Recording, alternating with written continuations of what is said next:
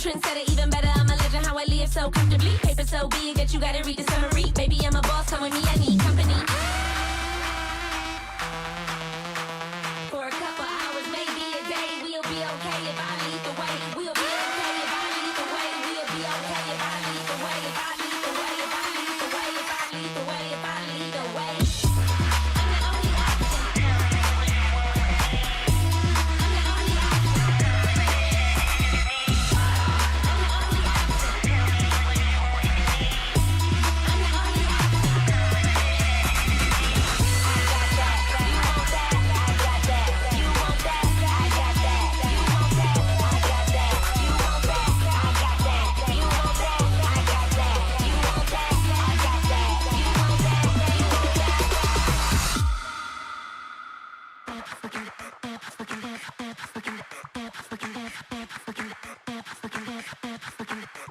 Turn it to the max, haters gon' hate, dollars gon' stack. Throwing them hips, how you do it like that? You're looking like a snack and I only speak facts. Let's relax. Maybe a day, we'll be okay if I lead the way. We'll be okay if I lead the way. We'll be okay if I lead the way. If I lead the way, if I lead the way, if I lead the way. We'll be okay if I lead the way. If I lead the way, if I lead the way, if I lead the way.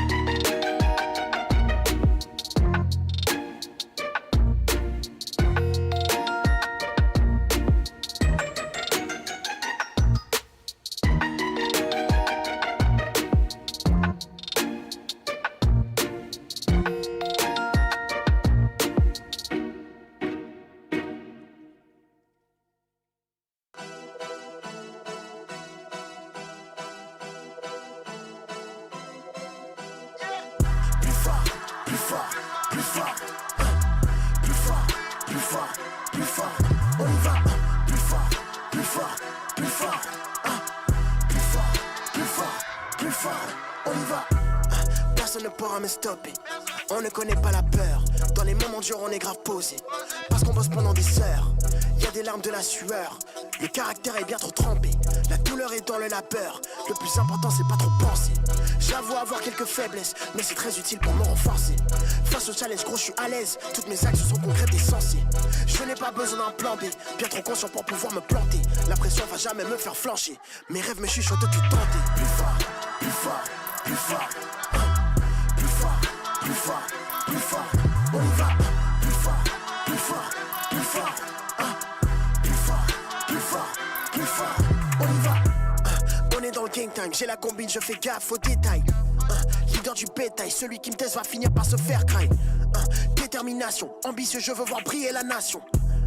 De toutes les façons, je suis le seul qui peut porter le blason. J'ai de la colère en grande quantité. Ma rage de vaincre est mon identité. Le navire peut couler, je vais jamais le quitter. Gronde comme le tonnerre, j'ai des grandes idées.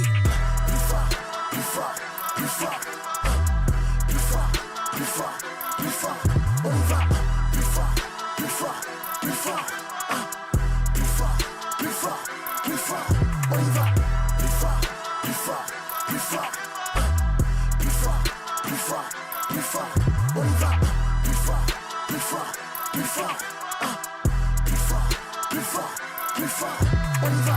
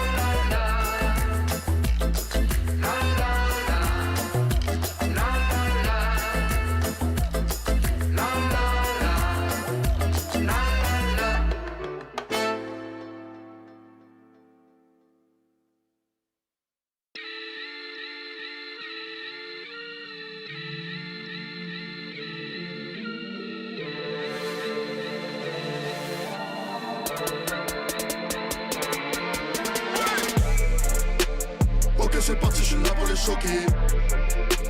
Zéro limite, on est là pour les choquer. Ok, c'est parti, je suis là pour les choquer. Zéro limite, on est là pour les choquer. J'ai plus de limite, mes frérots comptent sur moi pour taire mes ennemis. Mon gars, tu m'imites, mais franchement, mon talent connaît zéro limite. Barreau dans la ville, sur ma route, y'a personne qui pourrait me tester. J'canalise ma colère sur ma vie, j'suis déter, je sais que je vais le faire. Yes. T'as peu de chance de me voir venir en catimini. J'suis le seul concurrent qui vient défier le dojo du maître Shaolin. Midi, minuit, le charbon est le même. Il faut juste que je brille.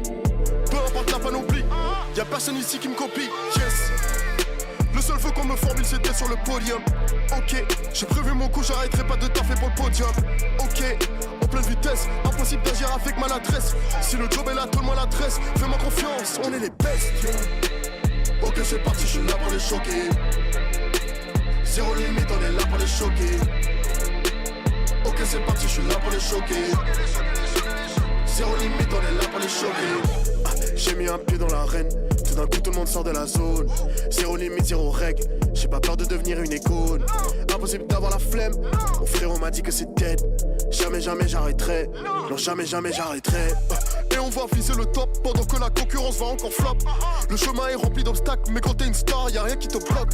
Rendre fier les miens et la finalité, la tienne est d'être sous le choc. Y'a personne qui pourra rivaliser avec tout ce que j'ai en stock. Ok, c'est parti, je suis là pour les choquer. Zéro limite, on est là pour les choquer. Ok, c'est parti, je suis là pour les choquer. Zéro limite, on est là pour les choquer.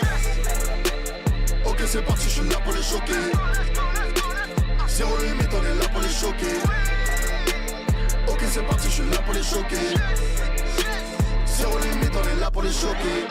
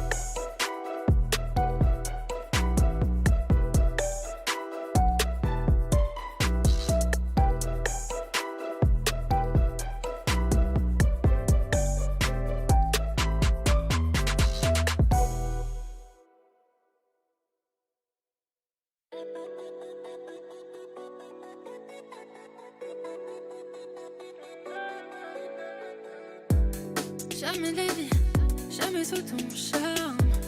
Non, j'ai pas envie, mon cœur est sous chaille. J'avoue tes mimi, j'pourrais bien tomber là. Mais jamais de la vie, non. J'ai fait tout ce qu'il fallait, j'ai même bloqué ton fan. Les terres, les soirs, j'vois mes notifs, j'voudrais que ce soit toi.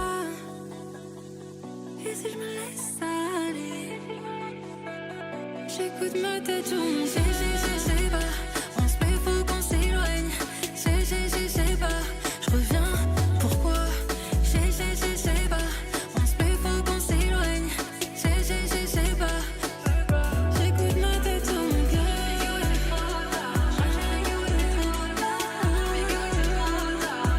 J'écoute ma tête sur mon cœur.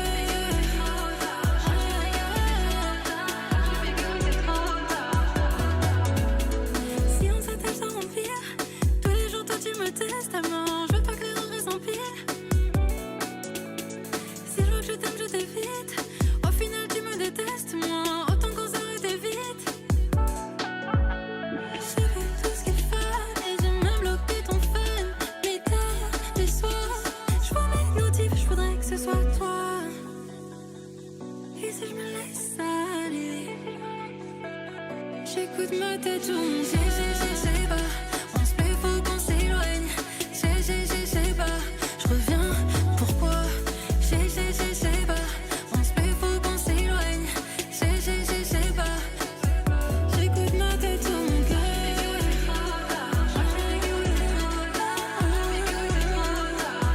J'écoute ma tête sur mon cœur.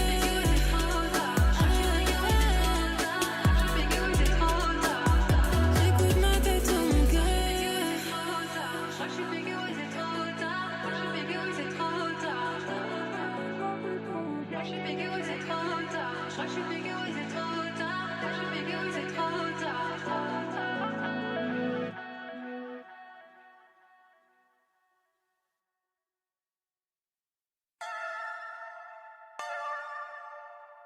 Yeah, hey, yeah, yeah, yeah. Le soleil se lève. Qu'est-ce que je vais faire de ma journée? Aller voir une belle 250 sur l'allée. Dans ma tête c'est le brouillard. Pas gangster, juste des brouillards. Des liasses de toutes les couleurs me font oublier la douleur. En ce moment faut que je prenne l'air. J'ai l'impression de faire des erreurs. Lunettes posées sur le nez, on sifflote encore le même air. En ce moment faut que je prenne l'air. J'ai l'impression de faire des erreurs. Lunettes posées sur le nez, on sifflote encore le même air. Dans ma tête plein d'énigmes et je suis fou de toi. Je sors ce soir, je fais le sourd et j'oublie sur le toit. J'aime ta vibe quand t'es sûr de toi. J'ai la vibe pour que tu te souviennes de moi. Dans ma tête plein d'énigmes et je suis fou de toi. Je sors ce soir, je fais le sourd et j'oublie sur le toit. J'aime ta vibe quand t'es sûr de toi. J'ai la vibe pour que tu te souviennes de moi.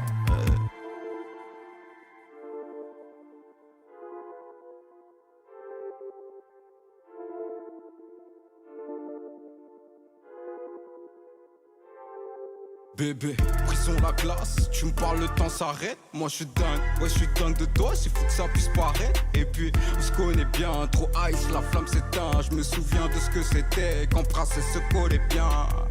Je veux finir sur une île, non je ne veux pas d'une autre. T'es qu'un mirage, donc je retourne faire ces milles. Tu sais que je mange pas les miettes, je crois pas au miracle. T'es qu'une coquette fille, une coquette de plus. Ah non non non, plus je calcule ton fils, plus je sais que tu me mens. Non, non. En ce moment faut que je prenne l'air, j'ai l'impression de faire des erreurs.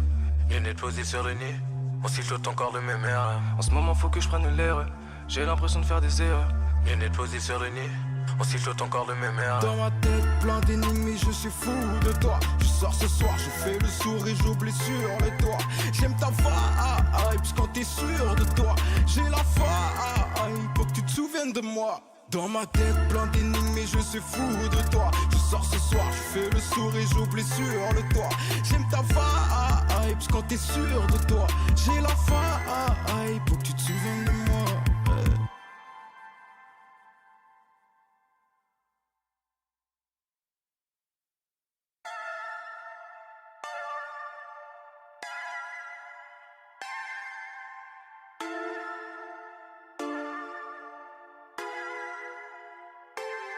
soleil se lève. Le soleil se lève. Qu'est-ce que je vais faire ma journée? Aller voir une belle. Faire comme la Kobe.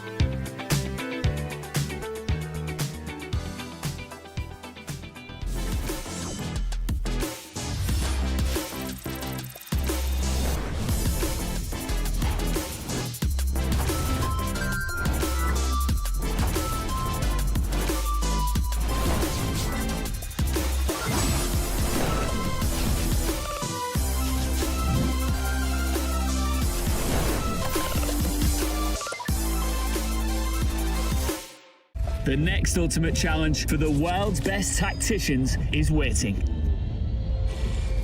Precision, dominance, unrivaled consistency. Finals one shot at this glorious trophy. 我觉得这个 MVP 属于我们 WBE 的所有人。It's time to play for ultimate glory.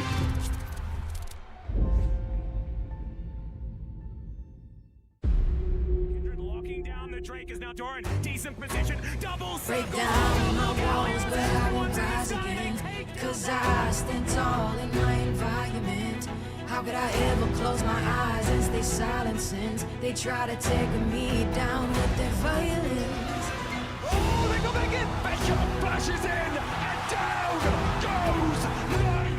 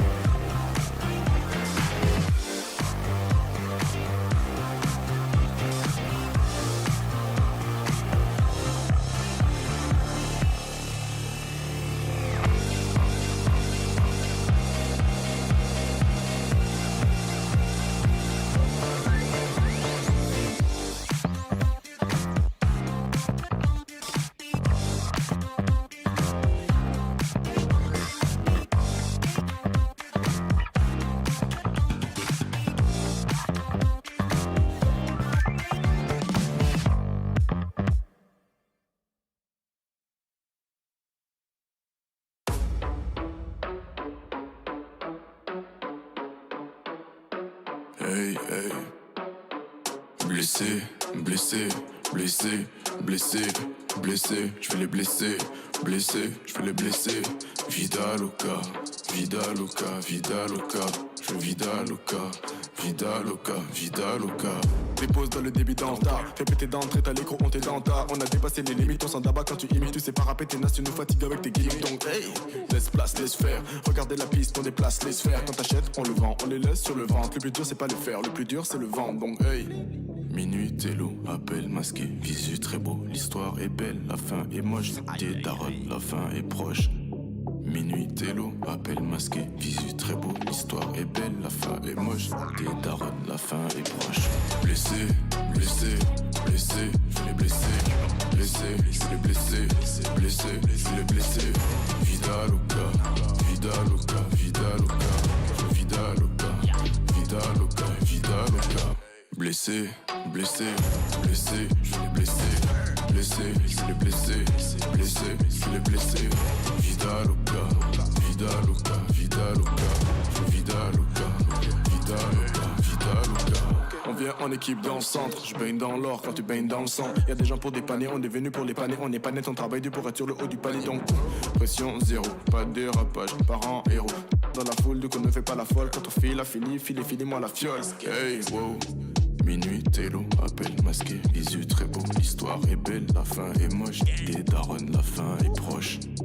Minuit, télo, appel masqué, visu très beau, l'histoire est belle, la fin est moche, des darons, la fin est proche.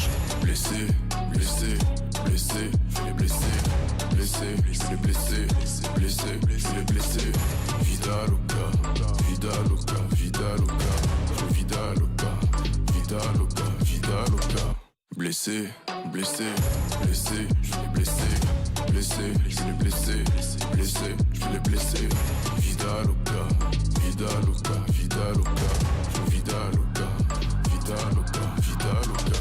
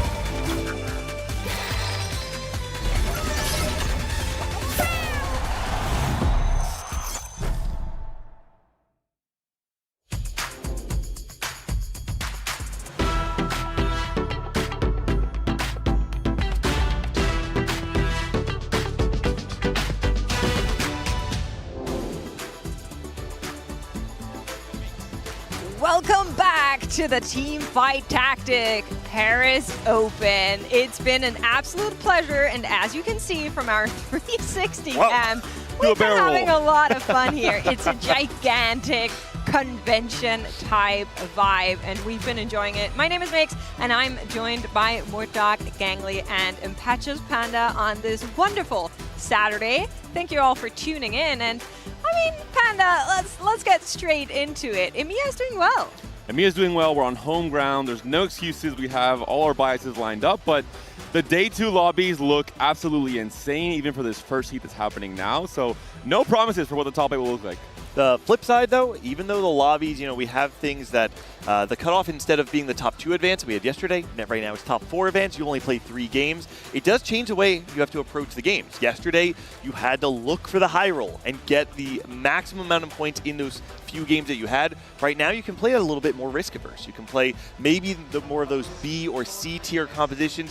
Get your points, get out. It's all about being consistent throughout the day. Yeah, it absolutely is. Of course, some of the games already happened in this morning. The convention has been going on for quite some time. We're about to get our second round, so that is going to be interesting. But let's talk a little bit about yesterday, Mort. So I know you're always incredibly busy at these events. If you see Mort, there's always a queue around him. There's always a huddle. But how's it been for you that last day? It's been good. There's a lot going on. The energy is really positive. Everyone's talking about how they love TFT. They love the set. Things have been good. Yep, here's the mastermind game where Robin beat me. Barely, I was doing, come on. I was doing so good. If I had won that fight, I won the game. It was that close. But things have been good. There have been a lot of show matches, the dev panels. And again, I think really there's just been the love of TFT, and it brings a smile to your face. And so even though the days are a bit exhausting, it's fun. It absolutely is. It's been great. And as you can see, a lot of the players, the competitors are enjoying themselves. We had the battle for France at the very end of the day. And of course, we have a lot of action coming your way today as well. We'll be covering that round 3, our top 64 later today as well. Before we get there, we have some more fun action for you. But let's take a look at our lobby leaderboard thus far and kind of take stock of how competition has been unfolding up until now. So here you see the lobbies from day 2, how they're standing right now. And we were actually pretty surprised by the names that made it in there. And for context, this is 2 games in. There's still 1 last game waited to be added, and that will be the end of this first heat today. So a lot can still happen. We're expecting the cutoff to be around 13 to 14 points in that top 4 advancing. Maybe a bit higher in some lobbies if they're more lopsided. Yeah, we've seen players of all ranges kind of make it into today, right? We saw yesterday Lyris and Dank Memes popping off in the tournament, being some of the highest point scorers, and it goes to show you the level of elite play that we have represented here at the let's say Vegas Open. I'm getting excited for next year. The Paris Open. It's not just the big stars, though they have done well. It's players of all ranges that are kind of breaking out here in this event. Absolutely is. A lot going on, like you're mentioning. We have been watching very, very actively and trying to follow the storylines of who is where and how everybody is doing. We have a couple of field reporters out there, and we're going to hear from Clement, who's been watching one of our lobbies of death. Clement, what do you got? Thanks, guys. We're here on the floor in the Paris Open, keeping track of all the champions. I'm at Station 15, where previous Macau Open champion Sichu unfortunately was just knocked out of the tournament. He was contested in the final 2 games and wasn't able to make it through. Elsewhere, our previous TAC Crown winner in Without You should be fairly comfortable making it through. 14 points after game 2. And I do want to give a special shout out to one of our most dominant players so far that we've seen. It is Marcel P. He hasn't finished his game just yet, but at least he's going to have 20 points, and that should be much, much more than enough. So those are all the kind of highlights and which players to expect. Otherwise else, I think Tidal and Horo X from Station 15 are also going to be moving on. So some cool names to look forward in the rest of the tournament. Now let's hear more from Necra. Thank you so much, Clement. I've been roaming around stations 1 through 8, and as you can see, some of these lobbies are completely done. They have played out their 3 games, and we know some of the players that are moving forward to the next round of competition. Following mostly station number 6, which featured Double 61, Ironbog, and YBY1, that was a super barn burner of a lobby. Double 61 was off to a bit of a rough start there, going 6th in his very first game, but brought it back with a 2nd place in game number 2, and then finished out the lobby with a 1st place, so he will be moving forward to the next round of competition. Ironbog, not great of a start with 2 bot 4s back-to-back and only having 5 points heading into that final game. But he got second in that 3rd game, so maybe there's still some hope there for Ironbog to be able to make it through. But for YBY1, starting with a 1st and a 3rd, I think that YBY1 has also made it, but we'll have to see those points tallied up. There are a couple of other stations that played out there. Kade at Station 3 got a 1st and 1st. Station number 7, Yatsuhashi made it through, and we would be looking at tiebreakers to see whether K Bao or Volteriux will make it as the final player to move forward in the top 4. And then Station number 5, Sapo, Tardaman, and T-Lides all are moving forward to the next stage of competition. Back to you. Thank you so much, Nekra. That has been so good. Absolutely great news, I think, for the fans all across the regions. You know, Os on top, we love to see that. But also, I saw you kind of like fist pumping the air, Sapo making it through there. Especially after the loss of DSG yesterday, I thought that mental boom might have come in, but no, he locked in for day 2 as well. Thank God Saikuno was not in that lobby. That's all I can say. Gara is what I'm more scared of with Diana 3 yesterday. Yeah. Well, guys, let's talk a little bit about some of the notable players of day 1 that we saw yesterday. And I think 2 of the names that are all on the forefront of our minds are Lires and Dank Memes. Can you give a little bit more context for viewers on how these players are standing and how they've been doing yesterday? Lires was an OG French player who really hit the next level the last 2 or 3 sets. He made it to TAC Run as well for the first time recently, and he had 31 points in 4 games yesterday, so really did smash it out of the park to start things off here in Paris, I mean, on his home ground. On the flip side, we had Dank Memes, who was in this crazy lobby. KC Double also sitting in that same lobby as Dank Memes, and a lot of people, you know, he might have had a quieter set. Last set did not make it into the set 15 TPC, had to play through tier 2, but if you aren't paying attention, Dank Memes made 2 back-to-back Tactician's crowns in previous sets, has clearly shown that when he's playing on top of his game, he's among the most elite of the Americas, and having a great day yesterday, it clearly shows that he has the capacity to do that.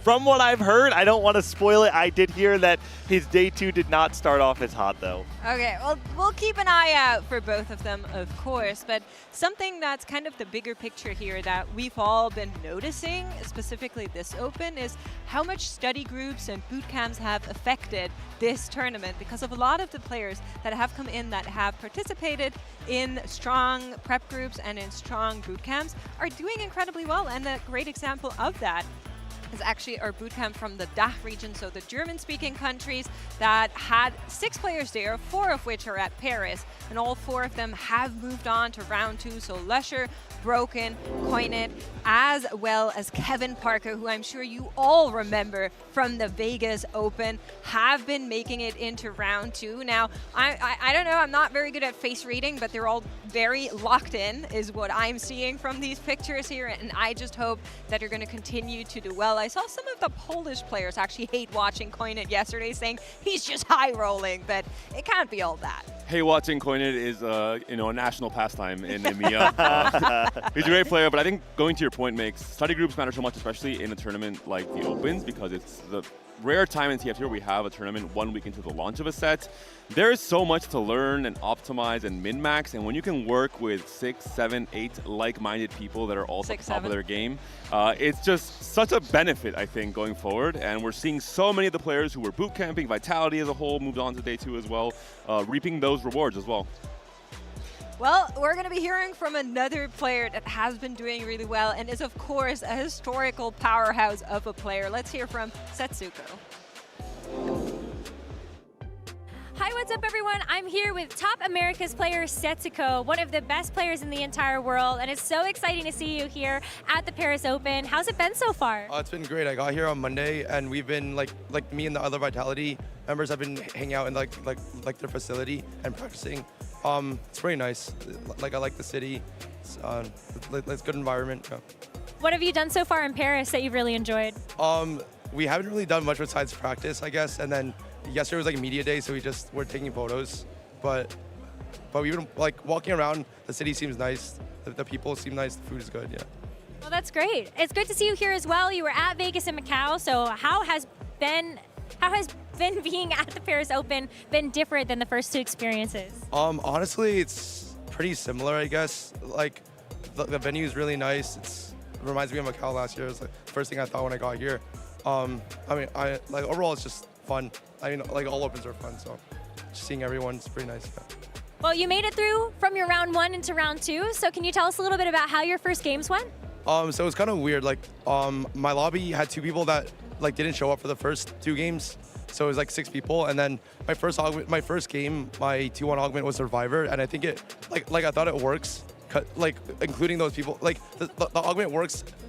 Like if 3 people die, you get 100 gold, and then like 2 people just DC'd. So I only needed 1 person to die. So that was a really fun game. And then the next game I won as well. Like I was playing Yordles full streak, and then I just fast end and then won out. And then the next 2 games I played pretty bad, but I still went 4th. So still yeah, I made it. Well, that means you get to make it to the next round. How's it been competing in set 16? What have you liked about Lore and Legend so far? I like the set a lot more than the previous sets. Like it seems more flexible. There's way more units, which is nice. It like makes each game like refreshing. It's like never like just the same units over and over. I really like the set mechanic as well, the unlocking thing. I think it's like a lot more fun than the previous few.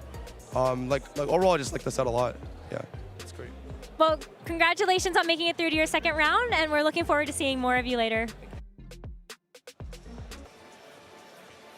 Thank you so much, Setsuko, as well as Nekra, for those insights. I think the general opinion from players has definitely been that Set 16 has been great fun to compete on. Mort, you got a taste of that yesterday as we put you up there against Robin on Mastermind. Care to share some insight on how that's been gone for you? Yeah, I mean, you know, Set 16 has 100 champions, and when you're trying to manage that on 4 different boards all at the same time, turns out it's a lot. And, you know, even for someone like me who's pretty familiar with the set, I would get into these times where it's like, oh, I'm focusing on my Freljord board, and I missed 2 of my 4-2 augments, and I had to run around and hope I didn't get messed up by those.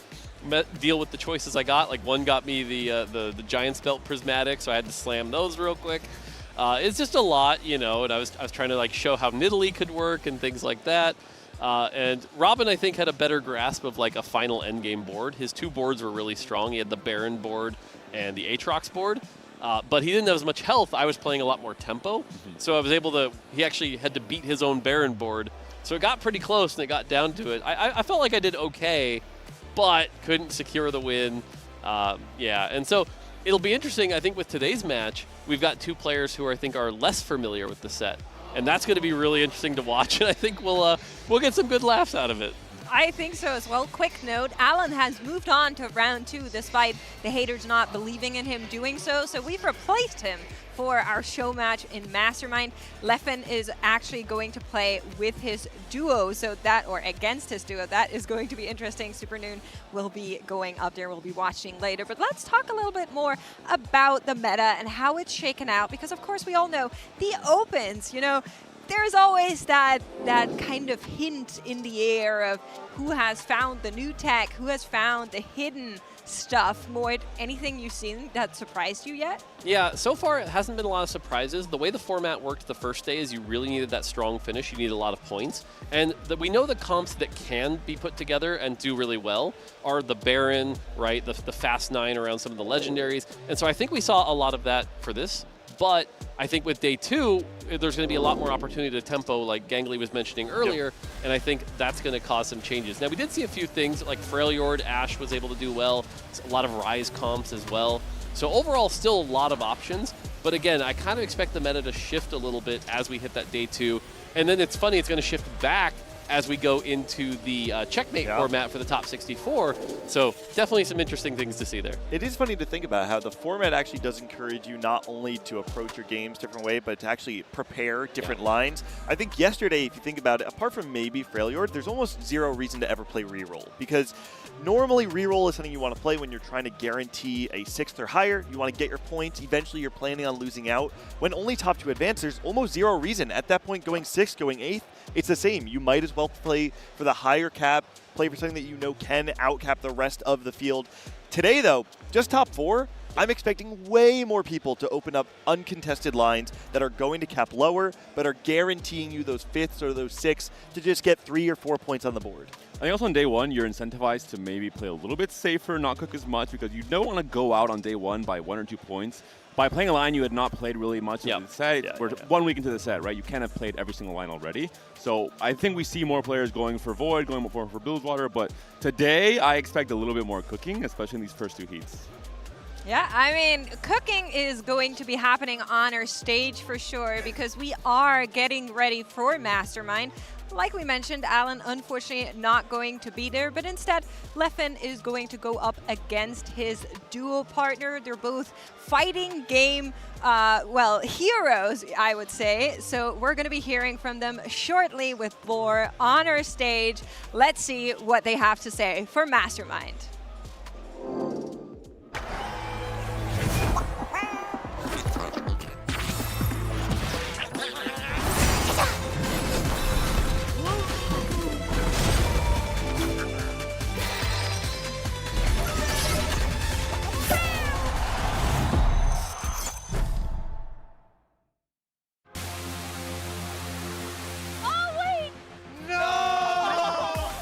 Well, ladies and gentlemen, this is me, Necroid, reporting from the glorious TFT Open. Bonjour tout le monde, bonjour Paris et bienvenue au TFT Paris Open! Let's get started. The global gauntlet to kick off the TFT Paris Open. That's going to give another saving grace here, but that's the last hope. The set. This is what I'm talking about, the set. The set. Wait a minute. From the top. Congratulations to EMEA. Here this time around is going to be a 4v4. All the Unaras. Oh my goodness. Congratulations to DSG, the upset. We're here to celebrate the game. We're here to celebrate the community as well. And we're witnessing a special moment here at the TV home. All right, hey, I'm the host here. You press the button, I call the score. Something about the carousel phase, especially. Wait, what? I don't know what's going on right now.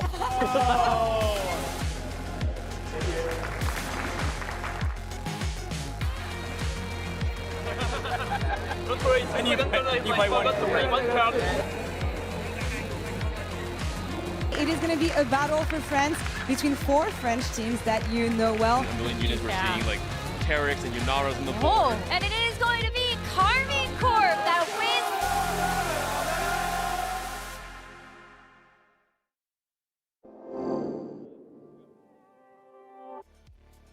Hello tout le monde, bonjour, ravi de vous retrouver pour cette deuxième journée du TFT Paris Open, merci beaucoup. Comment ça va? Ouais. Est-ce que vous êtes là depuis longtemps ou pas? Qui est arrivé tôt ce matin? Ok, ça a déjà commencé hyper tôt, les joueurs sont prêts, les joueurs sont chauds, les joueurs français s'en sortent bien pour l'instant. Et je suis ravie de vous retrouver une fois de plus sur scène pour le premier show match de la journée. I hope you're all doing well, I hope you had a good night and you're ready for all the action that we have ready today for the main stage. Vous l'avez vu hier, on a plein de show match et ici, ça va être un 1v1, une fois de plus. 4 boards chacun pour une partie de Mastermind. You guys saw it yesterday. One animation that we had on stage was 1v1, 4 boards each for a game of Mastermind. We're gonna do that again. If you saw it yesterday between Robin and Mort, it was pretty hectic and I expect nothing less for the duos that we have today. Introducing the first contestant, you may know him. He is a Melee legend, an Evo champion, a 2x KO enjoyer, a gold player in League. So we're not gonna talk about this, it's Leffen!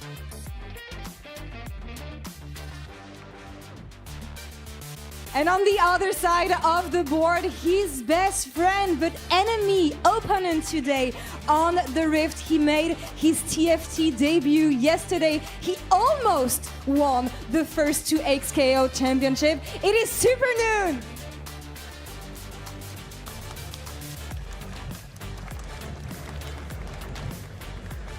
Guys, how are you doing?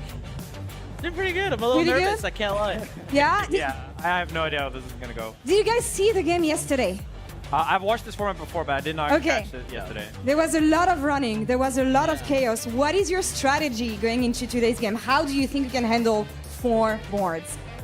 Honestly, I haven't thought about it much. I was just going to wing it. All right. I think that's kind of like that'll be the funniest thing. Now, Leffen, you're...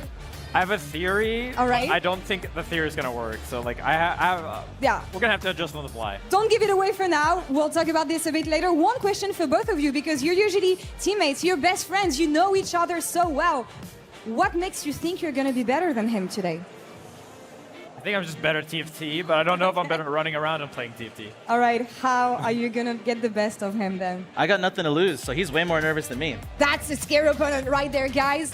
Please get to your stations. Best of luck with this one. A round of applause for Leffen and Supernoon, guys. We are ready to go.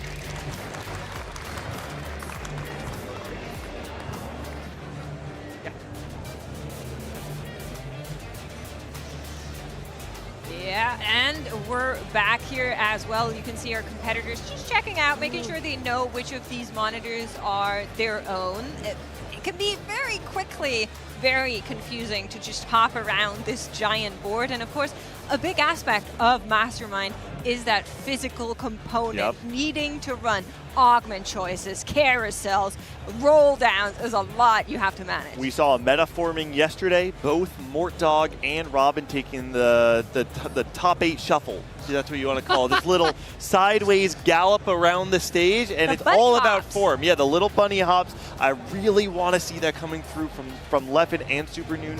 You cannot afford to waste time on turning your body full tilt and running to each computer. You need to optimize the hops. I don't think they know about it though, because Leffen just said he hasn't even studied the Mastermind from yesterday to optimize all these different little strategies. So we'll see maybe a new meta forming today. Maybe. Oh, I like this. Adjusting the monitor. Oh, you already. Better? Yes. Good tap. That's what happens when you're a Swedish Titan standing at 6 feet 7 inches or whatever he is. Nice. Yeah, one of the things I know when I was playing this mode is that the augments, like you don't even have time to re-roll them. It's like, look at the 3 options, take one that was solid, that fits your play style, pick it and move on. For me, that was a lot of like tempo augments. Like one of my boards, I took Epoch, so I could just quickly roll 3 times, get barred, and play around with that. Another board, I took Stars Are Born. That was ended up being the Freljord board that ended up being really strong. But each of those boards, I just didn't even re-roll. It was just like, make a pick, go, make a pick, go. Because, man, you do not have a lot of time per board if you're going to try to make some solid boards. I think a lot of the strategy is not necessarily trying to play the best game of TFT on each of the 4 PCs. Instead, just trying to simplify as much as possible to try and make a good enough game of TFT in each PC, thinking little, picking augments that you know what they do quickly. You can see the icon and just go for it. And maybe have some more default, straightforward paths like Shadow Isles or something that just you play into very easily. The other thing that actually messed me up a little bit was like, I know when I play on ladder, I could play really aggressive and very tempo, and that gets me my win streak. So I started doing that on multiple boards, and then they'd fight each other. I was like, wait, I can't do this.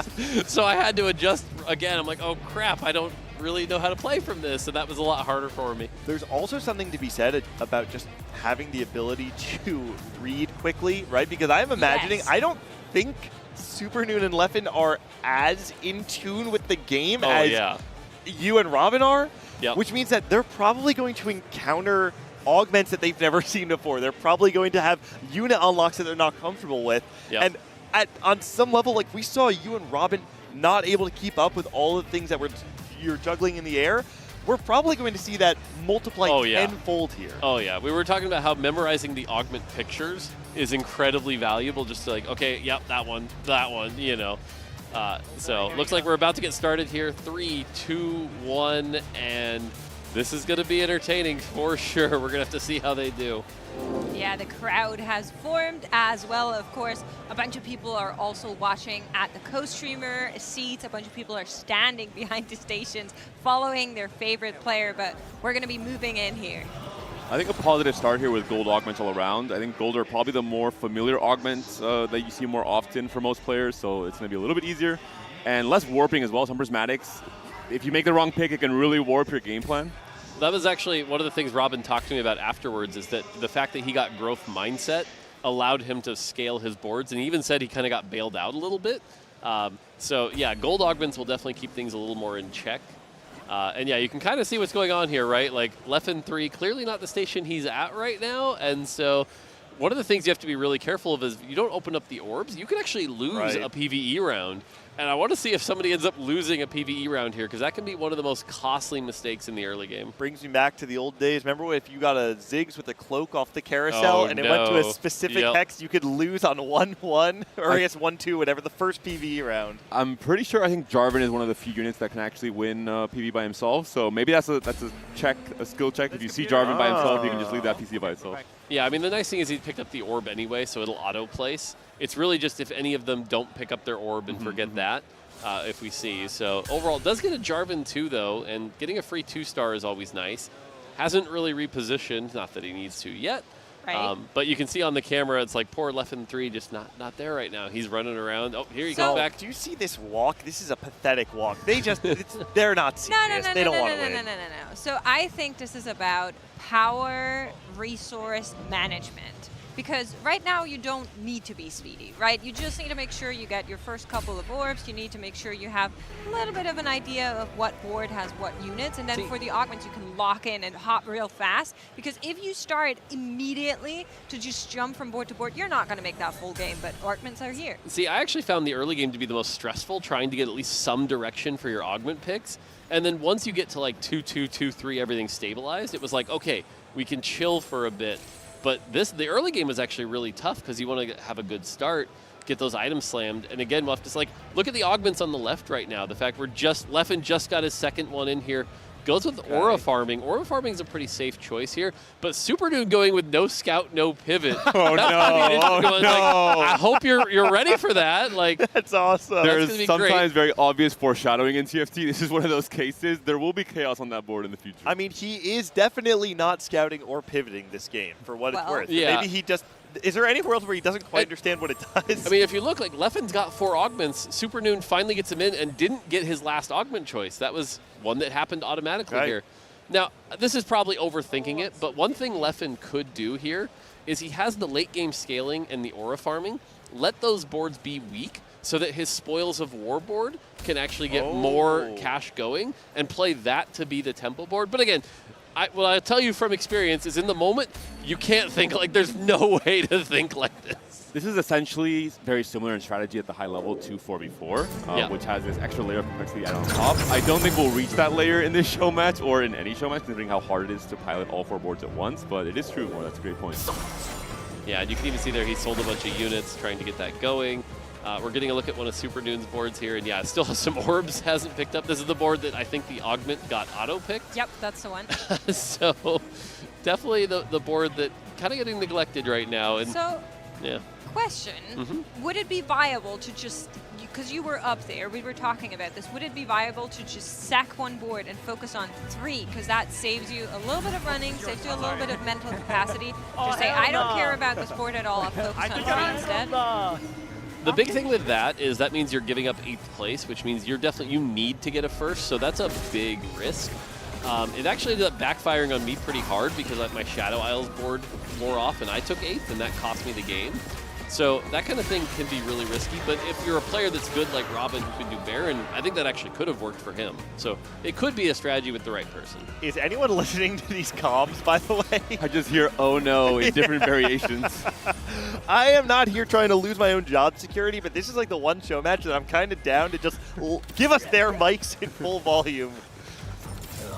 Also, yesterday it was actually just huffing though from you and Robin. There was a lot of panting. Heavy breathing for 20 minutes. The dialogue was more internal, I think. Yeah. Well, I'm sure we're going to send Laura out there as our super secret agent to spread a little bit of chaos eventually, and I'm sure we're going to be hearing a little bit more on what they're thinking. I really like when she went in that first carousel and she walked up to Robin, and Robin just went, no! I don't want to talk to you. Oh, so that's the no scout, no pivot board. We see Shen here cosplaying as a Yordle, not quite activating the trade, but maybe the Poppy will come in next round. There's a spat coming, don't worry. I mean, at least later with Kobuko, you could get 2 Bruiser. I mean, and then you get 1 Ionia for the cannon as well, and then you go set. Wait a second, the line is here. 2 different thoughts with Lulu as a champion. Saikuno going for Lulu 3. In this case, Lulu being a tank on that board, trying to buy some time. Truly showing the flexibility of set 16. Listen, Lulu can be whatever she wants to. We're not going to judge. No. the attack speed Lulu going crazy there. It was funny, you weren't on the couch yesterday when we were talking about it, but Saikuno was playing Lulu 3, and I was saying how that's the second time that day that I saw him playing Lulu 3, and I was saying, all I remember is the video Mort made where he's talking about set 16, and he says, don't 3-star Lulu. The one takeaway from this entire rundown, do not 3-star Lulu. I love this camera, by the way, where it's like, where's Leffen? What's he doing? That's a great I love it. You see, that's really good. Oh, Shout I love out that. production, yeah. But this carousel, so carousels are one of the crux points, I would say, where you really need to make sure you somehow grab something on your boards, but you also want to manage certain Flex, boards. he said. He said flex. The big thing I'll tell you when I was doing carousel was forgetting the order you'd pick, right? Because like at one point I was like, okay, here we go. I'm sitting on Mort Dog 4. And that was actually the one that had the highest health. Right. And I was like, oh, crap, I gotta move, you know. Yeah, one of you was one behind the entire carousel. That It might have was been you. Yeah, exactly. And so definitely, yeah, it's another thing to keep track of. And that's what I was saying. In this mode, you have so much to keep track of here.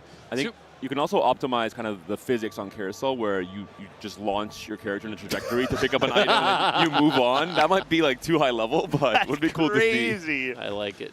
The one-way ticket. Super Noon's board here. He has an orb still to pick up, but the Sona 2 with 2 items slammed is actually a pretty strong start given what he's up against. I wouldn't necessarily call it a strong start in a normal lobby, but like this is not bad. And so Demacia in particular also really hard to take down. He doesn't have GP2 in his shot. Yeah, what the heck? There's chooses to ignore it. Huh? I mean, well, I don't think he saw it. But I mean, even with that, you have the JG slammed. You're probably not playing. He does have Spear's Will, though, getting the extra AD from the augment itself. True, true. IE, JG, no diff. All the same. Right, Mort? Yeah, who needs 35% more damage? I probably had the most Jace 3s with JG slammed in all of NA last set. I'm not surprised by that fact.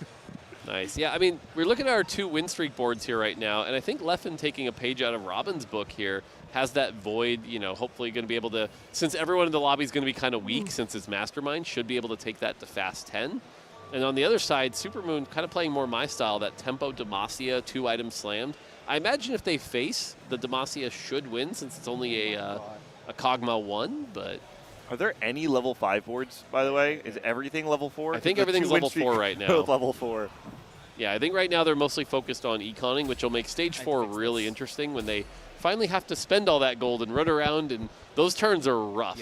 Well, I'm really curious to see how Super Noon 3 is doing, because that's the no scout, no pivot Yordle board, which is With a not Shen. necessarily Oh, no. following that pattern. Yeah, there's Why a is Shen the in board there. winning? Hold on, it might be the I don't know. goat. That Shen's just going to chill there. I don't even know what I'm doing. Yeah, we can tell. So Super Noon she's got the sandwich going, though. He's got the 5 win and the 5 loss. Which is his 5 loss? I can't even remember which board that is. Well, so here's another thing. Again, we talk about PvE rounds. This is, you know, the Krugs can be the one you mess up if you stay level 4 and you're in the wrong position. So I'm just going to be watching to see if we see any PvE round losses. Like this board, one of the things this positioning, it could have wrapped. Oh, Thankfully, I'm so it didn't. slow. What's going on over here? I don't know what this one is doing. All I'm hearing is doom and despair. Yeah. They seem... Need some positivity from Lore. She knew, See, look, here we go. Oh, look at this. No. I don't think Lulu wins this. Lulu!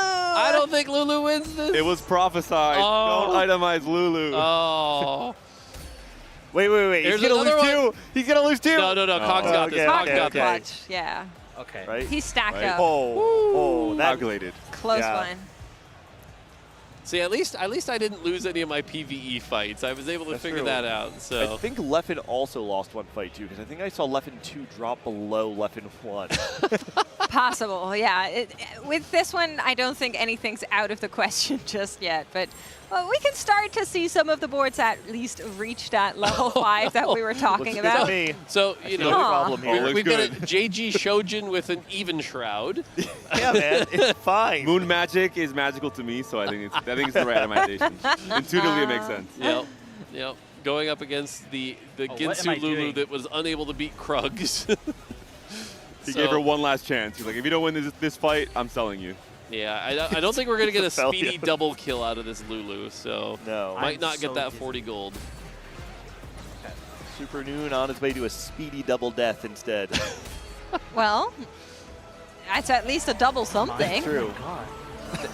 Now there's It's the also holding on to that win streak, though. I think that's really important. I'm waiting for them to meet. You know, that will be the big factor here between our 200 streakers, but they're building out econ All right, really nicely. let's check in with the players here's and see Lord. how they're doing right now. Noon, I'm listening to you backstage. All I'm hearing is, I'm super lost. I'm dizzy. What's going on? I don't get it. I'm so lost, but I think we're gonna make it work. Yeah? I mean, we're- you're in a pretty good position right now if I forget what happened against the Crump earlier. Yeah. Honestly, I didn't even see that. I heard them talking about it. I was like, I don't know what's going on. Probably not great, but it's fine. Okay, I'm gonna let you focus. You got this. Leffen, how is this going? I am also very, very dizzy. Yeah. Do you think you're having it under control for now? It's better than expected, I think. Okay, better than expected. We take it from here. I'll check in with you guys later. Good luck. I have By the way, we get to see a celebrity here gain 21 gold. Oh, the yes. Augment. What does that augment do again, Gangly? It's like 20-something gold. I don't know. Yeah, you don't need to to know. Yeah. For now. Also, I love how Lore comes in At at the augment round. augment round. So evil. Yeah. So evil. Did you see Super Noon just continued on the board he was on? He completely stun-locked, forgot of course. that there were more boards with augments to choose. You look at some of these augment choices too. Well, they're not hand-picked. They're auto-picked. Yep, yep. Oh, these are definitely some fun boards here. And, you know, hey, we might have a game that I could beat Leffen at, so I'm pretty happy with that. That's true. Would you like to go up next? Well, knowing him, he'd want to play me at like Melee or something. And, you know. The other thing to note here is like some of these weaker boards that just never win can get knocked out pretty early. Like we're already seeing some health down in like the 50s and the 60s here. The no scout, no pivot Yordle board losing again, unfortunately. It goes up against this Vayne. By the way, Vayne's been a champion that's been rising really well. Yeah, very stable in the early game. I think there's some strategy around open forwarding, but not just forgetting about the PC the entire game. Instead, open forwarding and playing into reroll on 3-2 and kind of switching to prio and go, like really prioritizing that computer on 3-2 specifically. But we don't see that here. I think it could be a line in future Mastermind competitions. Yeah, the big thing's going to be when Super Noon 4 and Leffen 4 finally face off here, right? Because both those boards right now are win streaking. They're going to have a lot of resources. Another fun thing, by the way, is if you look on the right, you can see how much gold each board has. And right now, everyone's sitting at 40 or more. There's a couple 60s. So definitely some resources that need to be spent, or it's going to be a really rough stage 4. Did you hear that? He just walked up and goes, how is this board winning? What's going on? What is actually? That's the Demacia one. So that's his 100, and it's going up against Leffen. So this could be a really big win if he's able to take down that Void board. This is really scary tech, the double Sunfire. I was about to say double Sunfire. This is where we find out all this time I've been lying, and Burns actually stack. Whoa. Triple Sunfire's been the real tech. Apparently. You heard it here first. Exponential burn. I do love that, like you pointed out, he said, how is this board winning? And then proceeds to win the win streak. Yep. Like, oh, that's how. Yeah, I mean, the power of early Demacia was able to beat the Bel'Veth there. Two Demacia champions could be on high priority here on this carousel, Garen and Lux. Yeah, Super Noon's got to pick it up and then use the little item thing. Wait, you can't even send stuff in double up anymore, right? I don't even think you can You send... can with the cannon. The cannon, No, but yeah. you can't send items, right? You can trade items with the trade cannon. items with the You have cannon. to trade, though. Okay, You can't just sorry, send sorry. by itself. Somebody hasn't been playing my bad, double my up. bad. Every time I've played double up, the person I play with griefs me. I've never had a positive experience It's with very a easy. partner. We just need more double up competition so Gangly will know. Yeah. I'm just saying, I mean, it would make us very happy. Before the show started, I talked to Clement, and he said he had never played a game of double up. And That's messed up. I looked at him disappointed. I said, by next year, if you haven't, I'm just never speaking to you again. Yeah. Good, yeah, you tell him. That's very Clement coded, I will say. Yes. Not play double up. Oh, of course, of course. All right, let's check in with Leffen 4. That's his Void board. So he's been just slowly building out that one. I think that's kind of the one he wants to try and win on. I don't have much notes on the other 3 Leffen boards. I have a lot of notes on the Super Noon board. So this is a board that has clearly been neglected. The one thing it does have is it has Know Your Enemy, so he'll know who he's facing. But considering we're level 5 and we have an IE on 1 unit and a Scion 2, like, this is a board that I think this is the no scout, no pivot. Yes, so he doesn't have a lot of choices here. We're now playing Shen and Scion into Yordles. Yeah, I think this is no scout, no pivot, no win. I think Super Noon might think that if you actually don't scout, you get more gold or more rewards. Like, yeah, this is a great strategy. Yeah. Well, if that was true, Know Your Enemy would be a great choice. It just unfortunately isn't. It's interesting because we have a tale of 2 stories right now. Is that 3 of his boards right now are in shambles, right? 48, 43, 33. But 1 board's on a 9 win streak. Are we just going to pretend like we didn't see a Fishbone's Rageblade Lulu in the background there? The next layer is that the item bench had an IE and Last Whisper built, and there were only 2 AP 1 cost carries on his board at that moment. So Yeah, there's a lot happening. You know, Supernoon is trying his best. We're taking a look at his best board, and that has been upgraded from the Sona to the Lux. Items are definitely stacking on this board. Not necessarily in the game, though. This gives me an augment idea where it's like, instead of double trouble, it's like double item trouble. You get extra benefits for putting 2 of the same item. That's genius. I like it. Because he's got the double jeweled gauntlet, double sunfire. That'd just be a high roll. Yep. Yeah. Unfortunately, it's not an augment, and he didn't pick it. Well, unfortunately, this particular competition, we don't make an augment for the winner. Otherwise, that would be a great Thank you, Mort. Thank God. Also, Well, this he'll Lux need is to win first. pumping, by the way. Oh, yeah. Double JG This board is Lux. crazy. The big number enjoyers, you know, double it's something. I actually think double IE, double JG is underrated. That's my hot take. It's not the worst. It's not. It's not. And what I'll also say is Lux is the kind of champion that right now I think a lot of people look down on because she falls off after like 4-5, 5-1. But an early Lux like this actually does some pretty big work, and even at like the competitive level, if you can get an early Lux, you can play around that. So just to give you a little bit of a reminder on how this works, the total points that each of the boards of our competitors scores will be added up, and then whoever has the most points wins. Which for Supernoon, this doesn't look too great right now with 3 boards in the lower 4 and 1 prone to maybe be the first one that is going to get knocked out. That's that Supernoon 2 board that we were talking about a little bit, looking kind of weak. I love this view because it's like, here's Leffen 3 and Leffen 4. He's not here right now, but if you leave your name, number, and the time you call, he'll get back to these boards as soon as possible. I love it. Yeah, these orbs are just chilling. He's taking a lot of time, too. I will say that the scary thing here is it feels like the one board that could really win for him is the Void board, and he's not really on it right now, so. Very econ-oriented for both those boards, so he can probably try and make both those roll downs on 4-2 potentially. Leveling to A would be big though to unlock Kaisa. I think econ-oriented is a really pretty way of saying that they're overwhelmed and confused. See, and this is where when I was playing, one of the strategies was when I got to a board on a key turn, it was like spend everything, get it settled for a while so that I could move on to the next board and not have to worry about like wasted resources and wasted health. Now, granted, you could say it didn't work out since I didn't win, but... I'm pretty sure you need to have... the double gunblade. Do they know something we don't? The double trouble is I here. can't. But yeah, I'm pretty sure you need to have at least one board at 0 gold on 4-1 in this format. You need to like roll down on 4-1, on 4-2, on 4-3, and kind of spread it out and do it that way. Yeah, ideally, I think so too. But 4-2 makes that harder with that last augment choice rolling around as well. So I will say, Gangly, I was trying to give them some grace in the earlier stages, saying, you know, they're not really like spending a lot of that energy. I would like to see them run by now. Maybe we can get Lore up there to just, you know, light some fire. Be like, can you run faster? Show them the shuffle. Yeah, maybe. I can't believe they actually were using augment rerolls. Like you saw Leffen there using the augment rerolls. I was like, you don't have time for this. Move on. I think Leffen has one strategy locked in, which is if he sees econ, he just clicks it right away. He knows that I think it's hard to mess that one up. You just keep leveling. Yep. Less actions that you have to take as well to make use of that. The explosive growth comes through. Leffen ends up with 2 healing orbs. I think auto-picked a little bit here. So definitely in trouble here. Now, Supernoon's board is on an 11 win streak, and it's funny because he might not win the battle or the war, but he might win the battle. And I think he might have found a way to save his itemization. Picked up salvage bin on 4-2. No. Understanding that maybe he made a few mistakes with the double item. I don't love that you think he's going to be able to do that. That's amazing credit. I'm with Mort. There is 0% chance that this is helpful. Oh no, that win streak is going to get broken. The double gunblade coming through.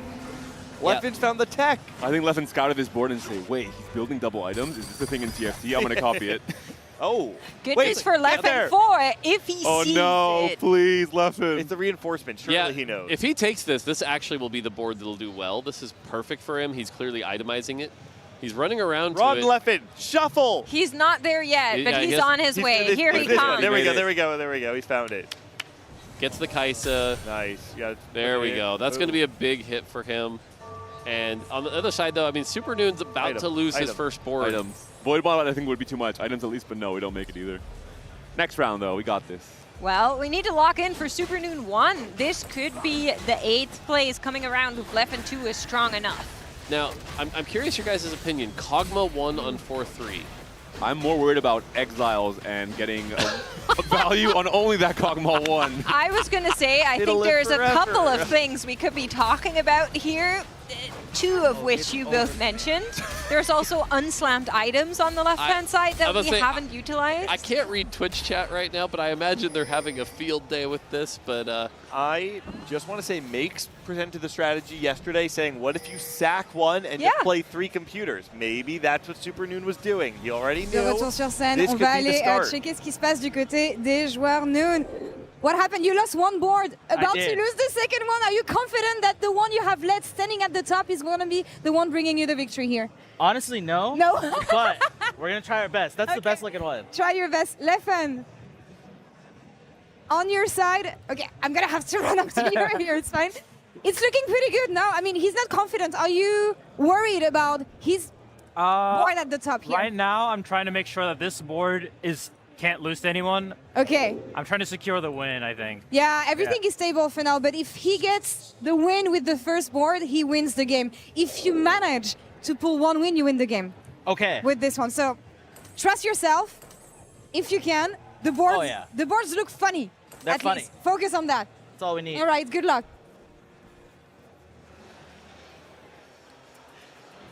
The boards look funny. I mean, that's a great point. They do look quite funny. Kog'Maw 1, no exiles, no item slams. We're having fun. I hope you're having fun, chat. I like this no scout, no pivot board that has 3 Arcanist, 3 Yordle, 2 and frontline Lulu. I wish we would catch the moment in time. She can do anything she puts her mind to. If Super Noon tried to somehow pivot this board and then he couldn't sell the units, because I think that did happen somewhere in this game. Wait. Well? Wait, he can beat himself. He found the one board he can beat. It's Super Noon 2. So, I want to catch up on something that Laura said here, and correct me if I'm wrong, but if he places with 3 boards in the bottom 4, that first place won't be enough, right? He also needs one of those boards to be top 4. But we're getting him hope. Okay, we're getting him hope. I'm hearing from our production that we're just making him hopeful. I mean, you know, look, even if you do go 1, 6, 7, 8, you have that pride of going 1. That was actually something I was going into it. I actually thought Robin was going to get the first place board. My hope was to beat him with like the 2, 3, 4, 5 kind of thing. Didn't pan out that way, but I knew he'd be better at building like a 1 optimized board. And so at least if Super Noon does that, he can be like, oh, I kind of beat you, you know. So I can see it. This could be a double kill, right? Technically 15, like, it's possible. It's 15 on stage 4 is pretty hard. Yeah, yeah. But it could be. It could be. That's a lot of units. That is a lot of units. Well, holy. Well, we got one. We got one. Let's do the other no one. scout, no Super Noon pivot, 2. no top 4, unfortunately, for Super Noon 3. Yeah, so by actual traditional rules here, because he went 7-8, he would need to go 1-2 to win. But if he wins, he wins. We just make that up. You know. Super Noon is keeping his boards alive by beating the only boards left in the game that he can beat, which is his other boards left in the game. Checking in with Leffen 3. That's our Demacia board from Leffen. We saw that one do pretty well early on. He also has that Void board. We got the Silas. Sitting this on is third something we place might right have not now, expected. A Silas unlock in Mastermind. That's impressive. A Silas unlock on 4-7. Yeah, that's this is pretty actually early. So Leffen kind of putting on a show here, a little practiced. I think this board was kind of the favorite child, though, this game. It was the board that he put most of the time into coming into it. Yeah, I can definitely see that, which is interesting that both of the boards were being played around Demacia here.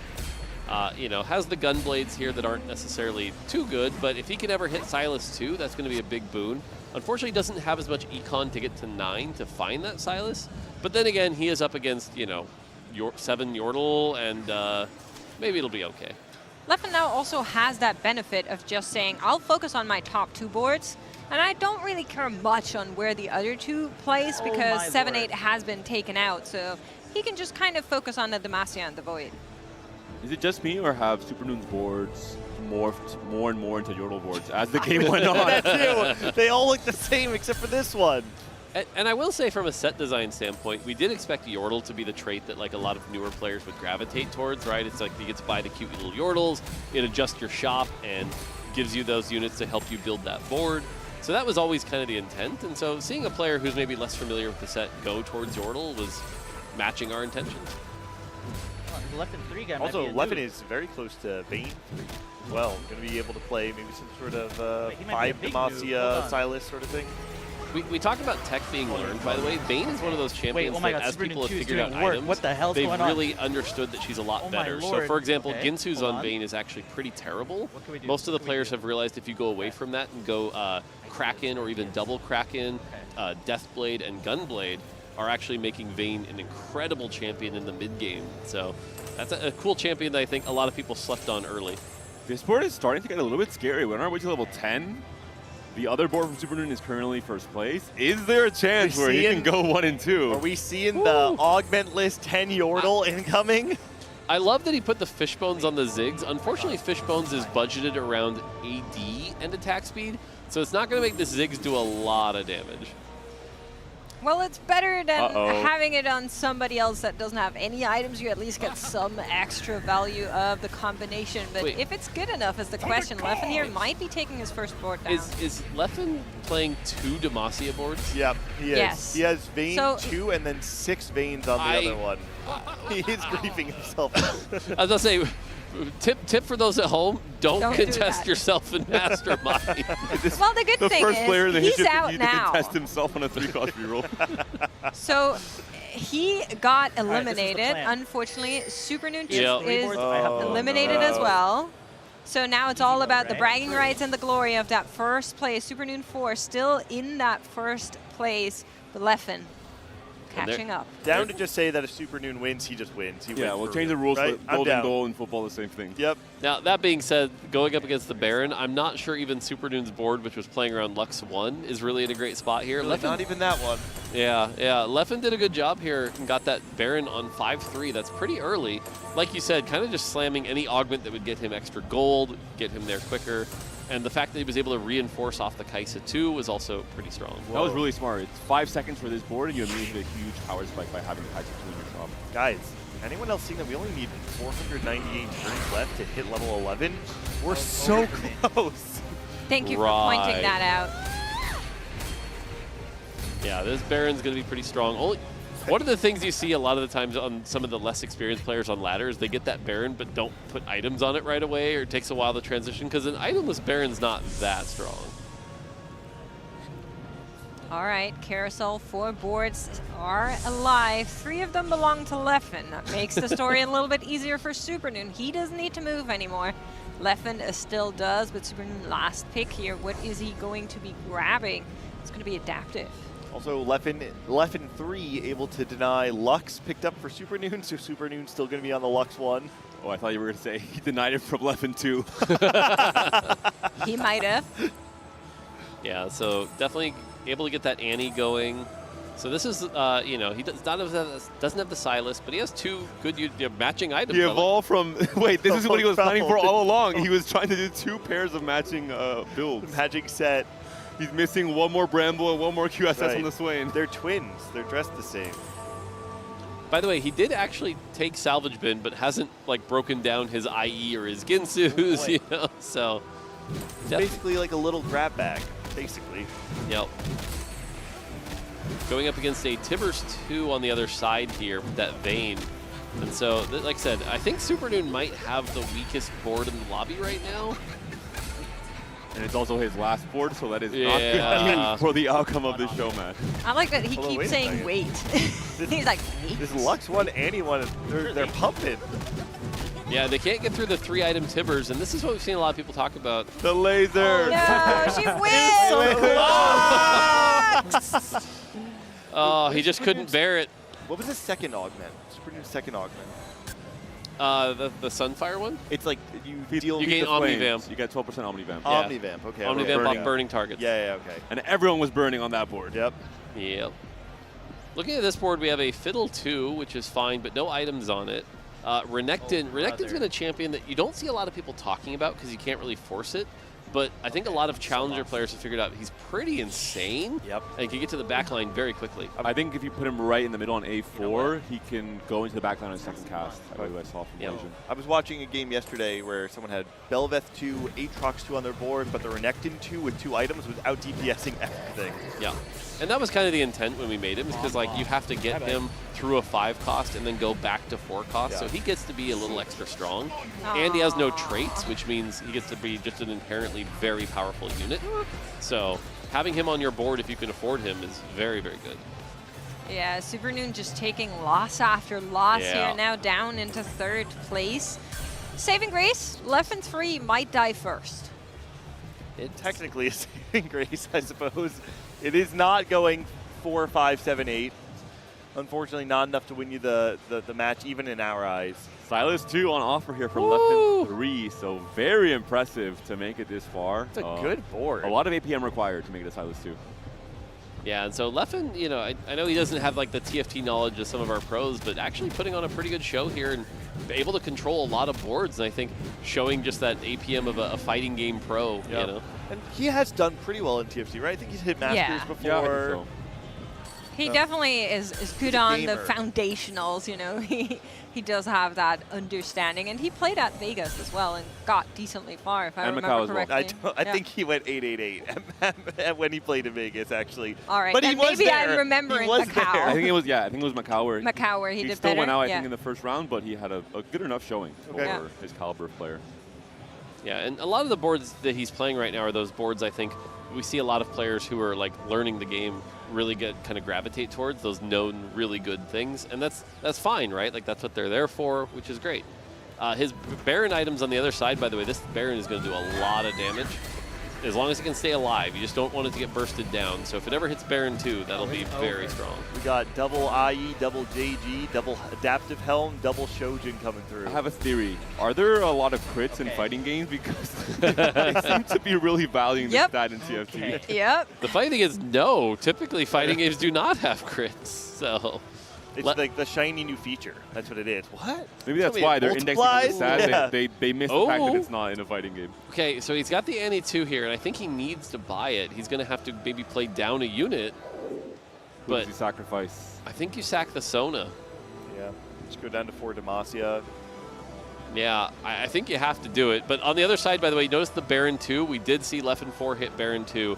So I don't know, like, the fact that this is a basic Demacia Annie board up against Baron and Silas, there's not just doing no anything. way. He's trusting in being able to beat that board. That's going to I roll got it, around. I got it. This, don't think this so. might be the end of Supernoon. All of these units have gotten him this far. He is not about to sacrifice one of them just to find Annie. Man, that Sona got him through the whole early game. Wait, it actually so. looks pretty good. It's looking good. Wait, hold on, look. Oh, never mind. Yeah, gunplay on the watch, I think. About that. Nice try. Nice try. And wait, did he play it out? He plays it out, right? Nah. I was so lost. It's so hard. It's so hard. I had aura farming on this one, and so I forgot about it, and I just never put the unit in. I don't even know what like 2 of my augments were. I didn't see it half the time. I got lucky because I got indecision on one of them, so I could like postpone that one. Yeah, I got so like my brain was so fried. I was like, okay, I'm playing Void on one of these, and I was just buying it on all the wrong ones except the one I needed. Yeah. I did that for Carousel. That was the hardest thing. Yeah.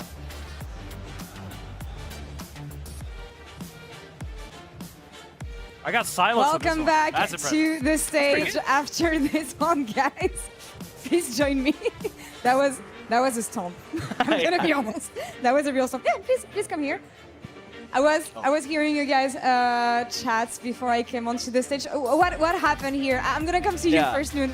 What the hell was this? I'm not good at TFT. I was trying my best. It was pretty funny though. I had a lot of fun. Yeah. So I hope you guys had some laughs because I don't know what I was doing. I was just so lost the whole time. I was listening to you. I was in pain for you because it was like you weren't sure what board was doing what. You lost track at some point. I was just so lost. I appreciate that you kept on having fun with it. Leffen, on the other side, pretty much in control. You even had one board that you just like left aside completely. What happened? Yeah, I thought in my head that I was gonna have like a sacrifice board. Yeah. But the surprising thing that was like the last one. That one made it to second. Like, I don't know how, but like it just kept winning. So eventually I gave up on one of the boards. All right. I like bought aura farming and forgot about it. Okay. What was tricky playing like this? Is it choosing the augments? Is it remembering which board you have, what units you have on which board? What was the struggling part for you? I think for me, it was just, keeping track of everything going on. Like, just remembering, for me, remembering what's going on my own one board when I'm playing normally is hard enough. But then you multiply it times 4, and I'm just lost. I have no idea. It was really fun to watch, honestly, guys. Thank you so much. The run is over for you, I think, at TFT on the other side. What's the plan for you guys for the rest of the weekend at the venue? Just have fun, watch the games, play some 2xKO in between, and it's all right. So if people want to find you, they find you over there at the 2xKO. Yeah, 2xKO. We'll be around. Awesome. Guys, thank you so much. It was a pleasure having you on stage. We're going to send it back to the couch. That's all for us here. Bye-bye.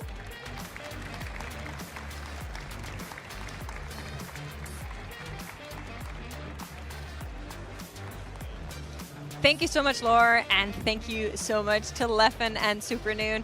It might have not been the most elaborate game of TFT competitive, but it was surely entertaining, and we had a ton of fun. We hope you did as well. So a nice little game of Mastermind. I'm hoping we can bring that back to the next Open. And I think it's a nice case study in terms of what's more intuitive in TFT, what makes more sense. You know, automatically you see the right augment, you go for that strategy. It was very, very fun. I think maybe a little bit lower level than the one we saw yesterday between Mort and Robin for obvious reasons, but still super cool to see players adapting on the fly and trying to make things work, and just seeing some very odd, boards and units and itemization. Pretty evil to have the first highlight shown be somebody Lore, losing run after her. Lulu. And Lore just chasing Leffen to try it. Yeah, a lot of good boards, though, that Leffen was able to put together. A Baron board, a solid Demacia into a Silas board, which was really cool.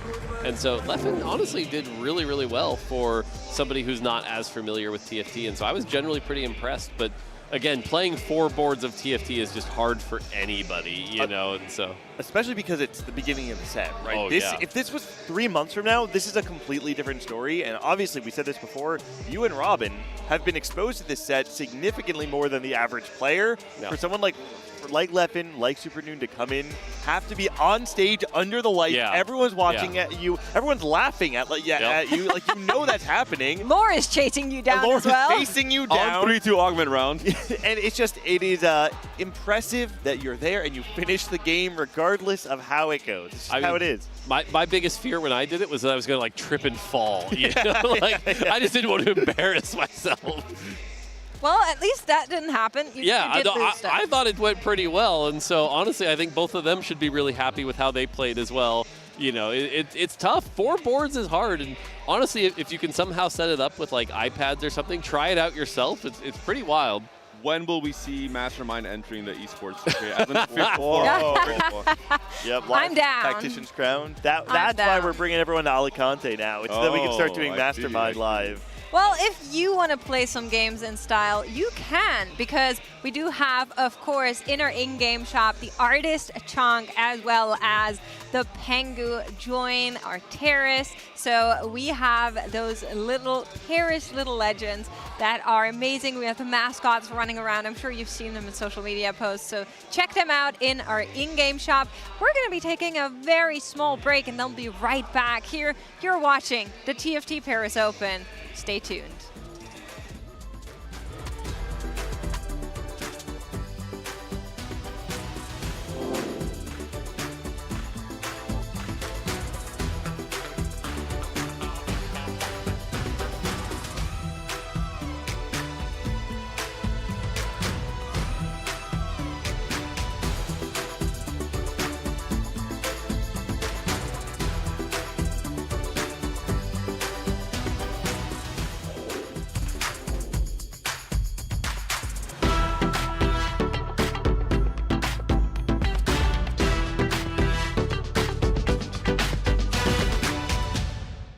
The next ultimate challenge for the world's best tacticians is waiting.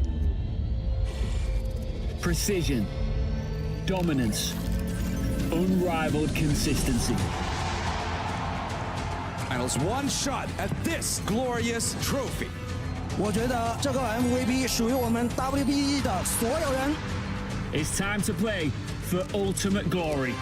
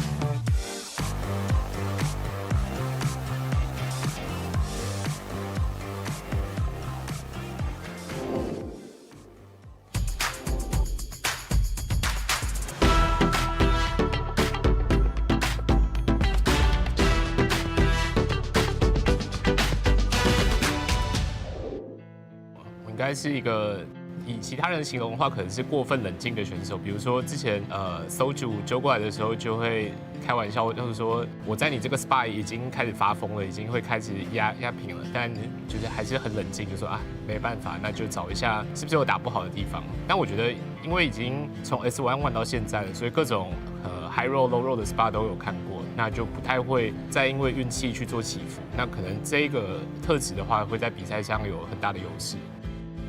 我是爵士拿铁，然后今年32岁，然后我是从 S1 开始玩到现在的老玩家。我在赛场上应该算是一个比较慢热的选手，就很常都是比较逆风的开局。那如果只要找到机会，能够吃下鸡的话，那我的后续表现就会持续的一直走高，所以就很需要一个状态，进到一个可能像心流 flow 那种的状态。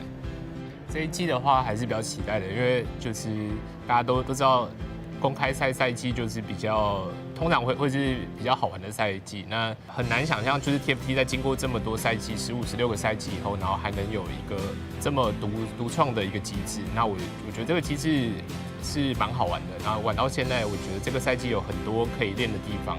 那当然这一次练习的时间还不够，不过往后面的比赛的话，会觉得很有挑战性，然后也很有趣。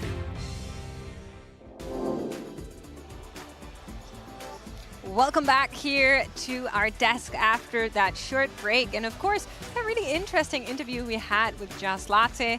I hear, unfortunately, it's not going too well, Clement. Yeah, those slow starts really have hit him hard. As he said in the video, he really needs to build up momentum. That's always been the case for him. Wasn't able to get that peak early enough. Especially compared to this first heat where it's only 3 games, you don't have that chance to come back into it in game 4, 5, and 6. Compared to usual TFT, it's just much harder to start slow. Yeah, we're going to be seeing how that goes, of course. Clement, you've been out there, you've been watching a lot of games. Is there anything new you've seen from those first 2 rounds?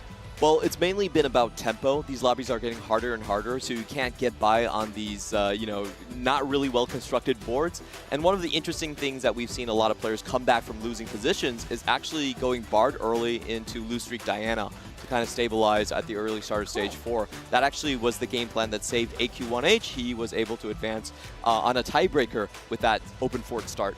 Would this be only with reroll augment to the way we've seen Bard played usually, or just straight open rolling on stage 2? So if you get a reroll augment early, it's something like Epoch. It definitely helps your game plan a little bit easier. So you can get your Bard early, start stacking up a lot of those free rerolls, open fort, and then try to save your game plan. It's not recommended, but it is a way to play Blue Streak. All right, we're going to be taking some notes. In the meantime, if you just watch that Mastermind segment and you're feeling like, man, I would love to try that one day, no worries. You don't need to buy 4 PCs as well as a friend that also has 4 of them. You can just come to one of the opens, because once day 2 rolls around, we're letting a bunch of our spectators as well as the competitors that have been knocked out play Mastermind themselves. But here are day 2 lobby leaderboards thus far. There are a couple standouts here. Unfortunately, Sichu did go out. The most dominant player was Marcel P that I saw in the lobbies here. Very surprising performances from a lot of them. I will only guess tech when I talked to Marcel P yesterday, and he had some interesting strategies around optimizing Bilgewater as a trait and how to interact with the Bilgewater shops. I wonder if that's part of his game plan today as well. So we are actually having more field reporters out there. Clement, I know you've been out there, but Laure is actually one of the people that got a chance to walk around with her little selfie cam, you know. She's been checking out a lot of what TFT has to offer. We're kind of trying to pull her over to her side. But let's hear from her as she was talking to Shans. Hey guys, we're back here for live day 2 of the TFT Paris Open, and I just want to take a second to say hi to one of our co-streamers, Shans. How are you doing? Hello. So in English or in French? It's in English. It's in English. Hello everyone. Nice to meet you. Well, what is your highlight for you yesterday from the live? Oh, I think it's like with Aegis, we invited some community members, and the 2 of us managed to qualify through round 1. I saw so that. yeah, so we have like our pro players, but also community, and we can follow them through stream. What are you excited the most for today? Oh, maybe Singed appearing once in a game, because and we have this right now. Well, I'm gonna let you cast. Sorry for interrupting you. Have a lot of fun today, and that's everything you see here at the TFT Paris Open. As you can see, day 2 is on. The community is back. The co-streamers are back to doing what they do best, and that's what we like the most about this convention. It's not only about the players playing TFT. It's not only about the artists. It's about the whole community gathering together and celebrating the game together. I love that Laure just walked up to the co-streamers and scooched in and was like, Shans, how are you doing? There's optimization in TFT, but also in reporting, we have now a spatula serving as the mic to try and get around and do things right. There So were cool. 2 hot points on the floor. Number 1 was definitely Froden's co-streaming. Everyone was there. Soju was going in there. Sometimes he had Dish there. And the second big hot point was definitely that double YBY Iron Bog lobby. There were so many people crowded around that one space.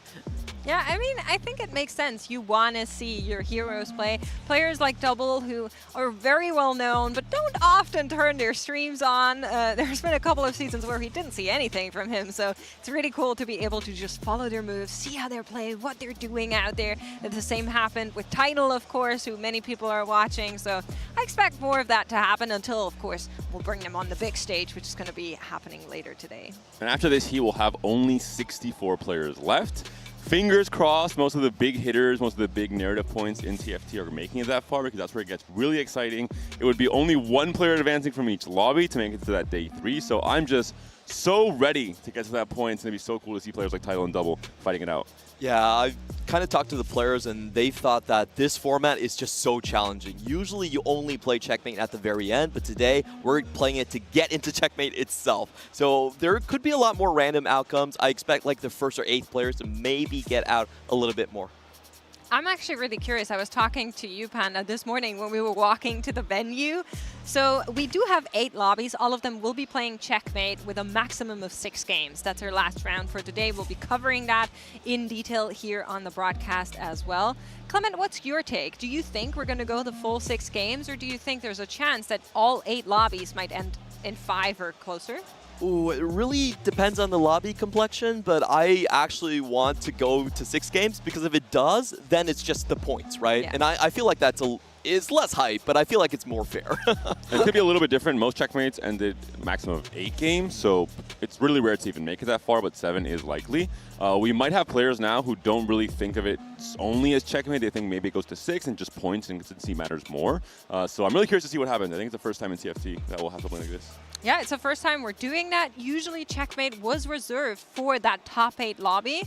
This time we're testing the waters a little bit and seeing how the qualification goes there. So just keep in mind, out of the 8 lobbies that are playing Checkmate, only the first place will move on into our top 8. That's a crazy cutthroat cutoff that players will need to manage.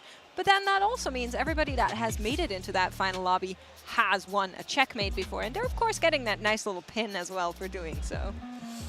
I can't imagine the mental fortitude you need to maybe, in your best and highest hoping dreams, you're a tier 2-ish player, you make it to top 64, you look at your lobby and you see names like Weijin, Dish Soap, Double 61, Tidal, and you think there's only one person from this lobby making it out. Is it going to be me? We'll have to see, but I mean, it just must be so taxing mentally to get to that point. I think so as well. But while we kind of think about how that's going to go, let me tell you a little bit about what we have in store next, because I'm sure you all remember the Mordok Twitter classic where he would ask people who would win on crazy boards that were only able to be made with the in-game engine that most regular people didn't have an access to. Well, we turned it into a game show. We're going to ask our devs, who will win? Nekra is out there on the stage, and she's going to be playing that game with her developers. I'm super excited to hear from her.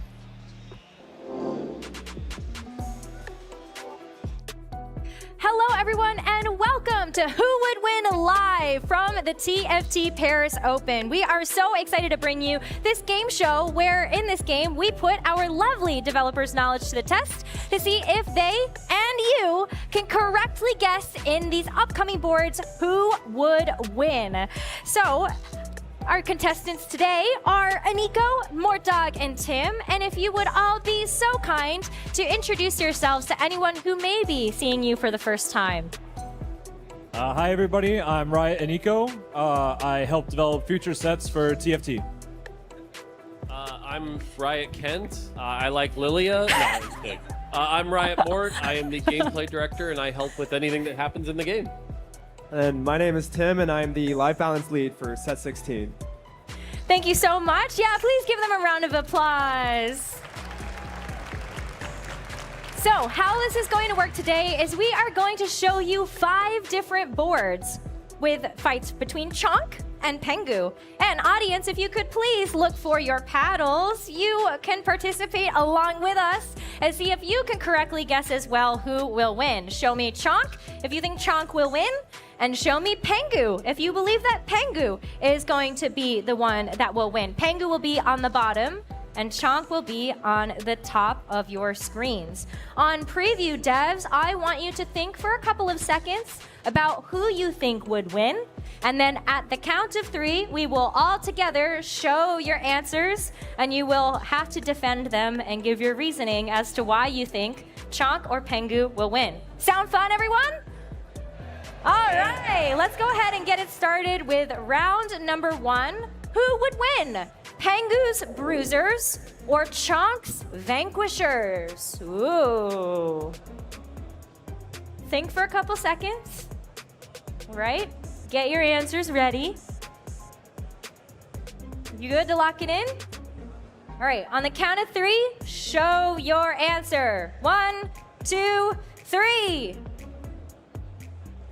It's pretty split, actually. Actually, no, okay. We got a lot of Pengus on this side of the room and a lot more Chonks in the middle. All right, Eniko, you start. Why do you think Pengu will win?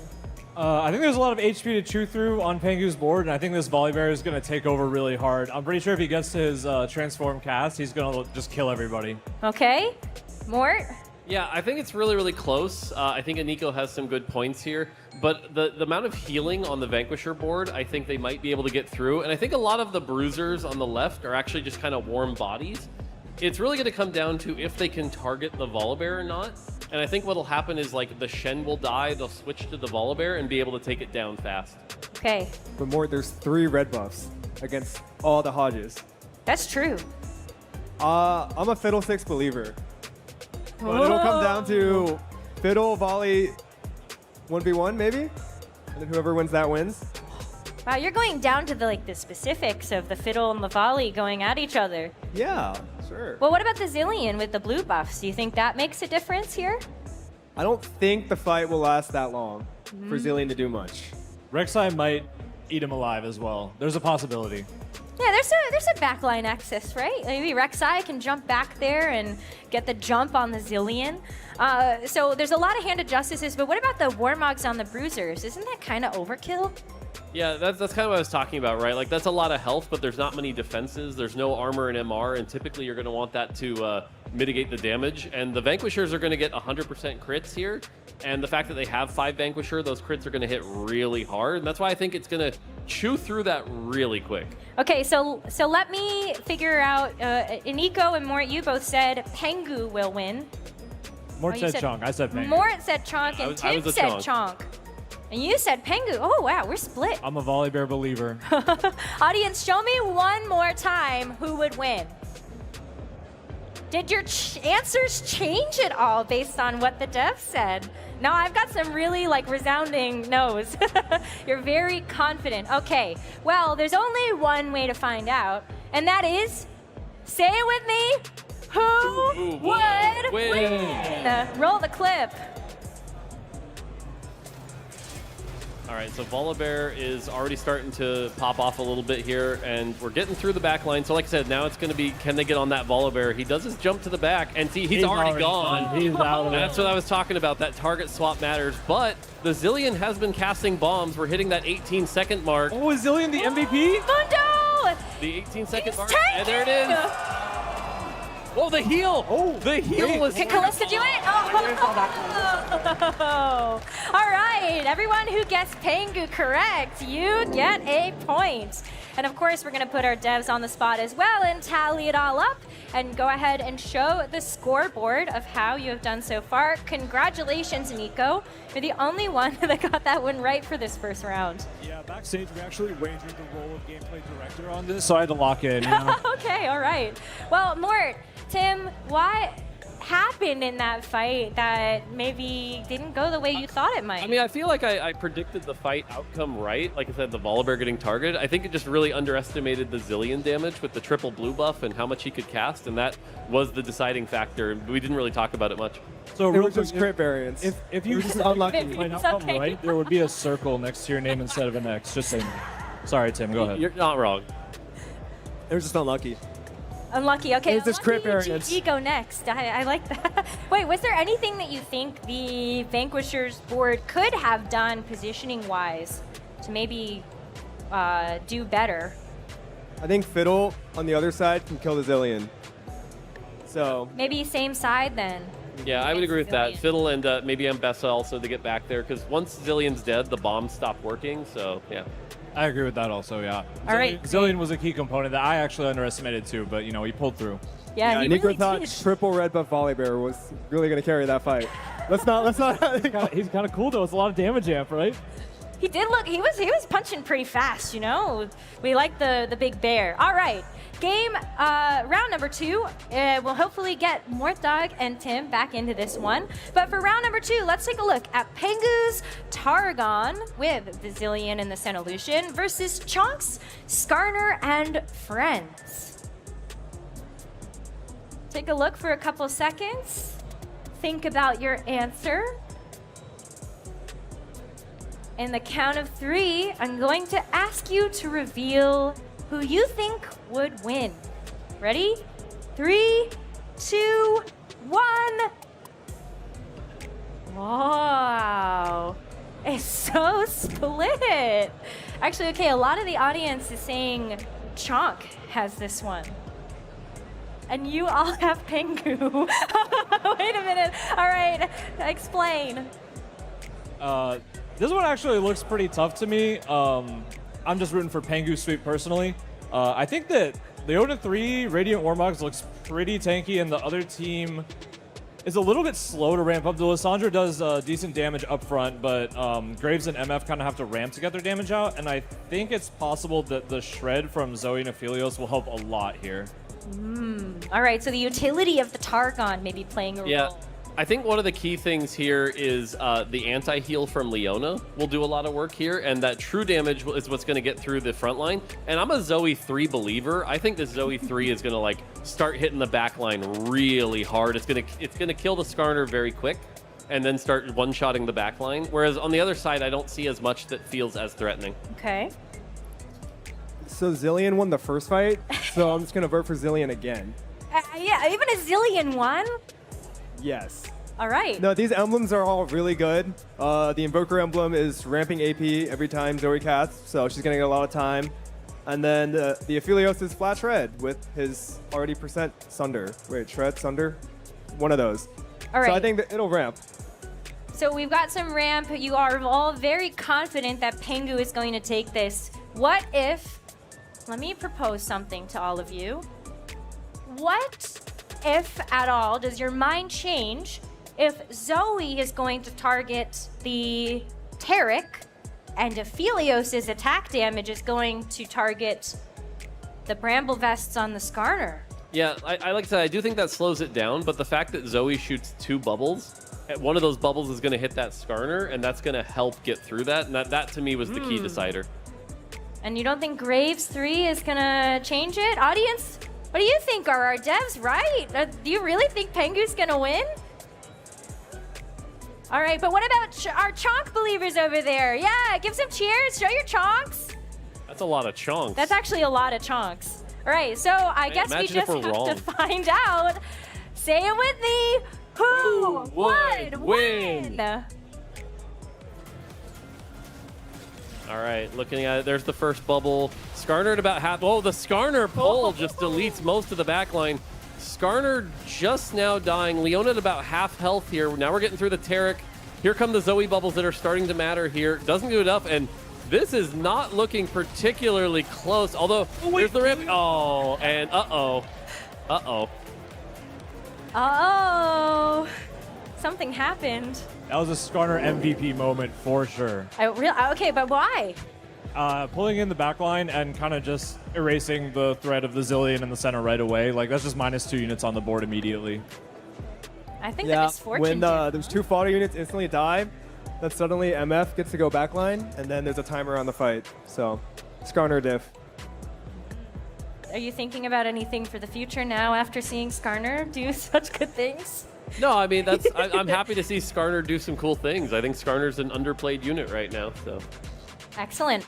All right, well, let's go ahead and take a look at the scores now. There will not be any updates here. Nico is still in the lead with 1 point. And Tim and Mort, you get yourselves on the board. This is not going well. Hey, these fights are hard. I'm just going to wait and look at what they have, so I'll vote the same as them the whole time. Oh, okay. So can't lose. You actually can't lose if that's the case. That's true. But Nico, you're actually going to have to close your eyes for this one because we can't let you cheat. Yeah. Audience, I think I got to give you all a point for that one, too, for getting mostly Chonk. Yes, very good. So does that mean with our bet that the audience is going to become gameplay director? Some may want that, actually. All right, well, let's go ahead and go to round number 3. For this round, we are going to take a look at Pengu's Silas versus Chonk's Demacians. Take a look, make some guesses. Silas is pretty strong. You guys are laughing. So we definitely need to get your reactions on this one. But on the count of 3. Wait, can we get a Galio item check at all? Is that possible? No, make your own best educated guess. Galio, I mean, he has a Dragon Claw at least, so we know there's a Dragon Claw, but other than that, it's hard to tell.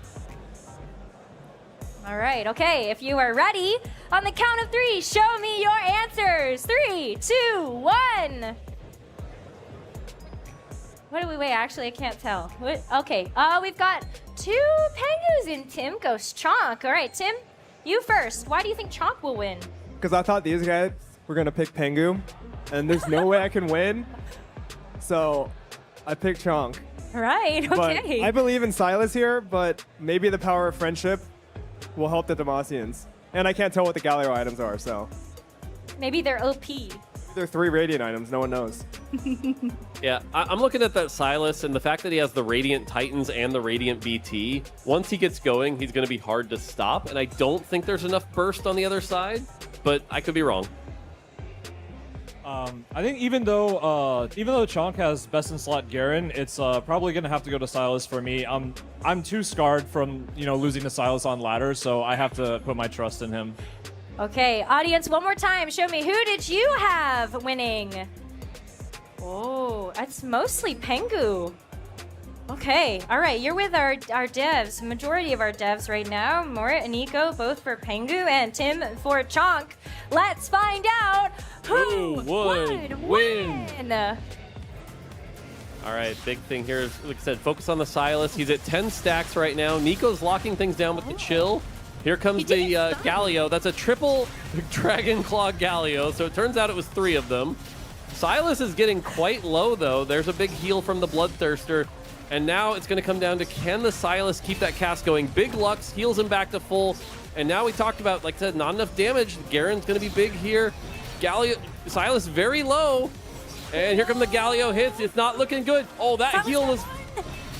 Oh, the shield just enough. Here come the Galio hits, and I am not looking like I'm going to be keeping my job, apparently. How about the audience got it right? Yeah, all right. Some of you in the audience did get that one right. It was a small majority, but we got to give this one win to Tim. I always knew it was going to be Demacia. I had so much faith. Yes, but like, what happened in that fight that you feel like really did swing it? I feel like the fact that the Galio had 3 Dragon Claws instead of 1 made a pretty big difference, and that would have been nice information to have. Oh. Yeah, it's a good tip for all the TFT players. Build shred. Yeah, there actually was no shred. That's good, but that's a good note. I'm impressed that you all actually saw the Galio on the bench, because when we did this in rehearsal, our guinea pigs did not. And they felt like they really got the answer scammed from them. But I guess the extra items might have helped. But even with 1 Dragon's Claw, you didn't think that was enough to swing the fight? No, I think 1 Dragon Claw, the Silas would have gotten through eventually and been able to get to the back line. But that Galio was just too tanky with 3 Dragon's Claws. The important thing to know, too, is Dragon Claw increases Galio's damage a lot, too, so helped a lot in bursting through Silas's heal with the Radiant Bloodthirster. All right, well, that is 1 point for Nico, 1 point for Tim, 0 for Mortog. So we will need to see if you can get a couple more points in round number 4. Let's go ahead and take a look. Is it going to be Pengu's Arcane Army, or will it be Chonk's 3-star Ambessa?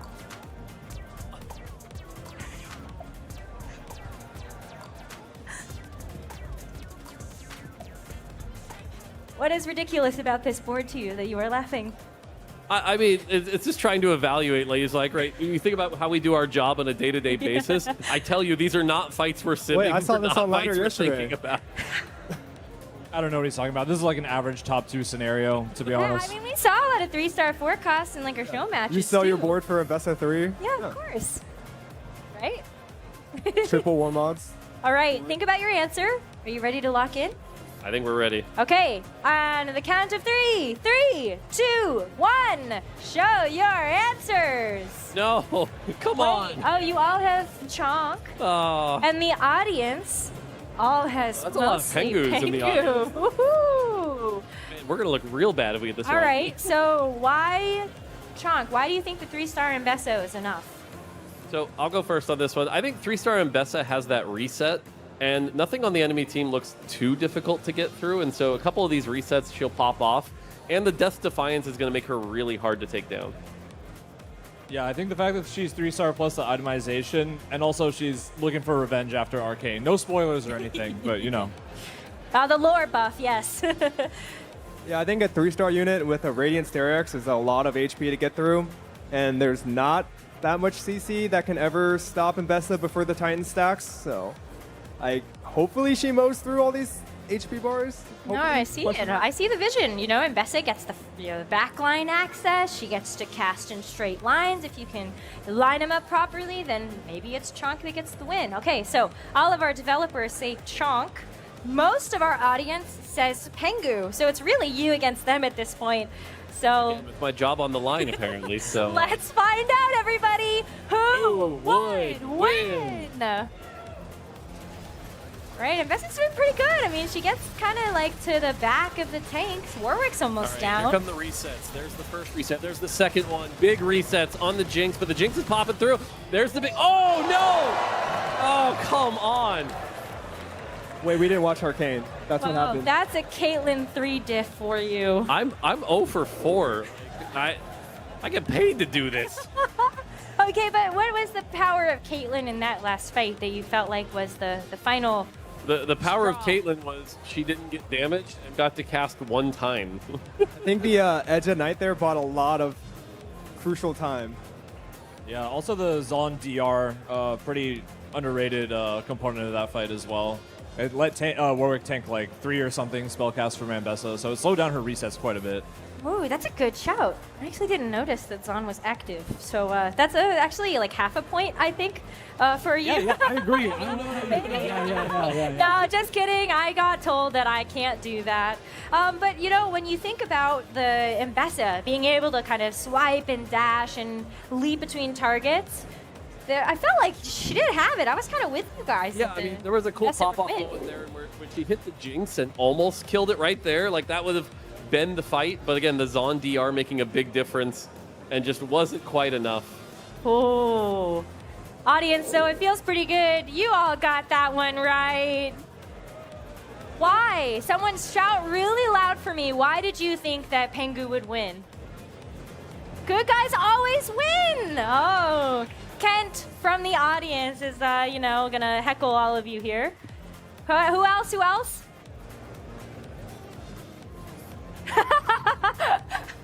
Say that one more time.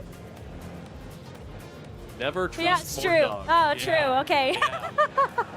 I mean, based on my score, he's right. Oh, so. well, you know. Okay, let's show the scoreboard one more time. Unfortunately, I think we should. Nico and Tim, you both have 1 point on the board. Mort, you are still big goose egg. Yeah, I don't like this. Well, is it winnable, Mort? I mean, if you two vote the same, I'm certainly voting the other way. 3-way tie? Come on. all right. Well, this last one is really, really fun.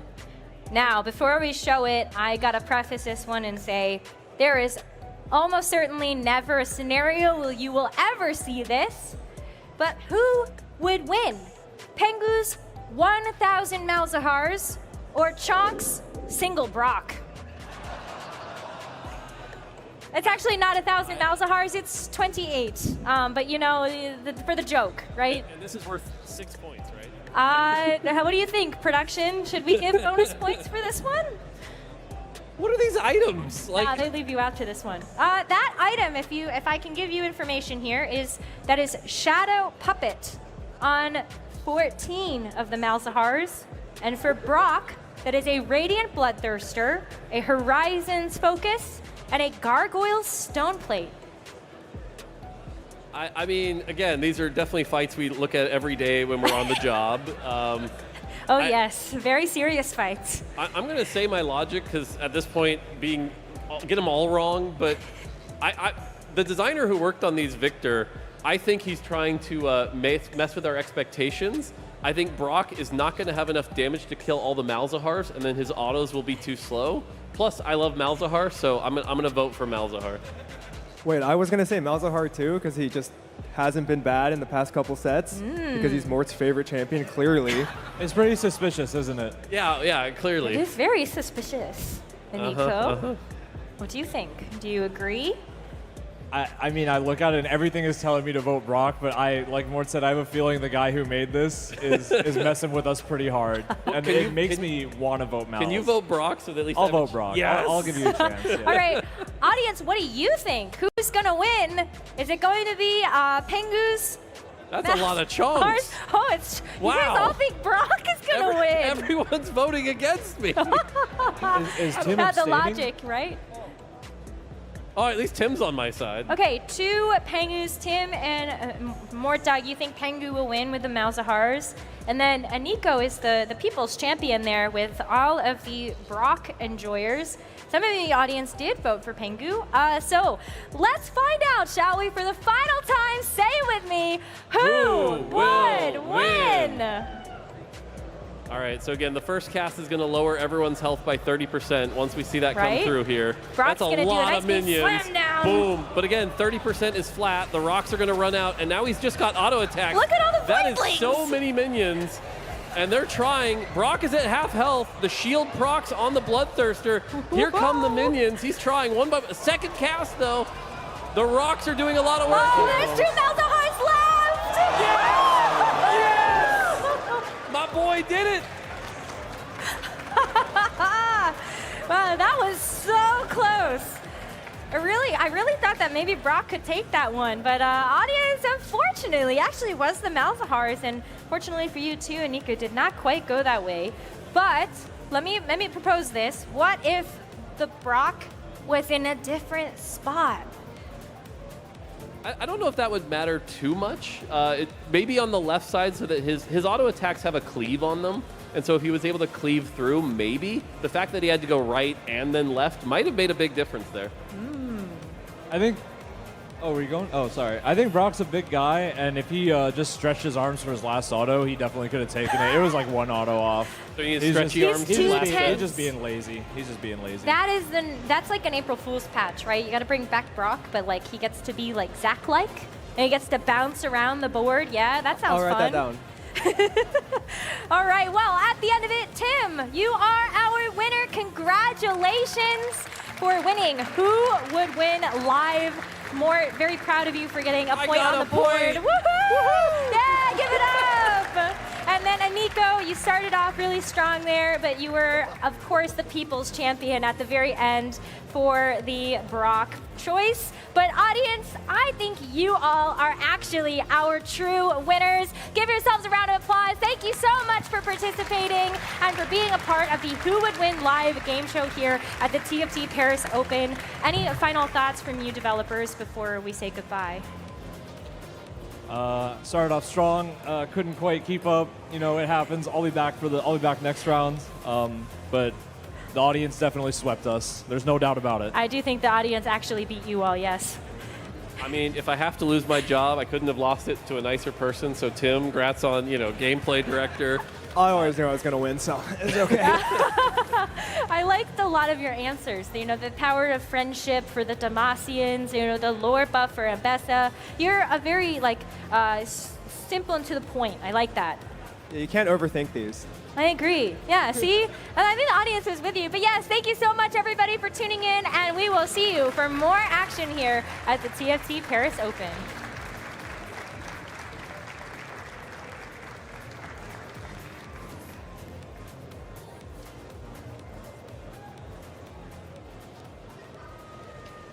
Thank you so much, Necra, for that beautiful panel, and thank you to our devs and audience who participated in it and did such a good job.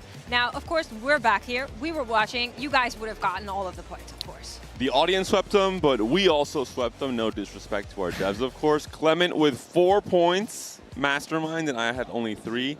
I think there was some sneaky stuff, though. The triple decal on the Galio, that's a little bit unfair. That's the only one I got wrong, and I'm kind of pissed about it. But I also will say that I feel like Brock would have won the Malzahar one. He just kind of positioned to the side where there were fewer Malzahar, so he couldn't get the BT to proc. If his arms were just a little bit longer. Filled with Malzahar. What do you mean there were fewer? It was so close. I forgot about the Voidling interaction where like the damage would start stacking up. There's only one target. There's very little downtime as well. So those are fun, though. Those were fun little experiments. Yeah, I liked them as well. I love that the audience got to play, and that was a nice little tidbit. In the meantime, of course, our games have been going on. There's a lot of action, and if you want to get in on the action, you can visit our in-game shop and check out the fencing foilless Pengu. He will steal hearts and your enemy's HP. I love those kind of city-specific, region-specific little legends that we're doing now. You know, the Pufflet for Macau. I wonder what the Vegas one is going to be. And I have to imagine these are fairly limited edition. There's only a specific time window while this is happening that it will be available. So don't wait until the last moment. Just get in there now and get it while you can. Absolutely. We're going to be taking a short little break, and then we'll be back with more action of TFT and hopefully our top 64. So stay tuned here at the TFT Paris Open.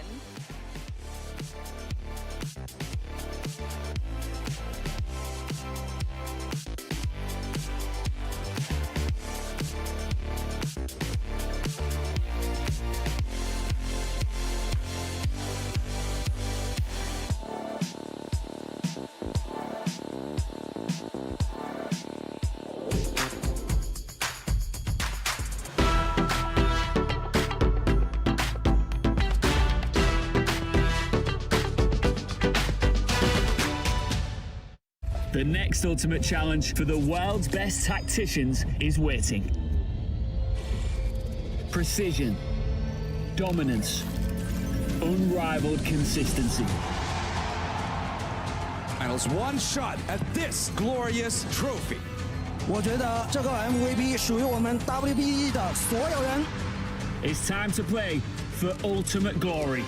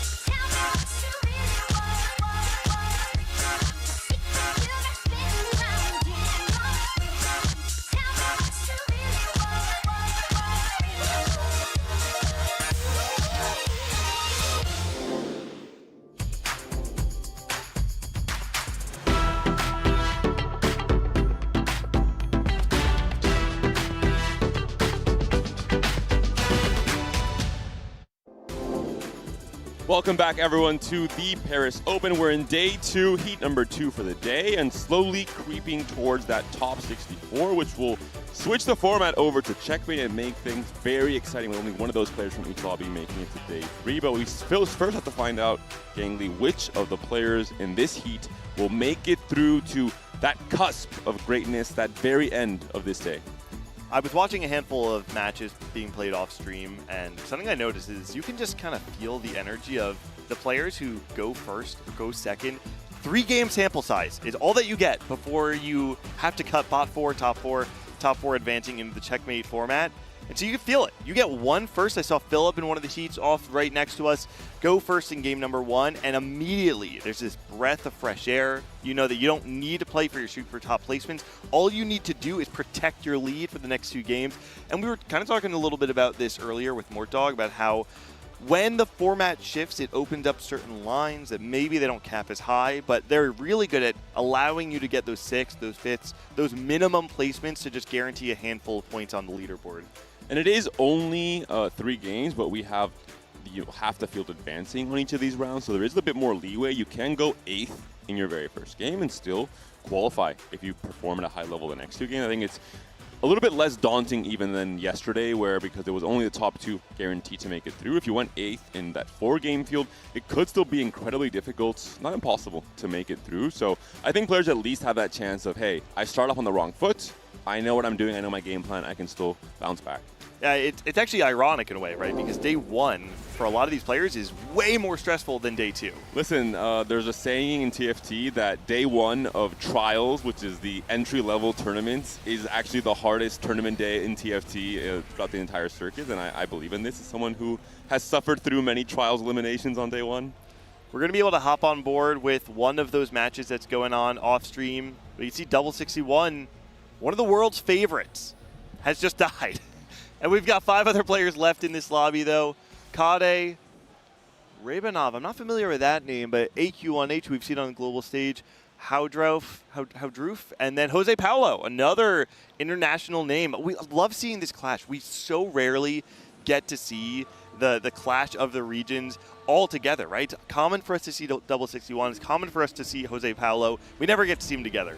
Very cool Mel board here alongside. Oh, this is actually one of my favorite lines in this set of TFT, which is Slayer Flex eventually moving into Disruptors with Mel and the Azir, and opening up that line into a bit of a Shurima shuffle as well. If you're able to unlock Nasus and Renekton, you have a lot of flex slots. There's many different shells you can play alongside the Slayers, so really cool board here.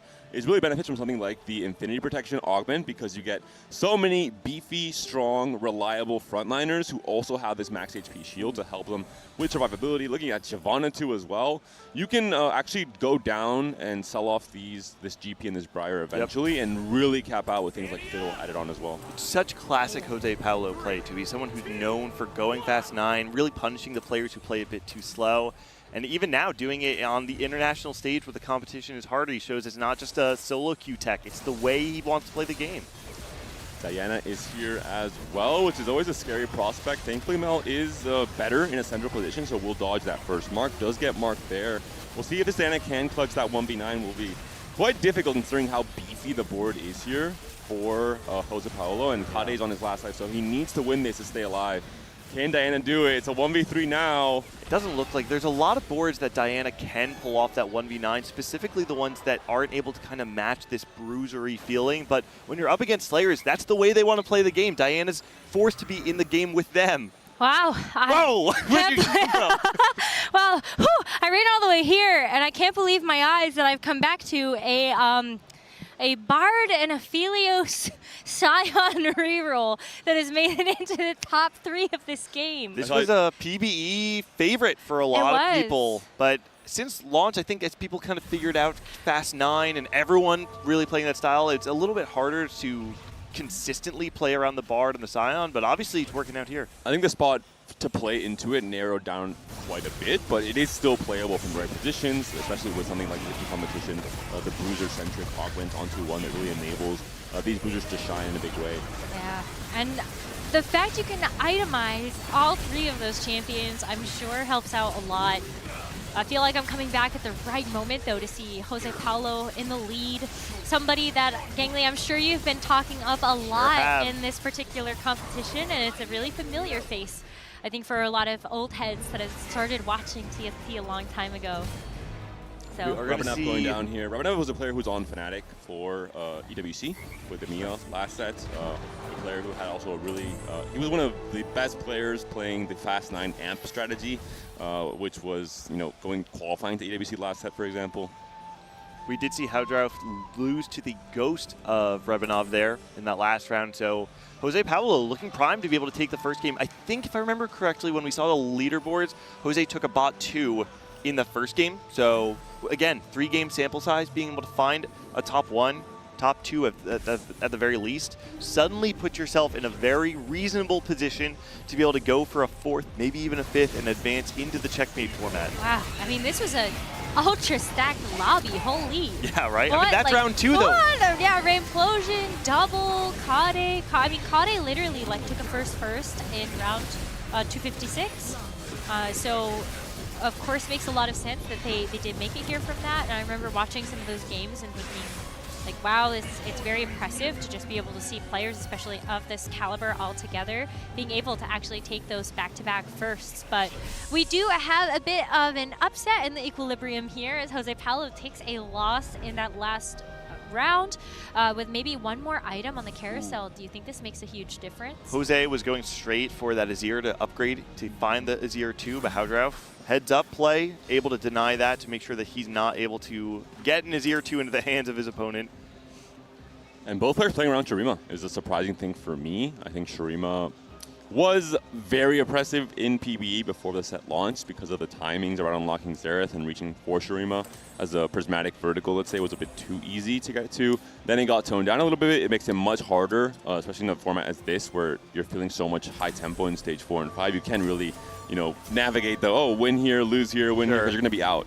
But at least 3 Shurima also looking very strong, with Nasus and Renekton essentially being similar to Targon as the threat units, where they are stronger on average despite not having traits activated for them. Keep your eyes on this Renekton on the left-hand side to see if he's able to find his way into the back line. At some point in time, he's going to get targeted, though. He's found his way there. He's on the Vayne now, onto the Azir. This could be the difference maker. In the last fight, that Azir had so much damage output, and Jose is going to be able to close it out there. Jose bouncing back after game 1 to find a very strong first place here. I am a Slayer Flex believer, so I love this is the exact game we tune into, because I think this is one of the augments alongside the Darkenbow augments that really enable Slayer as a line. It is a hard one to navigate because there's 5 other side quests aside from playing TFT that you have to accomplish, in terms of unlocking Aatrox by having enough Omnivamp for him, in terms of having him best to die with an item to unlock Mel as well. So it is a little bit difficult, but someone like Jose Paulo, I think he knows what he's doing. I was just kind of checking in on what station that was. That was station 3, I believe, that we saw that really big crowd gathering. And that includes Marist, Just Pause, Koala Esbelto, Wajan Iverson, also a part of this lobby. I mean, that is a crazy group of individuals to have at just one station, and you could kind of see why that crowd was really gathering there. They must be in the final parts of their first game.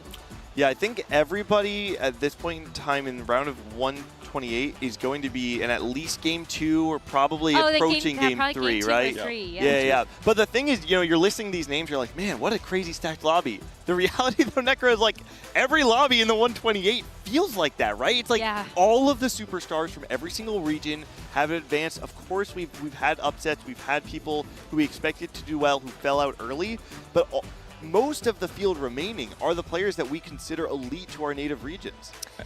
And it's only going to get worse or better depending if you're a player or a viewer watching these lobbies, because top 64 will be incredibly stacked, and with only one player moving on from that top 64 lobby to that day 3, it's just a crazy thing to even think about mentally as a competitor, thinking you know, I look at the fields, these names are absolutely insane.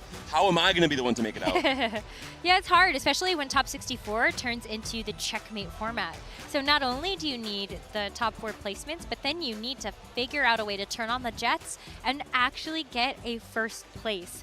So just taking stock of where those stations are right now, as you can see the crowd shots here for stations 3 and 4. They are in their final game of top 128. Yeah. Right now in station number 3, it's going to be Yin that is leading right now with a 1st and a 5th place with 12 points. But Weijin Iverson and Yvonne are both tied at 10, sitting in the top 4. First station number 4, we've got T-Lides that's actually in the win right now, in the lead with 13 points. Then we've got Motive right behind him, and then 3 players tied for 9 to make it into that top 4. Jiugua, and then Fin Tao, and Panda from ROC. Whoa, Let's go, Panda. Yeah, the better Rock. Panda. So there are 3 pandas in the venue today. ROC Panda from Korea. There's TFT Panda, who plays a lot on the US ladder as well. And myself, unfortunately, not allowed to play. But if I were... How many ganglies do you think there are? Definitely only one. Thankfully and hopefully just one. It is interesting with the 3-game sample size, this idea of like, oh, 3 players tied at 9 points.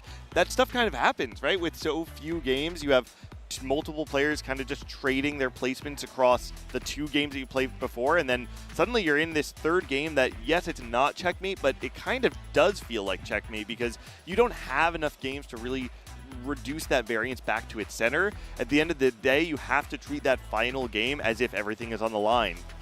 There's Fin Tao on that top right area. He's a really cool player because he's one of the players that made the tier list, which is the reroll tier list from the German community, and he updates that every set. So he's a known reroller. Unfortunately, this set, I think, pressing D, maybe not the most extravagant strategy coming into this day 2. It is hard, but we did just see, you know, Sion do well with the Aphelios and the Bard. So, you know, I think that would definitely be nice. But before we get into our next round of our competition, round of 64, we do have another panel. It's lore check with Necrit, and that is going to be so fun. So please watch. The champions that I like, so I don't know their lore that well. It's okay, I play this game a lot and I don't even welcome back to the stage for the second, I don't want to say show match, but game that we're going to have today. We're going to be playing lore check with Necrit. Necrit isn't here. I know he will join us a bit later. But we're going to test your knowledge and their knowledge, especially of the TFT and Runeterra universe. But first things first, I want to introduce our contestants to the stage, starting with our lady here to the left. Who are you? Where do you come from? What do you do? So, hi, I'm Paper. I really like Dango. I'm part of the TFT community. I've been a cosplayer for 10 years, and I'm from Germany. You did the absolutely amazing, cute smolder that we saw at the venue. If you haven't already, please go and check it. Yeah, there you go. Thank you, Paris. Moving up next, who are you? Where do you come from? I'm Saint Fishes, and I'm from Los Angeles, and I was a League of Legends pro, and now I play TFT on stream. Lovely having you here. Thank you so much. How confident do you feel? You were looking at the boards, saying that it looks really hard, not knowing what we're going to play, of course. Well, I mean, the pictures are kind of, I don't know. You guys picked some of the weird champions, so. Hopefully you're going to have fun. Or not. We will. And third one here. Who are you? Where do you come from? What are you doing here? I'm Sonny. I play Legends of Runeterra. And that's about it, really. Are you excited to be here? That's great. Yeah. Don't understand yourself like this. That's amazing. Are you excited to be on stage? Absolutely, yeah. Awesome. You're already ready to welcome our game master here because he is the master of lore of Runeterra and the keeper of knowledge. Ladies and gentlemen, Necrit! Well, who is here to get lore checked? Because that's what we are here for, after all. If we are all nerds, not lore nerds, after this set, I don't know what we are, really. You look amazing. Thank you. I feel like a royalty. Yeah. Inspired, of course, by the royalty of Kamavor, the great kingdom that all of us know about, of course. I love the stuff, especially. This is, I cannot believe that I'm holding the canonically accurate staff of the character Necrit in the Runeterra universe myself. Absolutely matching. Here. I was asking them a few questions before we get into everything. Of course. How much are you going to be cooking them? with what we have prepared today? Like, look, we are here to have fun. Yeah. Right? That's like the primary goal. It's We, like, not them. But no, them as but well. no, I'm gonna have fun as I'm gonna be like laughing at like what's happening, right? All right. We're going to have 3 trials here. We'll introduce one at a time, but the first one we're going to be playing, as you see here on the board we see some champions behind you. You also have this, some arts and crafts that you're going to be using. The goal here is going to be to find the lore connections between these champions and illustrate this with what you have in front of you here. On the clock, you're going to have 90 seconds. Oh. So good thing you got a time to check everything before we went. Do you want to have a last look at the board before we go? Yeah, that's smart, I think. Yeah, maybe looking at what we have. I think I'm missing one. I don't You have the are- sound You drawer. are missing one, You are yeah. indeed missing one. Well. You are indeed missing one. like that, it's fine. Yeah. It's fine, bonus points. I think our production needs to get lore checked now. Yeah, we'll come back to them later. Are you guys ready? Necrit, are you ready? I am very much Do ready. you want to start the game? In 3? 3. Okay, 2. never mind. We're trying to find a replacement, apparently. Oh, okay. You know what? In the meantime, we can just chill, right? Yeah, we can just chill. And actually, what I'm going to do, I'm going to go in the audience and I want to... Sure. Okay, you guys are going to give me a champion and he's going to give you the weirdest fact he knows about this champion. Who wants to go? Sure, that is Raise what I your signed hand. up for, yeah. Okay, first row. Let's start here. Français, English? All right. Which champion? What about Singed? Ooh, Singed! Ah, coming with the Arcana, I see. Ah, well, see, now I have to think about the canonical Singed, because, like, in theory, you know what, let's bring it back to what's happening in TFT with Singed. Singed is all about the fact that you unlock him after you take damage, of course, which, of course, is a reference to the fact that canonically before, Singed experimented on his own body a lot, which means he drank poison because he was like, yeah, I can handle it, I can evolve from that. So, taking damage in the game in TFT is technically a reference to the fact that Singed was a creepy guy experimenting on himself. Yeah. Did you know this? Yes. Okay. That's a true We're Singed starting fan. easy here. Okay, who wants to Very go? nice. I see. Oh my god, it's going to take me ages to come there, but I'm committed now. French, English? All right, French. Quel champion? Ramus. Ramus. Ah, so did you know that Ramus actually canonically eats the Voidborn as snacks? He actually roams around Shurima and he just eats whatever's made out of the Void because he just likes the taste. That's messed up. That's actually super messed up. We'll come back to you guys later. Of course, we're going to have a lot of time. I think we have a champion that has been replaced on the board. We're going to roll with that. Good, good. All right, let's go to the first one. Do you want to give me 3, 2, 1, go? Sure, For let's all them? go. All right, 90 seconds on the clock. Necrit. And 3, 2, 1, go! And with that, I can see that our contestants are, well, some people are making cosplays, so they probably have an advantage. Yeah. Other people only ever hold their phones, which means they've never held scissors. I know some people have been practicing here Do we and have- rehearsing. Do we have like the scissors that are like for children so they don't cut themselves? No, we have the Oh, adult no, ones. We that's have the sharp. adult That's sharp. ones. Yeah, Do we it's have really medics? sharp. Do we have like medics on standby? Please don't cut yourself. Yeah. Let's have a medic on standby. If You're you tape right. yourself, that's fine. All right, I'm gonna go check what we have here with them. I have the solution, so I'm cheating here a bit, but okay. I like what I'm seeing here. What's your reasoning? What's this so one? these are lovers, as far as I remember. Ilaoi, So- Gangplank, lovers. Okay, got it. And I think I remember Ilaoi fighting this guy in the Ruination. Okay. And then... Wait, how much time do we have left? Okay, we have 25 seconds Oh, left. Lord. 25 seconds left. No all right. pressure, of course. No What do we pressure. have here? What you get is what you get. It's not pretty, but it makes sense. Yeah, it's there.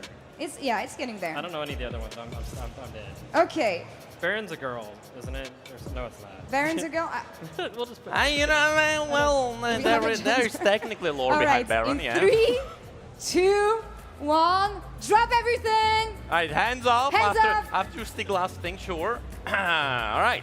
What the hell happened here? So yeah, let's talk about It's actually not bad. let's talk about the You have a situation. triangle. Okay, you want to talk about what we Yeah, have? sure. So let's see the justification. So what do we have here? Well, I know that Alawi, Braum, and Gangplank have kind of like a love triangle thing going on, I think. Alawi smashed Gangplank, but she wants to smash That Braum. is. You know what? You have your priorities right. I appreciate that. First thing I had to do, yeah. All right, what do we have here? How do you feel about this? Bad. I don't know. They're both from Pro Lord, and then they're, the smashing thing they talked about. I don't even know what I did here. This is Baron and Ornn, and they're older. I mean, to be fair, you already know more than an average ranked player, so yeah, I appreciate that. Yeah, thank you. Thank you. Okay. All right, what do we have here? I panicked. Wow. Well, no, no. That's my official judgment. Yeah. I'm sorry. So You of did what course- you could with the time you had. So of course we do have the official answer to our little puzzle that I will very dramatically reveal without anything falling down. And so without further ado, huzzah! So of course, if you have a look at the comparisons, there are some things that actually match. I do have my answers in my hand. Of course, we do have a little connection. Let's start with the simpler ones. For example, that Ilawi and Braum being together, you're right. You did have your priorities correct. I got something. At the same time, that's right. So in case you don't know, let me explain the big ones, like Ilawi and Gangplank, who are indeed former lovers, okay? Then they broke up because Gangplank, is Gangplank. And then Ilawi almost... Braum and Ilawi almost happened. It almost happened. They were on a ship and Braum was seasick, so he started vomiting all over the place. And it didn't happen in the end, but hey, there was an attempt. Outside of that, among the weird ones, we have something like, Ornn actually... the lore has always hinted at the fact that Ornn has crafted the trident that Fizz is running around with, sure. Except for Ornn, it was just a fork that he was using to eat stuff. Lissandra, of course, is fighting the Void, so, makes sense for Baron to be a big enemy against Lissandra. Other than that, you were correct in our little, ruination thing happening there with Viego and Ilawi, of course, and Braum. Braum was also there doing the Ruined King. It happens. So overall, I am surprised. I am surprised that there were hits among the Chaos. Happily surprised? I am... surprised. I'm surprised. Let's leave it there. I am surprised. Let's leave it there. Before we move on to round 2, I have something that I would like to offer, not you guys, but the master of the game. Do you want to give them more time? A bit, maybe. For the second one? For the second one. I think they'll need it. Yeah? Yes. How much are we looking at here? They have 90 seconds. Do you want to add a full minute? Yes, I will do a full okay. minute. Yes. All right, production, we're going to add a full minute to this one. We're going to check the scores if they're ready, maybe? Yeah, if we have the them? score. I am curious about the score, yes.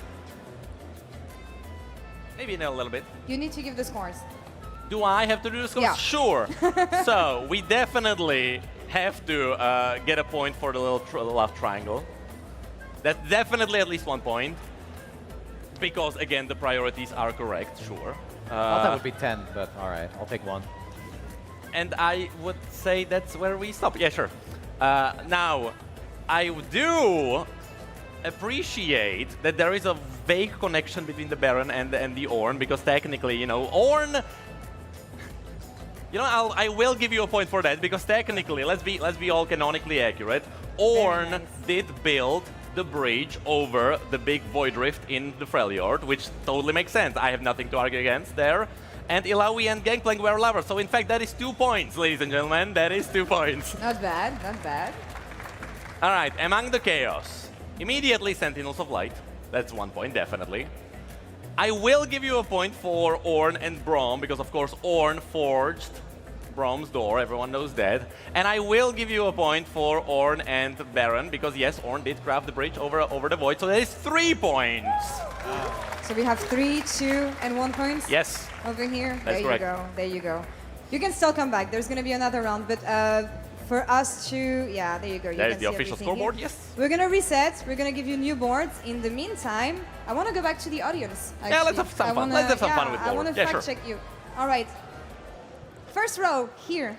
Français, English? Français. Quel champion? Lucian. Lucian. Ooh, oh. This is like PG. What rating are we at? How many of you know the story about Lucian and his guns and how he fires them? We don't. I don't. Oh, you don't know how Lucian fires his guns, huh? Okay, so if you have a look at Lucian's guns, you'll notice that the guns do not have triggers, which is how you may be wondering, like, how is he actually firing bullets, right? Well, when he was training with Senna, and Senna, of course, knows how to handle the guns, she told him, you have to will it to fire, because it is a magical runestone. To which Lucian raised his eyebrow, and he said, do I have to will it with every fiber of my body? To which he hinted that yes, he is technically firing his gun with... Okay.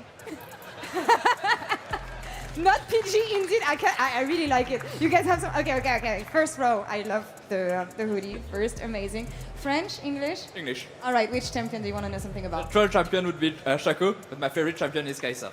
Kaisa, the Void daughter. You see, Kaisa is an interesting one, because Kaisa kind of like defies the odds, because when she fell into the Void Rift, where literally no one can survive, there's no way. If you fall into the Void Rift, especially in a place where like Malzahar opens it up and there's like creatures everywhere, there is a really small chance that you survive. Kaisa, somehow, nah. As a small child at the age of 6, she kind of like roamed around and she was like, this place is weird. And then she found like a little voidling and she like poked it. And she got lucky because instead of the voidling eating her, it kind of like merged with its body because it was weak. And so Kaisa is just an odd being because she merged with one of the voidlings just by pure luck. That's kind of how she survived. You know what? If you play Kaisa, you're just a lucky man. I'm learning weird stuff today, but I oh really my like god, it. the lore is Thank you. full of weird stuff.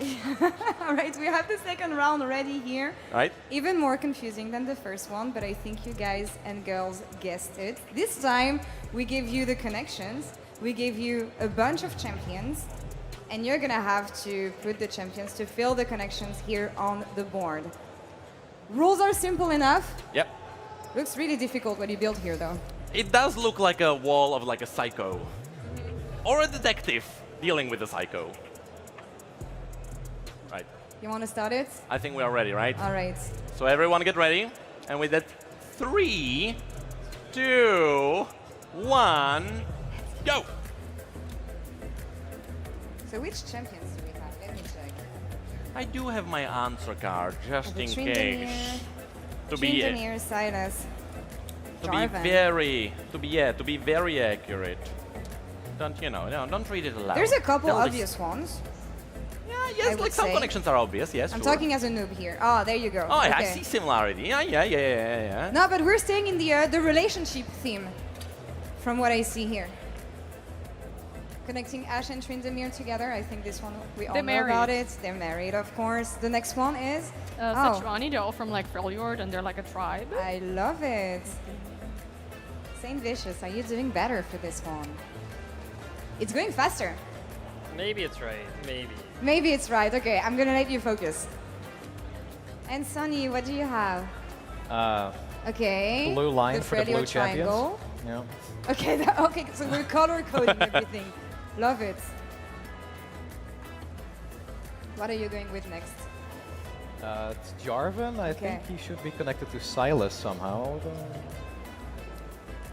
Something like that. Do we like it, Necrit? I cannot confirm nor deny. Okay. No help at all.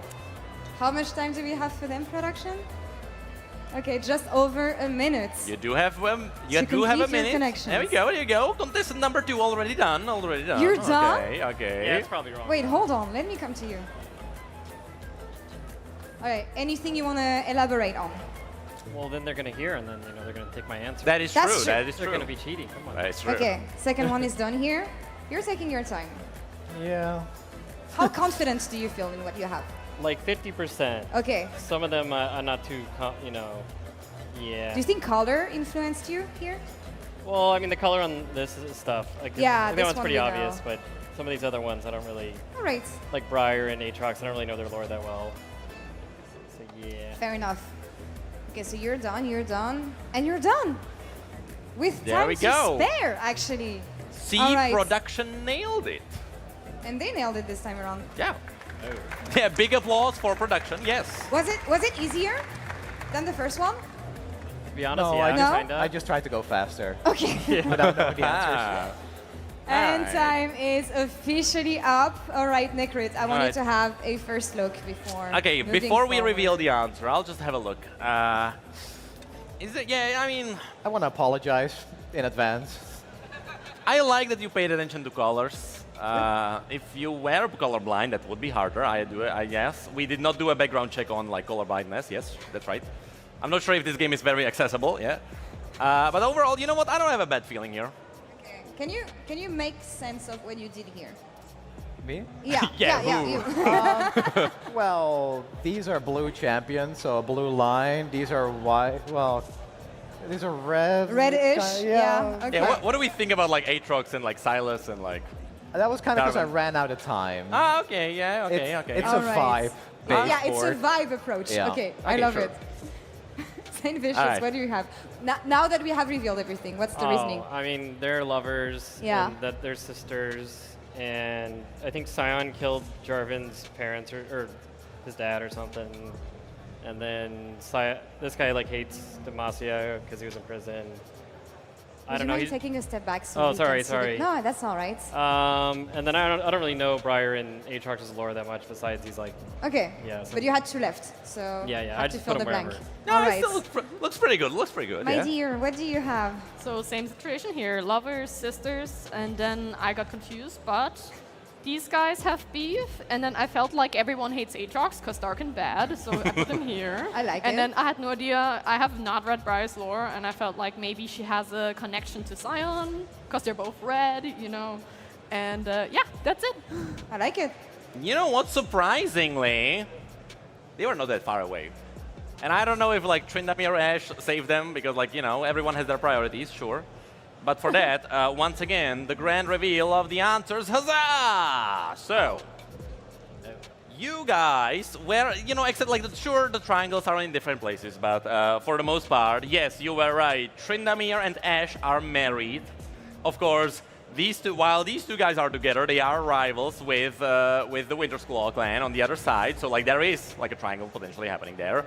You're right at like Silas and Jarvan. Of course, Silas hates Demacia, so and Jarvan is like the prince or potentially king of Demacia. So that makes sense.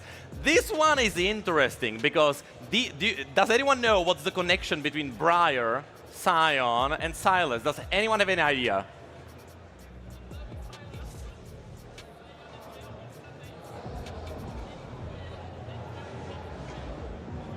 Sion hates Briar, is what I'm hearing? Technically not wrong. Okay. So the answer is you are right. There is connection between Briar and Sion because they were imprisoned together, and Briar really doesn't like Sion as a cellmate. However, Silas was also imprisoned in Demacia. These three are technically former prisoners. And of course, Aatrox is here because Briar, Sion, and Aatrox all share blood magic. That's right. We got someone really clever in the audience. Nice. There you go.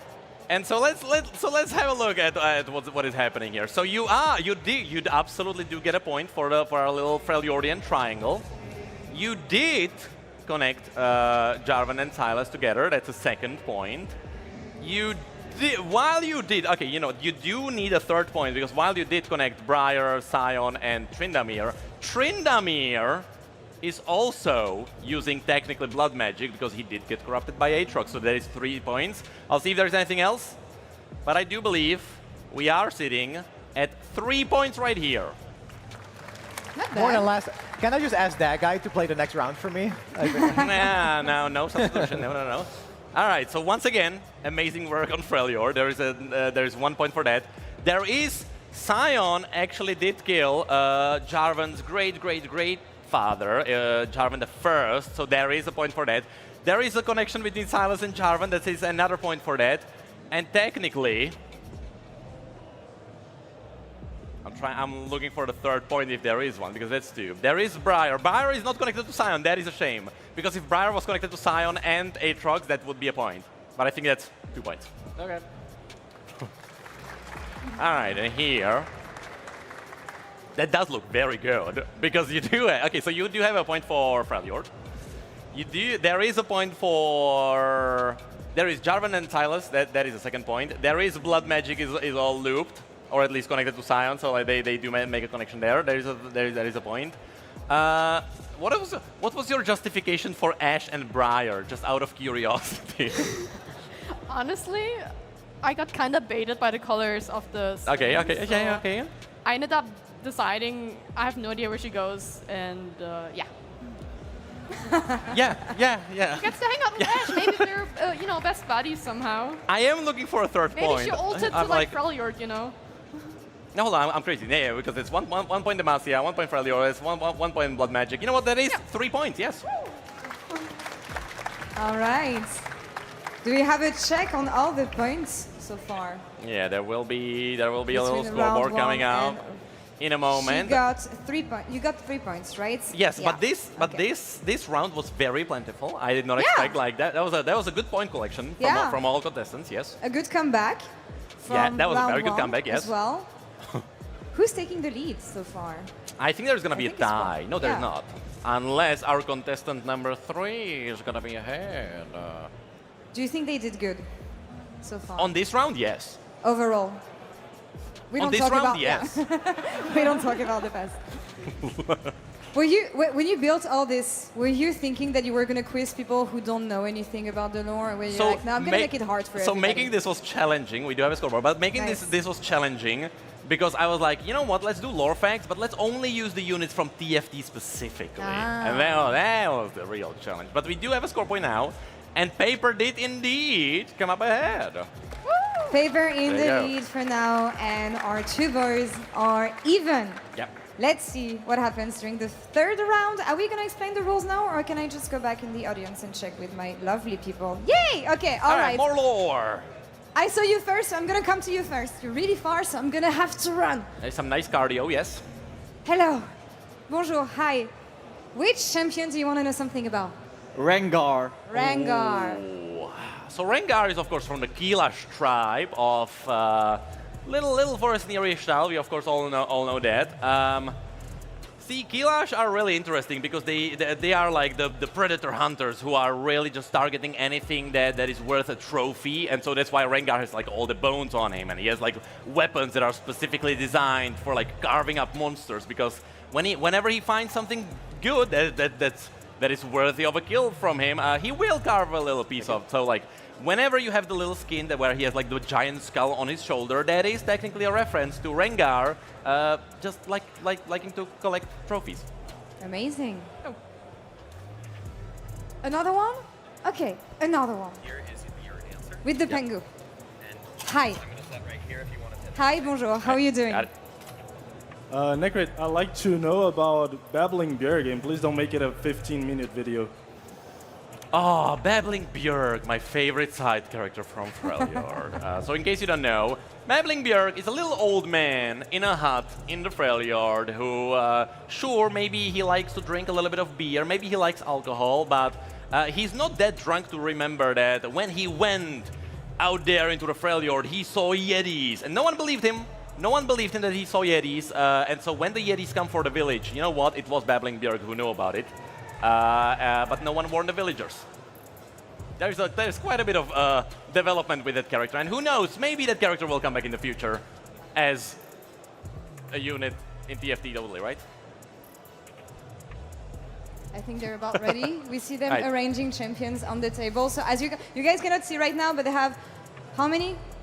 20, 50 champions on their table. The next and last round, to prove it all, will be about guessing a champion. Yes. You're gonna have 10 hints, if I'm not mistaken. There's going to be 1, 2, 3, 4, 5, 6 hints. 6 hints. From They 10 have to to 1. guess, you have to guess as fast as possible. And the hints are gonna get easier the more he reveals. If you guess on the first hint, that's 10 points. Second hint, 8, and then 6, 4, you got it. Yes. So you want to guess in early to score a maximum amount of points. I'm gonna let you guys finish. How easy is this one to guess? So I knew that some contestants would know something about the lore, so I was paying attention to like who's gonna be around. So just for comedic purposes, we're gonna have fun. Okay, I want you guys to play as well in the audience. See how fast you guys can guess. Yeah, you know what? Sure, if the audience wants to shout a name, Yeah. and if anyone wants to listen, sure. They should be able to help. Are you ready with your champions? Yeah, get your It's envelopes fine, take ready. your time. Get your system ready. Yeah, get your envelopes ready in case you want to shove it in. I want to see what you to did the here. envelope. Did you organize them in a special way, or like, is that a flip? That's good. That's good. We like this. Okay, do you have a color code here? No? I just tried to fit them on the table. I don't Okay, know. making sure that you could see all of them. Yeah. And paper, what do we have here? Oh, okay. I tried sorting them by region, but there's not enough room. You organized them by region? You actually did. Yeah. And color as well. Yeah. Okay, she's organized. She wants to take it home. She is ready, yeah. Nekrit, I'm gonna let you go in 5, 4, 3, 2, 1 with the first hint on the champion. Once you have it, put it in the envelope and bring it to us. Let's go. So for 10 points, right? This champion canonically fought Draven. If anyone wants to guess a champion, they can do it now. It will be for 10 points. If not, we can wait for the next hint. I want to see what they're doing. They are thinking. They're People shuffling are champions. thinking, just in case they want to give it a go. No, I'm passing. Not yet. Okay, Yeah, okay. you're passing Sunny this is one. passing. Okay. Contestant number 3 also passing. Do we have a guess from Saint, or is he gonna be passing? I don't see the person. Okay, okay, okay. It is possible. If they are not there, then they are not the answer. Probably just like this one, I think.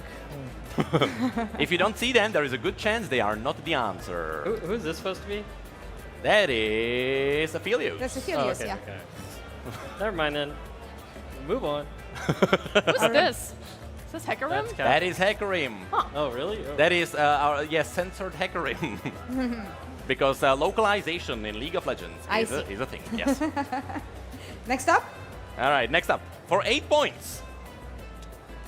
They did once find an interest in a soul-devouring sea worm. An interest in a soul-devouring sea worm.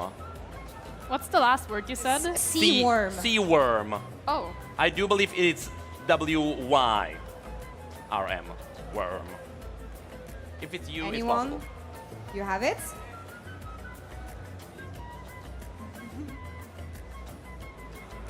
You don't have it. Oh, okay. But good okay, guess, okay, good okay. guess. Good guess. Was that a good guess, right? All right, so everyone's passing? It looks like that. All right, so for 6 points.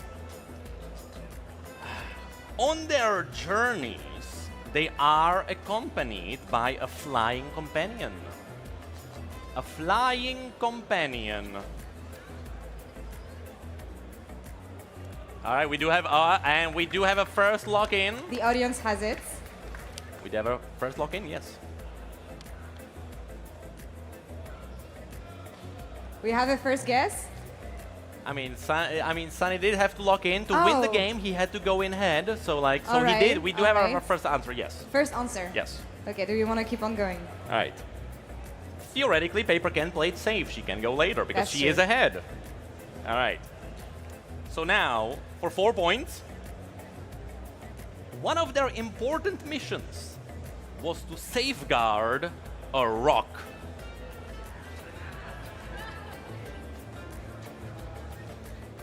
Anyone else has it around here?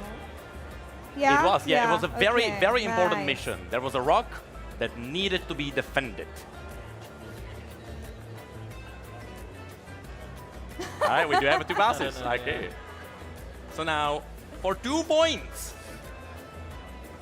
their favorite bonking weapon is indeed a staff. Oh.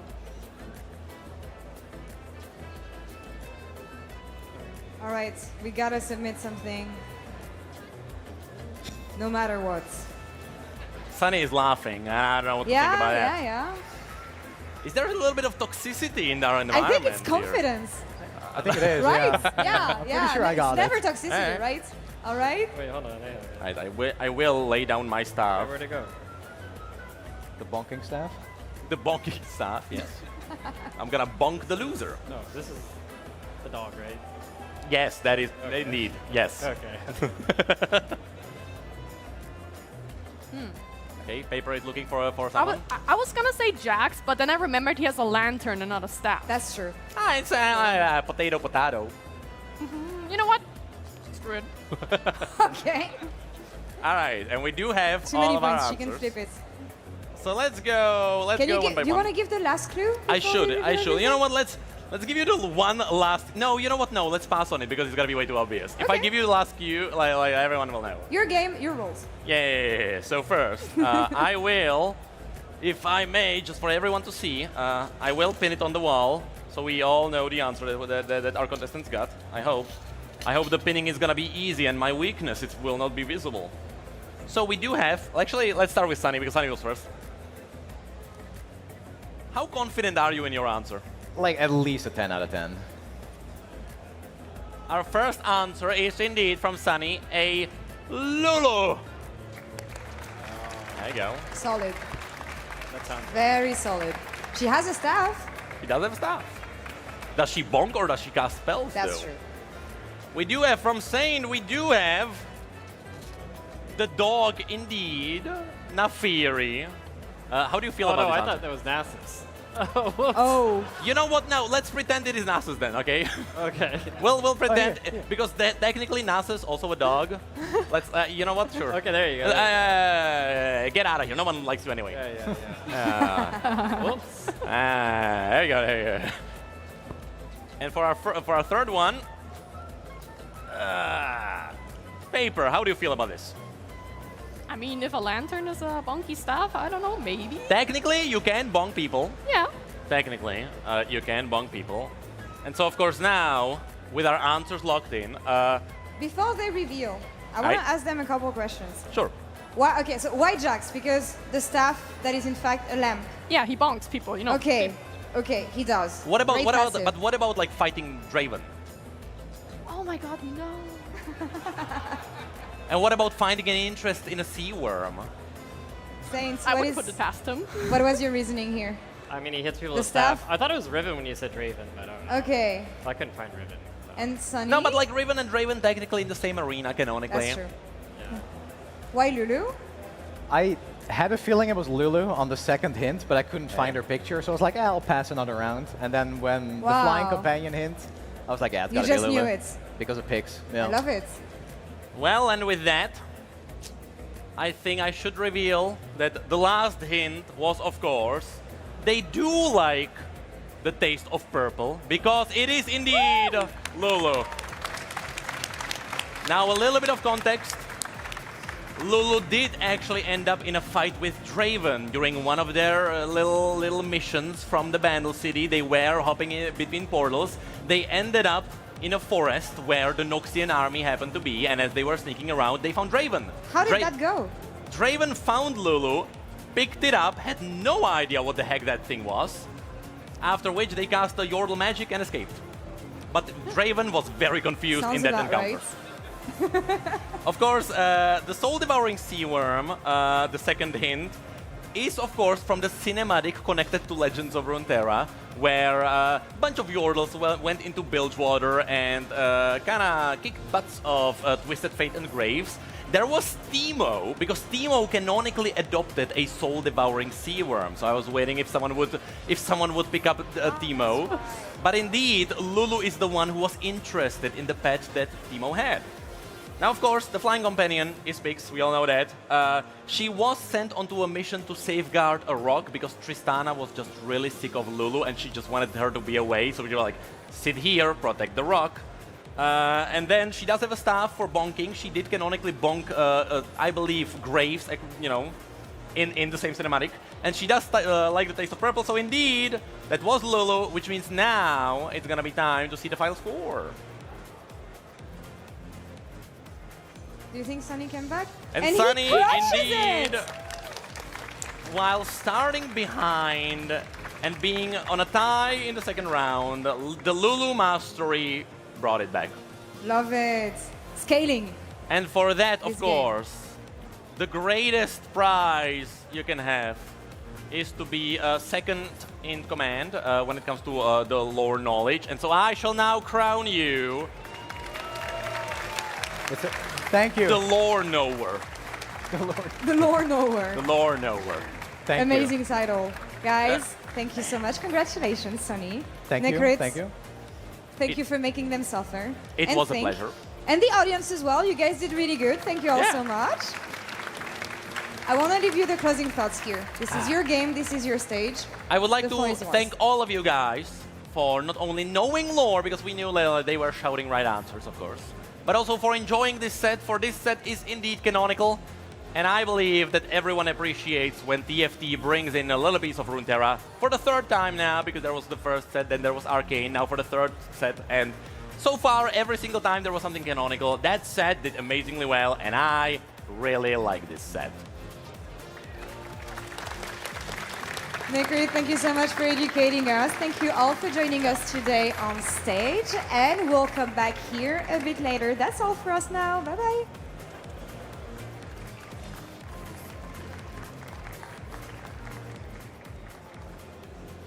Thank you so much to Lore and Necrit for the lore check featuring Necrit. That was really fun to be able to have Necrit come out, of course, so deep in the lore, and really cool to see him flex that knowledge and give us a great show.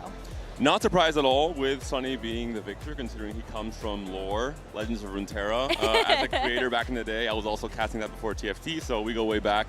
Really cool and positive guy in the community, so happy to see him here as well and having fun with the lore, the different lore.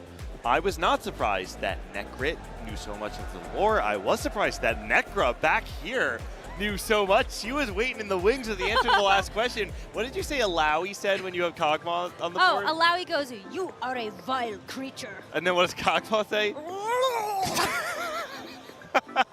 The Murloc noise.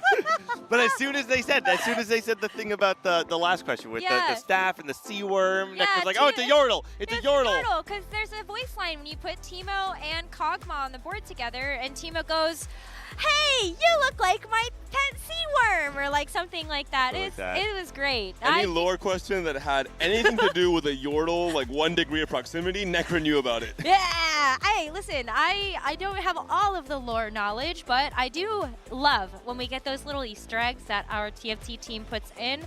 Keep an ear out for those voice lines when you are playing, and maybe you will also find out some of that lore. We're going to take a short break, and when we come back, we will have more action here at the TFT Paris Open as we get started with our round of 64 checkmate.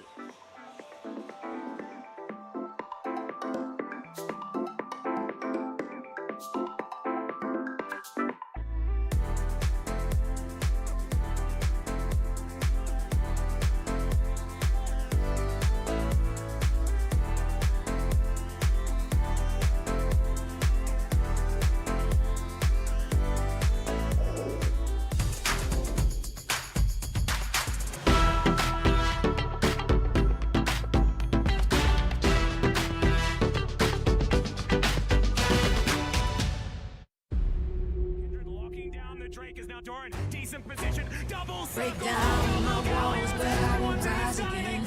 Cause I stand tall in my environment. How could I ever close my eyes and stay silent since they try to take me down with their violence? Oh, they go back in! Becker flashes in, and down goes Light!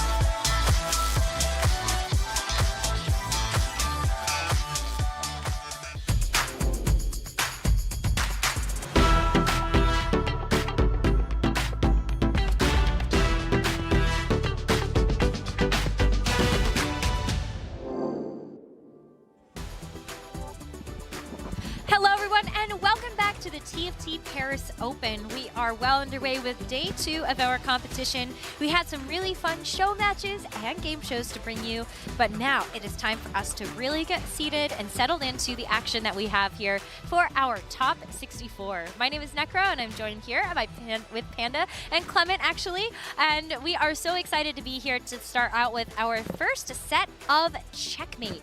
Now let's talk about this. We had our round of 128 conclude, and only the top 4 from each of those lobbies move forward to our round of 64, where they will be split up into lobbies of 8, and it will only be the winner of those lobbies that will make it forward to the grand finals tomorrow. So you have to accumulate a certain number of points and then get a first place to actually win it.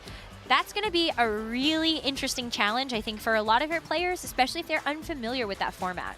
Biggest distinction is that the game count is capped at 6, which means that we can't go to the usual 8 games that we've seen sometimes in TAC Crown.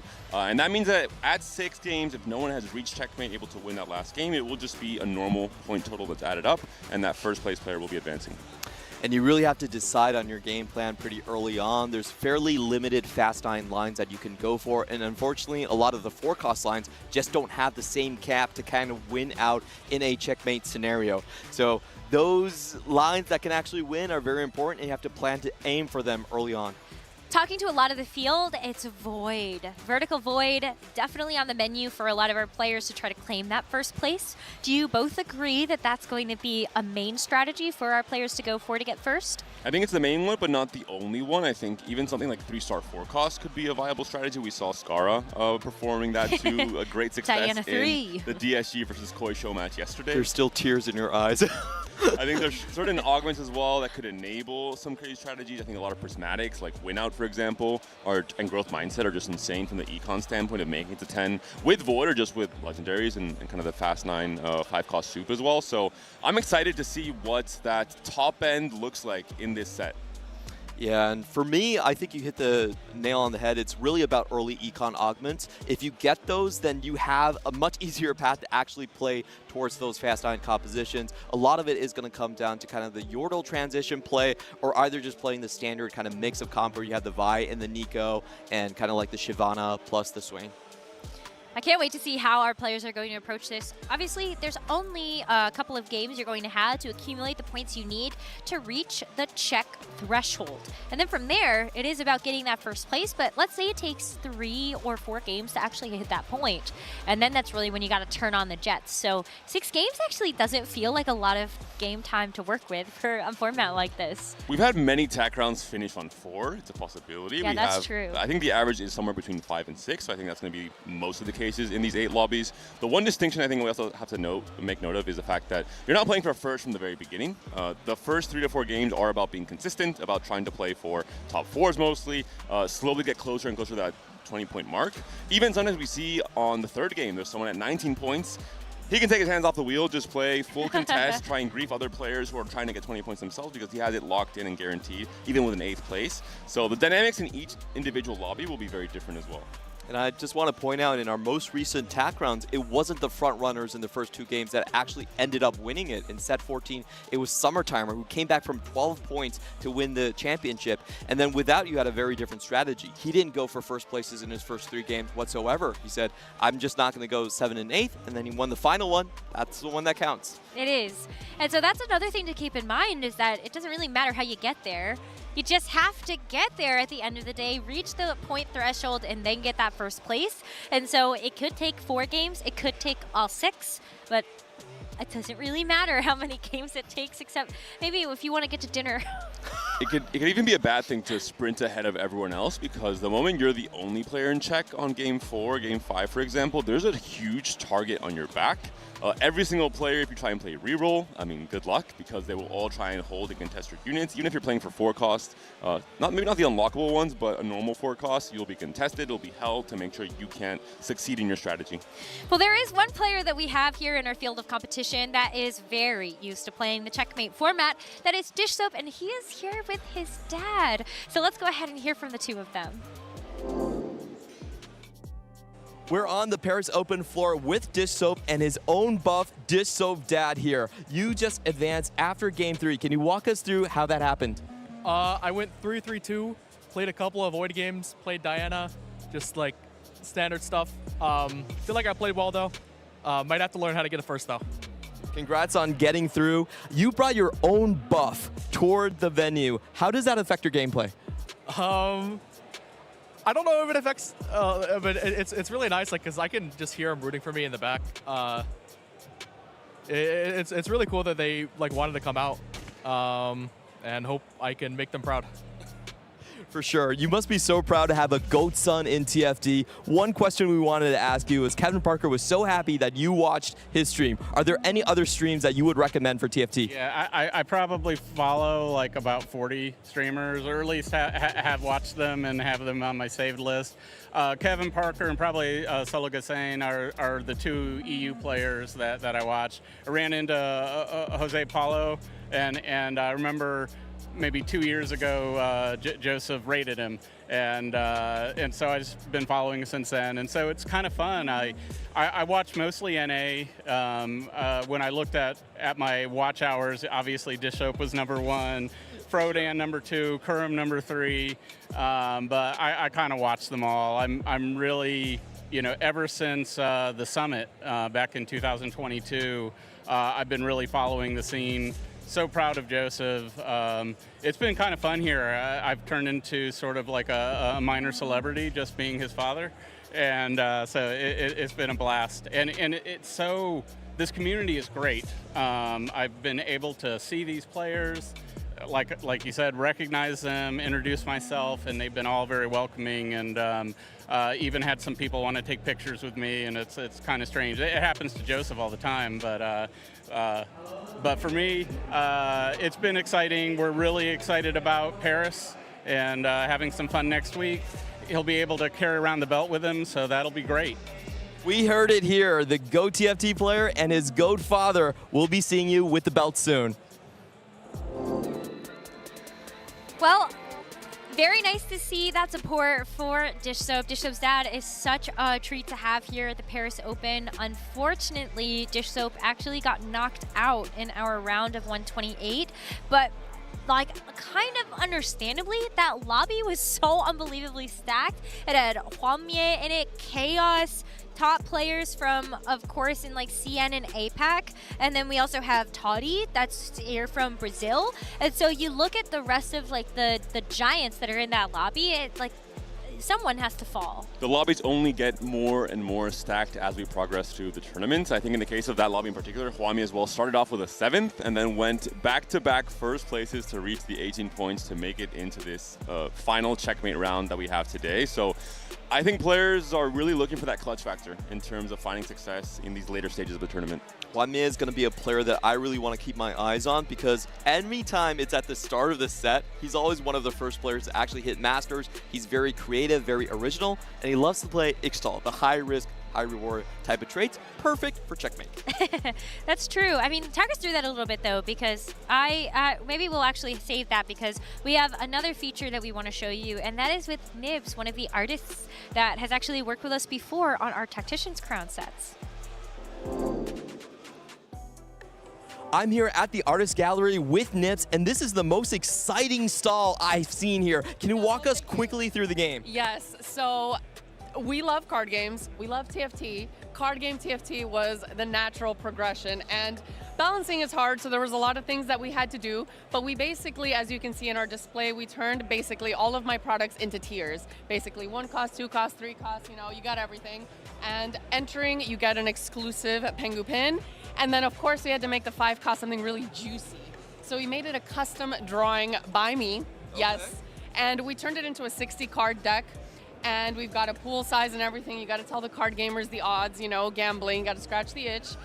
There's only 3 5 costs in the pool, so you really gotta hit every single one. We have a pile of 12 augments that you get to pick. You get to re-roll them just like in TFT. And oh my goodness, the augments have been the craziest part of the event, because we've got our safe augments, okay? We've got our RNG augments, okay? We've got the nerfed augments. We literally had to remove an entire one because 2 people won the grand prize off it alone. So go ahead. We have to see the grand prize. What is the best thing you can get here? Okay, so I have an example of it on display over here. We've got an RE drawing. and I'm working on some right now. If you guys may know Alan, our resident TFT, he was the first one to win the grand prize. And of course, he asked for Kaisa. So this is a sketch so far. It's not done yet, so I have to go in with the pen and everything, but I'm really excited to see how this turns out. Can we actually get custom drawings from you in this stall? No, that's the fun part. You can only get it through the game, so if you guys want to come play and get Mort Dogged. We have a little extra one if you want to pass me that paper right there. Just in case you don't go even, we even made a Mort Dogged rerun. So basically to compensate, you can go again, and you have little berry power-ups to kind of compensate for the lost run. So, you know. You'll always get something here. You always get something. Listen, the house here talks to you. You can't do that in TFT. So sometimes you tug our heartstrings, and we'll give you some compensate, cut the deck. So yes, come play. This is absolutely amazing. You've got to see it. You've got to try it out. There's been lines so far at this station, so come on out and get some art from Nips. We promise. All right, thank you. See you back at the desk. I love all the artists that we have here at Artist Alley. It's been so cool to see how they have sold out. Some of them are almost completely out of merchandise. So if you are here and you want to go check it out, please go check it out now. That side game that Nips has created for her art looks so fun. So now I'm missing out on the opportunity. Personally, I feel like it's so cool to see TFT bringing all of the Legends of Runeterra community from a few years back. Alan ZQ is here as well, of course, as a competitor. Nips is here. We saw Sunny, of course, in the Lord check. So I'm happy to see so many familiar faces still succeeding in what they love to do. In this case, the art from Nips here. If you love TFT esports, a lot of the artists at the art stations actually have participated in our previous TAC rounds. They've participated in a lot of the TFT compete side as well. So their art style is not going to be unfamiliar. They know what TFT esports players love. Go check it out. I'm excited to get a check-in on how Wanda is doing at that mural as well. I've been walking past it. Chonk, I think, is done and all painted, and now it's really just about the center. I feel like we're saving the best for last. Maybe in the center we put the champion of this event. I don't know, but really excited to be able to see that. Let's go ahead and take a look at a couple of highlights, though, that we have had from our round of 128. As we check in on this lobby that includes Tidal. And it includes Zahen unlocked, one of the harder to unlock champions. You need a hero augment, you need things to go really, really well as well. I personally have not unlocked him yet, although that's been mostly my decision. But we'll see how it goes for 60-second here. No, it was not a low roll. You just have decided not to take Trials of Twilight. I had it offered, but I had better spots, just say that. It has been buffed recently, so everyone wants to see how. Oh, so clutch! I mean, it looks good from that clip. Oh, but he's still in 5th. Okay, so we're moving on to other highlights here. We have the Baron 2. And this is Stormy, one of the players from the UK as well, a very, very strong player who's done well in the past in the Open, has made it to the top 64 as well, so big congrats to him. And a huge win with that Void board. Oh, Double as well. Double actually did make it out of his lobby. And so really big congratulations to him. He's been crushing it all day long. I remember following what happened in the round of 256. Double going 6th, 2nd, and finishing out that round with a 1st place. And so clearly really in top form here heading into the rest of it. And you can see Canvas right now on your screen, his cousin competing in a different lobby. The Carmine Core cousins cannot be stopped when playing on home ground here in Paris. Oh, the Annie! Well, so maybe close. it can be stopped. There is the Archangel scaling. Still alive, though, at the very end there. Maybe did end up clutching out that win. All right, we're back over to Doubles lobby, AQ1H, also kind of one of the heavy hitters that we have that we've been following. Well, I think we also saw the end of this one with Jose Paulo. And then in this lobby, we've got Tidal that was really trying to claw back, but I don't know how that finished. Oh, Tidal barely snuck in through tiebreakers, actually. He tied with Junction with 12 points. And because I think Tidal ended up finishing on a 2nd, Title made it through. Wow, I was on the floor and a lot of fans were like, oh, Title is out, we're safe, France is okay. And then he still makes it back on tiebreaker. Wow. I think so. He's the most dangerous checkmate player for sure. Especially in a set like this one, I think there are certain sets where players like Title and Setsuko are going to be so much better in terms of their motivation because it just fits their playstyle so much more in terms of playing flexibly and adapting to what they're given. But Setsuko is actually not going to make it to our round of 64. Unfortunately, went out in the bottom 4 there. Huey, Dewey, Louie, Sugar, Sugar, Sugar, and Ralphie. I think some big surprises there coming out of that lobby. This cash out was crazy. I was there in doubles corner watching, and the French crowd was going mad. He could have cash out on 500. He went all the way to 700. What? Look at this Brock. Horizons, Focus, Radiant, Hodge, and IE, and he lost. No, no. He still made it through, though. The good news is it was good enough. Yeah. Oh, that's wild, though. I mean, it already feels so hard to unlock the Brock and then to unleash the Brock and actually make it do well. Hopefully, you all saw the Brock versus 28 Little Malzahars. That was a really fun fight. That was also a very, very close fight. Yeah, it actually was really close, but this one maybe a little less so. Anyways, we're going to be taking a short break, and when we come back, we will be looking forward to our round of 64, so don't go anywhere.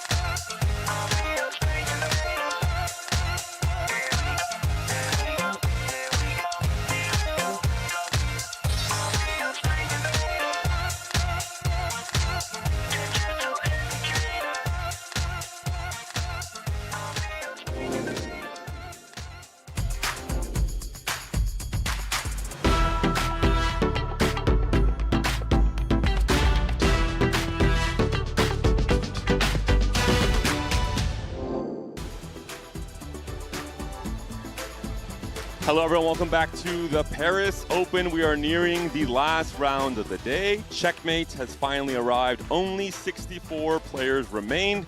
I'm Panda, joined by Clemens still, and we have a very special guest, Huainan, joining us on the broadcast. Huainan, you're essentially our mirrored version, but in CN, one of the casters for the TOC and all the different tournaments and competitions in the CN circuit. Welcome to the broadcast. Hello everyone, and hope CN can get some more top 8s in this round. We'll have our biases on the EMEA side, on the APAC side, on CN, and on America's Yay! perfect balance. Oh, but it's so good to have you. How are you feeling knowing, like, especially like Huanmie has made it into the top 64? Are there any other players that you're keeping your eyes on? Yeah, Huanmie and Snowy, these are the two players that I really keep my eyes on, and they are now both top 64. They are shining together, and they maybe only one of them can get into the top 8. That is quite frustrated if they can. Oh no! Wait, are they both in the same lobby? lobby? They are in the same lobby in this round. Oh, that is tough, actually.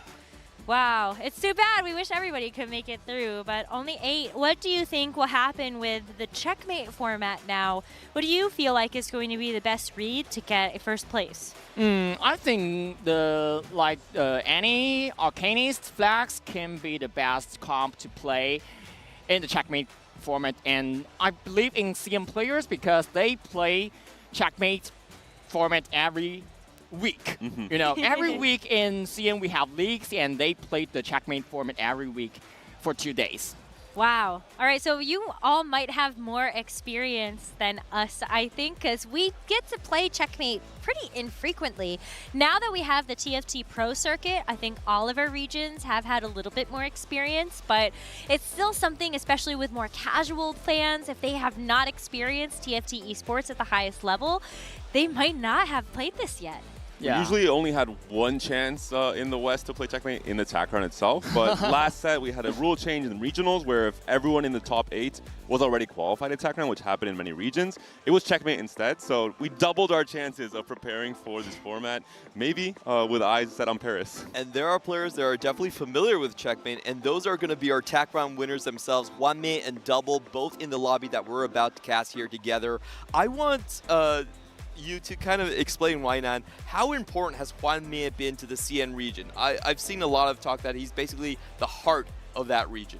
Of course, because Huanmie just kind of represents the style of CN region because he is really like to play some high-risk comps. He just got the block in the last game and get advanced to this round. So Huanmie just love to like sell his board, get so much gold, and try to make his best to the max cap.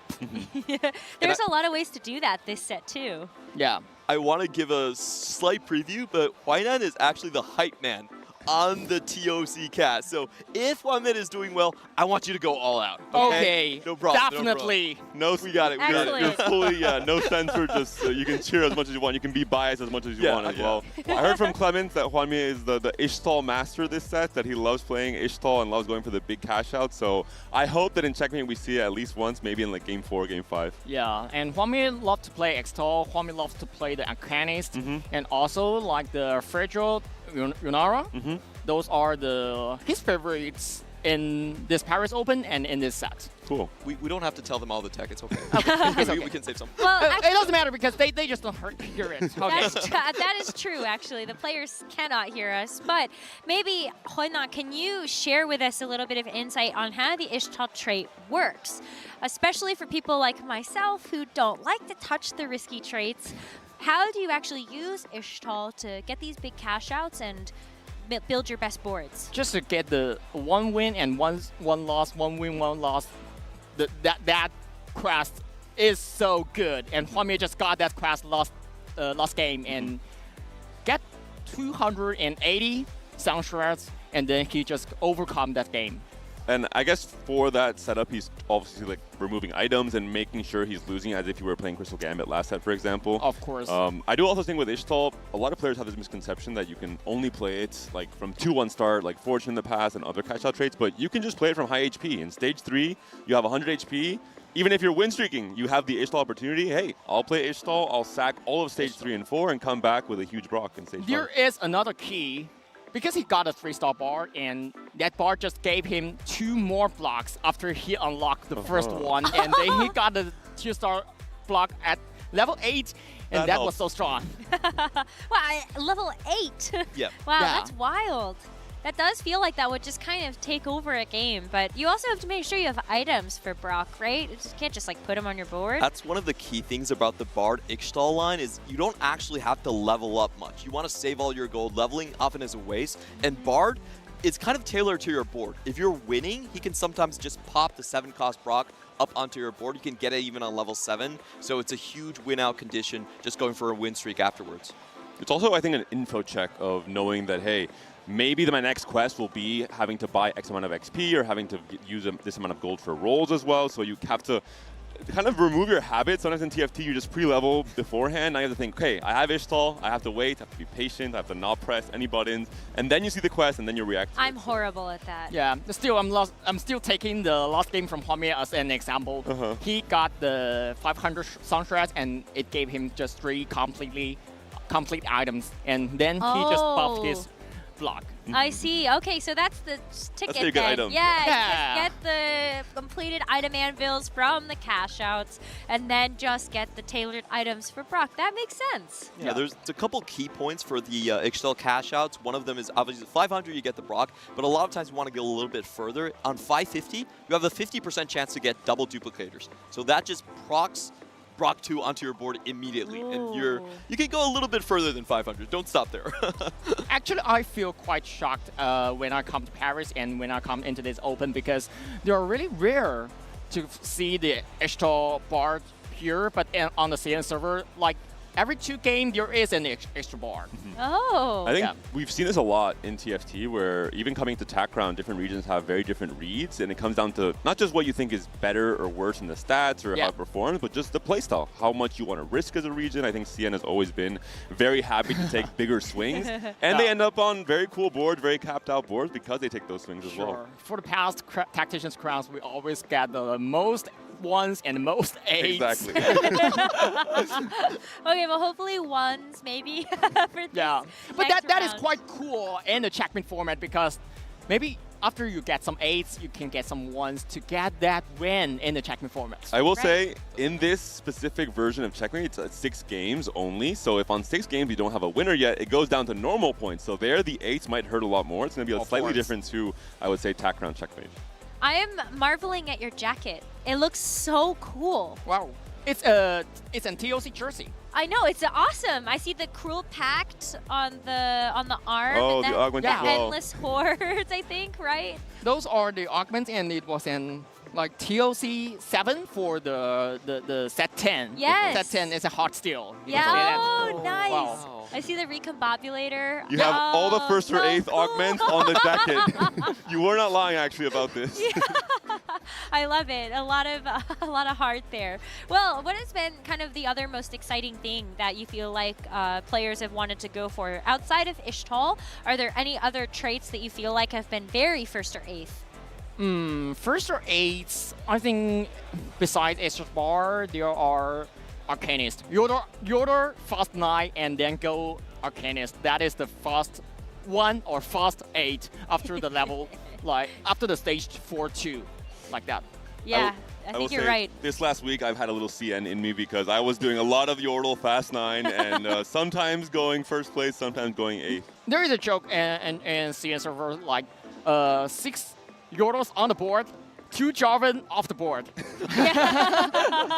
Yeah, true. You just got to get it ready to sell the Jarvan and then hopefully get the Silas unlocked. Well, we do have an interview with Double 61, who is about to take the stage for this round of 64. So let's hear from him and how he's feeling ahead of this next hurdle. We're here with the home crowd favorite Double that just narrowly been able to advance. Can I ask what happened in that game where you were stabilizing on only 5 HP? I mean, the game was crazy. I think I gridded like a 700. I don't know why I did this. I think I could have take just the 500, and I think I would have won the game, but I don't know, like I just clicked on the lose 4-player combat, and it was very close. I was close to dying, but in the end, I made it, so I'm happy. The entire crowd just sighed a sigh of relief right there when you finally did make it through. I want to ask, what's the best way to play Expo? Because the quests are just so hard. Yeah, I think one of the best way to play Xtal is win as much as possible, and never XP, never waste your gold on dumb things, and most of the time you can do a big cash. So you need to play a little bit smart, yeah. My final question for you is, what would it mean to you to win another champion in front of the Parisian crowd? I mean, of course, it would be insane. I am here to win for sure because in America, America won, in China, China won, and here in France, I hope that I can bring the trophy. Thank you so much, Double. Best of luck on your future rounds. We are going to see Double 61 later, as he will be our first round featured for the round of 64. But you kind of heard it there. He hopes to bring it home for France. We already saw a winner there from CN as well as from the Americas. So I think maybe it is time for France to take this one. If we follow the very small sample size of 2 tournaments, then the trend indicates that an EMEA player and hopefully a French player will be winning this one. I'm sure Clement and Juanan, you guys are trying to have your own champions come up ahead in this lobby, but it will be a close one. I think the lobby is so stacked in what's coming up, and with only one player advancing, it's just so hard to predict. The names are all just so great. The Double versus CN saga continues, because Double actually went over to CN and won their MSI. And so, yeah.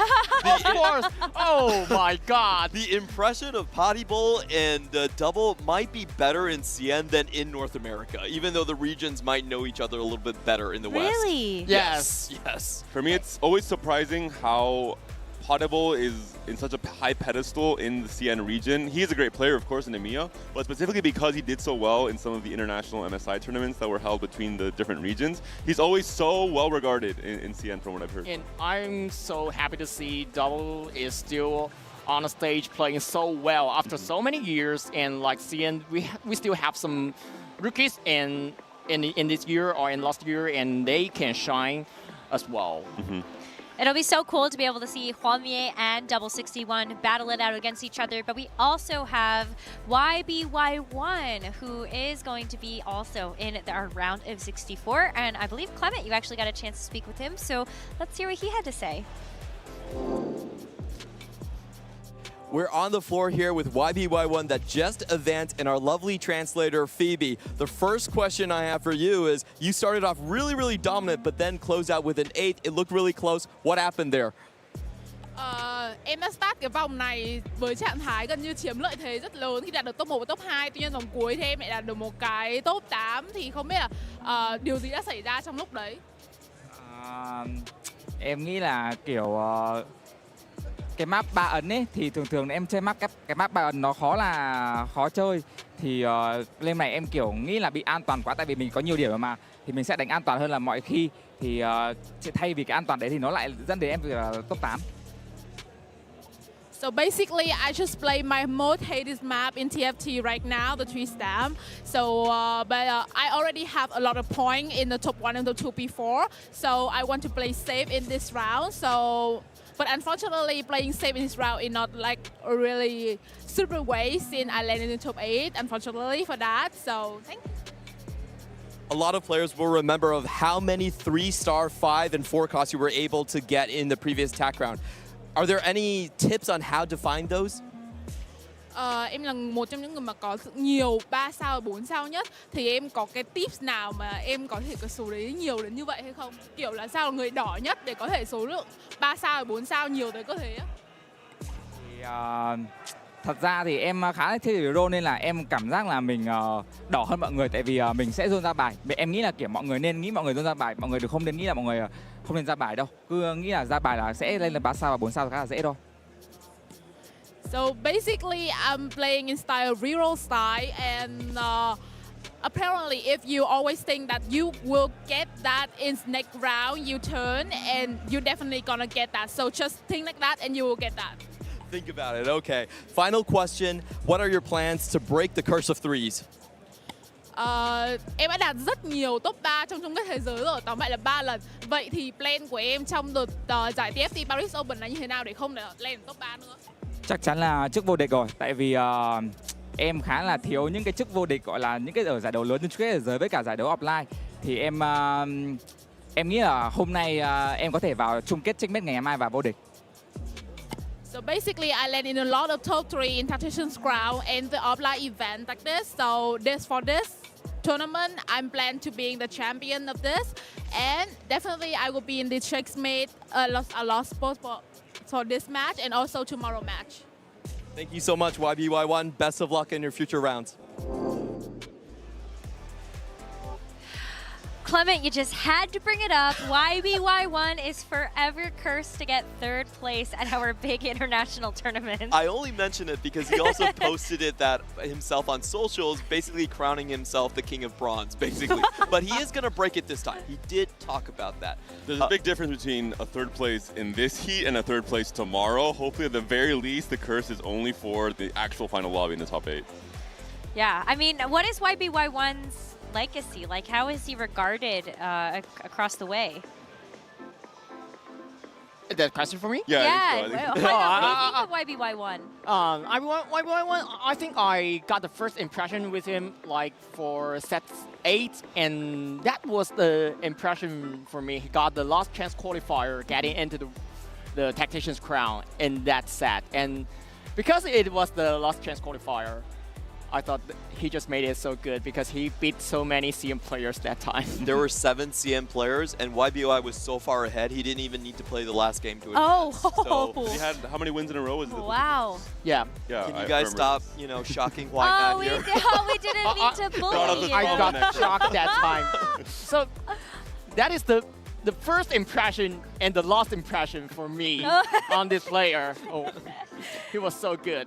Yeah, I mean, YBY1, when it comes to playing checkmate format, I think you all touch on the fact that he's so good at getting 1st place.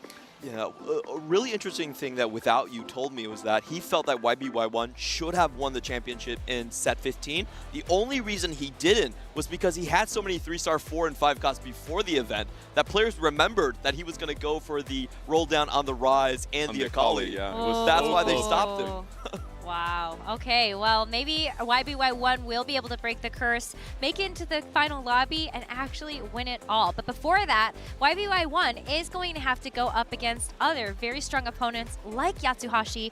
We got a chance to get a word with him before this round of 64. Hi guys, I'm here with none other than Yatsuhashi, and of course, first and foremost, a huge congratulations for moving on to our top 64. Of course, I want to know what he thinks about being led into checkmate now already and what his feelings are about that.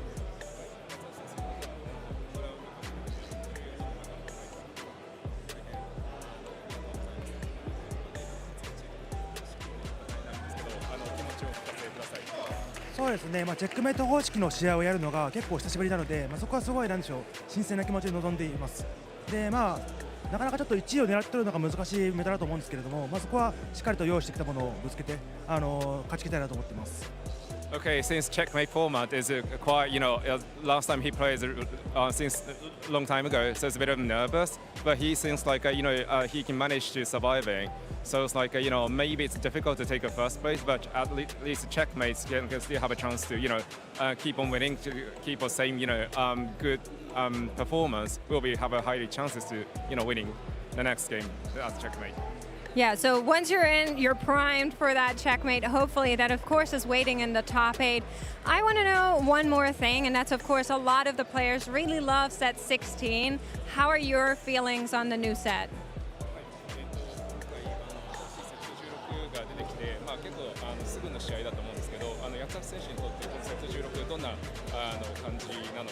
So そうですね、何でしょう、今までのセットに比べるとかなり派手というか大味な戦いが多いなという印象があって、そこにそこに慣れるのが難しい部分はあったんですけれども、今のところやっててすごく楽しいです。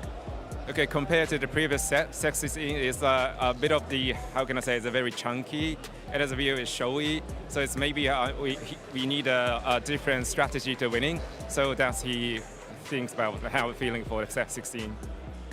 a lot to figure out for sure. Thank you so much, Yatsuhashi. Arigatou gozaimashite, and back to you guys. Thank you so much for that interview, Makes. It's really great to hear from our competitors before they really get settled in for our round of 64. And Yatsuhashi is another one of those players that really has created such a legacy for himself. Yeah, Yatsuhashi is just absolutely a pinnacle of longevity. He was able to reach the finals in Fates. That was back in set 4. And then he came back with the EWC team for Zeta. He was one of the first picks for title because they actually ran an entire 4v4 tournament. And Yatsuhashi's team was called the Old Man Group. They were still able to get through. That's his introduction back into the TPC. I'm pretty sure Summertimer and Title will also be helping him on his journey. Yeah, it's part of the Zeta huddle we've been talking about, where they all seem to be moving as a group on the venue floor. It's hard to find a Zeta player by himself. I think that's also a part of their history in TFT, where they're all helping each other out, trying to reach those new heights together. Yeah, it's been really great to be able to see how they've all performed. I mean, the Zeta division, also includes Title, I think Summertimer. Like, they used to include all of the APAC TAC round wins. Used to. Oh, okay, Until last night. Yeah. But it's just insane because the Japanese community is actually very, very small. It's actually even smaller than the TW community. But if you look at just their final appearances, they are within the top 3 best regions right there. They're right behind Americas, China, and then it's Japan. Yeah, as you talk about Zeta, I thought like on the Cyber City, when Yatsuhashi won the Tactician's crown, Summertimer won the Tactician's crown, Yatsuhashi was, I can see his tears in that venue. Yeah, it's a cool background story. We didn't know. I didn't know that. Yeah, so he was really excited for his teammate. He was so excited for him, even more excited than Summertimer himself. Yes, I think I remember this clip now. Yeah, I do remember. Where Summertimer was so chilled and like so just alpha on camera, and then Yatsuhashi was like, "I'll cry for you, brother." Yeah. All the work we put in to get here. Aw, it's really true teammates, and we've seen that across the board with a lot of our study groups that have come in before this tournament, or the 4v4 teammates that actually come in and prep together. We saw Vitality go through that boot camp before as well. So it's been fun to be able to see everyone kind of work together for the common goal of just being able to put their team even further. And hopefully at least every single study group has like one champion in this round to all, get behind and feed all the information and stats and the mindset and the game plan to try and have one of those players make it to the top 8 tomorrow. Yeah, I just want to shout out the French study groups. They have RCS and Aegis. They both have 3 players that made it into day 2. So hopefully they're still with us right here. We're not sure. Kenobi, obviously a big part of the MEA broadcast. Yep. He was one of them that made it all the way to day 2. Another one of the really strong teams I would say is Flash Wolves. They still have 2 members remaining right here. Both AQ1H and Haru are still fighting for their chance at the final stage. Yeah, and for CN Alpha Gaming, like Hwami and Snowy, they are teammates as well. Oh. They are in the same study group. So it's a really spicy lobby that's coming up for like 5 different reasons. I do want to ask a little bit about Snowy. We've sung a lot of praise of Hwami, but Snowy is also a very reputable, very strong player in the region. How is he viewed? He is quite like, he is just, Hwami and Snowy is just like Summertimer and Yatsuhashi. Okay. You can see that. Okay. I met Snowy in the first ever EWC. I think he was the coach for Twisted Minds, correct me if I'm wrong. Yes. And he seemed like a really important part of that team in terms of the game plan, in terms of the mental fortitude, in terms of keeping everyone kind of focused and on the right page when it comes to 4v4 as a format. Yeah, actually when they were playing for AWC, when they were playing the 4v4 format, he was the one that got blamed most. Oh no. Was blamed most. Like the other 3 were always standing at the back of Snowy and telling him, "Oh, you shouldn't do that. You should do that. You shouldn't do that. You should do that." But coaches usually have the last call, yeah. So they also take sometimes the brunt of all the backlash and all the positives as well sometimes for the team, which happens in most sports. Unless you have players that commit anarchy and they actually go against the team's coach's choices, right? That's a whole different ballpark. Hopefully not. When I talked to Hwami during the 4v4 events, he said that Snowy was the guy that provided him with a lot of the tech that he used. So he was like kind of like the tech repertoire of the team. Yeah. yeah, that was true. Yeah. Okay. Still getting blamed for providing tech. Wow, what a tough job, man. That's hard. I mean, there's just so much stuff to keep track of.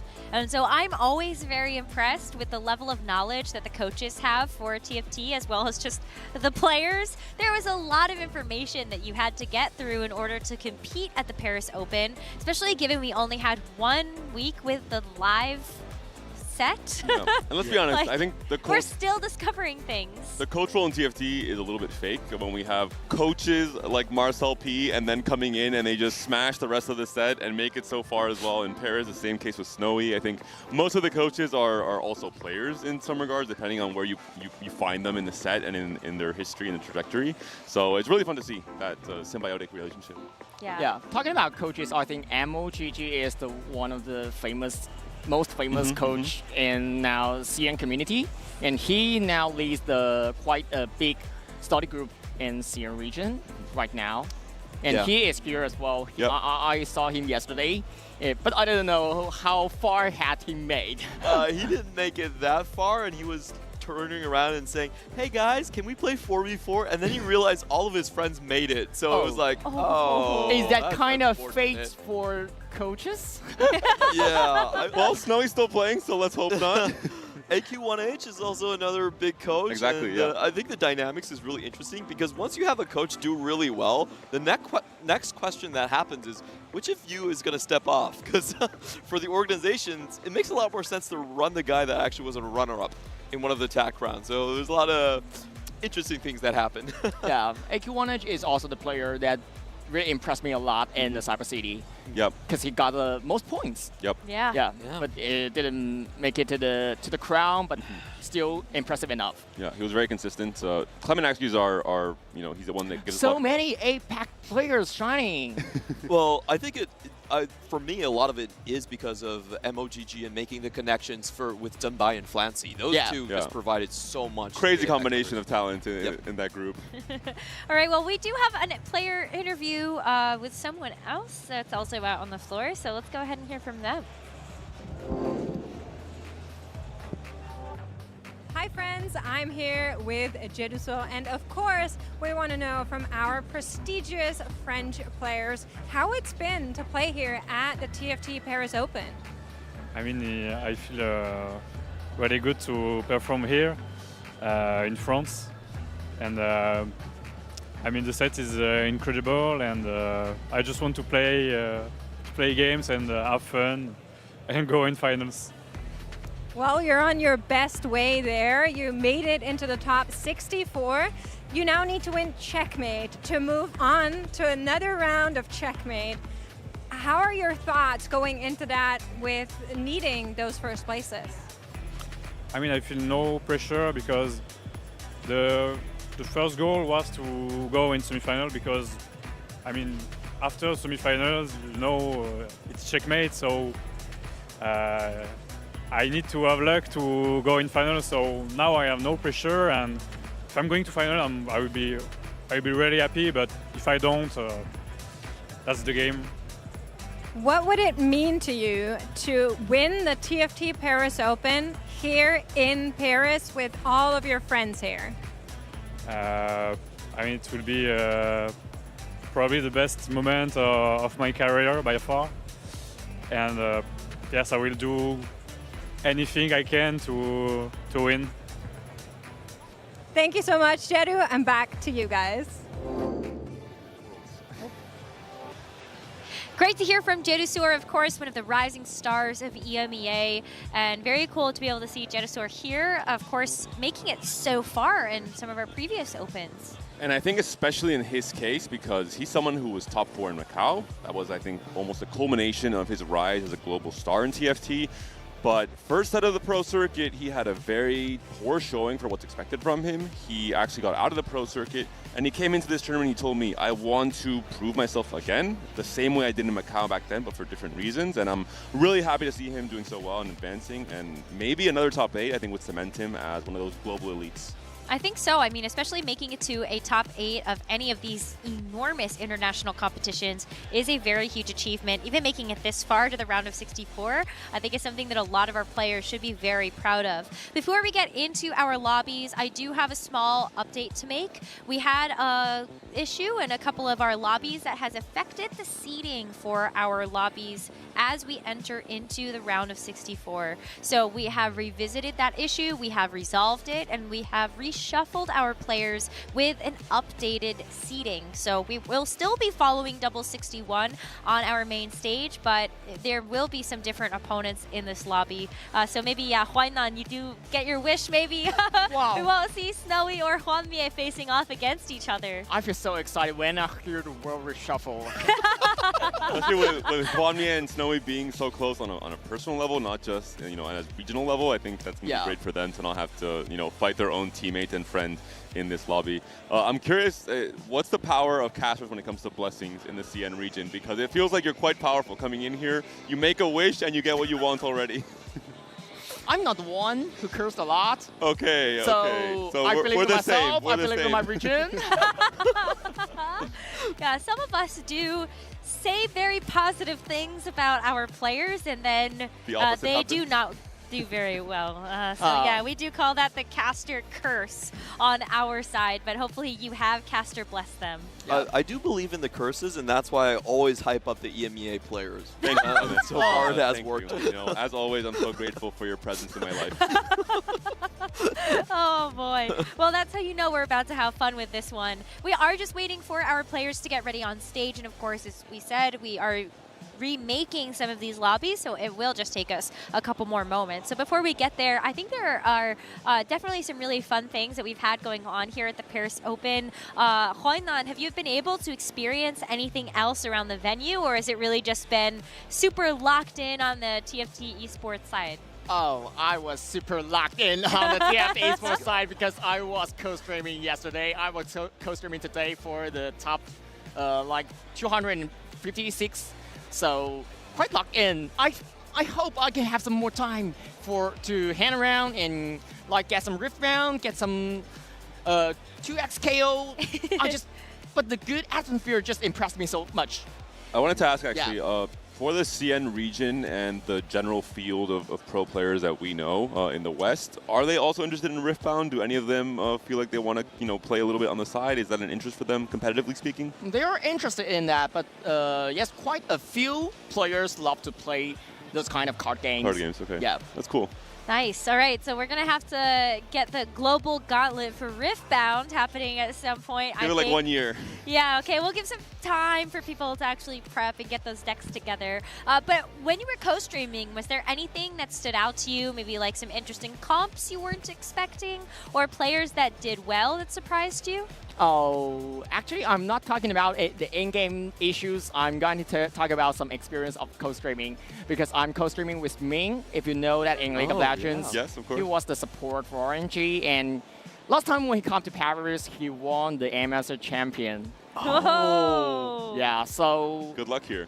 Yes, I think for CN region, we got so super lucky in Paris here. We got the MSR title here, we got the World title here, and hopefully we can get a TFT Open champion back to China. Another one. Oh, you're asking for too much, Oh my God. You already got one wish granted. That's enough. That's a blast! That's a blast! You were so right. Well, hopefully we will be able to see even more of that as our players are getting ready to go. You can see them. They have loaded into the game. They are starting to prepare their strategies as we kick off our round of 64 here at the TFT Paris Open. You see double 61 getting ready, and we'll also be able to tell you who else is featured in this lobby. I saw Huanmie on that stage. Okay, so maybe no Snowy though, Yeah, right? there's no way they all get reseeded back into the We same have lobby, Zyko right? as well, and actually I forgot to mention this. Zyko, like Huanmie and Snowy, Wow. he's also one of the best friends of Double and one of his prep partners since all the way back. Zyko has been into 2 TAC rounds as well, and he was there all the way back in set 4. I believe he finished runner-up back then as well, so a lot of experience in this lobby. They're all ready. They're I so ready to feel go. like I did see Snowy still, though. Oh, we're gonna but get a I think we first got look at the Crab players. Rafe. We saw T-Lights there as well, so representative for the Americas region. 8 lobbies left, all of them obviously going to be incredibly stacked when it comes to the field, reducing from 768 players down to just 64 after pretty much 24 hours of competition. That's crazy. Yeah, the cuts are so incredibly rough here, and you know, I personally am rooting for Hwanmie every time at the start of the set. He is so creative. He is always my player to watch. I want to continue that tradition from EDG to FBX, now to Alpha. And let's go. You saw the countdown. Let's dive right into it. The first game of the round of 64, where we will see what awaits us. And as you saw the Rift Herald and the pause, we are not the Rift Herald. Sorry, you saw Shelly. Well, Shelly is dancing very excitedly for us because we will be getting the Scuttle Puddle. And to continue talking about some of the players here we haven't mentioned yet, Lalana, a player from the UK, from EMEA, who is an OG player from all the way back in set 1, and for a long time he was considered one of the best early game players in EMEA as a whole in terms of playing out stage 2 almost to perfection. We'll see if he can do the same here.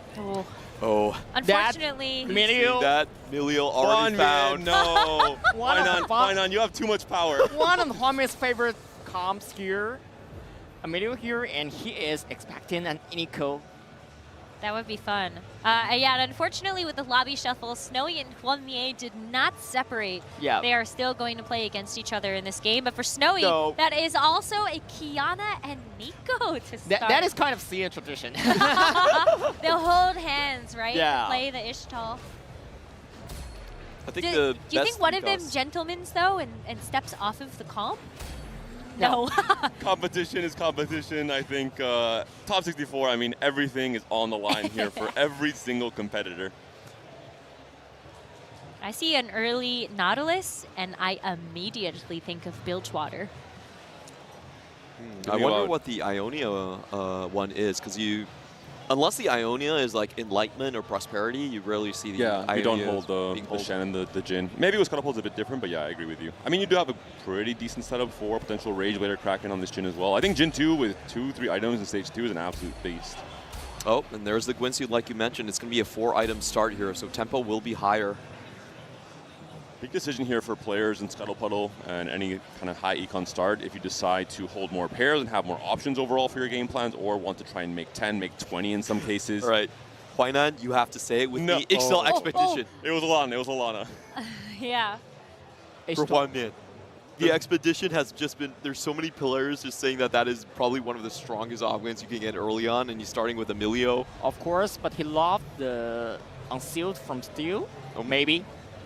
Our most picked augment so far. Yeah, fun fact, for day 1, Unsealed from Steel. Double got the 2-star Leona now.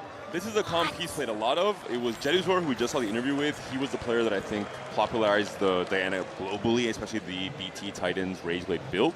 And Double played a lot of it as well in the end of the EUS ladder race coming into Paris. So he must be feeling pretty comfortable. Yep. Yeah, no kidding.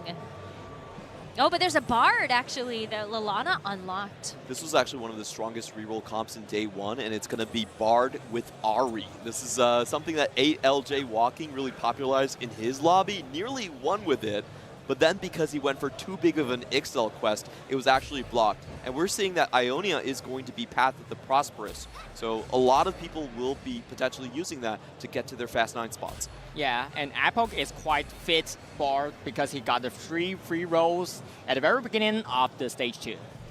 You sacrifice very little to activate that to get the Bard online, and he can just do so much for you in terms of generating value and resources across a game. And we mentioned it, I think the 2 clear paths, last patch in particular for Fast 9, were Yordles and Bilgewater in terms of generating extra resources, but things like the Ionia Gold Start as well is a big way to get there. Ooh, and Zyko just found a Rek'Sai 2, a very, very strong unit if you can get it early. Usually you don't hold on to it, but on stage 2 too, that could set him up very nicely into the void spots. Yeah, it just does so much damage. Hustler start for cutting is hard, so I'm going to try and play full tempo here. One of the things with Hustler, obviously you're not getting interest, so you're trying to level up as quickly as possible, playing for almost like prismatic Spoils of War in terms of how much tempo you're adding to the lobby. But the moment you lose that wave of tempo, you might be in big trouble going into stage 3. Yeah, that's why so many players with this augment would love the 6 Yordles, because that can give him back some free rolls. Yeah. Going Long and Hustler both were fantastic augments last patch when Yordle was so dominant as a way to generate extra golden rolls. I still think it's pretty powerful. I agree with you. I think it's definitely playable. I mean, look at, you're holding on to the pair of Rumple, the pair of Lulu. But there's so many, I think, better units. If you've got the Invoker start too, do you think this is like a spot where Snowy could actually go for Lissandra? Or is that something you're thinking of? It's definitely viable. I think one of the best things about the Lissandra Yunara flex, it's very consistent, and also it has an avenue for many different items, where you have both an AD and an AP carry, so it can do quite well with balancing variance in TFT with your itemization. Yeah. And it's also a really good start for Anivia, right? You're activating so much chill on this board with an early Sejuani and a Nico pair. Of course, but there is also another way for him because he got Nico and Vi on his board with another Sarah Fanny. It would be fine with the 2 Piotr. This looks like a very high tempo lobby. You have someone that's going to get the Diana on level 6 here in double. He's already had the Leona too. And you also have Zyko with the Rek'Sai too. You have Hwanmin that's going to play a reroll composition with the Bard as well. So a lot of players have been saying tempo is king so far in the lobby. If you don't have a good HP total, you can't go to the fast 9s. How are they going to preserve HP is going to be the big question here. What? Where did Kiting is hard get this misfortune from? What? Am I seeing that right? This is one of the benefits of pushing level with Hustler. That's a reward for level 5. Exactly. Wow! It's not just that you're playing more units and usually win streaking and snowballing the early game, it's that you have early access and early priority on hitting some of these forecasts, which can shape your game plan and really help you take over the stage. Oh my goodness. All right, well, talk about tempo. I mean, if this misfortune actually gets items, I feel like that's really good for Kiting. It's one of the best starts for Bilgewater because you don't have to hunt for any units to get 7 Bilgewater online. And that's one of our premier Fast 9 compositions. Infinite item printer, 7 Bilgewater composition. One of my favorites. Sure, but so far, I think he doesn't have the 3 Bilgewater. True. But you would think that the Alawi and the Twisted Fate would just, you know, appear, right? Actually, just 1 TF, and then he got the Graves, and with Misfortune, that would be so strong board. Yeah. All right, well, it has a Juggernaut frontline, so that is actually quite nice. You have an upgraded frontline to give time for the Misfortune to actually cast, and that is going to be 3 items on her. Although, when I look at those items, I actually think of Bel'Veth. So I wonder if the Misfortune is actually just a item carrier for the Bel'Veth later. It would make a lot of sense, I think, Void. If you're not forcing yourself into it, if you have a good spot for it naturally in stage 2, is just one of the strongest lines in the game because you get these little tempo spikes that help you maintain that snowballing effect. With the Rift Herald coming online, with the Kaisa coming online on 8, maybe with Scuttle Puddle in particular, you can also very easily push for that Baron Nashor. So a very strong game plan for Kiting is hard. A player who's one of the OG names from the Americas. I remember when I first started playing TFT back in set 3 and started casting TFT, he was one of the big names in the streaming space in the Americas region alongside Soju. Absolutely. That's definitely a name that I remember looking up to when I first started in TFT. And so it's very cool to see Kiting is hard come out for this. I mean, the Paris Open, or the Opens in general, have always kind of gotten people to come out of the woodworks again to enjoy TFT. And he has to dodge double, but he runs straight into him. Double is going to slam all of his items. This is going to be the big win streak, and it's really important for Kiting his hard because he is angling on the Scuttle lobby to go 10 for the Baron. If he can't get that streak money and he has Hustler, that game plan is going to be a lot less viable. Oh, I mean, you just cannot get through this Leona. Especially after you saw Double slam the Steadfast, there's just not enough damage to get through that. And Double made a sacrifice there to win that round. Titan is one of the best items for that Diana, so if he wanted to try and have a 3-item Diana early on, he has delayed it a tiny bit by using the Steadfast instead, but I think he needed it to unlock the Leona as quickly as possible. Yeah. And you hope that maybe, especially in Scuttle Puddle, you just get extra components too, right? Besides the level 2, the 2-star Leona, he got a 2-star Aphelios as well. And I'm expecting if there is a Taric, maybe he will go to the area or Aurosol. Really? We've seen a lot of players actually ignore the Aurelian Soul because they'd rather have the Diana. But it is very early on. Yeah, if he got it early on a stage 3, I think Aura is a good one. You have to remember, 7 cost. Double's not a CN player. I know Yeah. in CN, everyone would play for Ace because they want to play for the max cap possible. Sure. But maybe, though, you have to consider if there is going to be someone going to level 10 with the Vertical Void board, you have to have extra powerful champions to be able to match that. And I do think that Aurelion Sol fits that bill. If he naturals it in the next shop, I actually think it's a great spot. You know, you 3-3, you can start playing with the A-Sol. I haven't actually seen anyone play from an early stage 3 A-Sol so far, but this would be the ideal condition for it. You should hold 3 cost and hope for Recon Bob to try and hit his Eric. That's my strategy. That would be insane. Hwamie is in an interesting spot right here.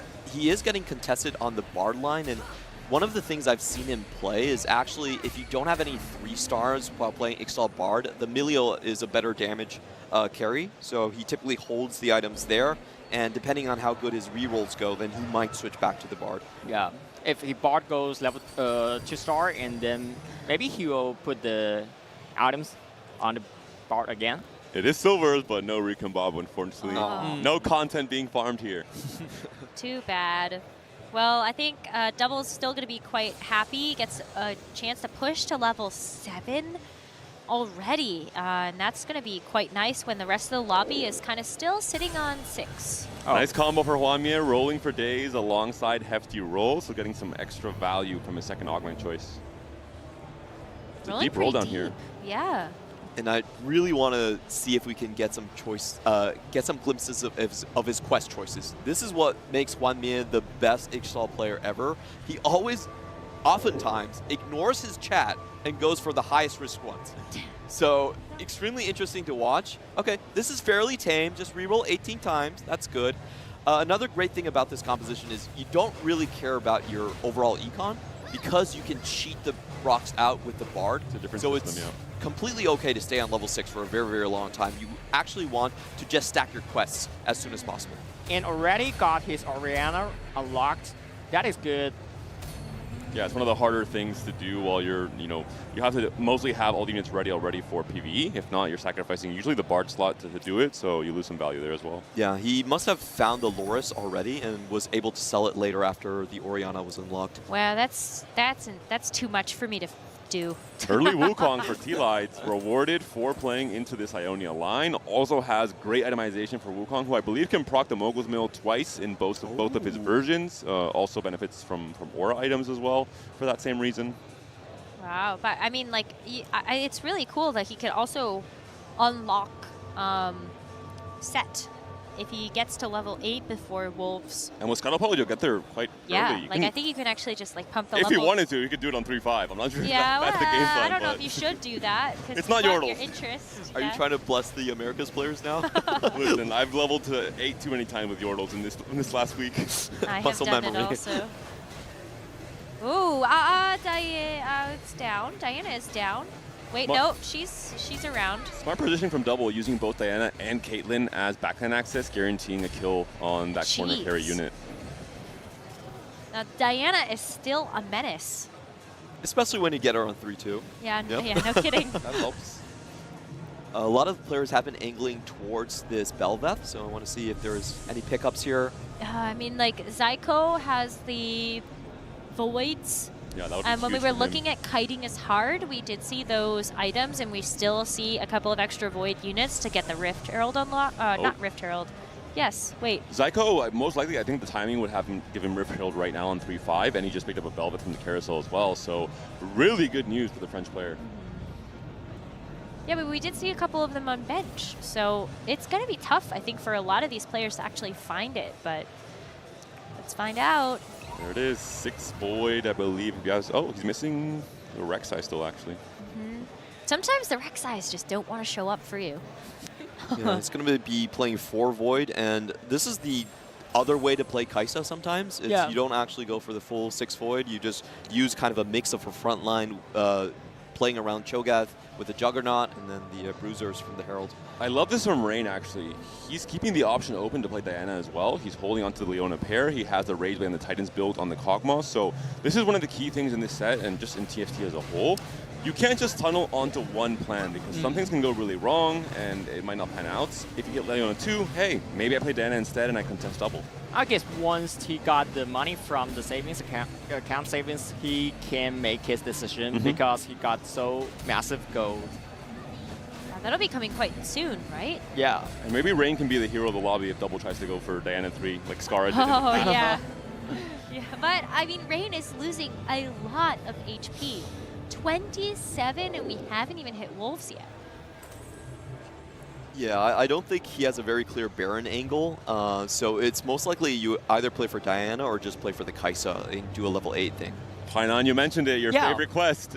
Alternate winning and losing for 4 rounds. So there's recently lot been of a shards. Leduc quest video out that has taught a lot of players how to play this, but see. you do not actually need to alternate the win-losses if you take Ixtal out in between rounds. You just need the last round to be different from the previous round that the Ixtal wasn't in. What? So Yes. it's... But you still need 4 different rounds. Yes, with you Ixtal need in. 4 different Okay, rounds. okay. Yes, yes. But Wait, that's such a cheat code. I don't think it's intended, but currently it is in the game, and it is one of the reasons why Ixtal is very powerful. You can also, when there's some quests, for example, be below X amount of HP, you can pick that quest with Ixtal, take Ixtal out, and then re-put it back onto your board when you're getting to that HP threshold. Wow. If I'm not So the mistaken. first one is the loss. Oh, he didn't choose that one. I guess. Oh, okay. He didn't choose that one.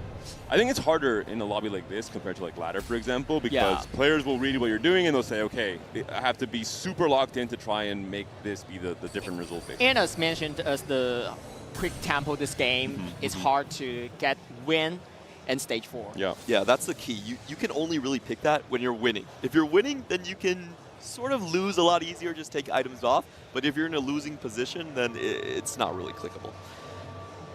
The carousel or the PV item here will have to favor double. He's looking for a Titans for this Diana as well as a BT. So a bow and a cloak are the real highlights here for double. Yeah. Will he find them? Does look like with how good his tempo is, it's just going to be a fast 9 angle from this point on. Titan, Got the Titan but not at the very least. Bloodthirster. I cursed him again. Oh, Kaisa got unlocked though, so it's a go time here for Kaisa too. Psycho. Wow, that's a Belveth as well, so that is going to be 6 Void. It's very good items for his carry as well. Rain, yeah, looks like he will be playing Diana as well. For now, playing that very good frontline board with Swain, Nico, and Levi, giving you so many different traits. Diana 2 is found as well. There's a Rage Blade. What are the rest of the items here for Rain? Has to go fast. Can build a lot of Titans as well. Missing the BT for now. Did have to commit the duplicator early here, so I feel like in these type of spots, especially when a lot of these top level players are actually positioning against the Diana, this is still try to scrap for a 5th or 6th spot coming in from Rain. Well, maybe a little lucky that Rain actually played Hwamye then, because the Diana did get that backline access and was able to snipe out that Melio before he got too many casts off. And the items will be good enough. Now that we've got our next and final augment choice, it will be gold augment to round everything out. And who wants to take Arcane Victory? Not yet, not yet. Save it for tomorrow. This is one of those spots is if double gets something like took max it. cap. He went early. He jumped the gun. Rain took Arcane Victory. It's just, I think it's strong synergy, right? You're looking for a fairly long fight with so many defensive traits, like Piltover and Defender, and the Diana can still wreak havoc as everything else gets done. He needs instant combat power, so that's pretty much the only option left here. Crash test dummies. I love it. But that augment is just quite weird with the 90 caliber nats because they just stun together. Yeah. Wait, they started at the same time? After 8 seconds, Oh. they stun at the same time. But they can overlap, so you lose some value potentially. Sure. Oh. Wow. So maybe you just are going to take out the Piltover later? Yeah. Or just to not try to make that augment work. When you are playing that kind of Piltover. Yeah, some anti-synergy there. Where CT Lights has found the set that you were mentioning, Necra, so is looking to move into that full Ionia setup for this stage at the very least. I think most of the times with the gold Ionia, you tend to try to play vertical Ionia as long as you can until you feel like you're really losing control of your lobby tempo, and then move into one of the stronger fast 9 boards. Wow, look at this. I mean, Snowy's making a huge adjustment right now did end up being able to try to get some of these Demacian units in, I think is going for the Arcanist flex. Going for Silas as well, potentially looking for the Garens and the Luxus to sell and try and find the upgrade onto the Silas, but is missing a few key pieces here. The star of the show hasn't been found just yet. The Annie is still the anchor to that Fast 9 composition. Yeah. He just wants Annie to make him stage 4 solid. But unluckily, he didn't get it. Well, Hwamie has gotten the Bard online and rolling, so maybe this will be a little bit better, but like this damage is going to be tough against this Diana. The hefty rolls helps a lot, right? All the extra HP onto the Bard will give more survivability against this Diana. We're seeing here how long the Bard has survived compared to most backline carries, but in the end, Diana does scale further ahead. He should be relatively okay because with 27 HP, he can still make it to stage 5 comfortably. It's just about, can he actually finish the quests? That's the big question right here, and we're not exactly sure which one he picked in the last one. Yeah. And the only thing Hwamie need to do is to unlock the block. Yep, that's all you need to do is stabilize. We've seen it from double already, 5 HP, we get the Brock online, we good. Yeah. Oh, wow. And once you got the block, you can make the 5 extra work. You heal a bit as well. And heal a bit as well. Yeah, it really helps with that. And then you're not afraid of lose 1 round more. Look at Zyko actually took the Darken weapon for the Belveth, I believe. That's Darken Bow. It's the most picked augment in day 1 for a reason. I think more towards the Void angle than the Slayer Flex angle, and it just really helps with itemizing multiple carries in the Void line. If you think about it, with the Void mods, this is kind of a 4th item, so when you're able to have 3 items on your carries, on both carries, it's just that much stronger for both the Belveth and the Kaisa. And the observers are going through the bottom parts of the lobby right now. Snowy rolled down to 0, did not find the Annie. I unfortunately don't think he's going to last here much longer. For T-Lines, I think he's relatively stable. I think he's just 1 tank off, and he should be fine for the rest of the stage. Oh, but they're facing each other. T-Lights and Snowy are players that are at the bottom of the lobby. You need to watch this Yunara for T-Lights and for Snowy. He has decided to move those AP items over to the Ziggs that he has unlocked. But this Yunara is just able to get so much damage down. The Shyvana 2 really holding out, though, to make sure that Snowy actually has a chance. Oh, my goodness. Wow, the Ziggs is such a big deal with that Shyvana 2. The 2-star Shyvana just saved him. Yeah, very resourceful as well. I think I've seen very few players usually playing around Ziggs outside of vertical Yordle, but if you don't hit an Annie, you have to find some kind of backline carry that can carry and do the job in this end of stage 4. So great resourcefulness from Snowy to play around the Ziggs here. Want to find a carry at the very least, so being conscious to just unlock that through Vi, I think gives you a lot of points later on. Yeah. Mission accomplished for Rain. 27 HP and then a 5 win streak in stage 4, so he properly stabilized once he rolled down for Diana 2. That is the Diana classic for stage 4 win streak. Easy.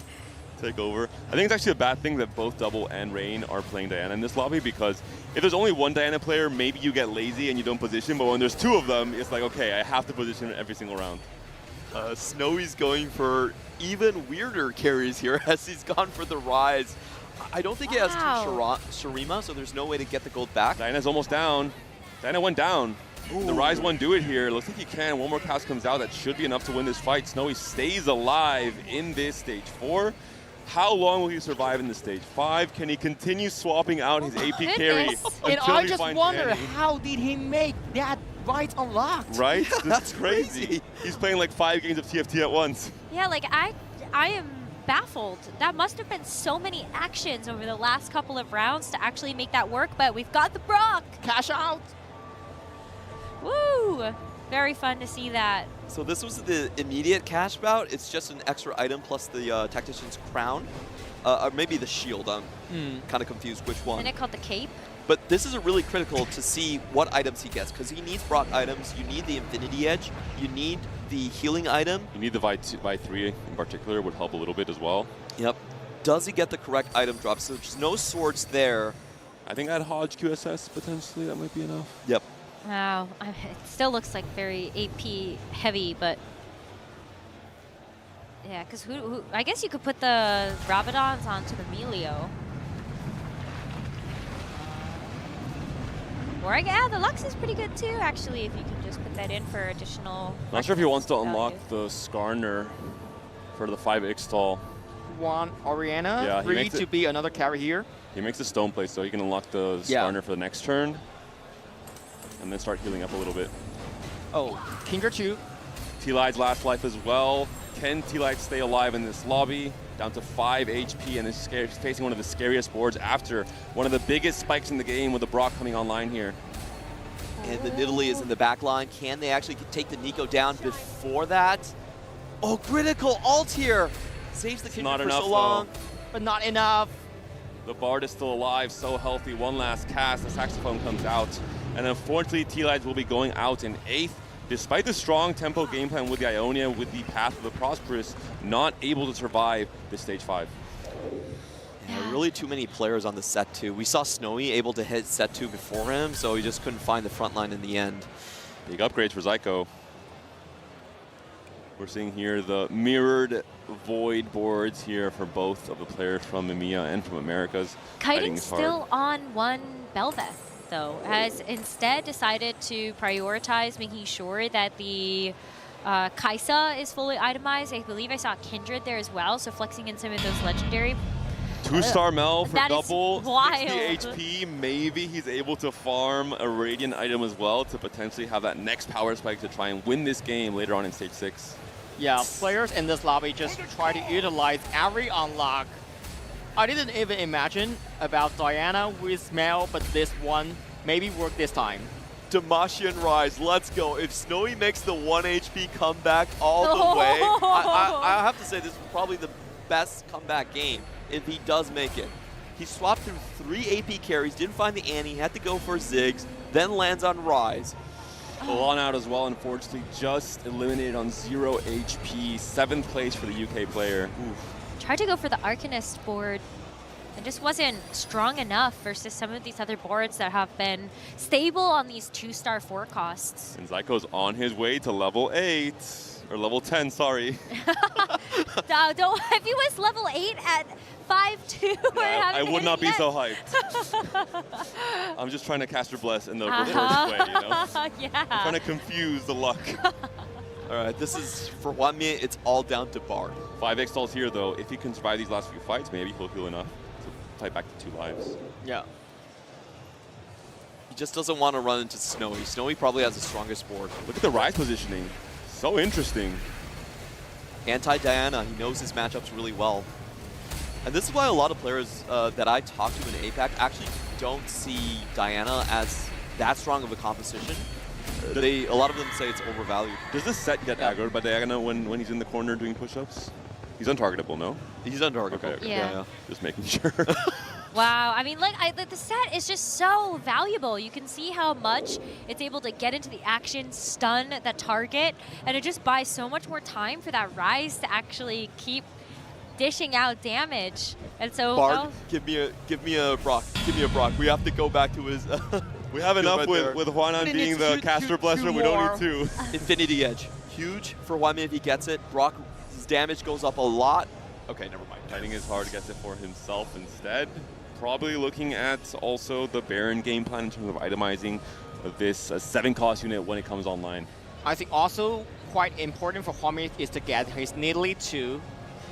He didn't get his Nidalee 2 right now. so some big upgrades needed here as Level 10 for both of the Void players. But Zyko, or Kiting is hard, a little bit less money to work with. Is he going to find the Baron? That's the big question. And maybe they will be competing for a Baron 2. Just barely has right enough gold to purchase his Baron. I mean, we're also pretty poor on Zyko's side, so you actually can't get that Baron 2 right away. But, I mean, Kiting already has a second copy in the shop, so that is going to make it just a little bit easier. Yeah, but only 3 HP. Oh, perfect they're battle. facing each other. Oh, no. Well, how do these Kaisas actually end up targeting? I mean, the Belveth is going to be down here for Kiting, and so Zyko gets a chance to keep this Kaisa ramping up, and Kiting is taken out. Zyko able to win and be the only Void player left in this lobby. But for our other players over here, Snowy and Rain, is Rain actually done enough here with the Seraphine Look damage? at the set. Look at the set. But the set is just so tanky. And so Rain is also going to take a huge hit. Snowy still at 1 HP, making that comeback dream. Oh, someone just went out here. Oh, this is from Lane's angle.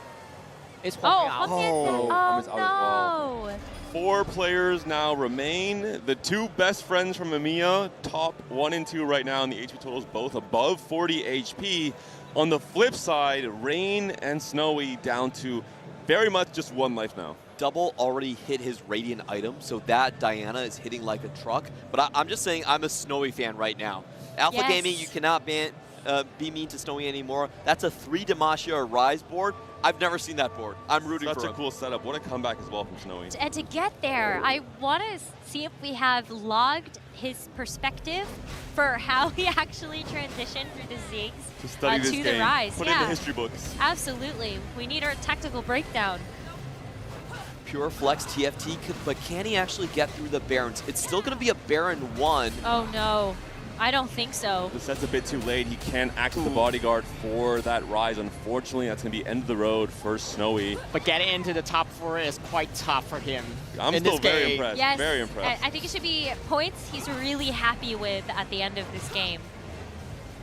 Extra aura farming happening for him there. And Diana on Diana action. It will be double that eliminates Rain with his Radiant item, Diana. You have to be happy if you're Zyko and if you're double. If you're going to be with one of your best friends in the same lobby, at the very least, you hope you end up first and second. Yeah. A good start for the French, a good start for EMEA. On the main stage, I think they're really feeling that home crowd energy. But now, who will win? Is it going to be this vertical void board from Zyko, or is it going to be the Diana with the Radiant items? Does Double actually have enough ammo to maybe even roll for a Diana 3 at this point? Would that be the win condition versus the void board? I think he has a little bit too little gold, maybe a Scuttle Puddle, and maybe some very, very lucky shops. I think a duplicator would be the one thing that really helps you. He just, oh no, he has a 4th Diana now already, so maybe you're the Prophet, Necra. In most cases, I would take the Zyko board here, but there are some variants that can happen a lot with the positioning of Mel. Because Mel is a huge AoE, it's a lot of damage on her. If the Bel'Veth somehow just walks into that AoE, that could be kind of the turning point of the fight that swings it in Double's favor. Zyko just didn't roll for his Nashor 2. Oh, there he now. goes. There you go. And It's he it, finds it's it. it. He just has to sell something in order to make it. But That is a huge upgrade here. Yeah. I think, I have to imagine Diana's going to have a hard time dealing with the Nashor, no? It's just too bulky, too beefy. The Radiant BT will definitely help her survivability, but not so much her DPS. They were fighting each other for a little while, but I think also with the positioning, you actually put the Malzahar in the front as just an extra body for the Diana to have to get through. And this Nashor is not going below half HP.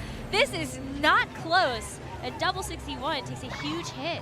See the Bel'Veth, I think once the Bel'Veth targets Diana, she doesn't really let go. She just dashes and follows her around, and then the DPS is too much for the healing and the survivability from the Titans to handle. Yeah, I think the only way for Double to win this game is to try to chase for the Diana 3. I mean, he's going there. 5 Yeah. Dianas already. Maybe he's looking for Skara in the crowd. Skara, how do I do it?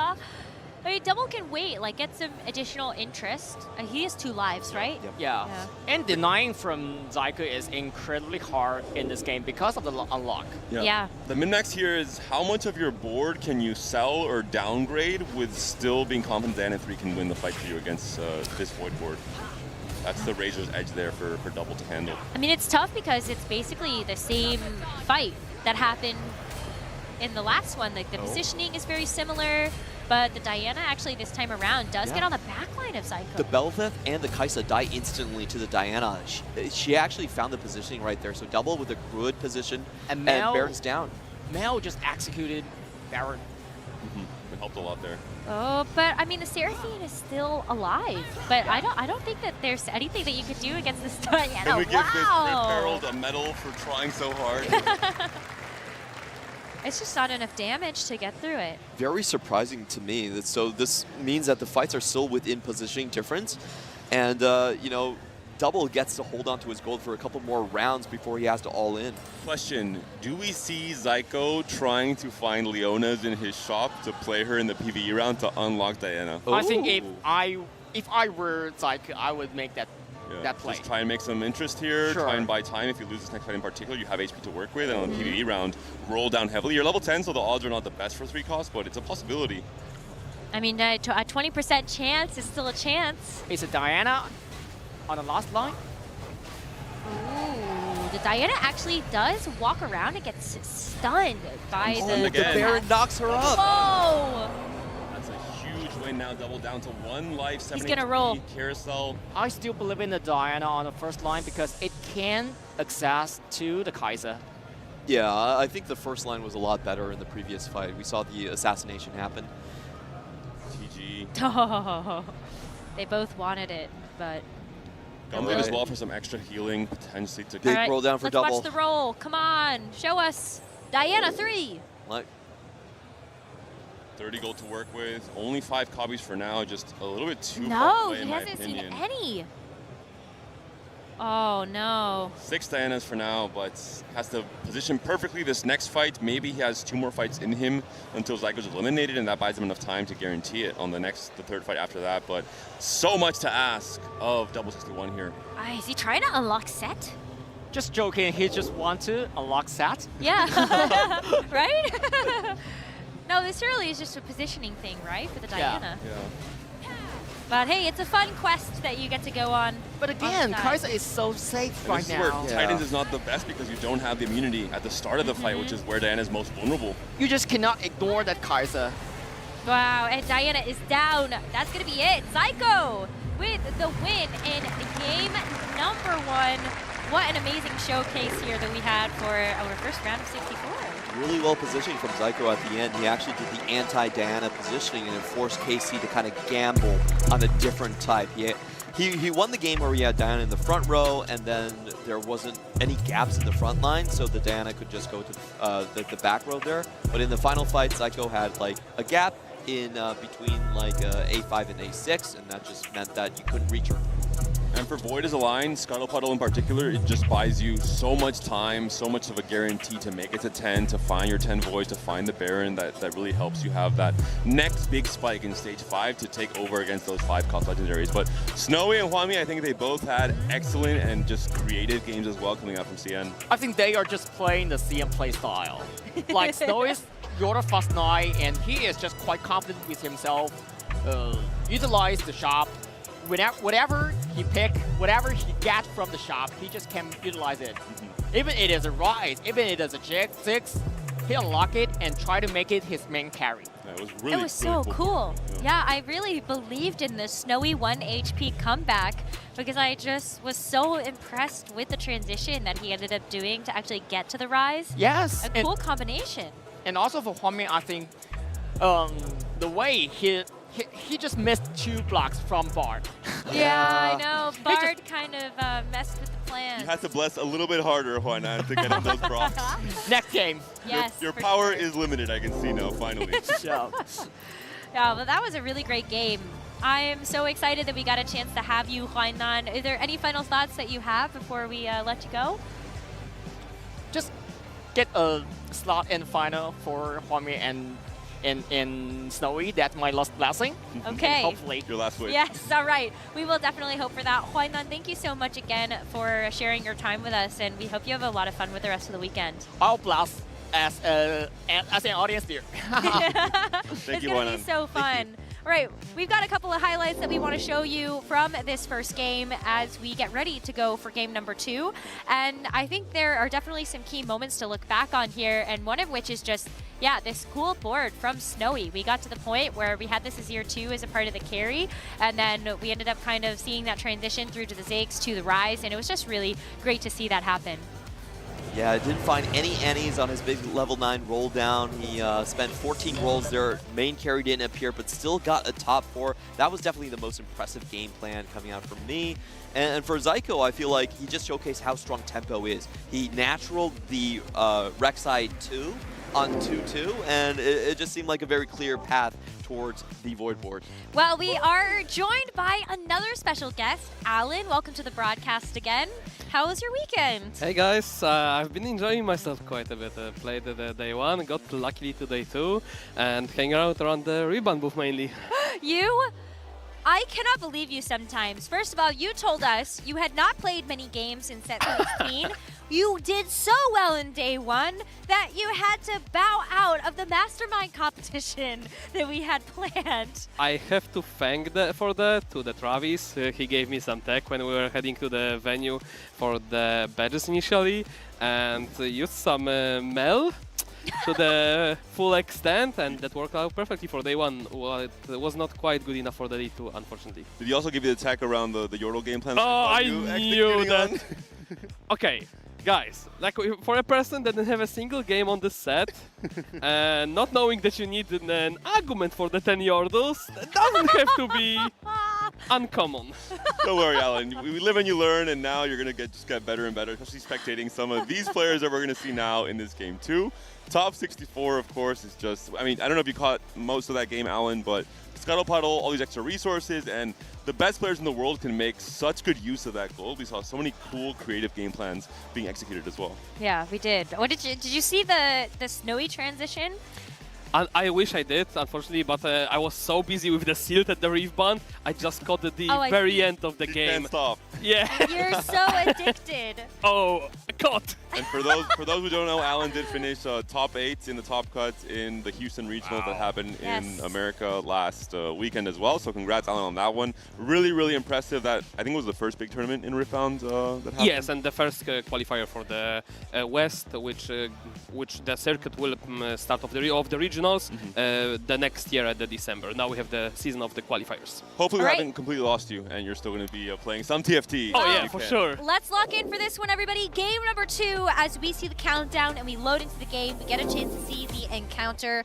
And very excited to, of course, have a previous world champion with us from Legends of Runeterra, just to be able to, get you on the cast here, Alan. Look what it is, the Nasher coming back from the dead. Oh, today the Nashor gave me some nightmare. I hit Nasus 3 today on the day 2, and actually the one thing that took me down was actually Baron with the 9 Void. No. I was so that Really? actually mattered for me making top 4 because not losing to the Baron. And Nasus 3 should be one of the stronger 3-star 4 Yeah. class, considering he's a Sharima unit, which is kind of like a threat-like unit that by itself should be very, very strong stat-wise. That's impressive. Or scary. Yeah, but Baron 2 turns out 9 Void with the mutation can be quite potent. But for this type of encounter, you're looking for more like a fast 9 type of comp that can cap out with the 5 or 7 cost, not as much as the reroll lines. Important points. I think all our players are obviously locked in, considering where we are in this tournament. But you have to not forget what encounter we're playing on, because some people I've seen, definitely not me, on ladder this last week, they load up, the top 2 happens, and suddenly you see this influx of gold. You're like, oh wait, I can go 10, I can go for a 3-star 4 cost, and you just have to react very quickly. So hopefully everyone remembers. I think you should write it down on a piece of paper. It's a lot of gold. It's a lot of gold. So there are 2 different game plans. I believe you can approach it. Either you cap out with the, again, 5 or 7 costs, or you can lean towards holding the extra copies of the 4 cost that you happen to unlock and that you cannot be griefed. Maybe Diana uncontested. Maybe some, not Tariq, but like some of those 4 costs such as Kaisa. Uncontested, pretty much unmet at this tournament, being probably the most played comp. I'm ready to see the Veigar uncontested. Veigar 3, yes please. Well, for Snowy, who did actually have a very impressive top 4, we actually saw the Graves unlocked there as a part of this Bilgewater composition. So I kind of wonder if that's something that we will end up seeing Snowy go for. We didn't see anybody in that last game actually go towards the Bilgewater. Yeah, we see Snowy picking up the Ari from the Slice of Life, having that Ionia sitting on the bench from the Jhin, but leans towards the Bilgewater instead. Maybe it's not an Icon Ionia, so not worth consideration. And we do have Lada with a Caretaker, so that will shape up how he's going to play around the 2 costs. There are just only a few 2 costs that we really see as the carries right now, but Ashe would be one of the highlight ones to hit. Double 61 does have quite a few Viegos here, has a Yorick unlocked and has purchased it at the very least. Playing more towards Bilgewater now, which I think makes sense, but how do you guys think about Shadow Owls in the current meta? Did you see it, Alan, in any of your games? Anyone playing for it? I have not seen a single Shadow Eyes, and I know you'd only unlock them one by one. Not certainly how. Okay, we're not going to go to Alan for deep information about the sets. I did see Marcel P play it, I think, 2 times, and he was the most dominant player of his lobby.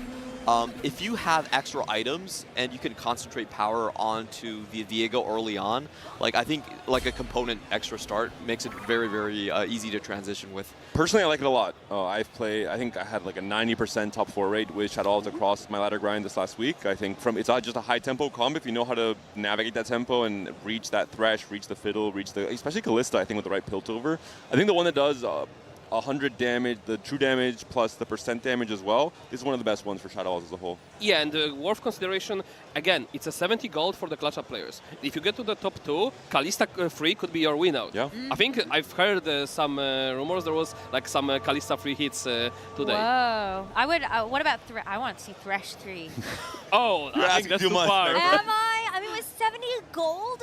And if you're the final 2 in the lobby, you might actually have high chances to hit it, no? If it was Huanan asking for a CN player to hit it, maybe, but we don't have that much power neck, right? Well, I don't know. I would like to think that maybe we would be able to. If we join forces. Yeah, hey, I'll take it. Is that a Cog 2 with the spikes? That is quite an opener for the Void. Whoa. Probably one of the best openers right now you can hope for. Why do you like it so much?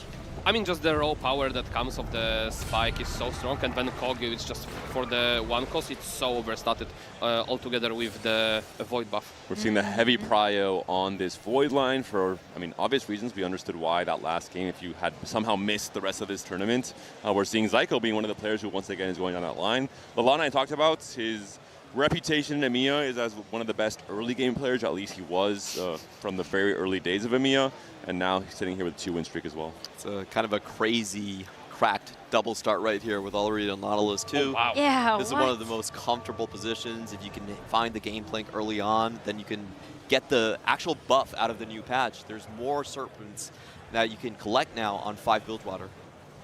Yeah, that Viego complementing the TF with the Quick Striker. Like, Double really want to have the Viego free here, but selling already the extra copies earlier, finding another 2, not gonna be quite Shadow Eyes, just gonna be pure tempo Viego into probably just some flex Porte. I don't know what Double's angles on this patch. Probably some flex Bilgewater if you can. I think Yeah. if you have a great start for it, you're able to farm a lot of Serpents early. You can snowball into all these extra resources You as well. saw the Briar pair hold. I think that's actually more valuable than the Viego. I don't personally find that Twisted Fate does a whole lot for me on my board, but if you get the Gangplank and you're able to put in the Slayer with the Briar, it's actually a lot of damage. It's actually huge because we have a Bilgewater spat available for double. If no one takes that, that's a very quick 7 Bilgewater. Surely, free cost spot last week, Clement. Is this meta? Alan, is this meta? If you would have played more, if you would have played more of this set, spatulas have gone very low in priority. But Snowy saved the lobby. Snowy saved us. We're good. Snowy is also playing Bilgewater, has that's the Bilgewater start. So if Snowy wants, you could also hope to get a tier in the PvE and then make the Bilgewater spat yourself.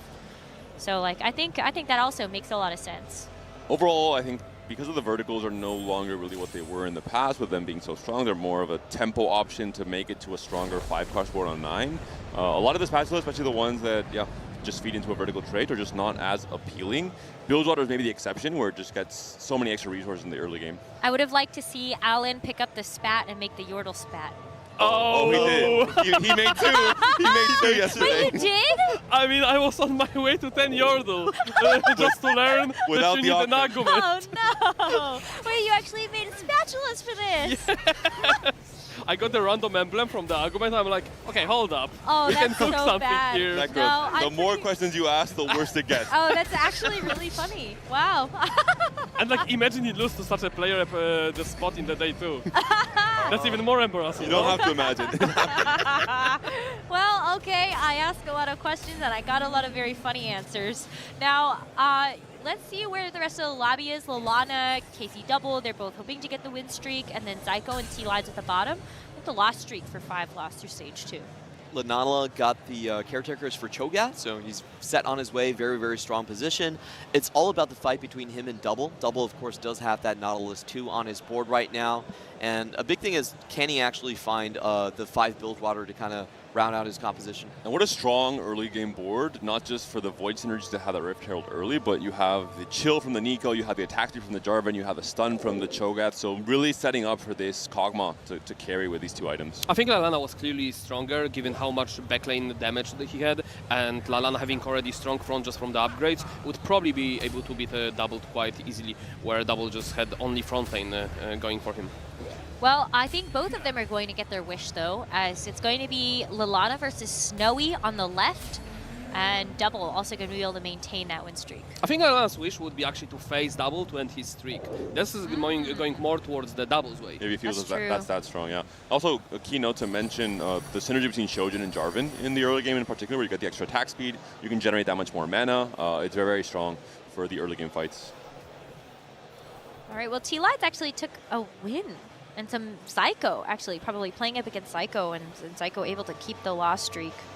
Oh, now what has do you to be do? Painful Yeah. for T-Lights, because he's nowhere near turning the corner into a win streak. And when you're in lose streak positions like this, a lot of times what people actually just go for is hope for a Diana win out. So you want your early Leonas and use Diana to stabilize on stage 4.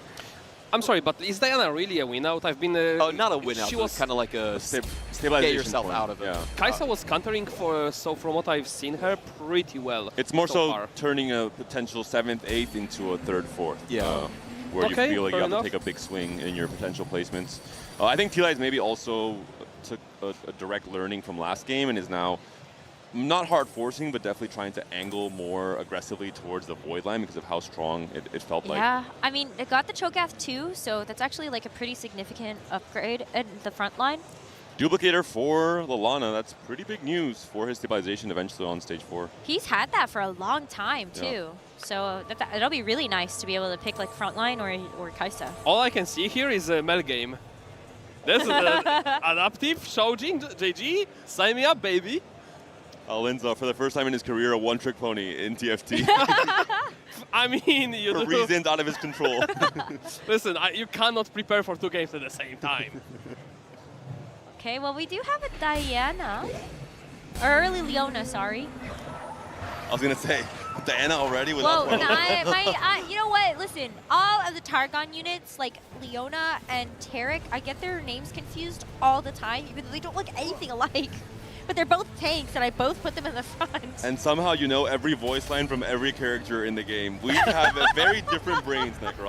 I'll say that much. That's actually so impressive. I know a lot of them. I don't know all, but it's very fun. But I mean, Unsealed from Steel is the clear choice here, right? Here we go again. That's another line I know. Velvet, Skips over it. Velvet Darkin Bow. He goes for maybe Exiles instead. Oh my Ooh, god. Bronze for life. This is insane. That's actually for Mel right there. It might actually, he might be getting out of Void. Yeah, Yeah, for you sure. have to get out of Yeah, Void. of course. I mean, You it's can just- still do yeah. 4 Void with the Bronze for Life with decent value. I'm really surprised, but also kind of not that much, because when you take a look at the Shojin, it's actually kind of awkward. So what I know, like a lot of people playing Void right now, they really do like the AP items, but Shojin is not one of them. You would not want to put it on the AP version. You would put it on the AD version with things like the like Infinity Edge and like Krakens, I guess, Yeah. if you want. But I don't like the AD version of Kaisa very much. It's, I think, a little bit weaker when it comes to the DPS output compared to AP right now. But put the Shojin on Mel. That Yeah. makes perfect sense. I We're do all want to in. ask about the Mel tech, because for most of the things I've seen, Annie just clears Mel most of the time. Oh, it's not. Okay. Mel counters both Kaisa and Annie. I don't know if Travis is still in and I can just leak the tech. Yeah, I wanted know to the ask same tech about as the well. tech. I think we can't go into details just yet. Maybe for tomorrow. Well, if Travis is out, I'm okay Hold on, giving let me out. check. Let's check if Travis is still I'll in. check the records. You guys keep looking This at is how the game. desperate Necra is for new tech, that she's going deep into the scoreboard to find out. What if she just lies to us and it's out? No, I would Necra would never. I would not do maybe that. she changed. Unless? Never. I'm Meanwhile, a Darkin mostly Bow from admirable. Double going towards, I believe Belvet is the default. You can also do Yunara and Raven. This is the thing. I think Dark Bow has proven to be a very versatile artifact. It's mostly Belvet. I think that's the best user by far. Just enables her so well, especially when you go into the Slayer flex line and unlocking the Travis is out. Aatrox as well. Oh, okay. So let's hear about the tech then. Give me the let's tech. Let's go.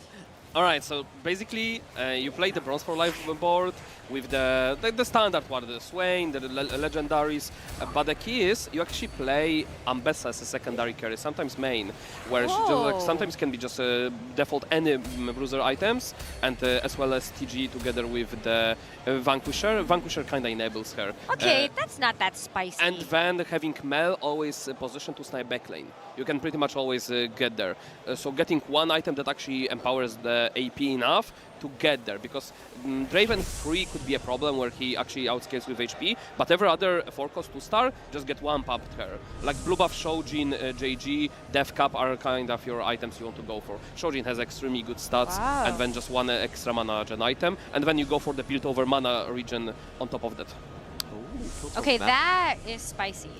I was like, well, don't you need the Ambessa to unlock the Mel anyway? Yeah, but it's about itemizing. She's actually better than Diana. You can also play Diana in that call. I think Ambessa's damage is actually super undervalued. She's really, really strong. And she just randomly can go to the backline and pretty much take out any backlaner. Similar to Belvet, one of the key things with Ambessa is that intuitively a lot of players at the start of this set itemize her wrong. You can't itemize her for survivability or Omnivamp. You have to itemize full damage. I think probably the best might be even something like the double Deathblade Hodge or double Deathblade Edge of Night, where you need to get resets and just take over. I had one of those games yesterday where I had just double IE and BF sword on her, and she was doing 10k every fight. Wow, okay. Because I think once she gets the resets, the damage is not nerfed at all for the next attack as well, so the more resets you can get, that's all she wants, just resets. Similar to Darius last set, for example, with the heavyweights. I have one final question for the composition. How do you always snipe the backline, though? Oh, just on the same side and make sure, like, people don't know how to position against Mel, and pretty much the orbs, the way they orbit,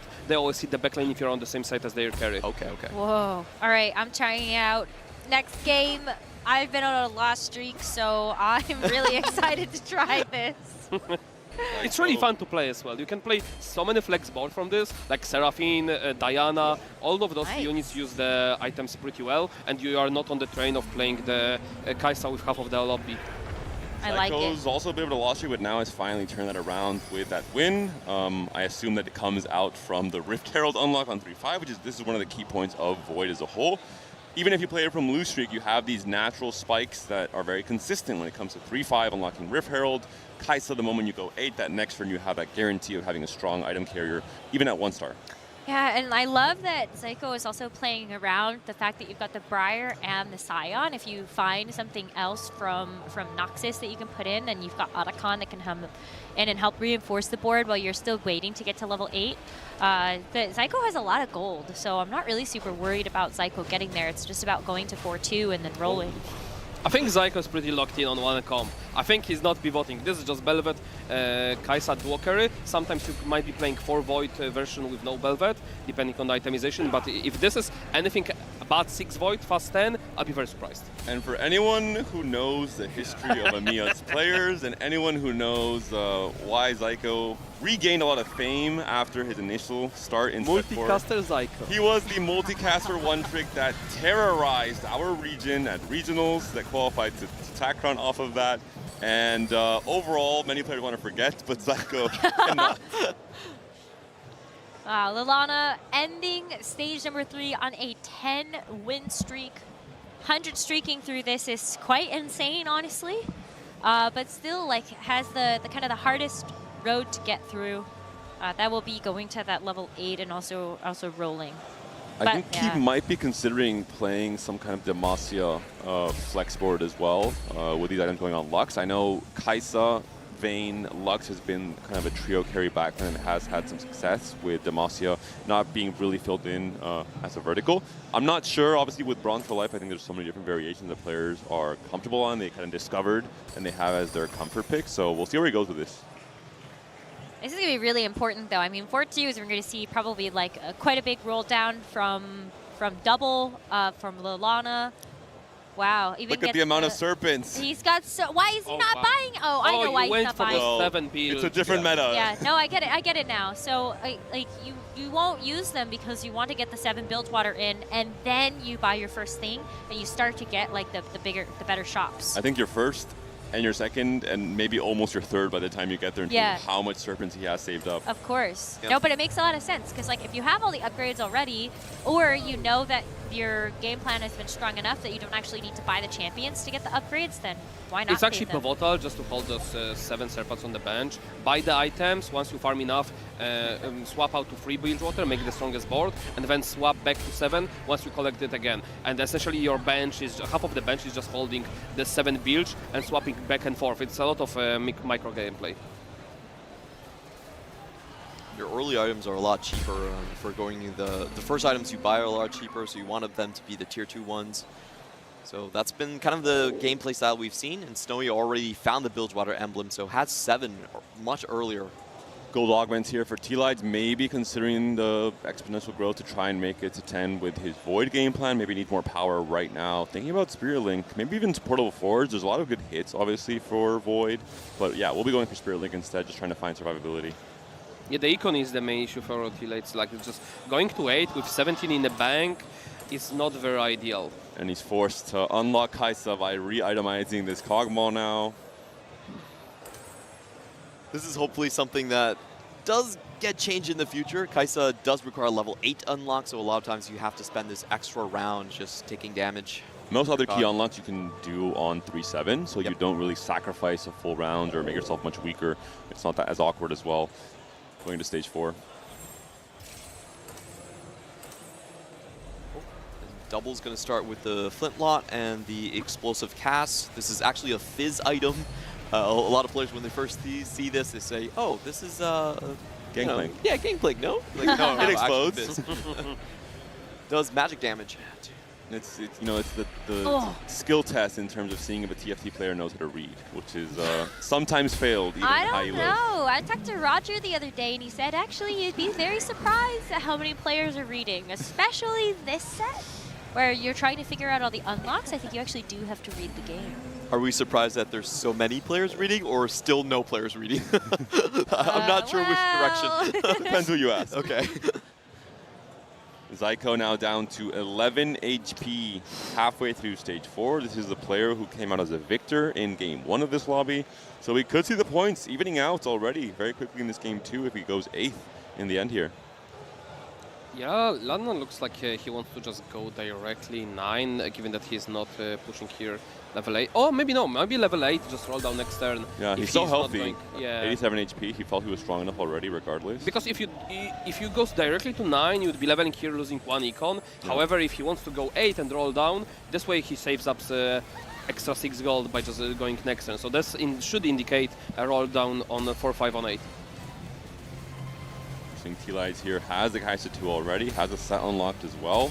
Mostly I think due to his positioning with the Rift Herald. I'm not sure if that was on purpose, maybe it was. The Kaisa here, we'll see if it's enough. Rain has gone down the Ionia line in this case. I've been a bit surprised how much prio set has had, both in that last lobby, especially with the CN players. It seemed to prio set a lot as an unlock and as a champion to add to their boards, regardless of what they're playing. We saw from Snowy's board, it was just a mashup of different 5 costs, but it worked out really well. I mean, the utility is crazy, especially if you get like good AP items on him. I feel like he's constantly slamming targets. He's able to regen himself, so he has a lot of longevity in these fights. He relies a lot on having the actually tank that can take off the aggro of him when after the push-ups. Otherwise, often what just happens, he takes an aggro and he dies mid-cast. Or he's the last to come out, everyone's dead, and he's like, wait, where's my team? What happened? He's like, from the top row, but everyone's already dead. Late to the party. Oh, wow, that was an instant sell there from Snowy just to get the econ from the Slice of Life. The Bilgewater board is crazy, but I see the Fizz items, and I don't know how much I like them. Fizz does a lot in stage 4 pretty good. in particular. I think especially when you have a 1-star carry backliner where you haven't been able to hit your 2 stars just yet. Fizz can come in, a few trident pokes, and all of a sudden your carry is No, dead. I'm not doubles. Doubles items look great. I was looking at the Rage Blade and the Adaptive Helm. Attack speed, I think, scales quite well for Fizz overall. I like the HP generation, so that's why I like the Omnivamp from things like the Hextech Gunblade. Necro, if you would see my Yordle games this last week, Fizz has carried every item in the game, essentially. I just give him whatever I have, and I'm like, Fizz, do your stuff. Fair enough. Oh no, Zyko's going down. No Herald 2 the entire time. Yeah, no Belvet with pretty much Astral beside him as well. That is brutal for him. That is very unlucky. Unfortunately for Zyko then, after winning that first game, is only going to have 9 points. T-Lides, of course, is still in a bit of danger, as well as Lalana, and Kiting is hard, having taken bottom 4s in the very first game. So all eyes really on T-Lides right now to see if he can kind of start to turn the tables. And Kiting is hard as well, is starting to take a loss streak. Big find for T-Lides as he finally hits his Herald 2, now with Zyko out of the lobby. And for Hwanmia, it's kind of interesting. He's kind of semi-3-way contested on the Wukong as well. He's looking for the, I wonder how many rolls he still has with the Epic rolls. Probably not much at this point. Looks like he spent the Econ, but didn't really get what he wanted. Hwanmia could be in trouble here if this Fizz locks onto the Yunara. Yunara is able to target the Fizz in some ways without, even when he's untargetable, because he just ults and just attacks in a certain direction. But in the end there, the Fizz gets taken down. The MF might still be able to take down the Yunara. She's getting quite low. It's going to be a close fight. With the final cast! Just barely. Wukong in to win, and he does it. Big win for Hwanmia here. Wow. I really thought that the Misfortune would be able to get it done, but I mean, that's the difference between having a 1-star versus a 2-star in that situation. Double might have a Fizz 3 win angle here. If Snowy does go, oh, okay, Snowy's 8 win streak, never mind. But I did see Double with the max cap already, and typically the most common 3-star you're going to find, especially in this map, would be the Fizz 3. Yeah, Kiting being forced to pull off the reinforcement to pick up Lux, I believe, and just making her your item holder is very unideal. Interesting board here. Has a Zillion 2 already. I mean, it's a very early Zillion on 8 as well. Going for that Sylas, I believe he's only one of Garen of hitting that. This could become a very strong board. I'm not sure if Kiting has the time to get there, though. That's the big question. He's on a 5-loss streak now, so he's been bleeding out all of stage 4, sacrificing that HP for maybe those big upgrades. Too. That's really big. Very little gold to have had to roll through to get that. And so this is where you see that power of the Bilgewater board. Does Snowy be the Tom greeding. Kench? He's actually full greeding 7 Bilge farm.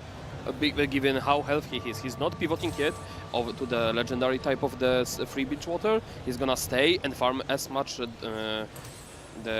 And he should, right? 75 yeah, HP. He has so much HP to work with as a buffer. I think also, when I look at boards like this, or like when I like to play Bilgewater, I don't like to take out the units until I have like an actually good upgrade. May as well like see if there's something better, like an item in the shop that might actually like fit Tom Kench. The Fizz got lost. He started falling the stage. Oh no! The counter of all melee carries. Singe. Love to see the Singe being used here by Lalana. I think one of the forecasts that fell a lot out of the meta a little bit, but really cool to see him again. I wonder what his board was. Does it look like a Void board in the end? Just mixing the Singed in. Seraphine, that was Seraphine kind of the board. With just the old PvE week 1 type of board. TFT comes full circle. Yeah, as we all know. Nostalgia. Hwanmia just on the last thread of the HP, trying to do small final upgrades to the board, playing the 7 Ionia. Getting good use of his final augment as well, the indiscriminate killer here with both the set having double Giant Slayer and the Yunara as well. The set can pack quite a punch. We'll see who his target will be. Ooh, the wrong side might actually hurt him. Like the set not being able to do early push-ups kind of hurts. Yeah, I really would have wanted to slam the Herald. Weird. Oh my god, that's a set 1. Oh, but Singe is chilling. Yeah. Come on, Yunara. Oh no! The Voidling. No, Hwanmia goes down as well, so unfortunately we won't be seeing that set 2 potentially taking over this lobby. And Zyko also went out earlier on, so already 3 players eliminated, just 5 remain in stage 5. Wow. I mean, like, look at this though. The real big winners of this one, it's Double 61 and Snowy. Both of them taking the top 4s in the last game, and Double and Snowy both still very, very healthy. I think this lobby is really going to look quite interesting points-wise, since we did have some of our top performers go out in the bottom 2. Zyko and Rain just opening up the floor up, and of course Double still holding strong like you mentioned. There's still a lot of ways that Kiting can make his board stronger, but he has to survive here. I don't think he hasn't been able to catch on the Zillion just yet. He's trying to make it to 9, so trying to greed out a little bit, but is down to potentially his last life here, facing off against Snowy. One of the stronger players in this lobby, sitting second place now in the total HP totals. Lux Laser could come through and save the day, but there's just so much HP still to chew through, and Tom Kench is coming.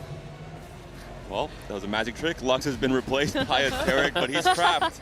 He can't get out. Fighting his heart is now also down. Just T-Lies remain as a hope for the Americas in this game too. Wow, it is so tough to see some of these knockouts so early. But we do have Demacia. Does anyone really want the Demacia emblem? Probably not, but circling back for a second to the Kiting's board, he had a good plan to just getting to 9 and pivoting the board to the Sylas board, because he already saw the Garen. I believe he had the Jarvan earlier. So if he just got there with the Zilean having packed up XP prior the rounds, he could actually make a win out. He just needed to survive one more round there. You could even play like a Nico, Sylas, Arcanist defender board with Freljord and just play around the Invoker Shell as well, just with high quality units. But I think, yeah, his prio was making it to 9 first and then selling off and trying to transition. Yeah, absolutely. All right, well, it is quite the tight race here for the top 4 in our second game of this round 64. T-Light is kind of really starting to put together all of the right pieces, but will it be like actually enough to deal with this board from Snowy, who is still sitting at this Bilgewater max cap? Longshot emblem for T-Lies, it's really cool tech here in terms of essentially acting as a RFC kind of for Belva, which is one of the best items she can go for the artifacts. Gives her survivability with range as well as attack speed, and is able to just maximize DPS uptime. Most of these melee carries, what they really want is to not move. The more range they have, they can just continue attacking and increasing that DPS meter. I mean, that was like a great targeting onto the Misfortune as well. Finally, someone is able to break down Snowy's streak right there, and I think a lot of it was the long shot that you mentioned. You know, usually rapid fire cannon is also one of the best artifacts for Belva, so this fits right into it. Also just so much damage coming out on this right side, right? With both the Kai'Sa and the Belveth targeting any amount of clumped units on that side. Is that right? That Double got the Nautilus 3? Yep. The shop stays open, so even on level 8, level 9, still get it. Yeah, that's true. I'm just really surprised that we weren't actually seeing Snowy try to chase that as well. Really heads up play here from T-Lights, realizing there was solo Taric on the right side, which is really hard to take down after he activates his 90% durability effect, pretty much being guaranteed, and just putting everything onto this Nautilus. Is it enough? Fizz has been taken down. The Rift Herald is holding on for dear life, and once the Belva is on the backline, it's hard to stop her. Look at the speed at which she attacks and moves. And a big fight win again for T-Lights. Maybe the comeback story is coming together, Necra. It's very cool. I mean, yeah, I love that like the long shot is activated by the Cogmaw. Long shot 3 is definitely not something that I would have looked at, but I wonder if the stat boost is also something that's very impactful to this outside of just the trait benefit. It's quite marginal because 2 long shot gives you, I think it's 80% damage, and it's only 23 for 3 long shots, so it is a big boost considering you're giving a boost to both of your carries, but usually not one that you look for by adding another unit. It's just not worth the slot on your board. If you get it for free from a carousel, it's definitely much more appealing. T-Lights opted to play the GP for the Justice Slayer because Vanquisher is non-existent for the Rek'Sai. Had the Taric in the shop. I would love to see a swap there just for the resist value over the Slayer, only for the Belvet for the whole team. Wow, I mean, like, Snowy's level 10 though, had so much gold to roll down with. Is it going to end up chasing, I think, the Misfortune 4? But I love he's already thinking about, like, all right, feed the Tom Kench, get the AP and attack speed, and then there are a couple of things that he can still do to actually get more legendaries on the board. He had a very good roll with all of his items. This is basically the best items you could get from the 7 Bilgewater here, both tank items onto Tom Kench. He's been feeding for a very long time at this point. To me, this feels like T-Lights needs to make it to the final round, get all that money, and transition to Baron 2 for something to happen. Thank you, Tom Clement. Kench ate the Nautilus. I had already forgotten about Silver Scrapes. Yep. So hopefully Just a reminder. Hopefully our players have not. Oh yeah, wow, the extra gold that will be coming in. Oh, and he lets us out. No. Really impressed with Alana. Yeah, that's exactly what I want to say. The Bronze for Life board coming in clutch, playing the old school board with so many trades active, it's really good. Where the Singe normally is not seen, the Bronze for Life is the board you are looking for. I want to highlight the level up from production. We're seeing these red lights for the eliminations in each game as well. So really upping that production level for all of our viewers here in the Paris Open. I would be so tilted. Yeah, that's what I thought. If I'm a player, I just get highlighted. Oh, you out! That is the IRL finisher that would tilt people the most, according to Cluttered Minds. All right, well, 3 players left now, and it is going to come down to a pretty big showdown between Lalana and Snowy. But for now, Lalana is going to be faced with double 61's board. The Bilgewater board just not, I think, quite as powerful as the one that Snowy's actually been able to put together, especially with the Singed really keeping this Misfortune busy. I don't think that Nautilus 3 has ended up being as worth it, just to stall for enough time for that Misfortune to actually do enough casts. So double 61 right now looks like he's going to be bleeding out into a 3rd place. And Crown's Will as well, such a great pickup for Lalana here. You're making such good use of both the armor and the AP with this setup, with both the Seraphine, the Singe, and the Malzahar all benefiting here as well. Just a really cool board to have this blast from the past from PBE be so strong here. Yeah, on the back of the Blast Shield, which just keeps the board going, providing that extra sustain for both Singed and Seraphine, who was pressured every pretty much fight at the back and just being able to barely stay alive. Yeah, helps with the matchup against these phases especially. This should be double going out here against a much stronger Bilgewater board, and once it falls, Fizz already onto the back line. Oh. And the MF almost went down. Maybe it's the battle of the Fizzes. There's going to be some fight RNG depending on who Fizz locks onto and who Fizz can take down early. Oh, but the Nautilus got eaten again. Senna takes down the MF as well. Yeah, I mean, this is just a much stronger board. This Tom Kench is a thing of nightmares. Yeah, this is pretty much what Double would like his board look like.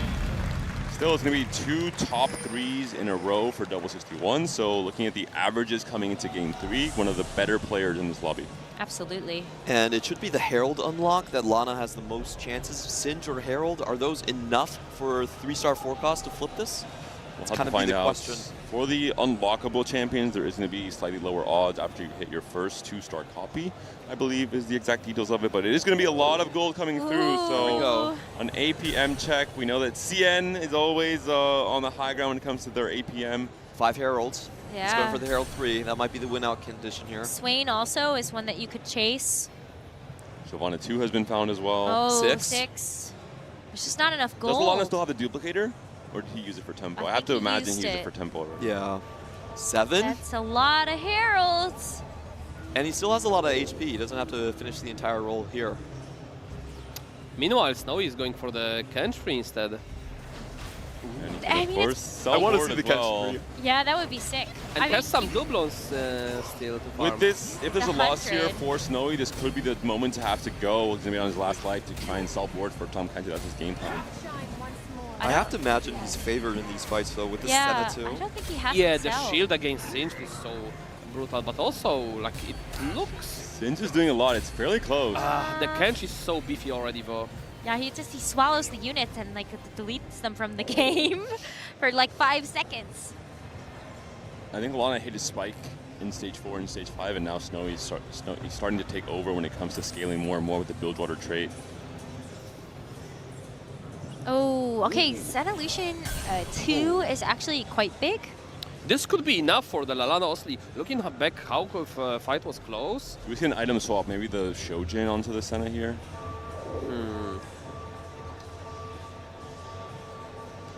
Take a look at the Fizz positioning. Transitioning over towards the Seraphine on the last hit. Snowy just used the very last of his doubles, probably getting just an upgrade. The passive upgrade for Oh, Seraphine's down. That could be a big swing in favor of Snowy here. The Fizz still itemized, is still doing so much, even almost in stage 7. He's still carrying a lot of the load here for the Bilgewater comp.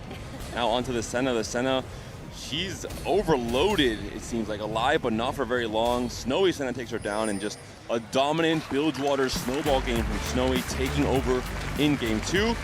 Comparing and combining both these games, maybe the most impressive player up until now in this lobby with how flexible he's been in his mindset. I don't think the Rift Herald 3 would be enough, looking how stomp of a fight was it. Yeah, I think you're right about that. I mean, like, Rift Herald is nice, but is it actually tanky enough to stall? Because it's not really known for, like, a huge damage output compared to the 2-star legendaries. The Tom Kench 2 was fed for so long, and so, yeah, I think that's going to be a really great win. Snowy already very impressive after 2 games, seeing the AP transition in the first one, and then, of course, looking at that Bilgewater game for the second one. I think that's where a lot of CN's hopes are going for. But I believe Laura has an interview on stage, so let's see who she's talking to.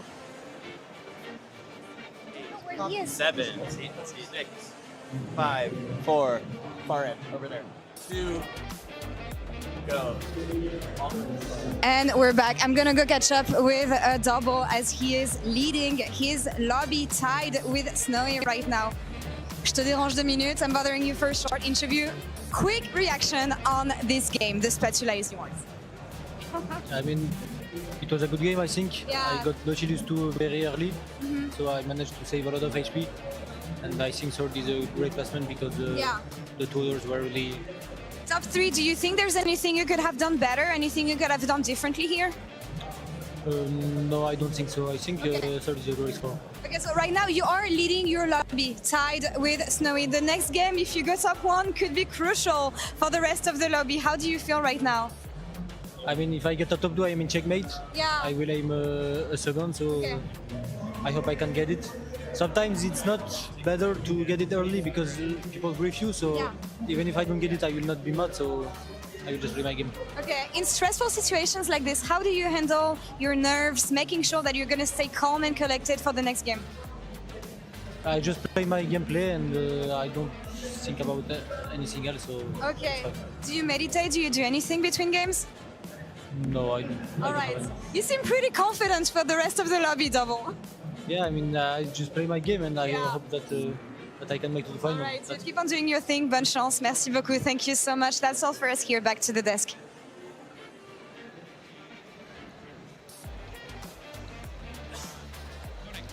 Love hearing the confidence from Double 61, especially looking ahead to what could be the game that puts a couple of players at that check point. As a reminder, we are playing the checkmate format in our round of 64, which means that all of our players on stage need to hit a certain number of points, and then after that, get a first place. But it doesn't count if you hit the check threshold with the first to win it. You gotta hit the points first, first and 20, then the next game. So we might have to go 1-1.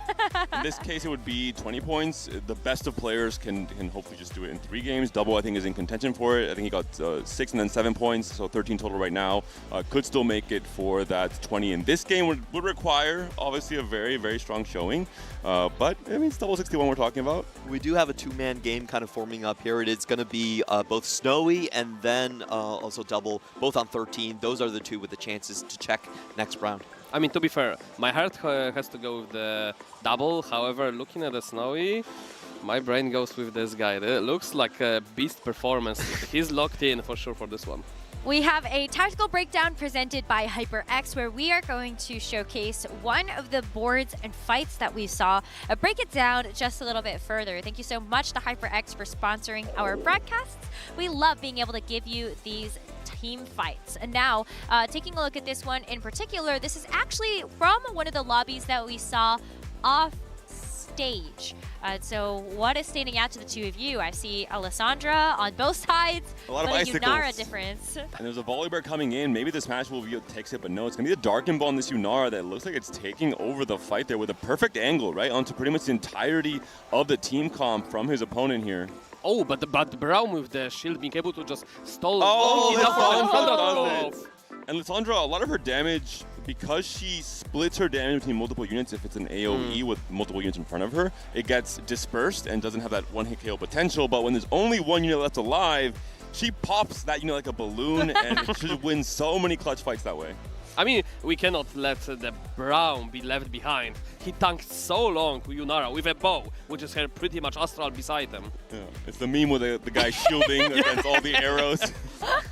Well, Alan, thank you so much for joining us on our broadcast. We hope you enjoyed yourself, and it was really great to be able to see you compete this weekend. Any final thoughts from you before we say goodbye? Absolutely, I endorse you being here and loved being on the cast with you guys once again, and hope to see you on the next one. Yes, we hope to also see you crushing it at the Riftbound tournaments in the near future. But that's going to do it for us for now. We're going to take a short break as I take you through a tour of the art gallery here at the TFT Paris Open before we come back for game number 3.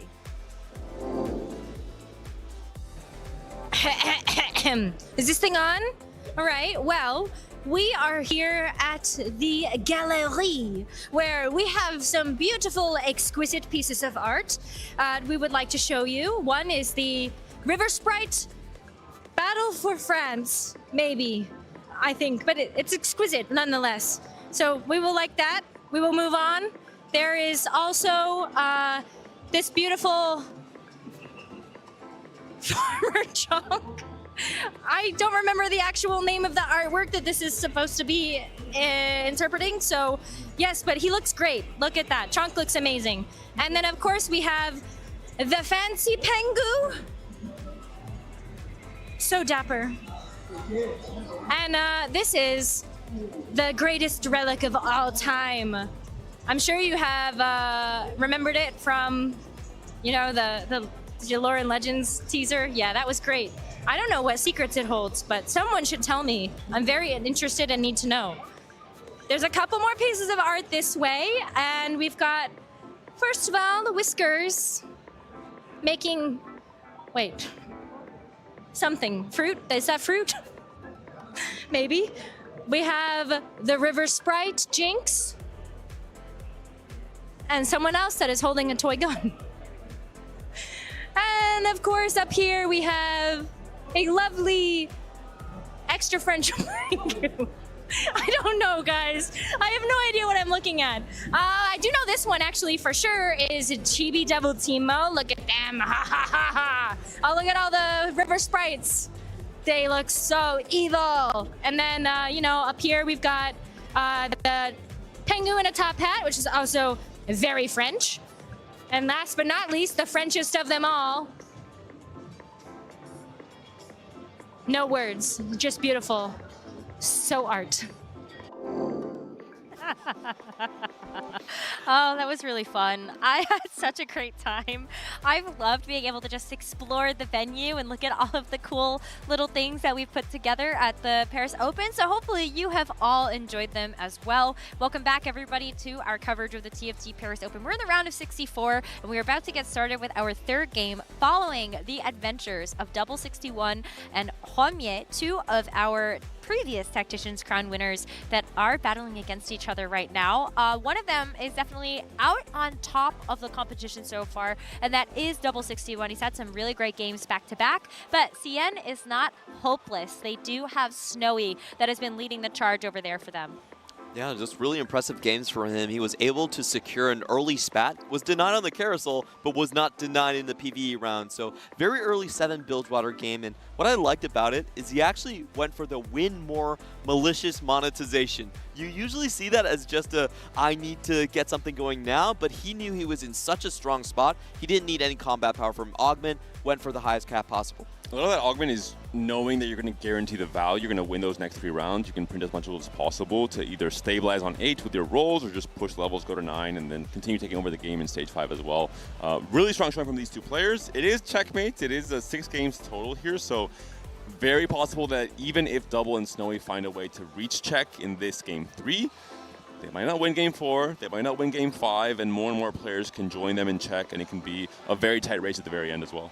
I love that, though. That's the comeback potential of having the checkmate format, is that anyone can win as long as they actually get to that threshold and they can have enough points at the end of the 6 games, or they just win it all to be able to make it through that way. And I would love to be able to check in on actually how some of the other lobbies are going.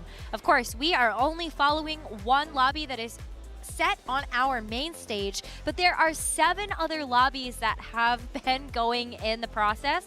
And so I hope we can get like the ticker to come back up or something, or we can show the lobby graphics. But it's been really cool to see this. And of course, I think everybody getting dinner, but still cheering on our players that are on the stage. There's at least a few Spanish players left alive in Top 64, so I'm begging for any updates for all of our players. 7 other lobbies, as you're mentioning, Necra, that are playing at the same time. And just so many different stories, right? So many players coming to this tournament with different parts of their career flourishing. It could be a comeback, like we've seen from someone like Kiting is hard in a tournament like this one. It could be someone trying to cement his status as an elite player, for example, as well. Well, I have a couple of updates that I can personally share from looking at the scoreboards.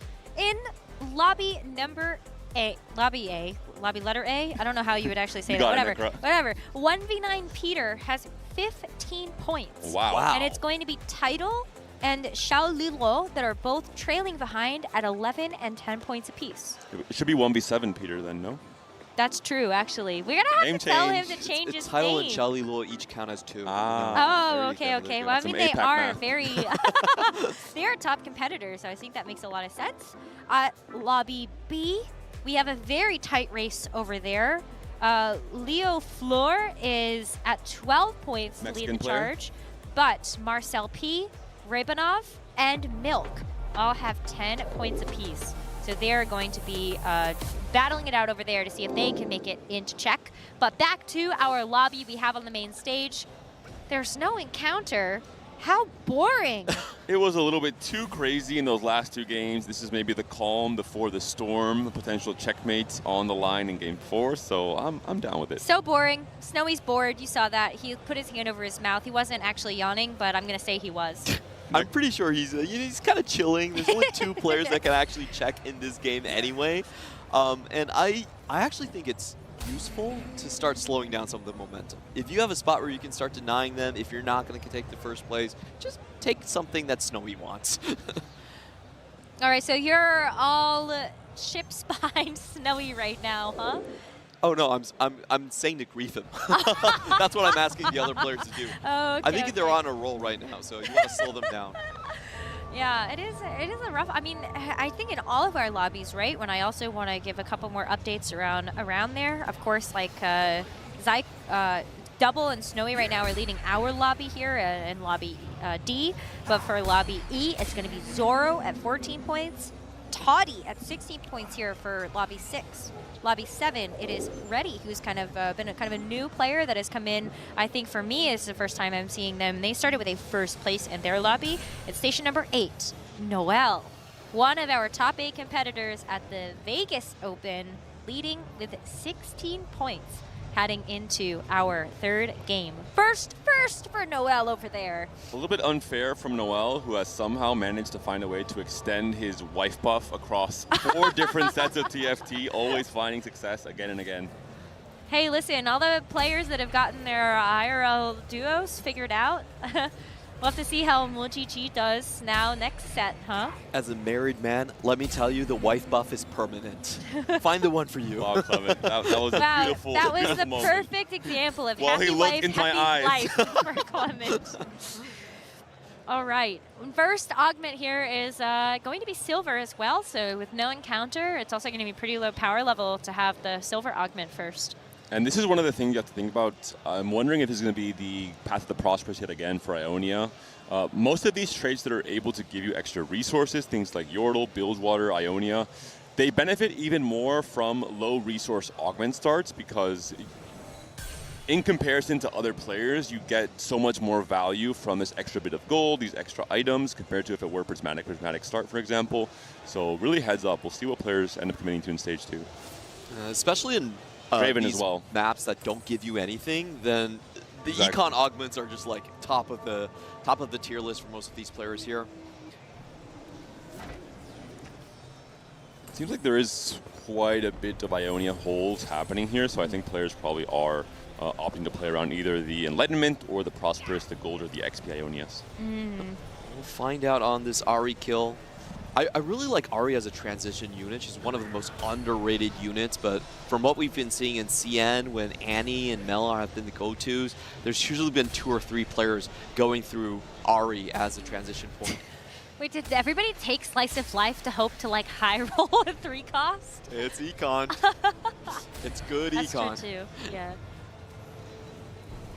It was recently nerfed to only get you 1 5 cost, but still just playing with an econ silver or not, it's such a huge difference in the current meta when win out is fast 9. I think it's also a much stronger augment the in this set because even in last set, imagine I'm playing into Vertical Battle Academia with Yumi carry. You can really play around the Slice of Life champion you're getting. I think the trait tree was a lot more locked in. Whereas this set, flexibility is enabled for almost any path you're taking in your game. So any key unit you're picking up in terms of the 4 and 5 cost, you can switch your entire game plan and pivot into it and utilize it much better as well. It's not just 4 or 5 gold. I mean, the 5 costs, I feel like all of them are quite playable, especially when you itemize them as carries. May as well go ahead and put them in your board. Even Shyvana, even if you don't might want to put items on her, but she can still activate the Juggernaut trait and give you that extra boost there. Yeah, there's so many characters like Shyvana that give you an extra passive. When she actually goes into dragon form, your entire team takes 10% less damage from abilities, which is absolutely massive. Same with Taric, same with the thing like something like Skarner as well. I like it. Yeah, I love the 5 costs in this set. I feel like all of them are so unique in their own way, but also still so valuable. I have still yet to unlock the Brock. I think that's the only 5 cost I am missing outside of Zahen. I'm also missing Yone for reasons that I'm I also will missing not go Yone, into. actually. Yeah. Maybe soon. I have high hopes. I mean, yeah, Yasuo reroll maybe could work. No, They're gonna Panda is. They're going to buff this patch, but I mean, maybe. I'm hoping for a second one. Exactly. I don't know. I think with the Slayers, I think if you were to just natural into a bunch of copies of Yasuo, maybe you just go Slayer 6. I played a lot of Slayers, and still, that hasn't been enough to sway me in that favor. So. All right, I do actually listen to our Slayers expert over here. Wonder if anybody's actually going to go for that right now. I feel like it's kind of like the standard. But how do you both like Vayne reroll? I think it's incredibly strong. You can play it as just a 2-star and then fit in more units onto your board later on. If you get the 3-star, then you actually have a really high chance of just winning out entirely. So probably our premier reroll comp. I'm really worried about Snowy since he's already on a 3-win streak and heading towards a check. So I wonder if some people will try to slow him down a little bit. He has great Bel'Veth items built. There's a Vayne with a bow on this carousel that can extremely interesting for any player trying to play around that Vayne. Wait, I saw the Vayne on one board. It was on Zyko's board, yeah. Yeah, so that does get denied by Rain. And I think Vayne's really good because, as you're mentioning, Clement, she can really carry a lot of that DPS load in Stage 3, coming to Stage 4 as well. The moment Vayne starts falling off a tiny bit, Kai'Sa is unlocked. You can play her alongside even a Vertical Demacia.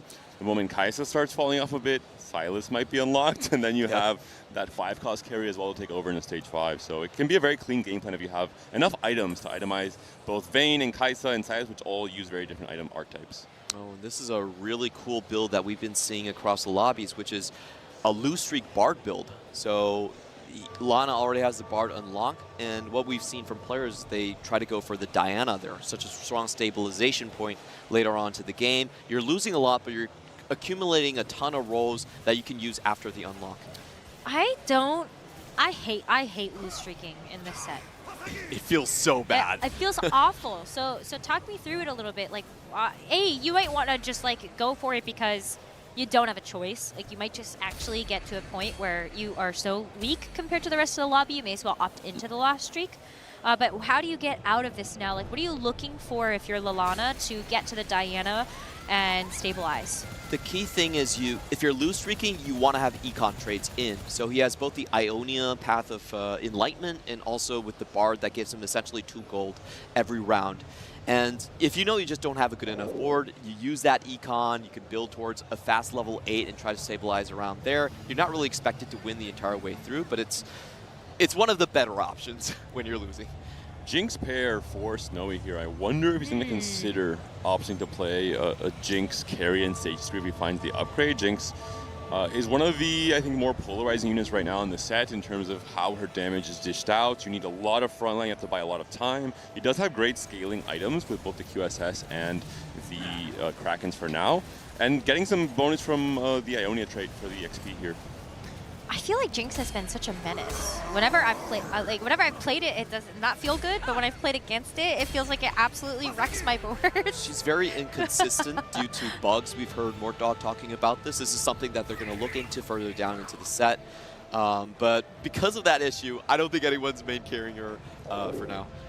I'll just say I played a lot of Warwick, and Jinx was not on my board despite playing Warwick. So what about family? Family had a really is there cool for my board. normal games, but for ranked games, there is no effing family. It's only flex. Okay. Gangly can't come fight me on this one, but I'll actually gas him up for a second because he played a Jinx reroll board that had fish bones, and there was another artifact on it, but essentially like it looks good.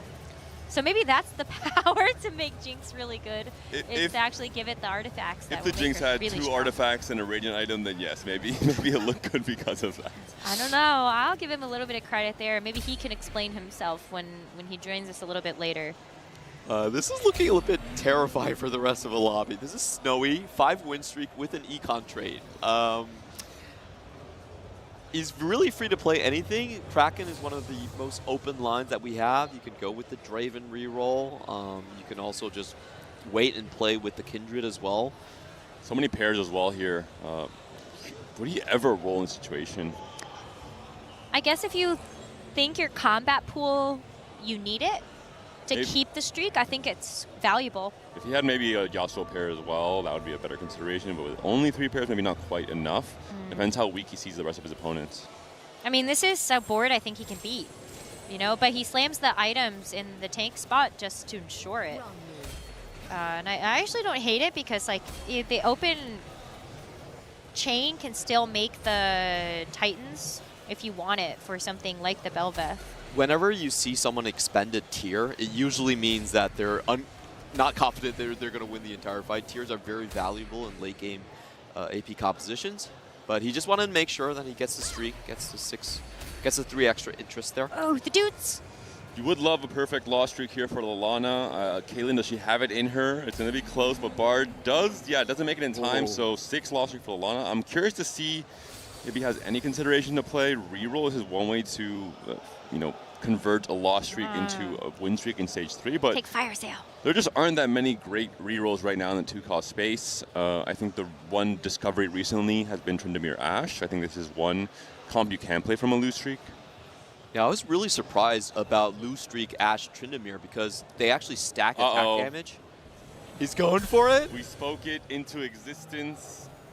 Yasuo reroll is on the line. Let's go! 5 Yasuos already. Yeah! Bard giving you an extra roll. Yone will come out to play later into the game as well. We have best friends to give Yasuo some more survivability. I'm very interested in which direction this game will go. Let's go! I'm very concerned, to be honest, because Yasuo, even with perfect items, does not perform very well. What we've typically seen is him just holding on to Yone items and then full transitioning afterwards. Just not really a carry that's strong enough to invest in right now. But you have to invest in him to unlock Yone in the first place, so the 3-star is a guarantee, a necessity in any version of this game plan. I'm hyped. I get my wish. You do. The bucket list is alive. And the dream is here. Free learning for me, so I'm down to that as well. Hey, wins this one. I'm just saying. Against Zyko, who has, I think, double econ offense. I'm just saying. Wamia looks like he's going to be going for the just the Kaisa game plan here. Already has the Gwynsuits built. Interesting positioning here from Double. He's also picked up a Leona too. He's actually... Is this the Mortdog build? Because he's going Piltover items. That's perfect. He has perfect. a Seraphine already, yeah. He's going for the T-Hex, I think so. I mean, this would be awesome. Something that Mort talked about, and I wonder if this is actually going to play a role here, is how big is it going to be to get something like a Caitlyn 3 online for this?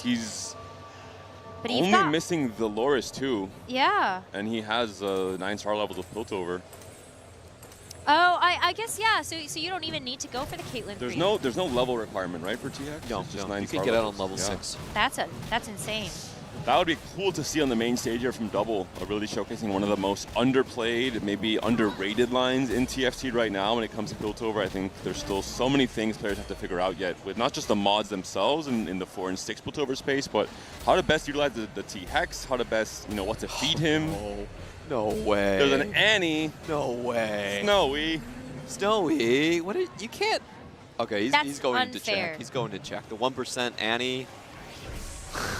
Yeah, but it didn't win in that round, so I don't know. Like, an Annie without items?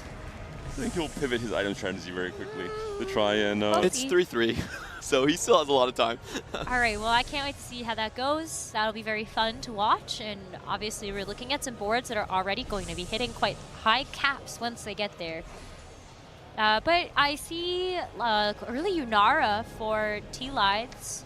Also a natural just from the shop there. So he's Mhm. cutting off some of Snowy's potential outs for the Krakens. Really cool game plans being developed. Zyko's also playing around the Demacia, on the Vayne. I think Zyko's a player who, when it has been strong, he has loved playing around 3-cross reroll. I also think that there might be a 3-cross reroll from Rain. Rain actually, he restarted mission into a Draven too. What? I mean, why aren't With my these items restart as well. missions? That's Oh my crazy. gosh. That's a very high roll. Yeah, because I mean, I may as well keep them because you have the ability to have, well, you already have 4 copies. You got the Bilgewater in, so you can actually help to get some of those little Bilgewater duplicators for the other parts of this that are really necessary, which are the Gangplank and the Nautilus. 7 Leonas for double 61. What? So he rolled down the entire way on level 7. Okay, it's really interesting. So he's planning to stabilize on just TX1. He thinks it's enough for stage 4. And this is the thing that I've actually seen a specific few players, they love TX, without you and Title specifically, have been spamming the entire start of the set with TX. And the way they talk about the comp is like, sure, you're not going to get a TX2, but you don't even need it to go through stage 4. Let's find out. We'll see if Double wants to continue rolling here. Level 7, making 30 right now. He is still missing 2 copies of Loris. I'm not sure. I think he's a bit torn between rolling on 7, trying to push 8. I don't think he can do that. Like, I don't want to see him roll further than this because I think that with everybody getting early, like, big hits like the Yunara as well as like the Annie, I don't think you want to neuter yourself like so hard with the gold generation. I don't think you can roll further than this. And he can roll on PvE, especially just play all Yeah. the Piltover units and then sell whichever ones he thinks he needs to if he doesn't want to play the vertical, just to play the T-Hex later on. So where do you go from that? Because like I've also seen a couple of builds where you get the T-Hex in and you go for Gunslinger. Mm-hmm.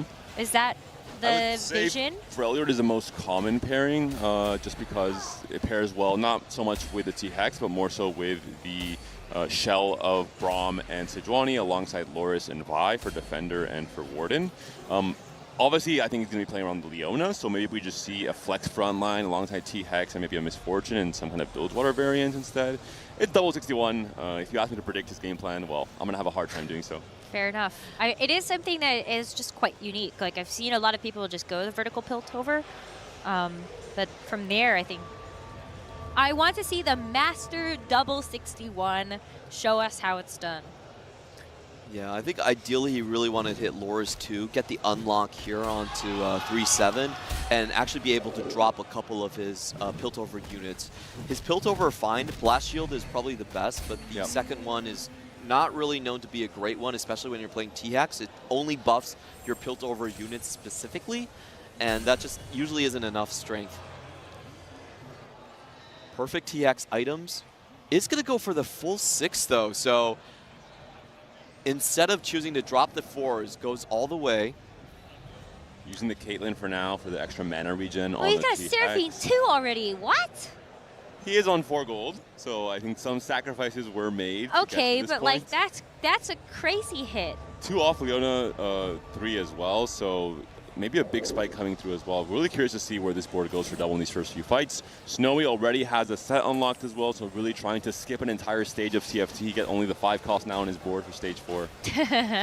And Zyko's on 6 veins, so just a really unique game of TFT being created here by our competitors. Yeah, and I wonder how much of that is just the fact we don't have an encounter. Yep. And we have double silver augments. Low econ means that a lot of times you have to go for the rerolls. You have to find ways to pivot out of your original game plans. So we're having a Yasuo, we're having a Vayne reroll. This is, I think this is probably the best game. Gangplank reroll as well. Yep, Gangplank and Draven. So cool. It's a loss for Double, still making 10 here. This augment could be huge, especially if we see gold, because you could potentially get duplicators for the Leona, if that's a possibility. Zyko going for a big grab back, still does not have the Yone unlocked, but he's only missing on 1 Yasuo. There it is, Lana has found it. Does have now the Yone the next turn. But he will be stuck on Yasuo for a very long time because these items are not exactly the perfect items for Yone. You typically do want the Guinsus. He's very much an attack speed based melee carry. I think his best in slot is something like Rage Blade, Titans, Edge of Nights, something like this, where he just attacks very, very often and has some element of survivability to not get CC'd, and yeah, to have an aggro drop as well, ideally. Well, we'll see the power of the Yasuo 3 versus the T-Hex. How many rounds in this set do you think a T-Hex has faced the Yasuo 3? Probably not very many. Like In this tournament, I think it might be the first. that maybe. Would not be the first of many things. I mean, we had 768 competitors, and we've had so many games between day 1 and 2, so maybe it's not out of the realm of possibility. But this is the first time I'm seeing Yone. I'm not gonna lie, I have not gone for this. I have not tried it, so we'll see. Yeah, huh. I'm not sure he can survive to 8, to be honest. I think he has to be pretty lucky with the Yone 2 in this spot. He's very far away from level 8. Of course, it costs 60 gold in the current patch. Yeah, it's very expensive.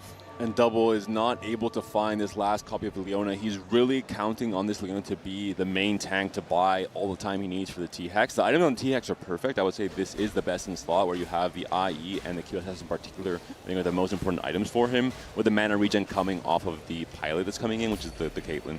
Yeah, but like this Leona is just not buying enough time. You see all of the additional bilge water damage coming through. I mean, look at all the barrels of explosives that are actually coming out from that Misfortune 2. And T-Hex 1 just isn't able to stand up to a lot of the boards that we've seen so far. Even if he just hits another T-Hex, I think that's a huge improvement. You can just run double T-Hexes, and that's usually a very strong stabilization point, especially if you're playing around the Freljords. The positioning is also very unique, where he's clumping on one side, seemingly trying to make it so that when the T-Hex does his big beam, it's targeting and hitting as many units as possible. Really interesting. I'm learning a lot when it comes to this optimization. I'm just taking stock of the rest of the lobby.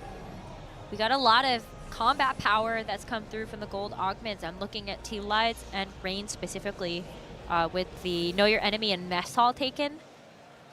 But yeah, I think Double so poor now. 2 copies off for Zyko, 1 copy off for Double, but both are, despite both playing into 3 costs and in theory making the pool slightly better for each other, not able to find the big hits they need to stabilize in the stage 4. Yeah, but I mean, we've got Zyko with a Galio. And a Darken Bow on the Vayne as well, I just noticed. So it's a really strong setup once he hits that Vayne 3, but the longer you take to hit, that window where it would really take over the lobby gets shorter and shorter as we move into stage 5. Rain hit the Draven 3, so that's going to be huge. And Lalana really hoping that, like, you can actually stabilize this. Yasuo needs to actually get to that Misfortune in the background. I had forgotten about the Draven and the GP and Nautilus as well, so many players playing for 3-cost rerolls, helping each other out in some ways in terms of making that pool smaller. It's really cool to see in this set where we've seen mostly fast line, mostly 5-cost being the big stars of the show. And the thing to remember is that 3-cost reroll, even if there's more players playing it, because they have their own exclusive pools with the unlocks, it still feels a lot harder to hit than previous sets. There is a bit of a slowdown. I mean, but that's the thing. It's like Leona is, okay, found by Double 61, but it's not an unlocked unit. Neither is the Gangplank or the Draven. Lana actually able to hit Yone too. He was very, very poor on gold, and I'm surprised he could find that before the PvE round. Did have the extra rolls from the Bard that was on his board as well, so that could be a big help, especially when the rolls are scaling per stage, right? Where you lose, but there's a silver lining of, you know what, you did lose, but here are some extra free rolls to try and maybe stabilize for the next round. Okay, Yunara 2 also found here for Perfect T-Lights. angle. So it's kind of interesting because T-Lights has sort of set himself on a path of going for just those 4 costs. You're talking about the set, and that T-Hax was a little bit lucky, able to dodge out on the suplex because of the Quicksilver, but still goes down. Yunara 2, too strong for double right now. Yeah, but he's now starting to kind of bleed out. 3 losses strung together in a row. Maybe PvE will give him some time to actually like figure it out. I have to say, I feel like it's a bit too much gold spent on the Leona. He's so poor. It just, the window in which Leona is strong is similar to Vayne as well. It's not really as strong in stage 5 because she has the flat DR on the hits, which is a huge percentage of the damage in stage 2, and even in stage 3, but in stage 4 and 5, when the DPS keeps increasing with 5 costs with full item builds already on your units, she starts getting bursted down quicker and quicker. So not going to be as impactful as she would have been if she was hit at the start of stage 4. And it's tough too because players like Snowy, look at this, the pair of Annie, the pair of Fiddlesticks. This is, oh, actually, sorry, that's a Fiddle too. I mean, never mind. That was a pair of Fiddles to go towards the upgrade. But can roll now. I think the problem though is like you're really missing out on the Annie. He sold them. Yeah, he sold the Annie because he doesn't have the items for her. Annie is a very strong unit, but you have to have the right itemization. Mostly that's going to be 2 mana generating items like Shojin, Adaptive, Blue Buff, even Nashers and Razed Blade can suffice in cyber cases. Kiting also hitting that max cap of the Bilgewater that we've looked at, looking to slot in some of these legendary units. Got the Zillion 2. Of course, the Senna and the Lucian is going to give that Gunslinger bonus over to the Misfortune while also giving over the extra shields. And then the Tom Kench being hit as well. You can really start to put that together if you can. We have a big test for the Vayne here. What can this Vayne 3 with the Darken Bow do? Can she battle it out against this stacked Bilgewater comp? And looks like for now, she is going to be strong enough. Just barely able to clutch it up against the MF and against the Zillion 2 from Kiting as well here. Every time we see reinforcement, there's a Zillion 2 on the board. Is there something I don't know? I think it's like, honestly, for me, like I feel like Zillion is one of those champions that is just like the first 5 cost I see. I don't know why. And it also helps you snowball a lot the earlier Yeah. you find him, because you can maybe make it to 10, maybe make him your main carry with the extra damage. Oh, look at this. Hwamye, though, off of the Kaisa. 1 off of Kaisa, but still pretty healthy, I think, all things considered, for the rest of the lobby. Everybody's very, very close together, but Lana on last life. So maybe there is some time here for Hwamye to get that final 4 cost carry in, but Lana, this Zonia 2, just not it. Not working. Yeah, he's running 2 Yones right now, so I wonder if Yasuo actually helps out both of them. It's a small mechanic I haven't really checked on. Or is it just the strongest one? Well, the small Yone is dead, so yeah, we're not going to be able to know. Wow, I mean, but this Vayne, this is where you really start to see it kind of keep up. Hold on, though. Can the Yone actually get access back there? The stun was so big there.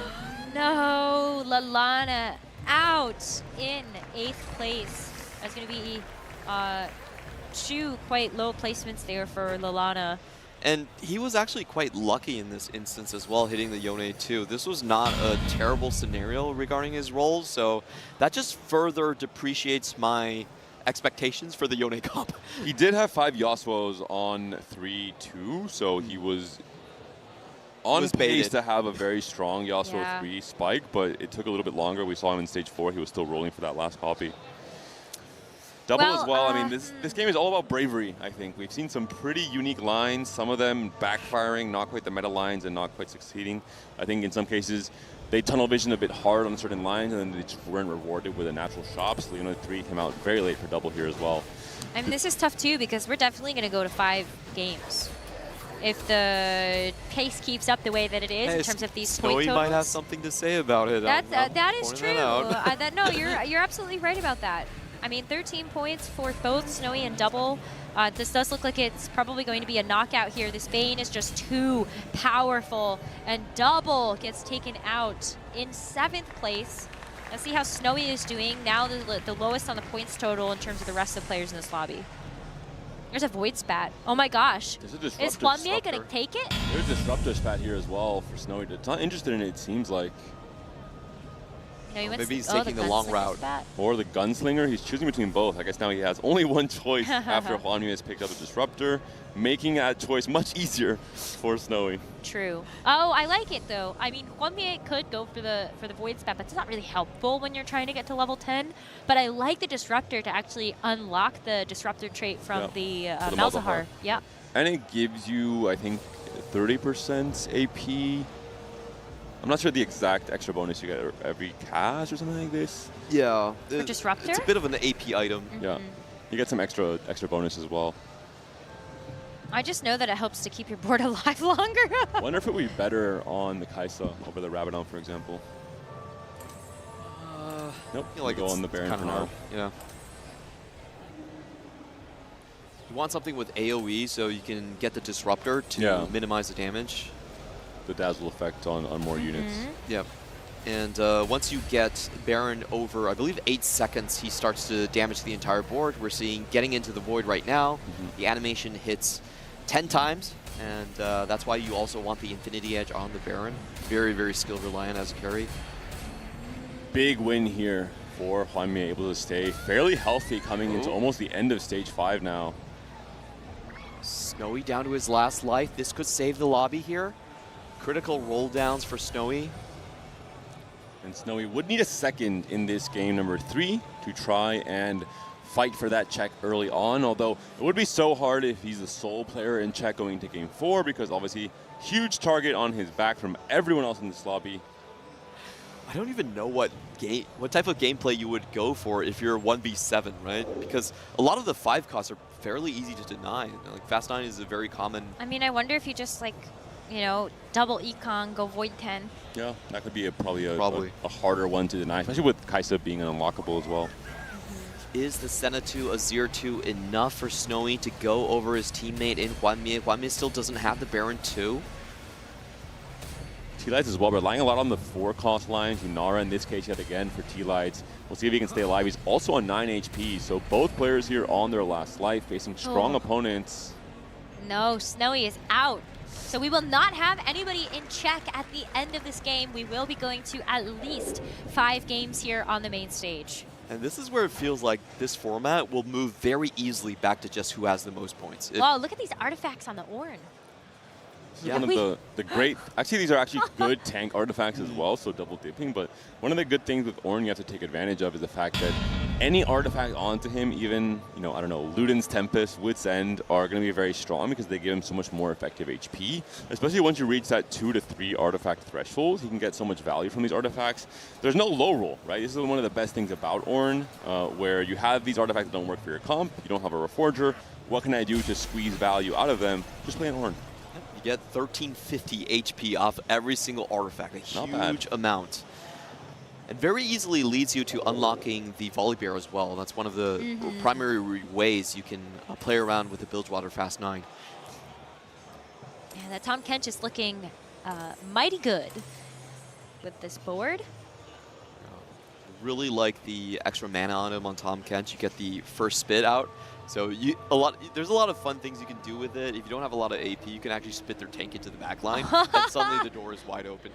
Oh, that's funny. Well, as we pay attention to this fight, it does look like the Garen is going to be the unfortunate target of this Tahm Kench. So got a chance to show that. Oh, but look at this too. The Swain is actually going to body block the Vayne. Not just that, but will stun the Vayne as well, where she's trying to ramp up with the Darken Bow, ramp up with the Krakens as well. So that could be crucial for this fight win for Kiting his heart, who's now also down to 1 life. But the MF can't quite do enough. It's a close fight.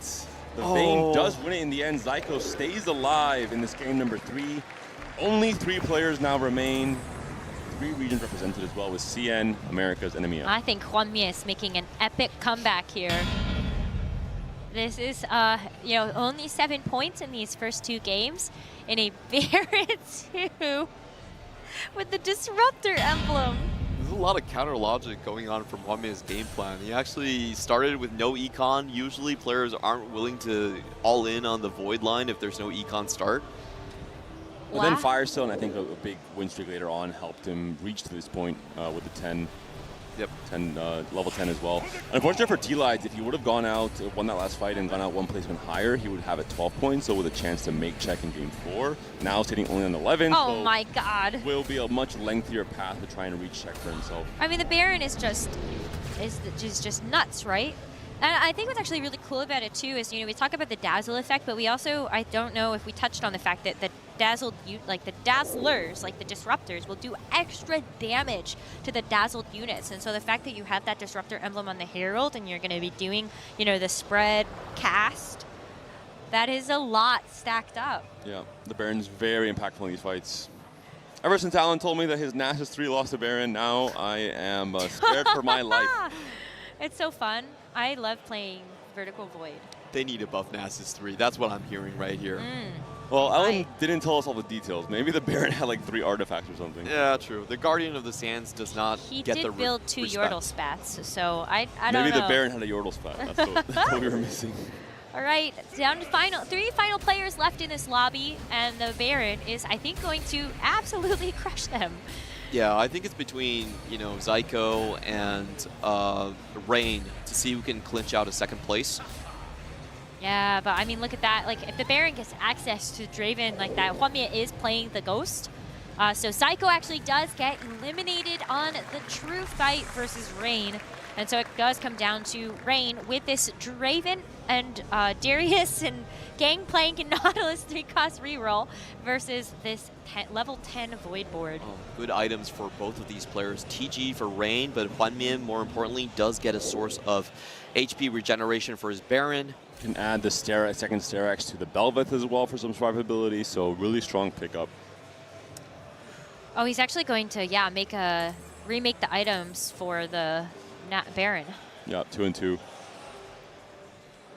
Last few rolls coming through. I think the Draven just gonna have a very hard time. This is one of the downsides of Draven. He's best when there's 7, 8 units on the board because he has a chance to really just take down 1 by 1 and clutch up the fight. The more units you add to this, the slower Draven is at killing everyone 1 by 1. He kind of overkills in many cases quite a bit as well with his axes. I mean, well, this is good though. I think that the fact that the Draven is not stuck on the Baron and the Baron's not on the same side, but the problem is this Baron is still just going to teleport into the main mass of Rain's board, and with the stun onto the Draven as well. This is an easy team fight win. Almost a knockout from so much HP. Put Rain out of his misery at this point. Like, I don't think there's anything that Rain can do to upgrade the board to beat the Baron. There could be some magic that we see from the Scarecrow. Fiddlesticks. I suddenly forgot his name for some reason, but the Scarecrow is really fine. This is the one champion that I think everyone will know who you're talking about. Want to see him trying to shift it to the same side, but in the meantime, Belveth is also CC immune. Baron as well, actually, so never mind. Yeah, I don't know. You only can get the Kaisa. That's like the only silver lining. I mean, I would like to see the outcome of this because, like, now that you do have the Draven on the same side, I wonder if we can learn something. GP doesn't want to win. GP stole an Archangels, so we're going home. Blame it on GP. There's so many carries to play around here as well with both the Baron, but also the Kaisa and the Belveth putting in work to take down this board. We're seeing a dash there from the Belveth. The big win from Hwanme, taking over with this Void Board. Baron once again on top. Wow, that was super cool to watch. I mean, we will see this a lot throughout the weekend. Everybody has figured out the secret sauce is going to be getting to level 10, getting that vertical Void board in, and going from there. It is going to be really cool to kind of see how the rest of this lobby continues to play out, but it will take several games to get there. Only game number 3, we can go up to a maximum of 6 games, and based on how this lobby's going and how the points are shaking out, I think we will go all 6. Round of applause and style points have to be awarded, at least one of the first times we're seeing on main broadcast. Vayne reroll, T-Hex being unlocked and played around from double 61, Yasuo reroll for the Yone unlock as well from Lana. So a really creative game that we hope to see more of in the rest of the games left in this lobby. Yeah, but the meta was the meta. Those two unique boards went 7th and 8th, and the more standard boards are still rising to the top. We got a Void win in the end. I think we are going to have a checkmate winner because so many people are on high points. Zyko is over 15. Hwanmi is on 15 points already. Doubles at 15. It would be very hard for there not to be someone on Game 6 to just win it out with a first place. Yeah, it would be really cool to see this come down to an actual checkmate performance. I've been taking a look at some of the other lobbies that have also been playing out. And actually, funny enough, there is only one player in check, and it is Stormy who hit Bilgewater 10 in this game to hit 20 points with a first place. This lobby is now currently playing out their very 4th game. But look at how fast you win! Oh my gosh, does he hit the choke at 3 as well? He hit Senna 3! Feed the Senna, please. No, we're gonna keep it. Oh my goodness! Dispersing the Tom Henry just in case, so the opponent does not notice he has 8 copies. Gee, I mean, look at high-level gameplay. I mean, look at how much gold you get from every single fight. That is just insane. And to do it against YBY1, taste of his own medicine when we saw him 3-starring so many units in the tech round. That's so many chests of gold just waiting to be plundered. I could have enjoyed seeing a Tom Kench 3, but I think I'll take the Senna-Lucian 3 and the fact we hit Bilgewater 10 at all, and that was just so cool. Stormy's saving it for tomorrow. I think he knows he has to scale up the excitement and the rewards coming to day 3 potentially. Well, in that lobby, Stormy was the only player to actually hit check at 20 points, and so now it is about replicating that first place to get that first and to go from there. But nobody else can catch him at this point. There's no one else that's in check at the same time. Everybody else is at 19 or 18 points. But we do have an interview with Canvas, who is one of our additional competitors competing here alongside Double 61. So let's hear from him. Hi guys, and welcome from the show floor. I'm here with none other than Canvas himself. Of course, unfortunately not playing anymore. We're very sad about that, but Double is still in. He's playing on the big stage. You're watching here with Kamito. How has it been to have this experience here in Paris, in France, at home? It's always a pleasure to play in France. It's always a pleasure to play open. And I hope Dub will make it for me, for the fun, for everyone. And yeah, it's cool. Okay, give me from 0 to 100%. How sure are you that Double will win this? I mean, it starts with the top 2, and I know it's confident, so I trust him at 100%. That's exactly what I wanted to hear. Now, Canvas, of course, we have a lot of people watching at home, fans that couldn't make it here. A lot of French folks are in the co-streams, but in our stream as well. Anything you want to say to all of those fans at Carmine Corps in France, all over the world? Sure, thank you everyone to watching us. It's amazing to play under K-Corp and represent this structure. It's always a pleasure for us. Thank you for support and keep watching.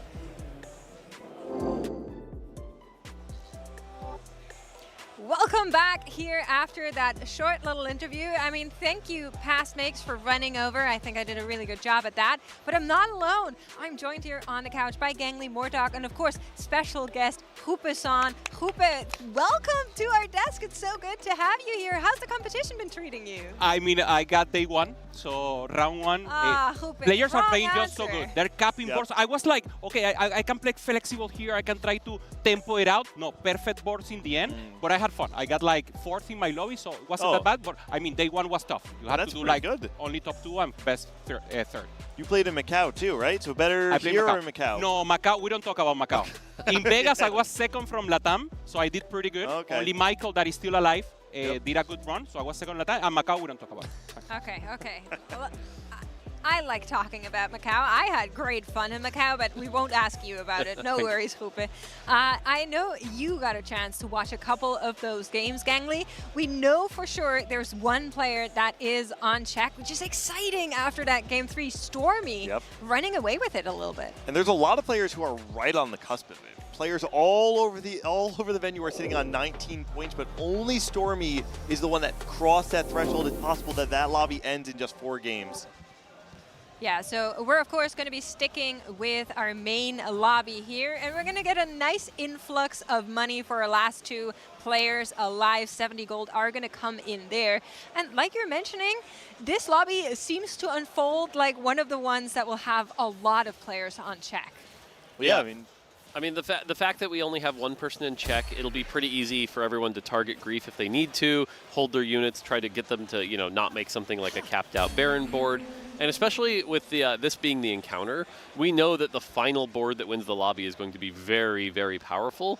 So I expect a lot of people to kind of play for that first place, and it's pretty hard if you're the only one. Well, I think I baited you. Yeah. Stormy's in a different lobby. See, yeah, that's my fault. In this lobby, all the points are actually super tight from what I saw. So then what happens here is really a lot of the people like Snowy are just like going to be able to just kind of play it pretty chill. Yeah, it's like 10 points being the lowest at Lalana and then 16 being the highest. This actually might be the smallest gap that I've ever seen after 3 games, because it basically means that they're 4 points away. That's actually pretty wild. It's super far. Yeah. And it means that there's a world. Oh, wait, is there actually a world where nobody gets in a check?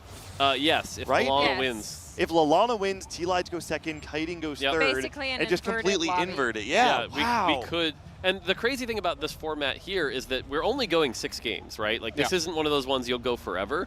And so at that point, the points are going to matter. It's going to be who can just get the most points. And it would be pretty interesting. I think that would be the first checkmate I've ever seen where we did reach that end point.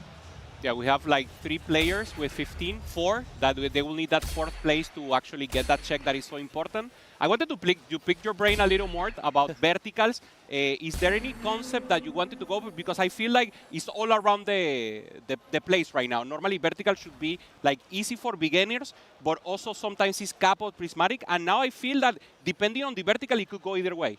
Yeah, I mean, there's definitely some that we're seeing favor, right? I think Ionia has been something that has shifted into the meta.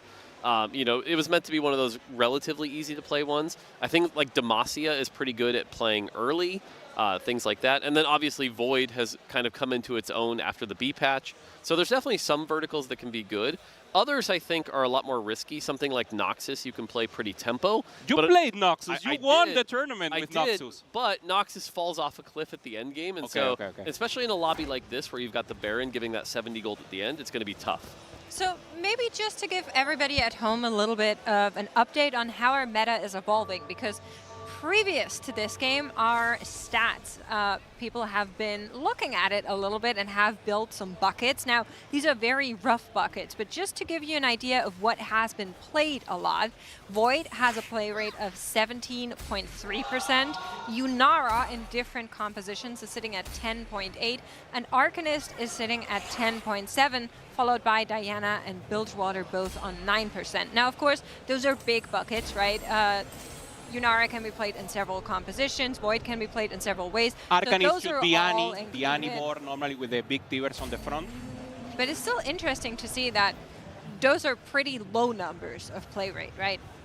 I want to call out a couple augment selections that we got to see there on 2-1. I'm blanking on the name. The Ishtal augment was picked up by Kiting is hard. Expedition, I believe. Yeah. And then on Hwanmye's side, he picked Warpath. Warpath is such an interesting pickup here. I am a big Warpath believer. A lot of people have seen me. Oh, I love Warpath. Because, again, you get that 2-star 2 cost, and you can play really aggressively. But the thing is, at the highest levels of play, it's really risky. Because unlike something like Birthday Surprise, if you start falling off and you don't get those kills, you don't get your reward, right? Yep. Whereas like Birthday Surprise, you can start to fall off and then spike at 9, get that 2-star 5 cost. And so that's kind of been the generally easier to play version. But again, if it can work out, and so you can look at Hwanmye's health, and as long as he stays at 100 health, I would expect him to be level 5 at 2-2, play pretty aggressively, and hopefully do well. Did I bait myself? Is that not Warpath? He does not have That is Warpath. He may have sold it. That is the Warpath That is icon. Warpath, right? I'm not crazy. Into Jordel economy. Whoa! That is a choice. Interesting. I wonder what 2 cost he got that he just felt like, nope, I'm not even going to touch this. Well, what's interesting, it's like, it's not even that he didn't play it, it's that he sold it, right? It's like not even does he consider to play it maybe on 5 and play Yordle originally. Well, for example, like let's say he got Ashe, right? And you have those tank items. An itemless Ashe 2, not going to do a whole lot. That's going to be worth 5 gold. So there are times where that's going to make sense. We just don't know exactly what that 2-star 2 cost he got is. And if that's the case, then Warpath all of a sudden becomes a lot less valuable. And that starts to be where it's like a really not a great augment choice. I would also say that Warpath becomes a lot less valuable when you just sell your 2-star 2 cost as well, though. Yeah, Definitely generally not considered an econ augment, but, No, we but can today pretend. it is. Today it is. We're talking about the Ashe. Lalana had the Ashe with Kraken, also with the Tryndamere. A comp that started popping off right now on the B patch with a little attack speed there on the Tryndamere. A beautiful comp, very stable when you have everything 2-star, and you have the possibility of ramping up then in the later game with Bolivar. Do you feel like this composition in particular is extremely item dependent though? It uses a lot of bows, for instance. You know, you can play something like Rageblade plus Kraken on the Ashe. You can even go Rageblade on the Tryndamere. It's a build I've seen very commonly built around QSS, BT, Rageblade. I think one of the interesting things that's happened, though, over this tournament is people are realizing that Rageblade isn't as good as they thought it was. And we're seeing a lot more people go with, like, double Kraken or things like that, or even just, like, a red buff to get that initial attack speed, because the initial power matters quite a bit. So we have seen Ginsu's fall a little bit out of favor. Do want to call out that Snowy here has that Rek'Sai 2 that he got from his augment. He leveled to 5 pretty aggressively. And Rek'Sai can be pretty good early, as long as it doesn't get targeted quick. If it does, it gets bursted down, and that's going to be unfortunate. And beyond that, using Bilgewater to kind of get that early Bilgewater econ we've seen. It's an interesting one, the Rek'Sai. Sometimes goes in the back, does everything, and sometimes doesn't do absolutely nothing. And I you take feel the like L. it's such a strong carry. We've been seeing a lot of those Rek'Sais, I mean, especially with like 2-3 items early on, do so much heavy lifting if they were upgraded to 2-star. I think it's actually a unit I kind of disrespected coming into this tournament, and I learned that was wrong very fast. You know, I think it's the story oftentimes of any early game unit that has backline access. I mean, I played a game where I beat a Scion 2 and Bard 2 with a 3-item Briar 1. Because sometimes, if you can get backline access at the right time, that's all you need to swing a fight. I mean, those maybe solo leveling champions like Briar that you just mentioned are just so huge. Briar is my favorite from the set. I mean, the fact that it gets speed, it gets attack speed with AP, access to backline is chunky. I mean, great design. So right now, our 2 China players right now, both 100 streaking here. And Huanmei, even though he sold his unit, is making Warpath work right now. He's got that really strong rumble that should at least get him through possibly this stage. And we're going to see if these 2 players match up. If they do, I favor the Rek'Sai. They do. And so I favor the Rek'Sai here with the Ginsus. That's going to allow for that scaling and get to the point where it's going to be difficult to deal with. And there's just not enough damage on Huanmei's side. And even the one thing that could put out a little damage, which is Lulu, is going to get targeted here pretty quick. Already has the burn on it as well. Again, if Rek'Sai gets stuck, but I don't feel like there's enough damage on Huanmei's side. That's going to be a dead Teemo. And it's, okay, we're getting there though. He's getting auto-attacked. This is not good. We never got on the Lulu. So the fact that Lulu we never got fell, on the Lulu. I think is the big factor here, like you were calling out. I also thought Rek'Sai was going to path over and just finish her, but she survived, and that was the big matchmaker here. I am blown away by the result of that fight. I actually cannot believe that the Yordle board was able to deal with the Rek'Sai. One of the things I think people underestimate is that Rumble's damage scales with armor. And so with the Gargoyle going, you got a little bit of that extra damage out there that was popping the Rek'Sai. And that's the thing, Rek'Sai is relatively fragile, does a lot of damage, especially if you can hit like 3 units in that AoE. But the other thing was the positioning, right? Rek'Sai never targeted more than 1 unit at a time. That's when Rek'Sai's at her weakest. Nice. This is the old Boombot triple Bramble Skarner in action, essentially. Yes, yes. We're seeing double now, just trying to go to that fast 9. Good tempo for now. Finds an early Brown that will help him so much in this early game. And what a beautiful picture it is to see Double 61 in the top 64 in Paris. On the main stage. On the main stage. I am not an EMEA fan. I'm not going to pretend to be.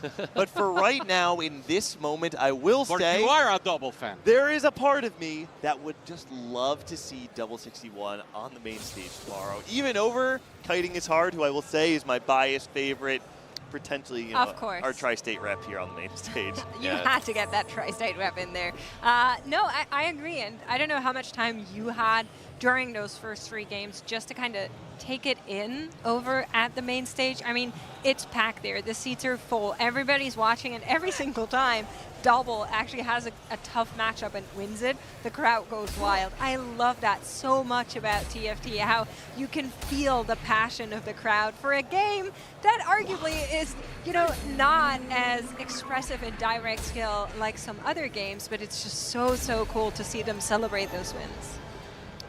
Stage 3, augment round coming up. All right, looking at these augment choices, Magic Roll is usually a pretty safe choice. It's pretty value. Golden Dragon has kind of fallen out of favor here. Insta-pick here from Yeah, so we see the Magic Roll. We'll have to see what that roll becomes. We're looking at his Ishtal quest here. Lose 4-player combats is generally a pretty safe one. So hopefully he takes that. He's got enough health that that should be pretty easy to do, get him up to about 400. So it shouldn't be too far off. Did he just pump XP? Did anyone else see that? He is 8 out of 36 right now. Huh. It's possible he chose a different quest there, so it's hard to tell from here. Yeah. On the left side, we're getting to look at the augments. T-Lades took the forever one, the one where you lose all your gold. I'm blanking on the forward name. thinking. Thank you. Yeah. Forward thinking. You know, so he's going to try to use that to then get a bunch of gold later, so he'll be a little bit weaker. And the thing is, with a lot of these econ augments being chosen, Hwanmei with his Warpath, that's how you can play the pressure that goes really well. So hopefully he got some good items to allow him to keep that pressure up. That's actually such a great call out. I think there's something to be said about when a meta indexes so much on Fast 9 that oftentimes people see the combat augments and all they think is, hey, I don't really have a good way to go first here because I didn't hit econ. I'm just going to bleed out. But Warpath does allow you to bridge that gap. So I have a question. Just because it's an augment, we've of course been seeing a lot the extra darkened weapon coming in here for, I believe Snowy picked it up. Snowy. And of course many players kind of like insta-pick that. I want to ask you specifically more. Do you think there's almost like a favorable bias going on right now where everybody's just like, oh yeah, this feels really good on a Belveth, and people wanting to pick that up? I think a big part of it is the fact that with that one, you always get to see all 4 darkened items. And so it's the one augment in the game that, like, you know exactly what you're getting. Yep. Mm-hmm. And everyone, I think right now, if you probably were to check the stats, I would guess it's like 98% darkened bow, right? Like, it's just the common choice. Whereas if you take something like Portable Forge, you may end up with something you're a lot less comfortable with. And speaking of which, you look at Rain99 here playing Kappa Juice. And Kappa Juice right now is just a really hard artifact to play. So kind of a position I'm sure he's not super excited to be in. But that's why the Darkened one has been so favorable, is everyone knows around to play it, and AD Flex right now is generally very good. I'm very curious more to hear from your purview how much of this Kappa Juice artifact is balanced around being able to snowball off of it versus if you are kind of going mixed streak and losing those hats. Oh no, if you mix streak, it's a terrible artifact. You definitely want to get as many hats quick. Imagine if, like, for example, Hwanmei had Warpath into this, right? Like, that's where you're going to start getting the hats, and that's going to start doing really, really well. Hwanmei, as far as I can tell, by the way, didn't lose a fight yet. So if that is the case, we could see a Warpath cash out as soon as 3-7, and that's when you can really snowball, because you're going to get that 2-star 4 cost. You're just going to get a bunch of extra econ. So we'll have to see how he's doing on that Warpath. Also, KC Double took forward thinking as well. So again, a lot of people kind of open forwarding, but that does mean right around 4-2, 4-3, we're going to see some big spikes on these boards. I have an eye test for when the hat is good, at least for me. The eye test is when you cannot see the hat in the screen, when it's there, you're good. Okay. You're actually amazing. And it's not that difficult. It's actually pretty fast if you manage to go tempo. So Hwanmei right now is definitely playing Yordle to the prim. He is 8 Yordle on 3-5. This is best case scenario, because now you're going to start getting those Yordle grab bags. You're going to start getting a bunch of extra econ. The only thing that's a little worrying is he only got Teemo 2 as his DPS, but the fact that he's level 8, while, for example, our forward thinkers are going to be stuck at level 6, should just be enough effective health on the board to allow him to win a lot of fights. And combine that with the health from the Yordle trait, the attack speed, he should be okay. If Hwanmei is able to continue the streak, cash out Warpath while having the 8 Yordle grab bags coming in every single round, the amount that he's going to snowball, it actually feels almost impossible to not go first if he pilots it well. He's going to be so rich. Yeah, the trick is that sometimes if you get some bad 4 costs and 5 costs, it can bait you into some situations where you maybe aren't going to be as strong. So you have to be really careful there. But you are getting the 2 full items. Did you guys see that chop? There were like 4 Scions in that chop. I missed it. Sorry, I just saw it while we were jumping away. Sorry, Morn. No, that's fine. So he gets the Kennen 2. That's going to make him a lot stronger here. I can't see his Warpath from here, but the big thing is, if at this rate, usually the next round should be the Warpath cash out, as long as he's been winning by enough units. So we'll definitely want to see what happens after this to see if he gets his Warpath cash out. Story on the other, though, KC Double, 43 health. Definitely our person at a bit of a low health right now, and we'll get a big string of gold later, but can he survive long enough? So I will say, this is the double 61 way of playing. This is the one player you probably don't need to worry about being low HP like ever, because he loves to play that way. He loves to use HP as a resource, fall really low, then transform, get that big pivot moment, build a legendary support, and cap out from there. Right. But of course, it all hinges on being able to do that. I also want to draw attention to kiting his hard spot. 435. Yep, all the way up to 435, very close to the 500 cash. And there's the Warpath cash out. So we're seeing a 4-1. We get a Garen 2. It's an okay defender. The early Azir could be a Shurima line. If you could pull off a Shurima line here, 4-1's a little late, but only a little. You could play around the Nasus, the Renekton. Those are really strong. Or even pull off a Xerath. He's got good items that could be used for Xerath. Early on also as a possibility for the artifacts. Exactly. So definitely the kind of thing he could scale up. The one thing is he did take Advanced Loan. So that is going to be a slightly weaker augment. And if we see a Prismatic, that will put him at a pretty big disadvantage. A lot of players have been talking about how Advanced Loan, if it rolls Prismatic next, you're at a pretty big disadvantage. Also, do you want to call out he did sell the Garen yes. instantly, made Econ. Has a lot of opportunity here though, because he's so rich. Now that he cashes out, normally you kind of think of the cash out as, okay, I'll use these resources to just streak through. I think he's actually in a position where he can take the resources he's earned from Warpath and actually almost take his foot off the pedal for a moment, because he recognizes he's so close to level 9. I don't think he necessarily needs to push the tempo, and his next step of getting stronger is going to be very expensive.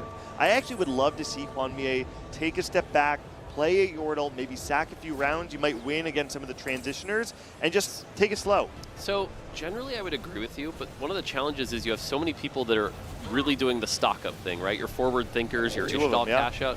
So if you take your foot off the gas, that's just letting them have more room to breathe. And considering Hwanmie is at 15 points, he only needs, a top 4, I believe, top 4. Yep. So I'd be playing super aggressively here in this particular case. But it's one of those things that both can work. It's just you have to think about everything else. Gets the early set unlock as well. Yeah, does get that. Our augments are coming in, though, so we'll need to check how it works out, the forward thinking being cashed out here as well. Yeah, he's level 9 right away, so this is that big spike that we're talking about. And the fact that it was a gold augment, by the way, that's good for Hwanmie, right? Because now he's only at a slight disadvantage having that be a silver, as opposed to the Prismatic versus gold. How do you guys feel about the instant decision to go 9 rather than rolling a bit on 8? One of the things that is a little bit scary when you go 9, and we're kind of seeing it here, is you don't actually have enough gold, even with forward thinking, to go level 9, upgrade your 5 costs, and build a strong board. We found a Zilean too, but at the cost of only playing 8 units. Yeah, didn't find the Annie, trying to go for a double mana generation on the Annie, but finds the Zilean. I mean, he can get additional experience from now on, and there is a chance for him to go something else. So that early Zilean can help, but I mean, it's not the ideal position. He has front line, so that Zilean could have time to ramp up a little more. That's the big thing, is Zilean with 2 mana items and a good front line can be an insanely good carry. He's just more narrow because he requires a lot more setup than a lot of the other compositions. And this isn't a bad setup here, right? He's got enough front line. I like the crash test dummies as well. And so this Zilean's going to be casting a bit, and this could allow KC Double to end up going to 10 pretty quickly. We saw T-Lides on the other side take the opposite route. He was the other forward-thinking player. Instead, is sitting on level 8, sacking a handful of rounds. Also want to call out, kiting his hard past the 500 Sun Shard threshold. I did not see if he actually chose to cash out or if he's just taking the Brock and continues. It looks like he cashed out. He did cash out. He got the Radiant Thieves Gloves. Yeah, that's kind of a bit of a low roll. And one of the things with Ishtal that's really tough is when you hit that 500, you have that instinct that you want to cash out. But 550 is actually when the rewards start to spike pretty hard. I think he did hit 550. Okay, if he hit 550, that's good. I mean, so I would have to say the one time that Radiant Thieves Gloves is really good is if you play it on Brock. But he already had the Bruiser items. He found another Brock. It's actually pretty good. Yeah, double Brock can be pretty good. You can get some big AoE. You can do some damage. Right now, his backline's looking a little scary, and honestly, his front line also. So they're going to have to do a lot of tanking. But you get the CC here. We're going to see the Brock at the cast, and there's the knock-up. Here come the rocks, and it's just so much damage. Yeah, this is kind of what I was worried about for Double, because he, of course, found some good units, which in a different lobby might have been good enough to get some wins in, but with games like this one where you have that Warpath player, you have your Ishtal player, these boards are just getting too chunky, too big, and you're not going to be able to keep up, which is worrying for Double now. All right, so Hwanmei did just take his first loss, and you know, Gangly, he is going with your school of thought right now. He's just saving up resources. He's deciding, like you said, to take a foot off the gas here and build that up. And so hopefully he can use that to transition. The other nice thing about that strategy here is he's letting other people take some of those 5 costs out of the pool that he's not going to necessarily want, like the Zillions. And then that will allow him to hit maybe the ones that he wants to index on and play around those really well. I am a little sad he decided not to play around the early Azir and Ornn. I felt like that could have been a lot of value, but instead he's choosing to prioritize the grab bags from 8 Yordle. Also, he's lucky. In my mind, he's going for the Annie Tivers, and Double, that was the one going for that line, only hit the Zillion. So maybe a good out here, and waiting at the end work out for him.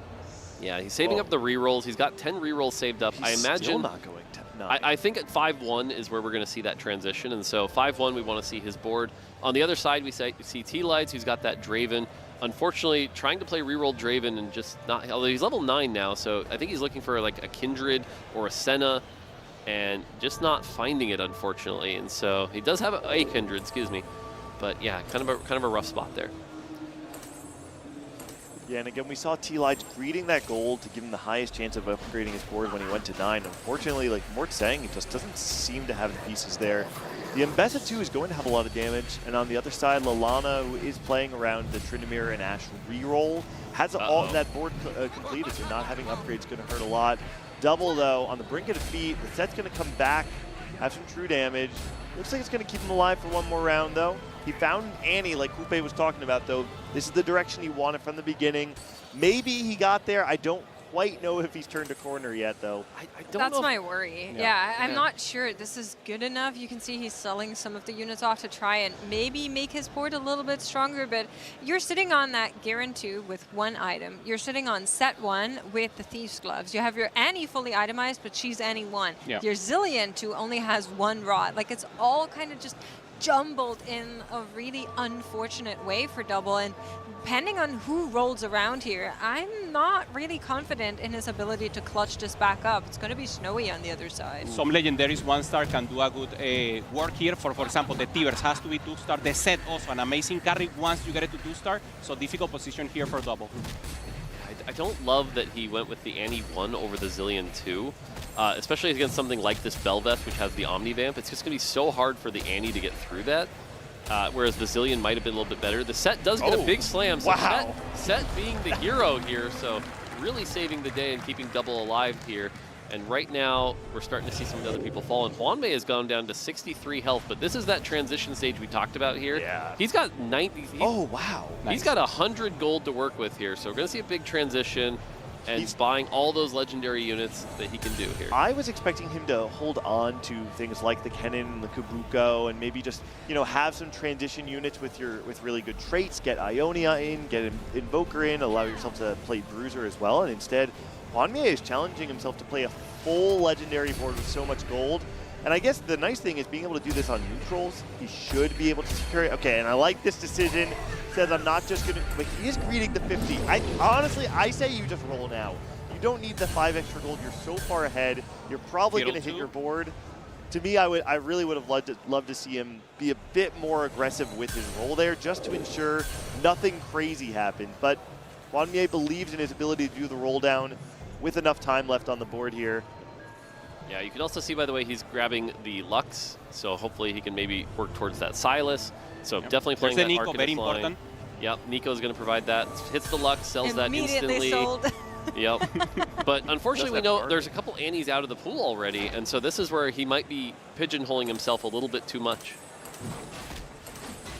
All right, Hornmead does go up against Kiting. We've been seeing the Ishtal board do really well, but we kind of need to lock in and look at double 61. Can he stop? Tryndamere on the back line. Tryndamere on the back. This is not looking good, gentlemen. Set will do some sit-ups, but this will not be good enough. He's under fire. Double 61, unfortunately, it takes an 8th place in a game that was so important here. He needed a 4th for that check, and now he will be at 16. And by the way things are going, probably 1 or 2 players will be on check by the end of this game. Yeah, Hwanmei definitely looking like the favorite to be in check here. Kiting has that really good board, and if he ever hits Brock 2, that'll be a really scary board to deal with. But even if Kiting wins the lot, and there it is, there's the Brock 2. So that's going to be big for Kiting. Brock 2 really hard to deal with. But even if Kiting wins, that'll be 19. That just won't be enough. So it's really unfortunate.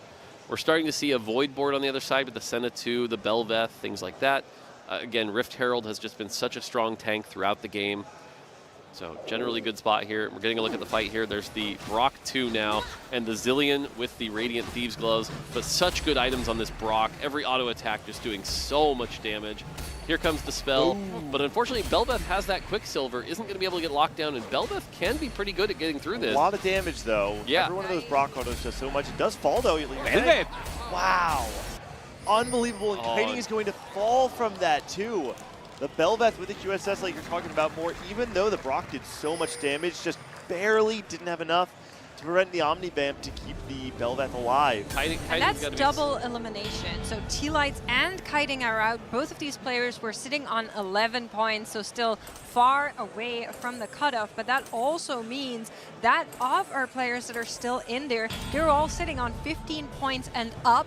This lobby is going to get dicey next round. Yeah, Kiting's got to be pretty disappointed with that because he hit the Brock 2, felt like he had it all put together, but unfortunately just couldn't lock down that Belveth. You need something else to get through that. You know, Brock's going to provide a lot of AoE, but now we're looking at Hwanmei's board here, and he's finally put it all together. This is that Arcanist board that is very powerful. Finding the Annie 2 and the Tivers, most important for me unit in the front line right now, and trying to hold on against Lalana. Wow. Access to backline right now for the Tryndamere, Azir is out. Yeah, Tryndamere on the back line is able to chew through, and he's trying to shoot those bolts, but again, the healing is really good here. Gets stuck on the Tivers, though, but you can see the healing from the Tryndamere, who's ramped up on the back line, and this is the power of that re-roll Ashe and Tryndamere comp that we talked about that is starting to spike up, and people are seeing that it can even beat some of these fully legendary boards. Another elimination has come in, and one that is really tragic. Rain 99 getting eliminated there in 5th place means that he's going to be sitting 1 point away from that checkmate, which will be tragic. However, that also means the players that you're seeing right now have a really good shot at getting into that checkmate. Of course, the pressure on Lalana, the other 3 are kind of chilling. Yeah, they're all guaranteed check. And except for Lalana, who, yeah, you're at 10 points. You don't have a way to actually reach check, but what Lalana does have the opportunity to do here is to go to 18 points and put yourself in an almost guaranteed position for check. And again, we said it at the top, it's not just about playing for checkmate. You have to play for points. Because at the end of 6 games, we will decide based on who has the most points.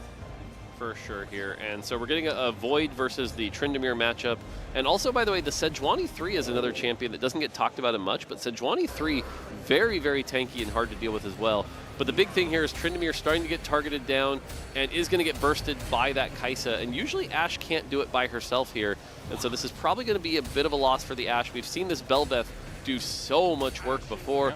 Belveth is going to chew through. We haven't even gotten through the Rift Herald. That's going to be an Ashe dead, and that is going to be a loss for our Ashe and Tryndamere comp. Also the importance of chill in the Freljord comp, having that anti-CC there on the Velvet once again making the difference. It's a set that there's so many CCs. You have chill, you have CC from the other side. So actually, I love that this item has gotten so much importance, especially in high elo lobbies.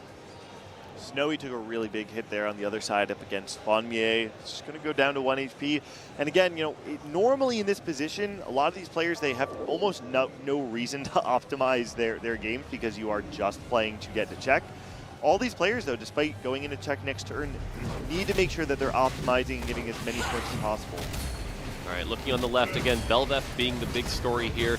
Quicksilver is allowing him to go ramped up, get really, really powerful.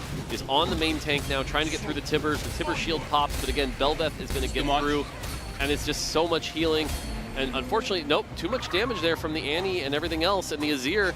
And so that's going to be a win on that side. And so you can kind of see the difference in Belveth items, by the way. This is the Belveth that has that Edge of Night. Edge of Night not really providing quite as much, whereas the other one has that Darkened Bow, and that Darkened Bow providing the Omnivamp, the AD, the arrows, just so much extra power. It seems to be a little bit more successful. Also, Belveth is like a ramping carry. You want to have it on the weak side because you get one, you get the takedown, you get the additional speed, and she starts to ramp up. If you get directly to that tank, so probably we'll see a change in positioning now to try to get that ramp and obviously get more value. Yeah, I agree with that call. Everyone's going to be able to get one more item here. And looking at Lalana's board, one of the challenges here is that this extra item's not really providing a ton of value. You'd be looking for something like a Thieves Gloves, but okay, Deathblade on Draven, not that helpful, or a tank item on Swain. Yeah, Adaptive Swain, but again, not a huge swing. Whereas something like Snowy's board on the right here, that's another item for your Senna that can be pretty valuable. So a lot more options here, and that can make a lot of difference if your comp's not ready for another item slot. Lalana's able to level up to 8 here. Gets the Taric. It's going to give you a little bit of MR, allow you to get a little bit stronger, but I don't know if it's actually going to... Yeah, Taric has that effect where when he gets low, can block things for 2 seconds. That's usually pretty valuable on any board, but the Magic Resist Aura, really only good against the Annie board of Juanmei, but that board's so far ahead, I'm not sure that'll make a difference. Also the shields, I mean, it's so good. You don't think about the Magic Resist, I think it's a great unit. Support overall.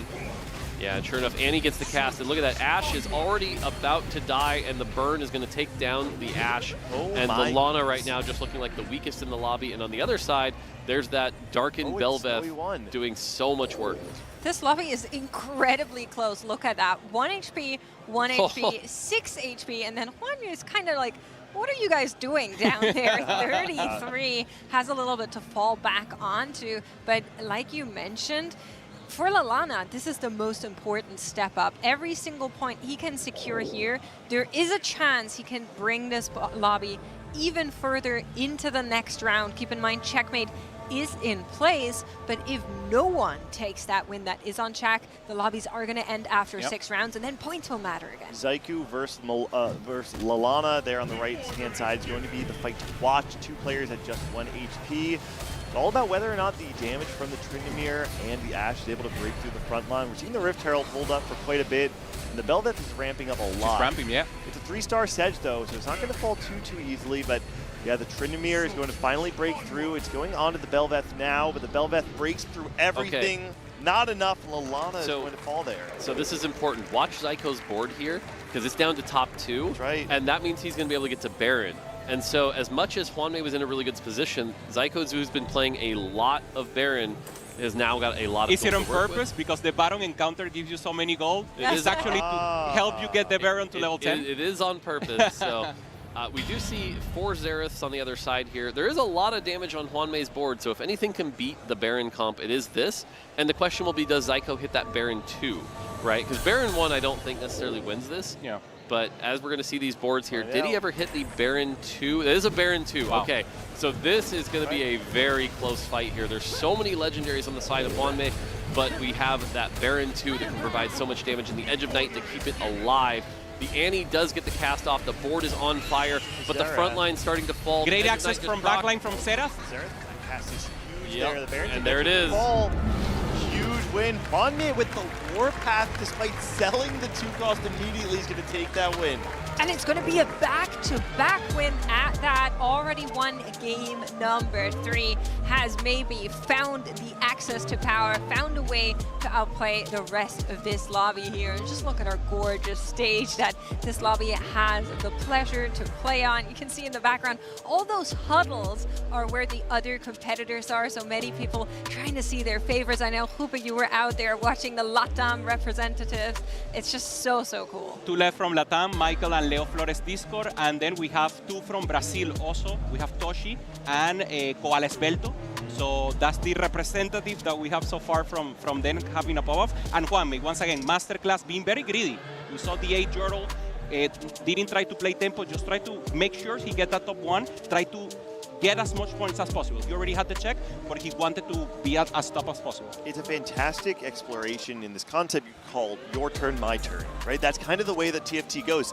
Sometimes it is your turn to be strong, and sometimes if you try to be strong when it's someone else's turn to be strong, you'll grief your own game. Yeah. You have to recognize, it's like a dance. You have to recognize the rhythm of the game. I just Sometimes enjoy it's more your time. laughing at you while you say Gander's always so animated. Yeah. Yes. You're not wrong. There You're is right. a cadence to the game of TFT, and if you can't recognize it in time, oftentimes you'll end up putting yourself behind rather than giving yourself an advantage. Well, guys, while we were watching this game number 4, of course, our other 7 lobbies also played game number 4, and I am happy to tell you we have quite an assortment of players that are on check, and one of them is Sappho. So we'll take a look here at his gameplay while I give you the rundown on how we're standing. That's a Diana 3 on 5-2. Yep. That is a very, he used Pandora's Bench. Pandora's Bench is such an interesting augment. I see.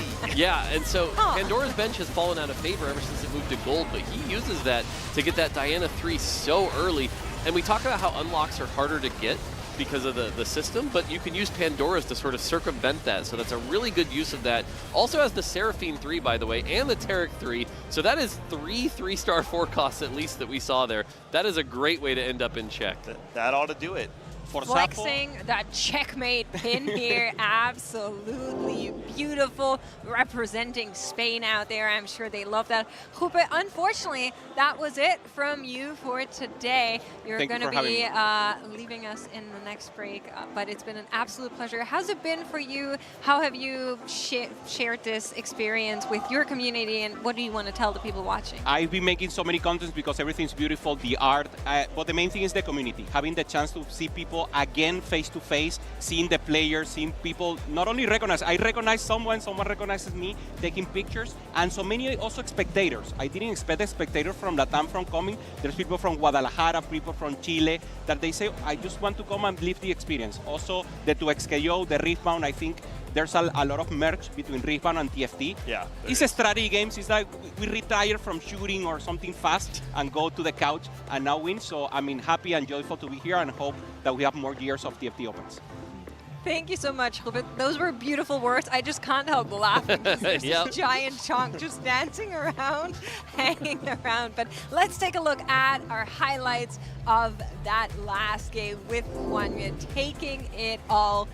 And we're going to be seeing once more what all led to this beautiful moment as we are looking upon those images. I loved the idea from Double 61 in that game, indexing so heavily on double econ, playing the late game scaling. Shout out to Dish Soap. I think that's Dish Soaps, right? That's Dish Soaps. Yeah. Plus the forward thinking. Unfortunately, didn't go his way, but you know what? It doesn't mean the game plan didn't work.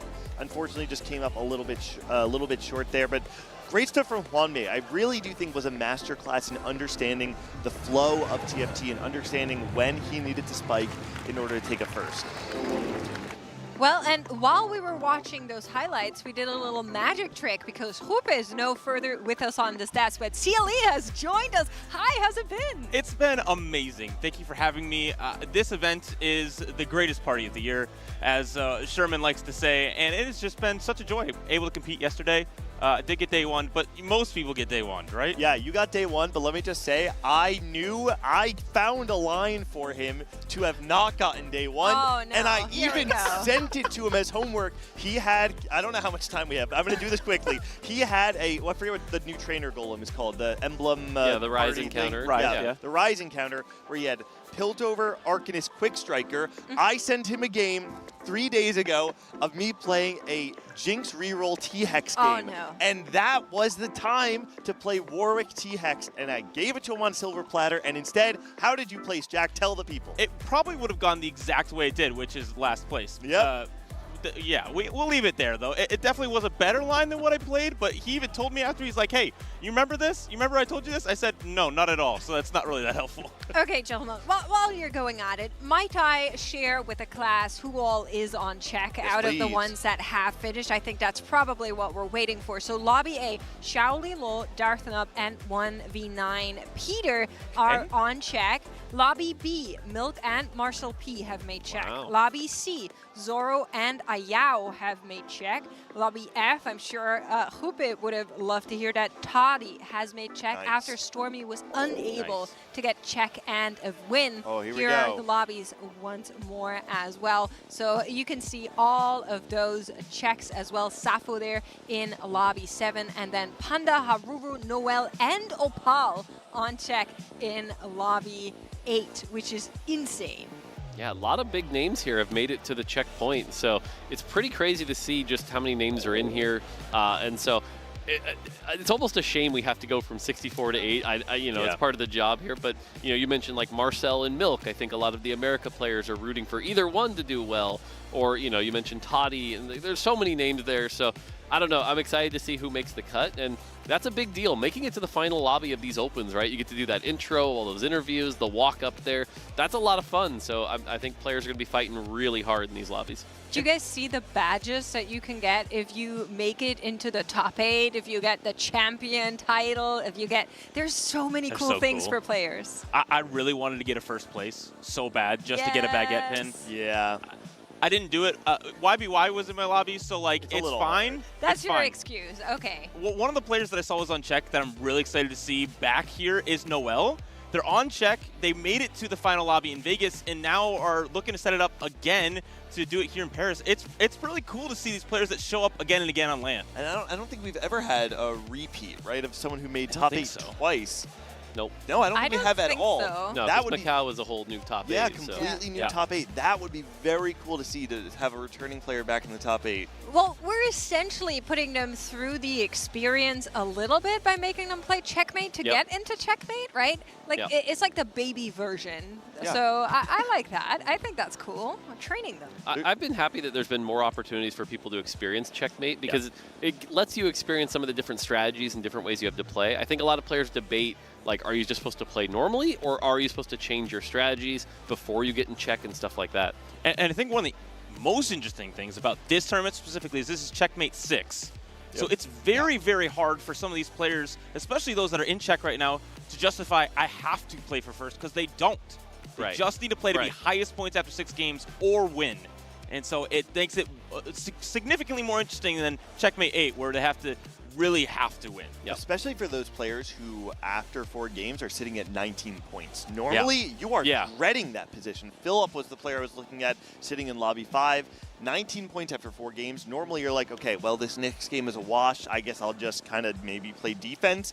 Instead, though, Philip has an opportunity, and many others who are sitting on 19 right now, play the game in the most optimized way, min-max your points, play for best placement, and maybe you have to play a little bit of defense, but you actually have an opportunity to focus a little bit more on your game. It's a little weird, though, because you only have 2 games left. Mhm. So, like, if someone's already at 25 and you're at 19, playing for a 4th or a 3rd's not really going to do a lot to That's swing true. that. So it is kind of weird where it's like you almost do also have to play for a first. And so and that's what I'm saying. Like, even this dynamic of Checkmate 6, as you're calling it, I don't think we've actually explored that much. And so it'll be interesting to see how these players adapt on the fly. But that's kind of the story of this entire event is, we had the B patch that you've only played on a little bit. How much can you adapt as we head into this Game 5? Absolutely. Let's take a look on what encounter we're going to be getting at the start of this one. Sometimes they're quite transformative. For this one, it's going to be all golden augments for our players here. And of course, keep in mind on our overlay on the right-hand side, Snowy, Zyko, and Hwanmi are the players who are on check. They have that little crown over there. Yeah, that's definitely nice to see here. And so with the all gold augments, you're not going to see anything too spiky.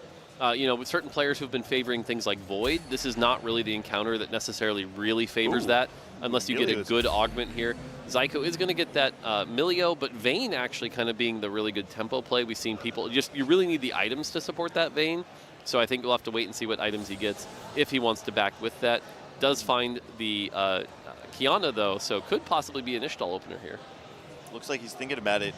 I remember back in set 4 when Zyko made it to the set championship, he was one of the players that played around the what's it called, the econ trade at the time, Fortune, to find a lot of success. Now back on the international stage, having the opportunity for an Ishtal opener as well. It, kind of calls back some old memories. Yeah, we call those the high-risk traits now. The high-risk traits. Thank you. And this is one of those portals with all gold augments. You can predict a little bit more of what you're going to get. And so Ixtal Expeditionist is something that they can very much play towards. Actually, anyone can play towards, but especially with Emilio drop, able to possibly get that up here early. Well, we did get to see that in that previous round. Unfortunately, it didn't do too well. So ended up being, I believe, a 7th place there for Kiting is Hard. Definitely one of these risk-reward plays that we're talking about. If you really want to go for that first place, a nice opening into it, definitely not guaranteed. I mean, he's in check, right? He's one of the players that's in check right now. So I think if you're looking for a game to potentially go for a first, Zaiku is one of the players that's over 20 points. Kiting played it. Oh, no, I thought you were saying for Zaiku has the potential to play it right now. Yeah. And so he is someone who wants to be able to play for a first place. And so I think having the Ixtal as an opportunity. 3 Darken! Wait a 3 second. Darken! No. 3 Darken! Come on! You can do it! I think we're going to see a Gold Destiny or reigning gold here. Yep. This goes with Gold Destiny and gets a combat augment, so not necessarily something he's looking for. On the other side, though, if you look at the augments being chosen so far, we have 2 Warpaths, and Kiting is Hard, also getting the 2 Terror, whatever it's called, that gives you the 2 stars. KC Double is going to be able to get that Darken item. T-Lade's going to get Pilfer, use that for Econ. Rain going to get the extra red buff there, so doing some extra burn damage. And Hwanmei going with the 2-1 to give you the extra rerolls. Also was the last person to pick.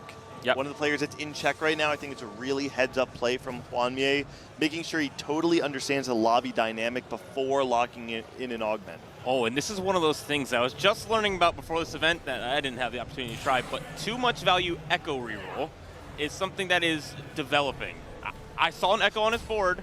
I saw a bunch of 2 costs. We'll see. Maybe if the items are right. Yeah, one of the things to note here is Kiting is Hard does have the Scion 2 and the Briar 2. So it has an interesting Noxus start. And we talk about how Noxus can be played for tempo, but there were so many other people that took things like Warpath that you're going to have a lot to contend with here. And we can see Snowy here, who got the Warpath on the Twisted Fate, does finally find the Alawi, so that's going to allow him to get 3 Bilge in early. Has that Sunfire, so a decent board to get Bilge going, maybe a round later than he would have liked. And again, not necessarily great for Warpath, but is going to be that kind of comp we have seen do decently well throughout the tournament. Going to be seeing who of our players is able to build out those streaks. Always a very important factor, especially in a full gold lobby where you know you're not going to be tousled up by prismatics. So Lalana also taking Warpath here, but getting the Yasuo. And Yasuo is a champion that did get a buff in the B patch, but unfortunately it doesn't feel like it was enough. The one thing that can lead to is the Yone. Yone is pretty powerful, but unfortunately you have this really awkward mid-game where you're stuck playing around this Yasuo that just really hasn't been able to perform well, and you need an augment to help you get that Yasuo 3 quickly. Yep. Otherwise you're just going to bleed out in the mid-game. I'm trying to think if there's a very clear option. The one that immediately came to mind would be something like Prismatic Ticket, but we're in all gold, right? So is there a gold augment on 3-2? Heroic Grab Bag. Okay. Yeah, I could see Heroic Grab Bag. Yeah. And even then, though, you still have to find quite a few Yasuos in order to really get that online. Because I imagine if you're taking that, you're rolling to 0 on 3-2 and trying to hit Yasuo that turn. Depends on the Ionia as well, but we are on board with Hwanmei, who is really going towards that Ixtal reroll with a bunch of these 2 costs here. And playing around Bard is just super interesting because it gives you extra rerolls alongside too much value. So it's a little bit of double dipping that way, but if you're winning fights, it'll give you free units. And so a very unique traits, very unique units this set that I've loved playing. Now I will call out that Hwanmei did play this, I believe it was game 1, and he went 8th. It was a really rough game, wasn't able to turn it around. And so we'll have to see if he can convert it here. But again, right now this lobby has a lot of really strong boards, and so he's going to have to try to just take as little damage as he can, hopefully get that going. Kiting ends up losing with that Scion 2 up against the Yasuo, so Kiting's going to get his streak broken. And right now, T-Lade's, interestingly enough, streaking with the Pilfer. So of all the people to be at 100 health, that's pretty surprising right now. Is that double Jarvan 2? I think so. I was looking at it too. I was like, am I not seeing something, you know? But yeah, I think so. Double Jarvan 2 on the board for T-Lights here as our players are picking their choices. You go. I was going to say, it's interesting that I thought he maybe was getting them from Pilfer, but I'm looking at other boards, and no one has it. There are no other Jarvans, so it's like it's not a Pilfer thing. I am a little surprised that we have 2 Warpath players, and neither one of them was willing to level to 5 when you have both the 2-trick and the Pilfer player in the lobby. Yeah. It's a very interesting choice if you don't scout the lobby. And somebody taking 2 Trick as well means that a lot of people are going to be very, very strong, making your Warpath even weaker. They just probably loaded in expecting people to play first or 8th. And so they're like, well, I can just tempo it. Maybe not the case in this lobby. So we're checking in with T-Lights. He just sold off that second Jarvan, but I can assure everybody here it was there. I saw it with my own eyes. Yep. Has been put on bench and then sold off. And of course, the one thing for T-Lights to keep in mind here that we're also seeing on Rain is Econ, of course, right now is standing on that bench, but not generating interest. Yeah, for sure here. Goes up against the Vayne on the other side. So again, Zyko really sticking with his plan. He is playing Void no matter what, right? Doesn't matter the encounter, doesn't matter the items. He has a plan here. And so we'll have to see how much it works. Goes up against this Ambessa, though. Unfortunately, the Ambessa didn't have any items, and so isn't able to do a ton of damage here. The Ginsu's is ramped up. Can the 2 units take down the Ginsu Vayne? And the answer might be no. Wow. And that is going to be a loss. So that means nobody is going to be at 100 health, which is pretty uncommon nowadays. No Tristana cast there was the difference. Kwame has a bunch of rerolls. Can't quite tell how many he has banked up now, but isn't playing Istal yet. Does have it. Oh no, we don't. We're missing the Kiana. We're missing Kiana. Yeah. I mean, I think it's not the end of the world if you don't actually get Ishtal online until 3-2. If you are indexing a little bit more on trying to win streak through stage 3. I've seen plenty of players not actually reach the 500 cash and still be able to scrap out a top 4. It's not necessarily like a doom spot. The problem is like Hwanmie wants it first. That is his goal for this game, is to be able to end the series right now. I want to call out here that we're looking at Snowy, who took Warpath and has been on a bit of a loss streak here. Thankfully is able to win this fight, but again, with Warpath, this is not the start you're looking for. So that's going to be pretty rough. Snowy, again, also one of our players in check, is going to deal some damage. Hwanmie down to 25. And on the other side, we see, this Anivia, very powerful items here, is going to do some extra damage to T-Lanes. And this is actually one of the, least healthy lobbies I think I've seen, where it's like no one's really win streaking or off to a great start. Hwanmie, the only person who is able to fully secure a streak of any sort, and that is the loss streak, which is a little bit easier to secure. He's also going to be unlocking the Orianna. This is what's so nice about having too much value, is that when you play the Ishtal reroll, you are playing for 2 costs anyway. It's just what you want to play, because you're trying to get the Invoker in with the Orianna. You have the Nico, you have the Vi. Everything fits perfectly into place.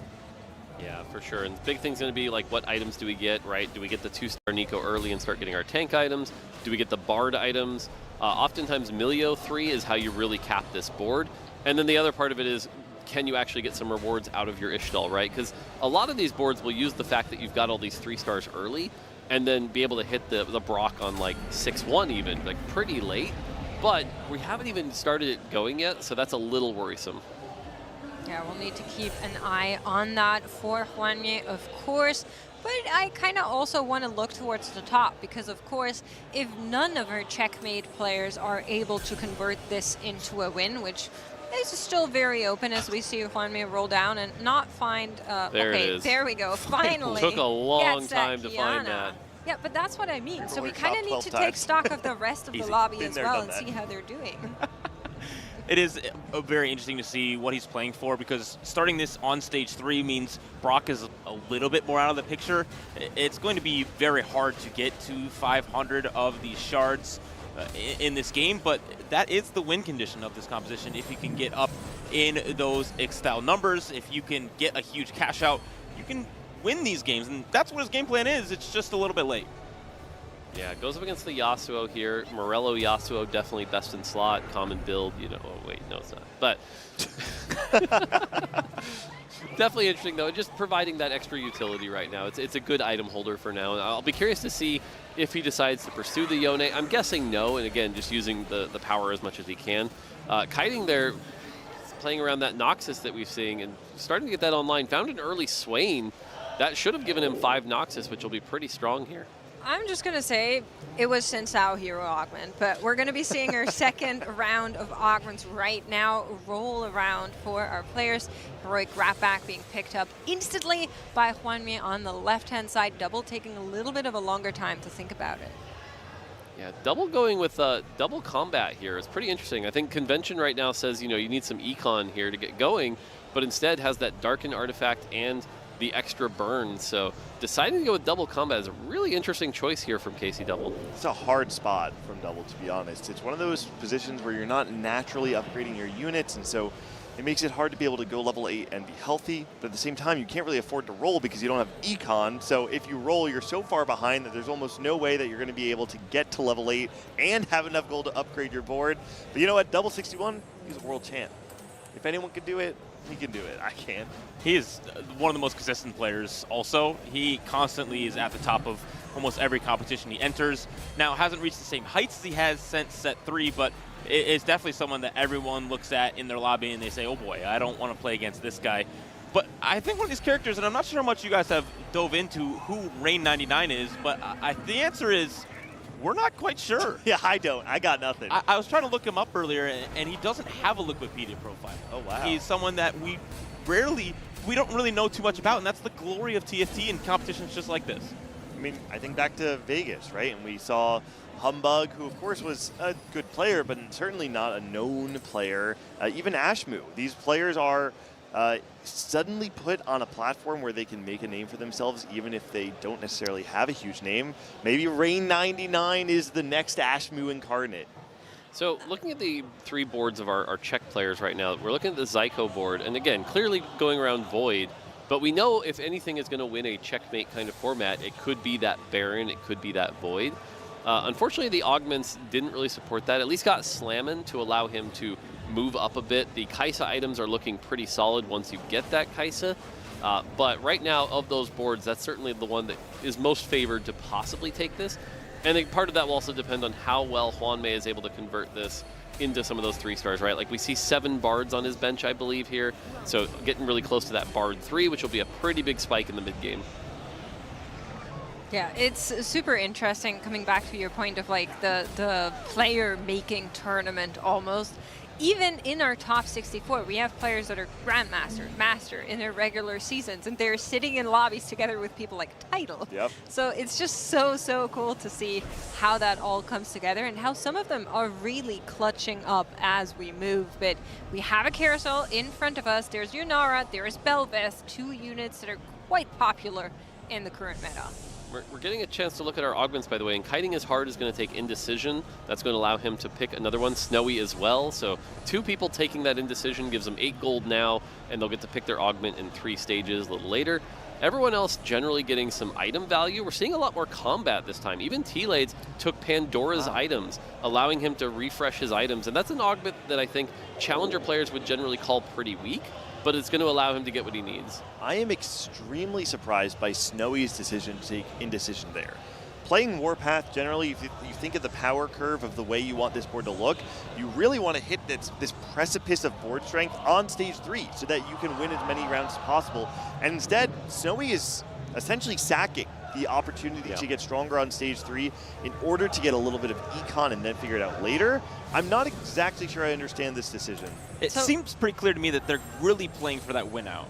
They're saying, hey, Warpath exists. Yes, I could cash it out early, but if I build enough strength up through getting all these Bilgewater emblems, all these Bilgewater items and all the serpents and all these things, and as well as get some extra gold, then maybe, hey, I'm going to dominate stage 4, stage 5, get the Warpath, and then that's what's going to propel me to the first. Very scary. Sure is.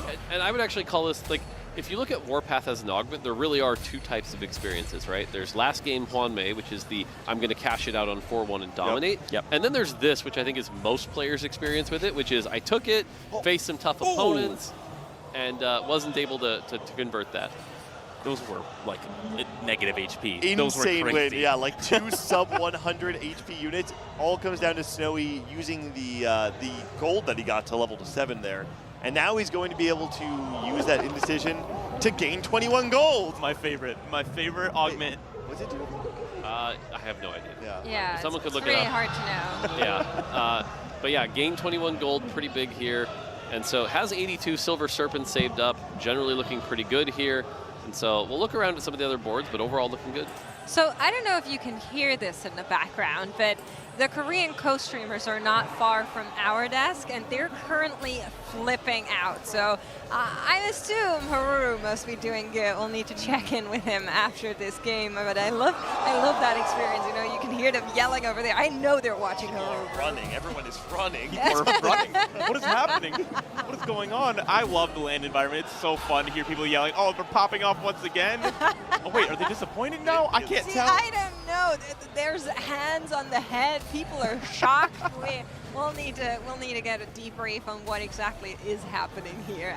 But let's focus back on our game as our players are going to be moving into PvE rounds, a chance to upgrade those boards. And for some of them, that'll need to happen. Looking at our lower position players right now, Double 61, Kiting his Heart, T-Lights, they need to turn those boards into strength sooner than later if they want to stop that train.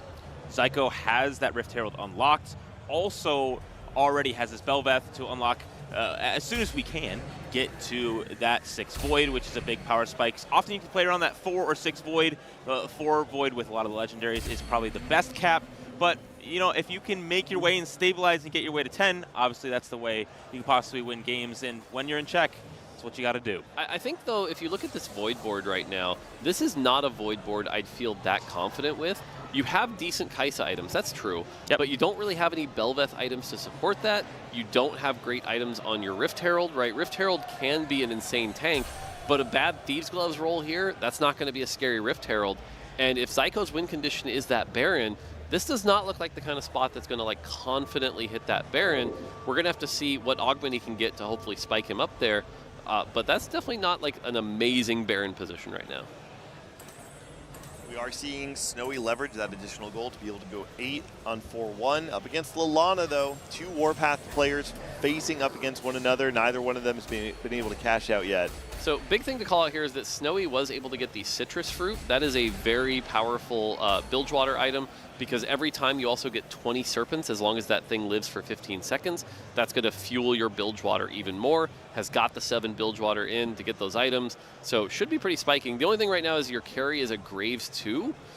So definitely need to get that Misfortune going. Hopefully can find that Misfortune 2 and give yourself some extra power as we go into our final augment here. And again, every player looking for something different. Zyko right now could take Reinforcement to get the Kai'Sa 2. That is really big for Zyko. That was best case scenario.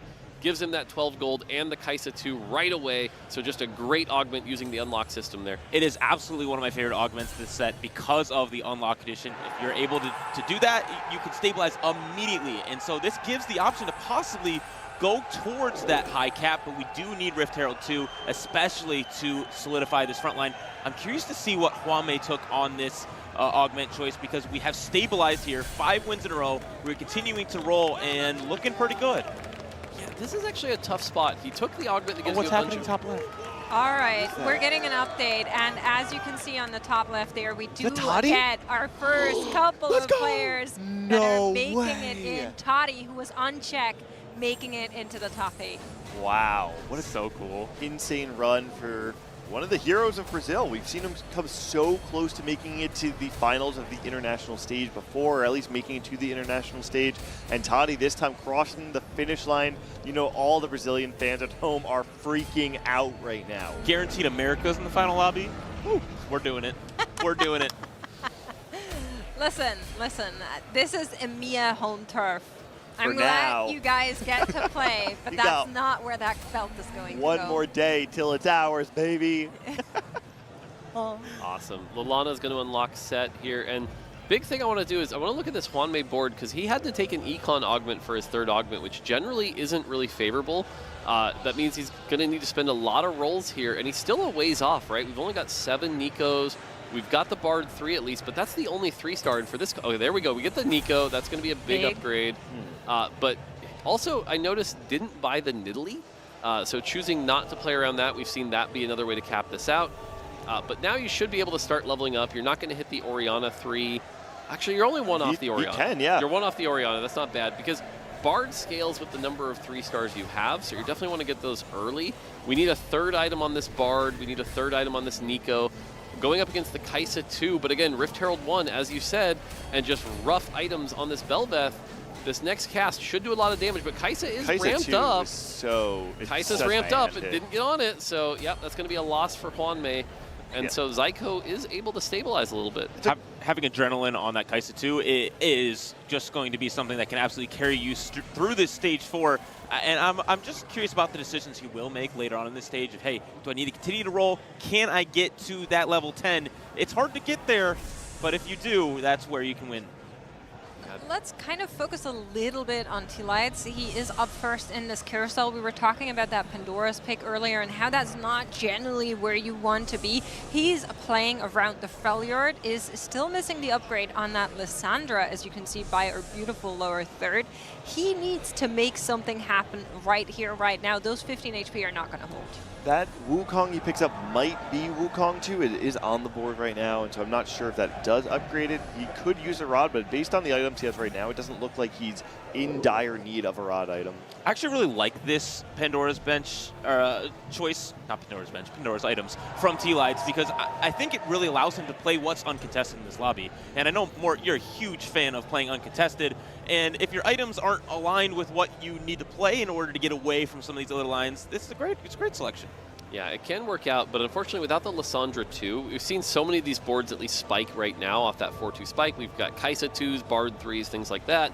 You know, if your Yunara 2s are out there, so you really need that Lissandra 2. This is a very interesting turn from Hwanmei, and it brings me back to what we saw him do last game, where Hwanmei seems to be very patient in trying to understand when the proper time to spike is. He has 5 free rerolls right now. He has multiple units sitting on his bench that he can upgrade, including the Orianna, only 3 away from the Melio as well.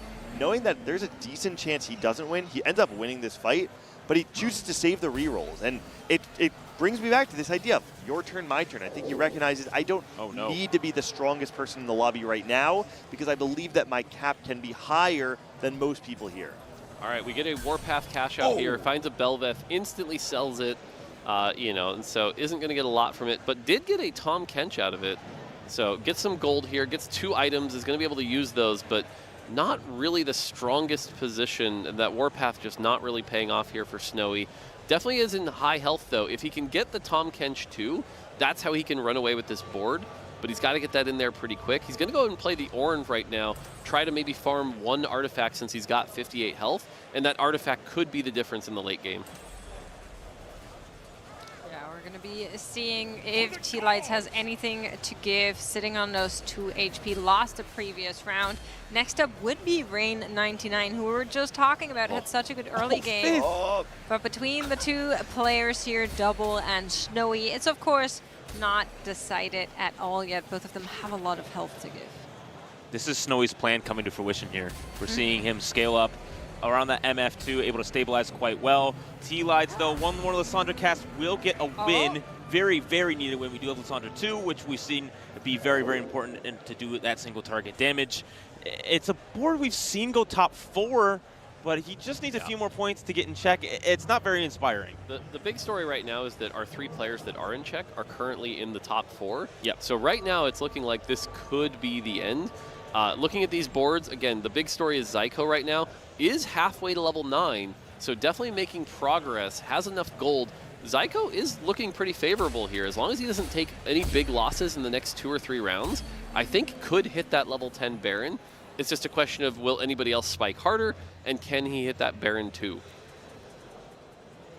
Yeah, we're going to be needing to wait until we see that happen, but like you're saying, great position to play that out. At the same time, so are checkmate players. So we're getting those first couple ahs and ohs and people running across the venue, so you can kind of feel the tension in the air come closer as some of these lobbies are already ending.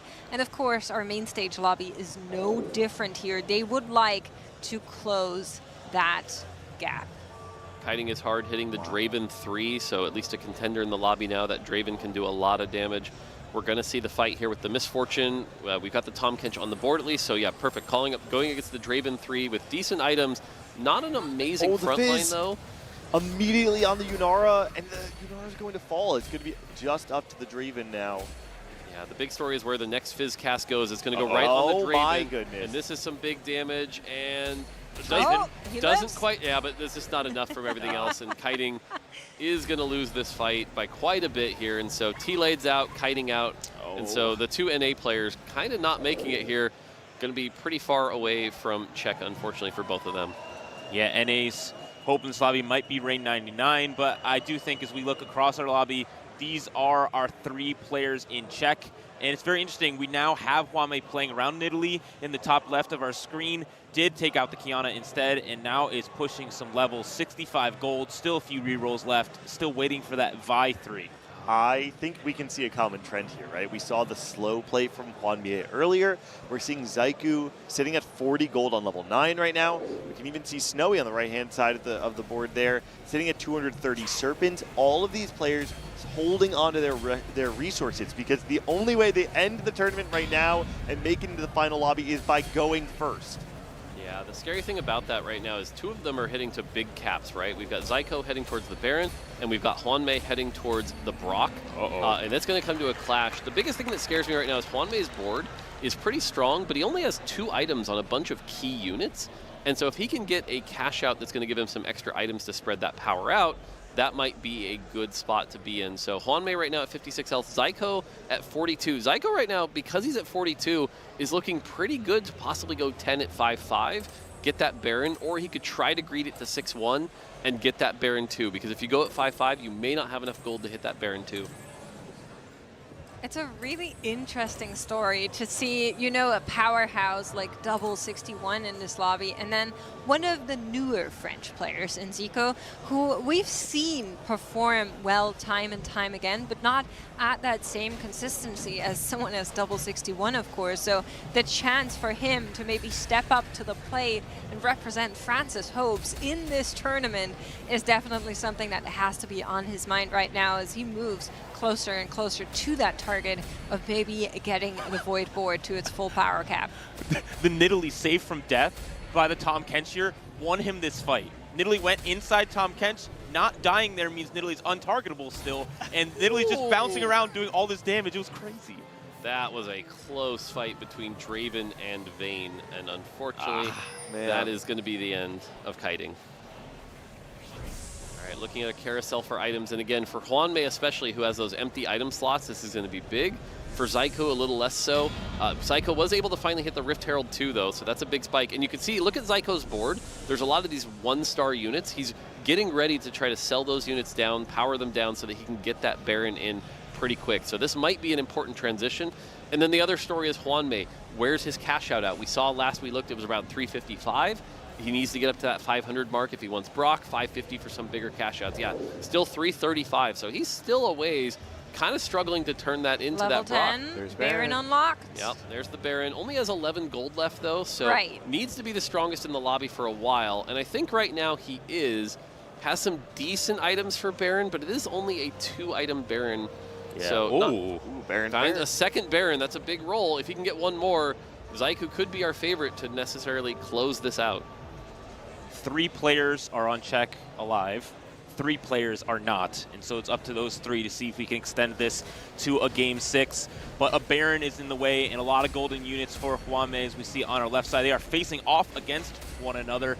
This Baron, without being Baron 2, with no IE, is going to make this do significantly less damage and a lot of HP to get through for the side of Hwame. Backline has been able to clear all of Zyku's board there. Hwame going to continue his win streak as Lalana. Going to take a loss there. It looks like never able to cash out the Warpath, and unfortunately will go out in 6th. I mean, unless I'm wrong here, I see 3 crowns. Oh, in 1, rain. 2, 3. That's the double. Yeah, so I mean, this is looking pretty over, actually, right? Is somebody here. Somebody check on double. Does he have anything that could contend with those 3 crowns? That has to be the question. If there's one player I would trust to do this, it would be double. This is something that I saw YBY playing a lot. Vayne, specifically with 7 Demacia, is quite good, but it does struggle to win games. But this Darkened Bow is what does take it to the next level. Yeah, the problem is the Ginsu's, like I said, talked about, isn't really the best item for it. It's okay, You know, you look at these Lux items, that's also not something that's particularly strong. And I think Hwanmei in particular is going to be able to, I think, do a lot of damage to this board. The combination of that Bard and that Milio should be able to take down the Garen. Galio comes in, and really it's the story of can Garen stay alive. Garen is in the spin, that's going to give him high amounts of DR, but it's just not quite enough. Everyone's going to be on the Vayne here. Wait a second. And that's the burst, doubles down, and so no matter what, this is going to end. Our 3 players in check. Psycho down. Psycho falls too. It will be a CN player advancing to the finals. Despite hitting the Baron, that just wasn't enough. We didn't have the Baron 2, we didn't have the IE. Exactly. And so now it's going to be Bilge versus Hwanmei. And right now, Hwanmei kind of looking like favorite, although we do see the Tahm Kench 2 here. The Tahm Kench 2 with amazing items. If it can get fed, can get really out of control, has the Kindred 2. So this is a very powerful Bilge board versus that reroll Ishtal that has kind of fallen out of favor, but Hwanmei has put it together. Can you imagine that storyline of not only making checkmate on the main stage lobby to get into day 3, but do it in a back-to-back-to-back win? That is what Hwanmei is looking at. That is domination at its essence, at its core. And I think we'll need to put a little respect on that as we're looking at the rest of the competition. There's a reason that Hwanmei is a world champ. This is a player who has been able to show up on the international stage before, and it's no surprise that they're able to do it again here. I want to see him take the Bramble Vest here, knowing against all the physical damage he's up against. Doesn't end up taking that, though. Goes with the Giant Slayer. This could actually be good, too, though, because if you move another AP item onto Nidalee, Nidalee can do a lot of work. Is going to put the Void Staff on Nidalee. I don't love Positioning's a little weird. Look, there's no tank next to the... Oh, she can't get targeted. Okay, never mind. We're okay there. I got baited. And also, it makes the Fizz do some weird things. Now onto the back line, though, the Fizz does get deleted by the Nidalee, bouncing around. And once again, this Tahm Kench, now sucking up, get one of the carries here is going to be very interesting, but the Nidalee is onto the back line.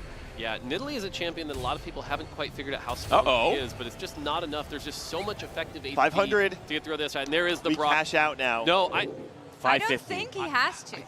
Let's find out what it is. He He doesn't even think about it. Yeah. And look at this, items. Items pretty good. You have a lot of 2-star units here.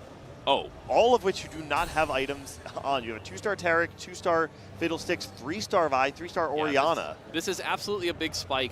I almost think it might be, well, Brock. if you hit the Brock, I was going to say, if you hit the Brock 2, that'll certainly be big. Finds the Senna, and it's really going to come down to what he decides to get items for. Does he put him on the Brock? Does he put him on the Senna?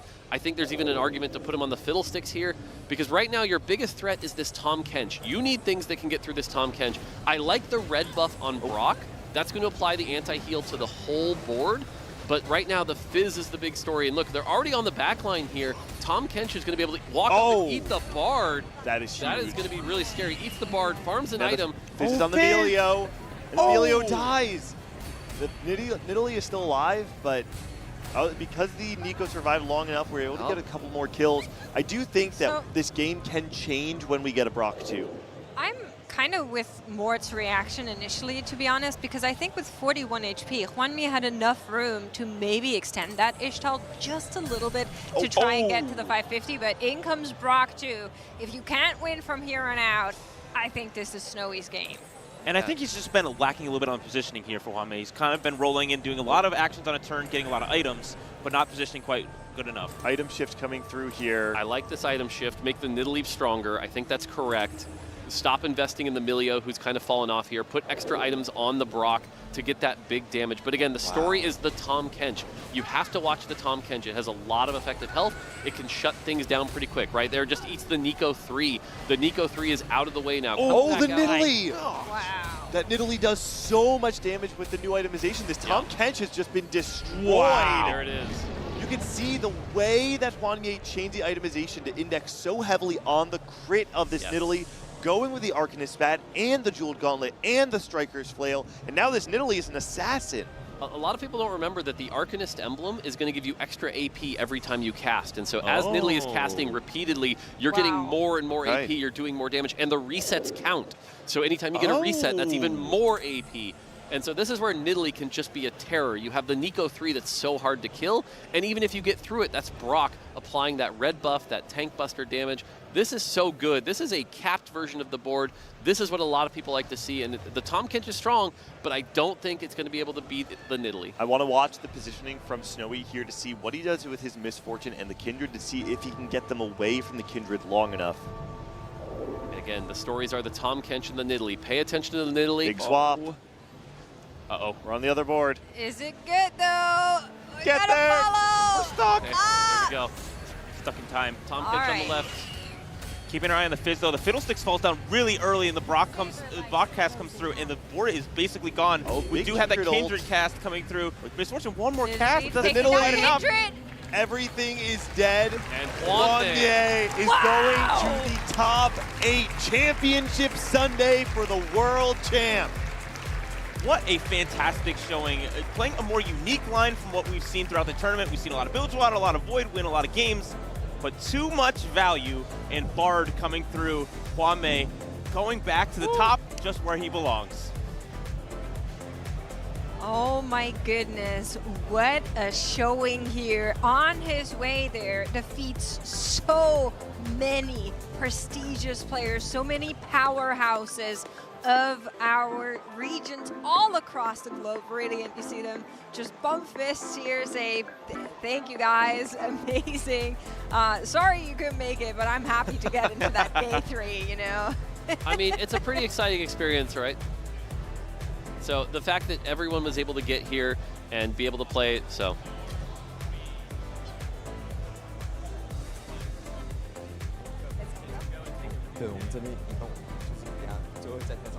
Welcome back to the stage as we have Hwanmei making it to the final 8.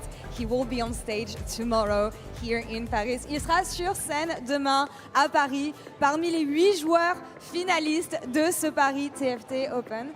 Thank you so much for joining me, Ni Hao. I hope you're doing well. I hope you had an amazing set of games today. The first question that I have for you is, you went back to back top 1 in the last 3 games, and the last one you got was against your teammate. How do you feel right now? 首先第一个问题，我想问一下，因为你刚刚是3连击成功的赢下这一个拉比，然后你的对手还是你自己的一个队友这样子，你目前赢下来有什么样的感想？首先最后一把打到大概5阶段的时候，其实就已经很明确的，就是我们3个有登顶资格的，很明确的要杀死比赛了，所以能侥幸赢下来还是比较开心的。It was very clear to everyone that the 3 players in Czech were going to finish the game then and there, but to be able to be the one that finally wins out, it still makes me very happy. Selon lui, c'était sûr que les 3 players qui étaient in Czech au début de cette game allaient être ceux qui allaient se qualifier. En tout cas, ça allait être un de ceux qui allaient se qualifier. Donc pour lui, aucune surprise de ce côté-là. La deuxième question que je vais avoir pour lui, c'est par rapport à Ishtal, qui est une line sur laquelle il a eu énormément de succès. J'aimerais savoir qu'est-ce qui fait qu'il vibe vraiment avec ce genre de composition. You seem to have a lot of success with Ishtal as a line. What makes you vibe so much with this type of composition? 画面你看起来似乎对伊须塔尔这一个阵容的话玩起来非常非常的厉害。那想问一下是什么样的为什么你好像玩这个阵容这么厉害？其实 PBE 的时候打了太多把这个阵容了，在没削过的时候，以至于削弱之后其实玩的也是很多。然后这套阵容其实就是一个上下限都是差距非常大的嘛，比较适合在赛点局拿出来使用。I've just played so much of Ishtal in PBE when it wasn't nerfed, and even when it was nerfed, I still kept on playing it over and over again. I feel like this is a composition that has really high highs and also really low lows, so it's particularly useful in a match point situation like this. Beaucoup d'avantages et d'inconvénients sur cette line, mais quand on a envie d'atteindre un point clutch de la partie, généralement c'est le genre de line qui peut t'apporter la victoire, et il l'a joué beaucoup durant le PBE, avant les nerfs, après les nerfs, et ça fait qu'il est très très à l'aise sur ce genre de composition. Ma question suivante va être sur la domination qu'il a eue aujourd'hui sur scène. J'aimerais savoir s'il a un message à adresser à ses futurs adversaires de demain. You had an absolutely dominant run today on stage. Do you have any message to your future opponents for tomorrow? 你今天的比赛打得非常非常的有宰之力，对于明天的对手，你有什么话想对他们说吗？由于这次公开赛是第一次尝试这种8桌都是8进1登顶的，所以进入决赛之后可能是非常残酷的登顶，就是抢击大战，因为大家都很有终结比赛能力。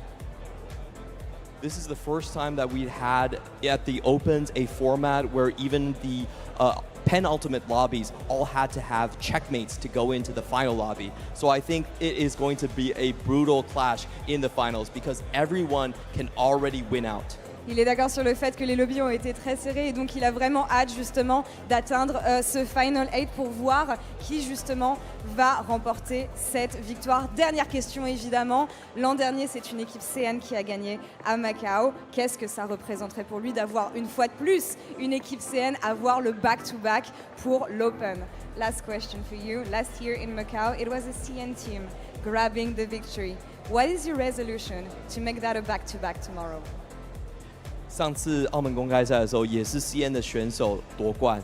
那你有什么你会做什么样的事情，让这个连续夺冠成为可能？我觉得就是我会尽自己所能，奔着冠军去打吧。可能奔着冠军的途中会失去什么。I will try my best to win the championship. And maybe in the process, I will lose some of myself. Je vais faire tout ce que je peux pour gagner le championnat et peut-être qu'à l'issue de cette victoire, je me perdrai un petit peu moi-même. Un message profond sur lequel on va réfléchir jusqu'à demain. Merci beaucoup à tous. Xie. Thank you so much. Thank you so much. Congratulations on making top 8. Clemens, thank you so much for your help on translation. That's all for us here on this side of the stage. We'll see you all tomorrow.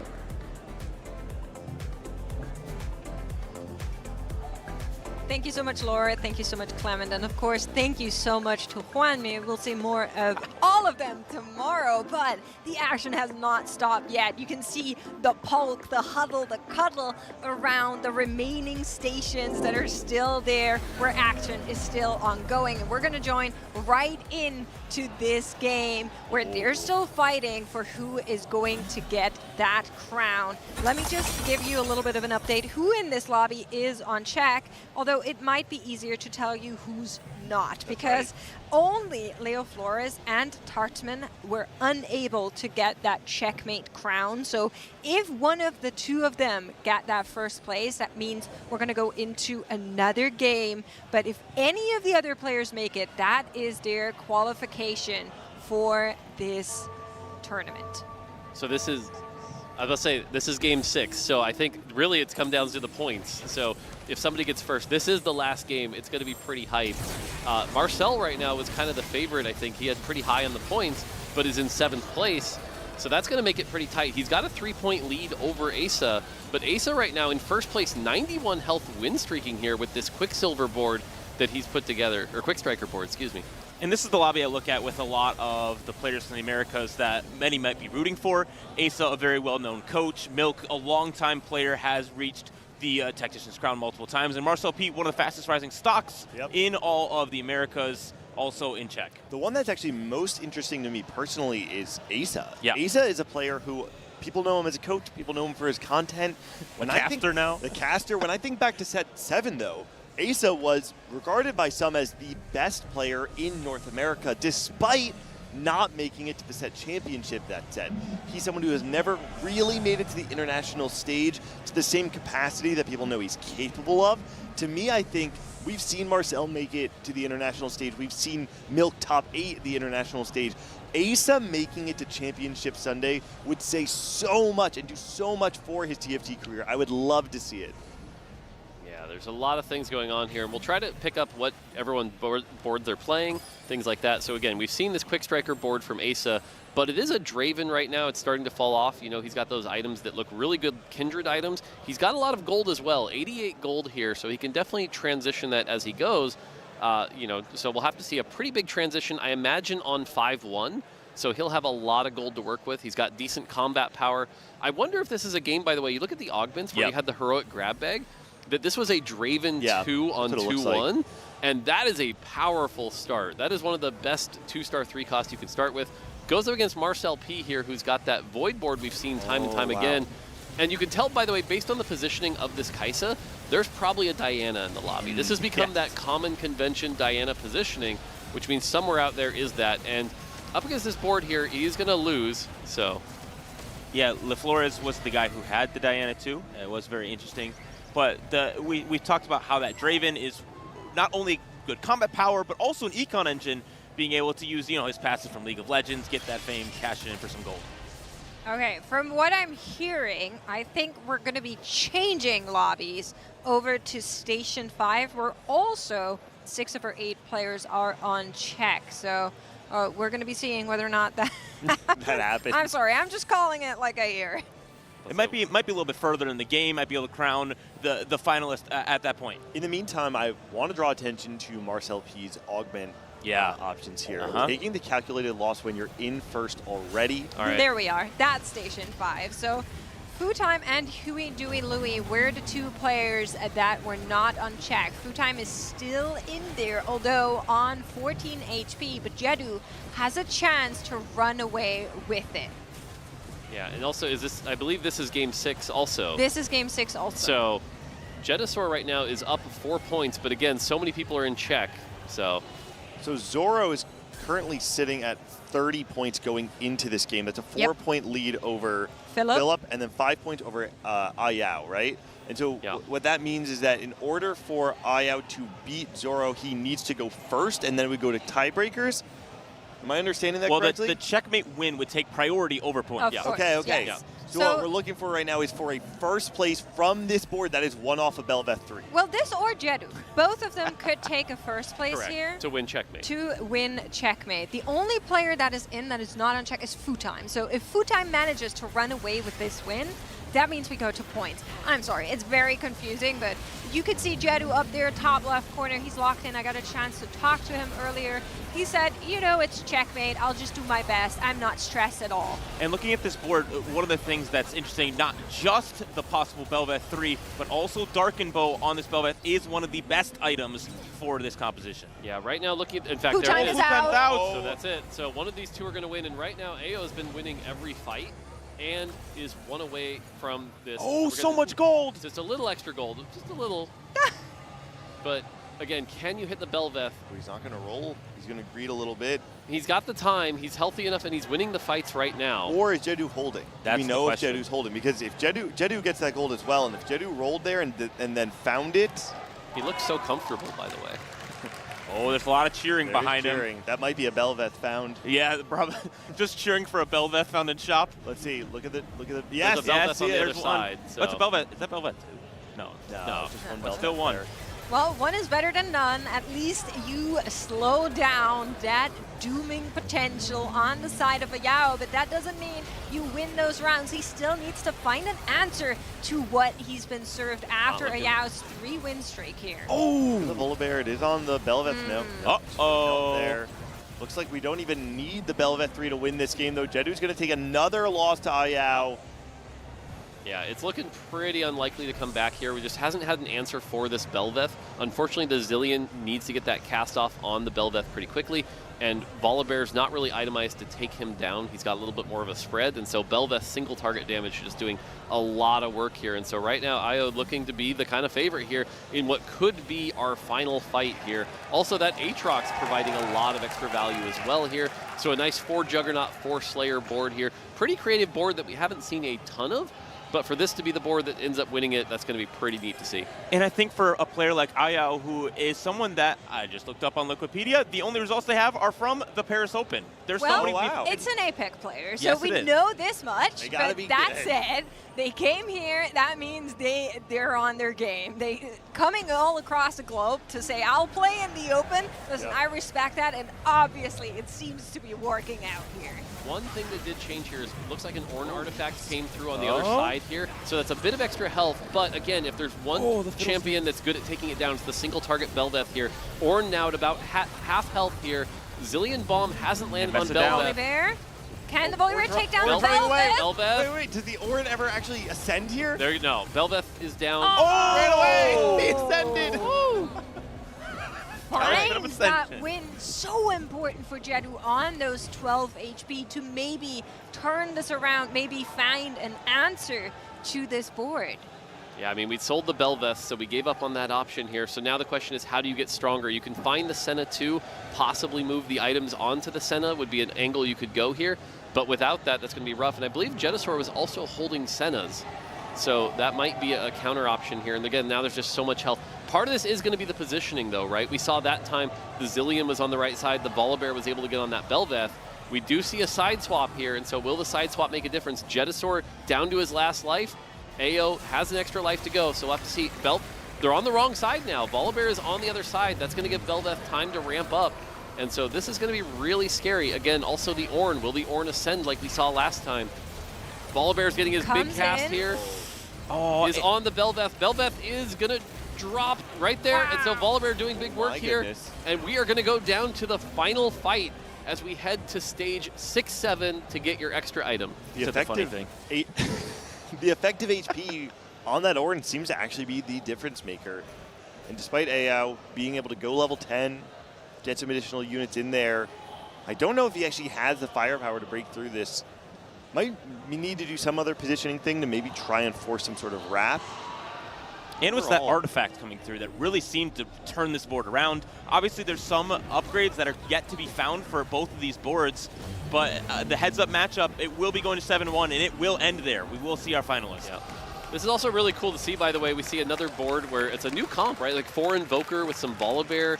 That's pretty neat to see. This Ornn's got a ton of extra health. We're going to look for an Lucian item. 2. Okay, Lucian and Senna 2 on the other side. We'll have to see if the items move. We're looking for a Fiddle 2. I don't think it's gold. Yeah, he doesn't have the gold for it. We're looking for a Lissandra item here, but unfortunately not great choices. Probably could go with the Hand of Justice. Instead, it's going to go with the tank item. Could put that on the Braum, provide just extra, try to stop that Belveth from getting some extra stacks. And again, the positioning is going to make all the difference here. What side is the Belveth on, and can that Ornn survive? We're on the left side this time, same side as the Belveth here, so we'll see what can happen. Lucian and Senna 2 for IO on the other side. It looks like we have a takedown already. The backline is just disappearing. The Belveth is ramping up extremely fast, but here comes the Volibear jumping in and ramping up, but the Kraken Slayer is not quite stacked yet. It's going too low. Jetasaur will fall down and out of the Paris Open.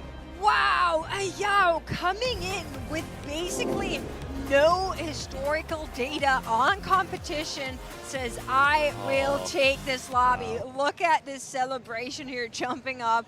Basically not even downloading that information yet, as unfortunately Jetu is eliminated. The rest of his lobby was looking to maybe get this to a point win, but that hope has fallen long ago. So more and more players are joining our top 8. Together with Ayao, it will be Toddy, who we saw earlier, Hwanmi, who we saw on the main stage, Haruru, as well as Ripple Overdrive. Those are the players we know for now, but some of the games are still going on, so we'll need to see how they unfold.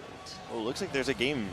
If this is one of the games for top 64, it looks like they're just actually getting started. And it is. I think I see Raiko Mastery in there. Yep. So that is a top 64 game that's just now getting started.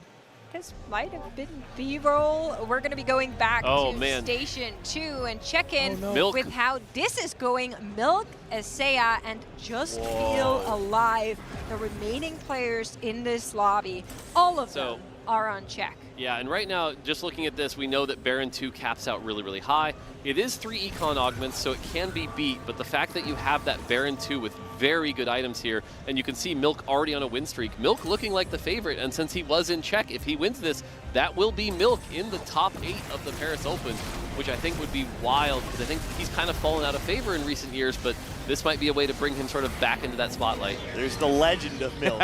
It's Milk when he tries is the best player in North America, and we're seeing it here, boot camping with the Vitality team all week long, and it seems to be paying dividends. Asa, that we saw earlier, was playing around the Quick Striker, going around, going for a fast 9 into Legendary. We just saw Nazir and a Shyvana upgraded on Asa's side.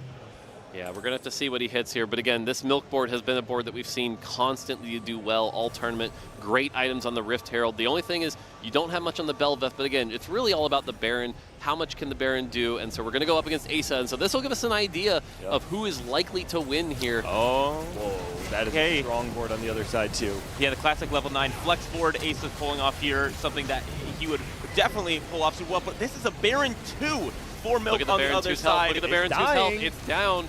That's really bad. The fact that the backline is still alive, and so Asa may have pulled off an upset here, is able to get through it here. It's not going to kill Milk. Milk's not going to die, so he's still got another life. But now Asa looking like the favorite, and Just Feel Alive also lost to a Ghost.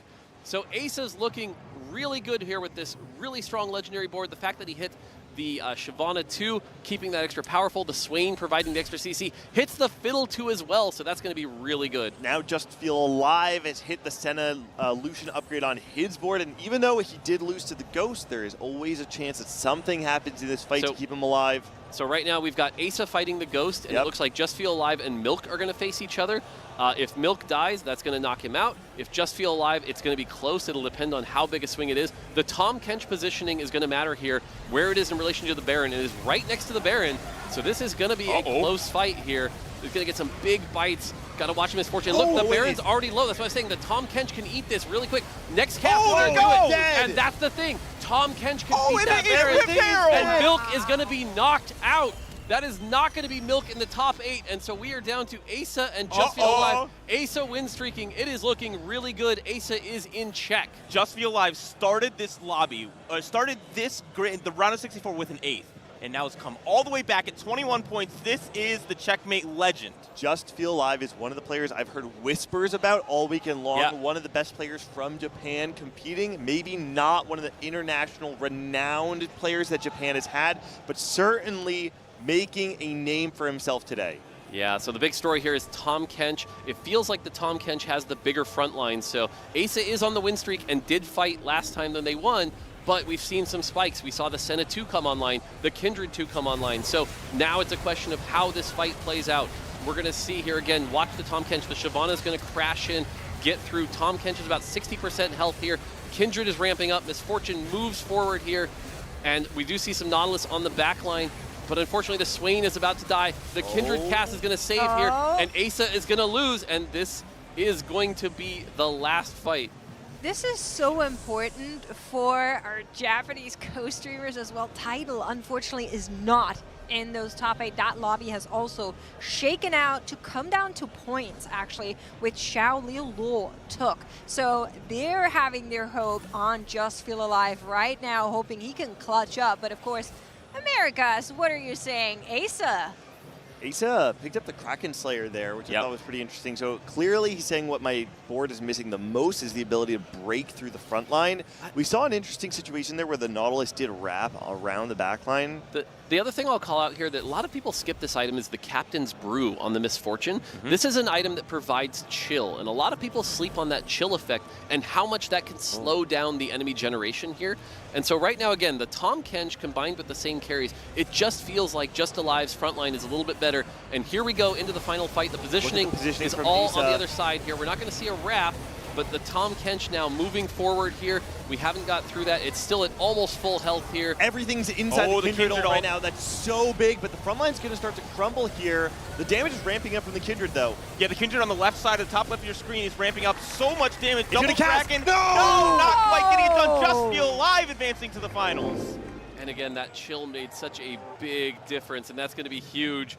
Congratulations to Just Feel Alive, and we can see the power of that Tahm Kench. Once he came online, was able to eat delicious Barons, was able to eat through the Swains, and again, just the heartbreak of getting second, I'm sure, for Asa there, but again, you have to be proud of how well he played here, and Tahm Kench just eating his way to a top 8. And the crazy part about these lobbies is that not only is there spot on the finals in line, but so much prize money from this event. And so Asa will top that group as far as points go, but with the Checkmate format not moving on to the final lobby. But what a great comeback from him. So that also means there's only one station remaining that's going to determine our very last player. That's the station you're looking at right now. Safo Reti, Sugar, Shiro, Patable, Flames, Raiko Mastery, as well as Ralphie are in this lobby, out of which only 5 players are on check. So Sappho, Reti, Sugar, Shiro, and Patable are the ones who could clutch up with a win here. Sappho is leading on points. All right, we're looking at the board here, and we still have a ways to go on this game, actually. So it looks like it may have started a little late or had some long games run, but we'll get to go here. And so who's in first on the points on this one? That is Sappho with 34 points, followed by Reti with 27, so quite a big gap. Oh, that's a huge gap. Yeah. So basically, if somebody not in check wins, Sappho's looking so far ahead that he should be really strong. So yeah, if you're a Sappho fan, you're rooting for Flames or Raiko or Ralphie. Yep. Otherwise, Sako's got so many points, and it'll be a checkmate thing. And that would be huge for the French community here. I don't think we have any French players in the final lobby yet, and MKOI, obviously, a big org. So Sappho is Spanish. That's what I thought. Yeah, well. Patable is French. He can clutch up here. True. But in general, looking at our names for the top 8, I just like an EMEA player to be in there. So at this point, I don't need them to be French. Just one EMEA player, maybe, yes? I mean, I'll root for Raiko, but he can't get in. So that's messed up. One thing to note here is this is a silver game, and so generally not as many resources are going to be available in this game, which means you're not going to see as high of capped board, unless we see something like a Prismatic on 3-2 or things like that. But overall, it's kind of a light start here. Looking at this board, we see some of that Bard Ishtal board we've seen before, but no Ishtal in quite yet. Still missing, actually got the Milio, so he's just not running it right now. Is everyone's heart rate, we calming down a little bit? Yeah, take a break. It's stage 2. Enjoy this game. Let's chill a little bit. Maybe no crazy Ishtal Void for now. At least give us a couple of rounds to take some deep breaths. It looks like Reddy might wait. Is Reddy actually trying to play around the Astronomy, or it looks like the setup? No, that's right? that's a Diana That's setup. a Diana. Oh, that makes way more sense. Diana just has a big sword right now. Yeah. Not the site. Yeah, it certainly feels like a Diana setup. I don't think you're locking a blue buff in on the Ashe or anything like that. Looking at this board, we've got a Leona, we've got a Jeweled Gauntlet here, so some good tank items, but nothing too crazy on this board. Using Slice of Life here to get some extra resources, some extra units, hopefully power that up a bit. Wait, did Slice of Life got nerfed on B-Patch, right? Correct. It now gives 1 less 5 cost, so you only get 1 5 cost. It still looks pretty good in the data, though, so generally just having those extra resources to get you there seems to be pretty valuable. Oh, didn't I say no Ishtal? Patable, what are we doing here? I mean, Potable, since he's one of the players in check, I think going for that big win, see if he can convert that. He's only getting it in now, but again, we saw Hwanmei also get it in pretty late, and that converted into a win. So seeing people go with this high-risk trait in Ishtal, and we've seen the reroll version, that Bard version, kind of be the popular version. Can he convert that much like Hwanmei did, or will he crash and burn and not quite hit the Brock? All right, silver. Okay. So again, very low inflation lobby, very low. That actually is going to be good for the Ishtal player, although you don't have something to generate those rerolls like Hwanmei did, so you might not be able to hit your cap. So that'll be a big challenge there. One of the things that high-risk traits really love is when other players in the lobby don't have the opportunity to get to some of these higher caps that they can generate through playing this high-risk trait and risking it all for that. So for Potable and for all of EMEA's hopes, this is a good sign. Yeah, certainly. And right now, Sugar is at this, 100 health win streak right now, so we'll have to see their board, but they're looking pretty strong as well. And again, the favorite right now still was Sappho? Sappho, yeah. So we're going to be seeing how they all pair up, of course, but like we mentioned, a little bit of room. The one thing I want to pick up on, Mort, is you were mentioning Hwanmei also getting that Ishtal online rather late. He did have a little bit more HP to work with, though. So Potable already down to 60 makes me a little bit suspicious, makes me a little bit worried. We're going to be seeing if it pays out for him. Well, he did get the first cash out there with 120, so accelerated up pretty quick. But yeah, generally I agree. And the other thing Hwanmei had was he had too much value. It was giving him extra rerolls, which was allowing him to get that Bard pretty quick. I don't see a ton of resources here, so how do you convert that into a win? That's going to be the trick, So we see the missions he's offered here. Ooh, the alternate is pretty interesting. Now, there's new tech with the alternating win-loss that came out from Leduc that people have been using to reduce the risk. And a couple people were like, is this an exploit? Can you do it? And it's not an exploit. You can do it because it still costs extra turns. But generally the idea is, let's say you need to win, but you lost your last one. You can take out Ishtal until you win and then lose, and that counts as alternating, and it increments the count. Yeah. So you can reduce the risk. So, you could only counts as long as you have Ishtal active, Correct. essentially. So And as can long as you jiggle them. iterated from whatever happened last time. Yeah. So it's a way I to, but it see. still costs extra turns. Yeah. So it is a cool strategy you can do if you do it, but it still has risk, and you still have to be able to do the first 2 parts of that anyway, which can be pretty tough. Yeah. Well, we'll have to find out what he did choose. I guess we don't know right now. Yeah, Find but I out mean- maybe if he wins the next one. we'll know. But the thing I'll call out is, regardless of what he chose, he's at 38 health. That is really low. You do Right? not want to be at 38 health on 3-3. That For stage 3 carousel, that is a that is brutal. brutal. In a silver lobby, too. Yep. Yeah, and so we're seeing some of that extra pressure from the stage 3 damage that this set provided, just doing a little bit of extra work there to punish. Safo as well, 52. Again, if he goes 8th, that would be one way for this to also kind of get thrown a little bit.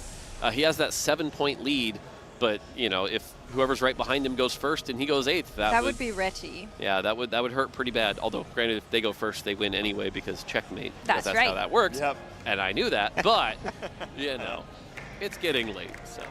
It is. It's her last game as well for today, so I think a lot of people are just kind of waiting to see how this one shakes out. Of course, a lot of EMEA spectators here in Paris as well that have traveled out have taken the benefit of having a little bit of lower travel costs as it is in Paris, and they would love to see a representative, I'm sure, as well. So I can imagine a crowd that is building right now. I imagine Safo in particular has to have a significant crowd, even if not here, but behind him at large, because, correct me if I'm wrong, Spain has never had a representative at the Tactician's crown and has never had a player in the top 8 of an Open. Yeah, so Spain historically is one of our regions that somehow manages to unclutch, if Yeah. that is a word. But they're Where, great. like, They are good. other regions clutch up. They just seem to do the opposite despite being good. We have some players in there like Dalasam, like Safo, even like Aka Wonder, who was Yep. playing in one of her top 64, or Snooty Snooty. Boo, yep. Like, you see them a lot and they do well, but then somehow in tournaments, it just doesn't work out. I mean, it's a little rude for you to leave out Impetuous Panda. But no. Well, listen, That's okay. that's Mr. International. He identifies as many, many nationalities. All right, That's fair. So whatever Potable chose, by the way, he only got 30 points. So we're getting another choice here. So it wasn't a ton of progress. And I think right now what he's going to have to do is pick a lot of these missions that you can just win streak off of like do damage, be tanky, stuff like that. Because with this low of a health, you're just not in a great spot to pick some of those like lost streak ones that can give you 200 points, you know? I think the good news for Safo in this lobby is that he's kind of not alone. He can root for 3 other players in this lobby too. Yep. It's to his advantage to, obviously for himself to win this lobby, but to stop everyone else besides Flames, Ralphie, and was it Raiko? Raiko, yeah. Yeah. They can win, and he can win, but the other 4 cannot. Yeah. 4v4. Kind of, but a little not, bit, not at except all. they're not engaging in this That's right. tomfoolery. It's good. The Milios barely no. need another cast. Not quite enough. Oh, so close. So does get up. He does get his next proc though. He's at 200. So was able to make some progress there, but now down to 30 health, unfortunately, here. We get a look at Safo's board here. We have a Void board. Now, double silver feels like not the lobby to play Void, right? Like, I Void agree. is the kind of thing that you really want to get capped out pretty quick. Really aggressive level 8. No, this is to get the Kaisa. Yep. The big thing here is the Kaisa unlock. Now, one of the things I favored, though, and we saw Zyko do this, is I like doing it on 4-1 so that when you have that reinforcements, you can make that decision. So I kind of like that better. But doing it here is going to allow you to get that Kaisa on the turn, have a nice transition, get your items in the right place. And they're on a 3 streak. So being able to continue that win streak, almost for sure, being able to put this Kaisa on your board makes it a lot better. We do have great items coming through now, too. Able to complete our last damage item, as well as leave some flex options. And now we have a Rift Herald pair as well. Yeah, finds a Belveth in that shop as well. That was a So great that's shop. a big pickup. Nice little sleight of hands here coming on through, but our other players are of course also trying to build out those boards. It's not only Sappho who would like that win. We're seeing some upgrades fly in for Potable. A lot of 2 stars, would love some 3 stars to turn those Ishtals into some big old meanies. Can he find that Bard 3 at least? But the round does start and it's not going to roll around. So close too. You can see that's 7 Melios, 8 Bards, 7 Vi's as well, and 7 unfortunately, Eco. and one We're bench locked. Yeah, we're bench locked too.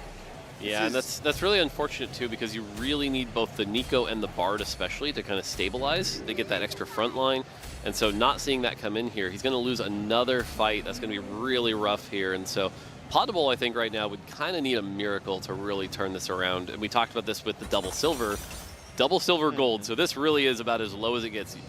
I'm surprised it doesn't take the heroic grab bag. That would have been his bench, right? Like it is. Yeah, you could kind of just fix the problem, but instead decides to go with a combat augment. So Well, the shop giveth and the shop taketh. At right. least your bench is in a little bit of a better spot right now. Finds that Bard on that first roll, but will need to dig deeper as those Yeah, rolls are not benefiting him. no. One Nico, can he find the rest of them? Answer is yes.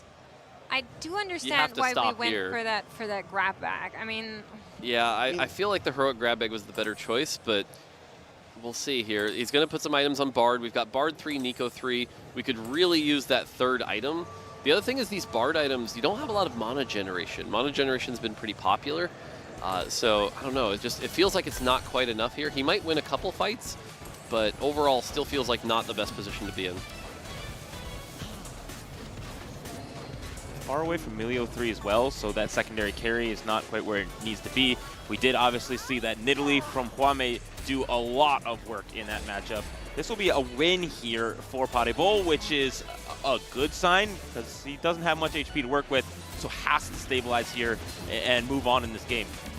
speaking of moving on in this game, Sappho is on fire. 5 wins since that huge shot pickup that we saw in the PvE round, so is able to keep that momentum going and looking pretty threatening for the rest of the lobby.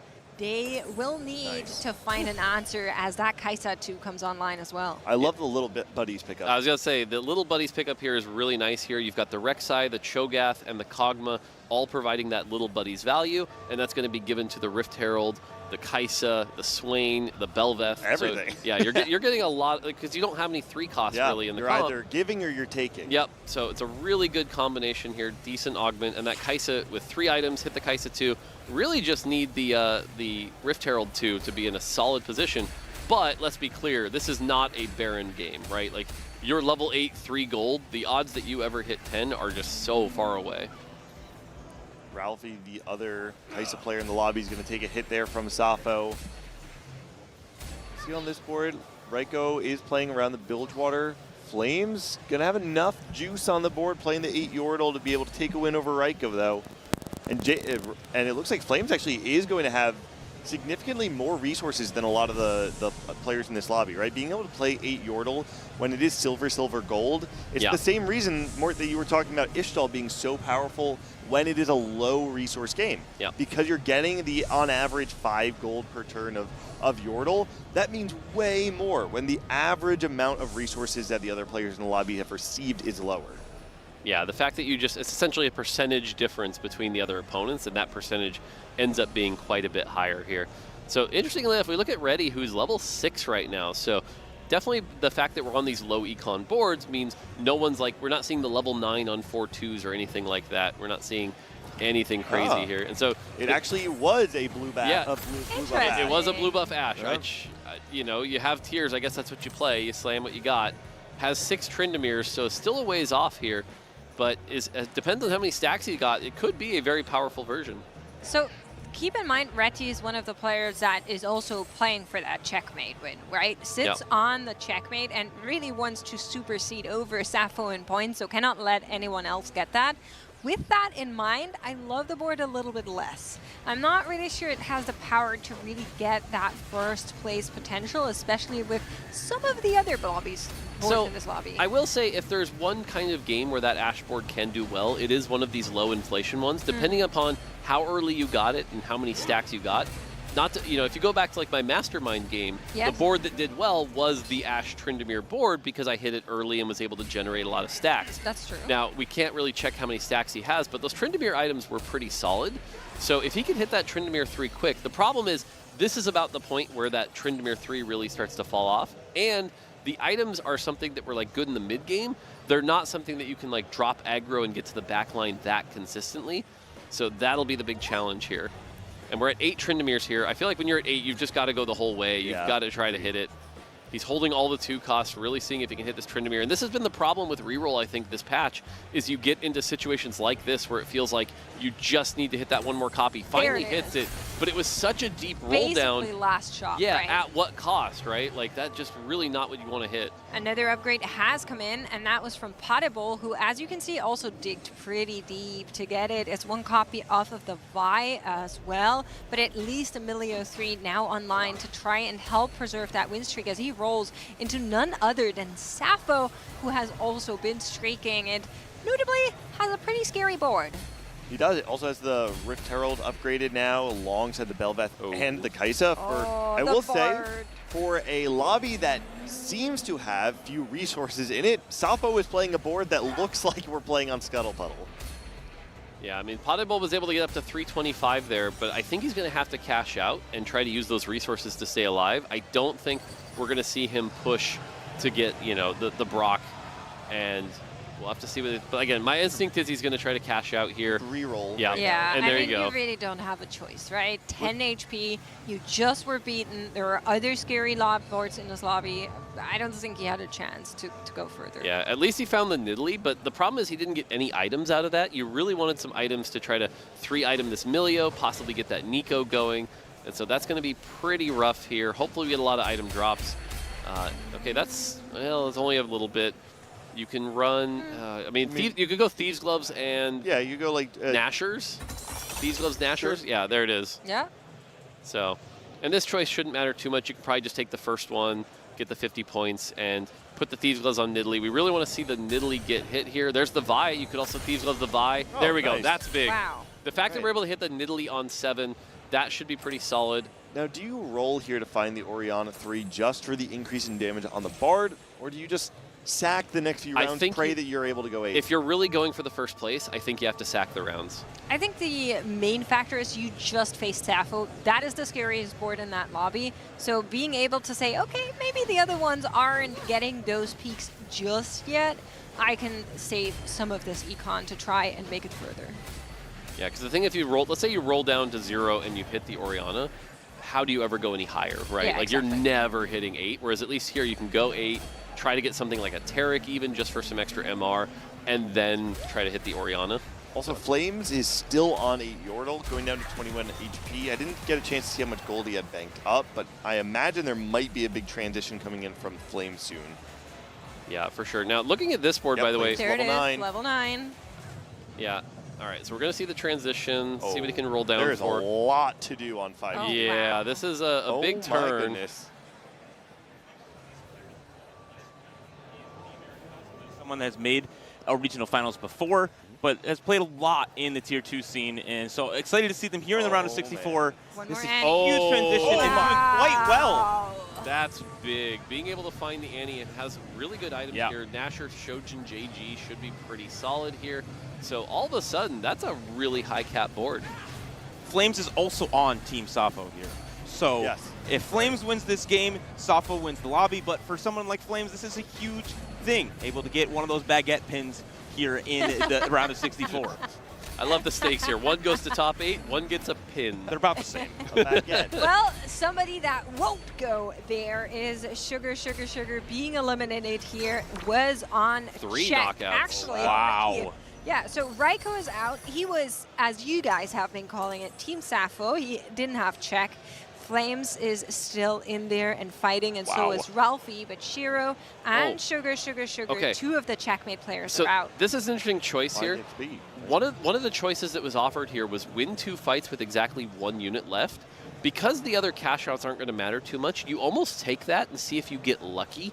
just to get the 500 stack out of nowhere. Yeah. I wonder if that's what he took. That's something that I would take in this situation, because the other ones aren't going to make that big a difference. I believe he did take buy 48 XP because he just bought a bunch of XP and is now pre-leveled 8. Ah, coward. Quick maps, you know. I like yours better, Mort. Yeah. Is going to be able to do pretty well this fight. You can see that Nidalee on the back line. The Thieves' Gloves rolled a death cap, which was really good for that Nidalee. So much damage here. And Potable kind of making a statement here, trying to come back. Uh-oh, Flames losing to Safo here. Will fall out in fifth. You know what this is? Fine. I'll do it myself. That's right. I mean, you got to admit, if Safo wins this game, he's already up 7 points. Yes. And then to solidify with a first would be a pretty solid mic drop of like, look, I earned this. Yeah. I dominated this, and that would be quite the statement. To just give you an overview of his scores, he took a third, a second, a first, a third, a second, and in that arithmetic order, a first is due. Yep. True. Yeah, looking at this board, we see the Tryndamere 3, the Ashe 3, but again, we're still level 7. We don't have like Safo the level 10. Sejuani 3. Wow. Safo's level 10? Okay, yeah, this is looking... Okay, the fact we have the Baron here... And spikes. That is crazy. Great items. Listen, guys, I'm all for the drama, but it might be a wrap. This might be over. I mean, the one thing is we got to keep an eye on Potable. He does have that solid... We've seen it burst down. It is a Baron 1. We've seen Baron fall, right? Milk's Baron 2 wasn't even able to survive. So, and Nidalee does a lot of damage. Well, we're getting a preview of it right now as Potable is on the other side of this board. He will need to take down Safo's board right now to have a chance to take it down in the end and finally. So let's see if Baron's he's able down. to convert that. Baron has fallen, but the Kai'Sa in the background is ramping as well. This double Spirit Visage on the Rift Herald is so hard to take down, but it falls down because the Giant Slayer is so much. Ian Mie's hopes down with Potable. Safo is also EMEA. Okay, yes, true. Sorry. Sorry. Francis hopes. Sorry. Yes, I will take that. Spain's hopes stay alive to have a representative in Championship Sunday. Ralphie does find... So they're cheering. Are the other two in check? No, Ready is. Ready okay. is. Ralphie Ready is not. is, Ralphie is not. Okay, so it really comes down to Ready and Safo. Yep. Yep. Got it. And this board versus Safo's board, there's a little bit of a difference between the two.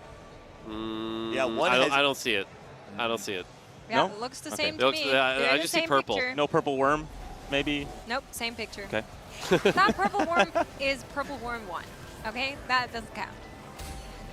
Yeah, the Kai'Sa items are a lot better also. I don't know. This is looking pretty over, which again, dominating performance. Good for him. Like, that's just congratulations. Okay, let's not jinx him, okay? No. We'll Ready watch was it, not close. But Ready Ready lost. has lost. Ralphie is in 3rd place, so he's Oh. all down as we get a bunch of gold. Wait, is this Now- good for Safo? Yeah, I actually... Yes. I Roll mean, down, it's find good for Baron, Safo win. 'cause Baron has been found. Boom. He's going to be able to get Baron 2, but that is kind of the end of his spike until he 3 stars a 4 cost. I do wonder... So, go ahead. No, you go, you go. One of the things that we've seen from some of the really high-end cap boards is when you get to this point, you drop out of Void. You stick with, you go 6 Void, and you start trading your Kog'Maws and stuff for actual legendaries. And the fact that he's level 10 with 60 gold, we can get a lot of legendaries on this board. We're also little buddies, so we need to keep those 1 and 2 star costs. Almost not even worth it. Really? Considering, again, like for something like a 2-star Fiddlesticks, a 2-star Senna with those auras they provide, it looks like he's deciding to instead just use it to try to go for the Rift Herald and keep that gold up. The thing is, he's got so much health also that winning with 50 gold, that's also a statement, right? Do you want to just mic drop with level 10, 50 gold? That's a great way to do it. Definitely has enough HP to fall back on as he goes up against Ready in what could be the final round here to determine our final top 8 contestant. Can Ready stop the bleeding?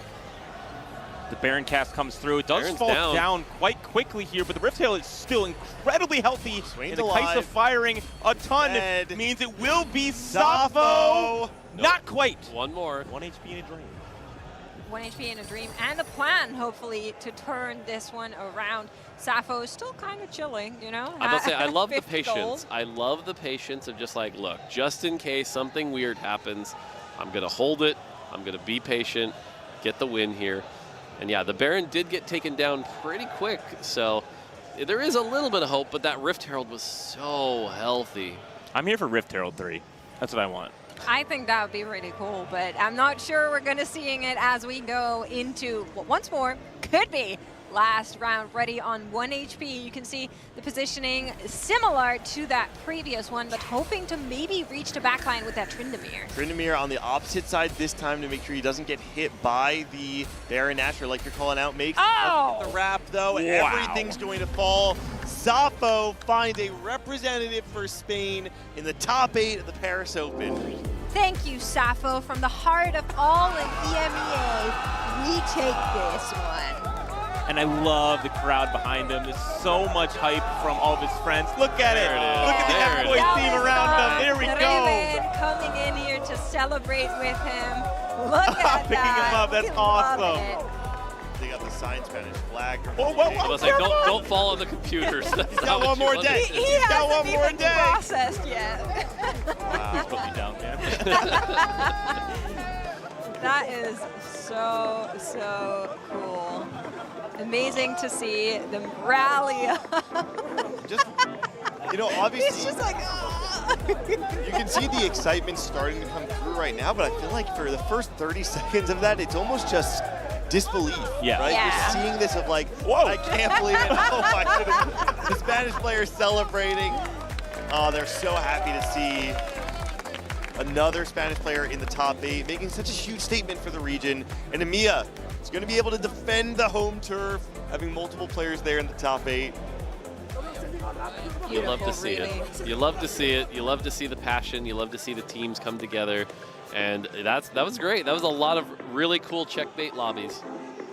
yeah, I mean, and we're getting more. We're getting more checkmate tomorrow. The action has essentially just started. When you think of it, we have our top 8 determined, but we have more TFT to come. So I'm quite excited to look at our top 8 shortly. But I believe we do have an interview coming up with some of our players that have managed to qualify, which I'm really eager to hear what they have to say as we will be talking to them. Just a quick reminder of our top 8 as we are looking at them. So Toddy, Ripple Overdrive, Hwanmye, Haruru, Ayao, Xiaoli Lu, Just Feel Alive, and Safo are our top 8 players. Are you giggling? Is that an even split between all the regions? Actually, is that 2-2-2-2? I think it might be. We have to see the actual breakdown of it, but I know Americas has I think 2. it's 2-2-1-3. Okay. Yeah, Well- there's 3 CN. Yeah, so we do have our interview with Toddy ready, so let's hear what he had to say after being one of the first to make it.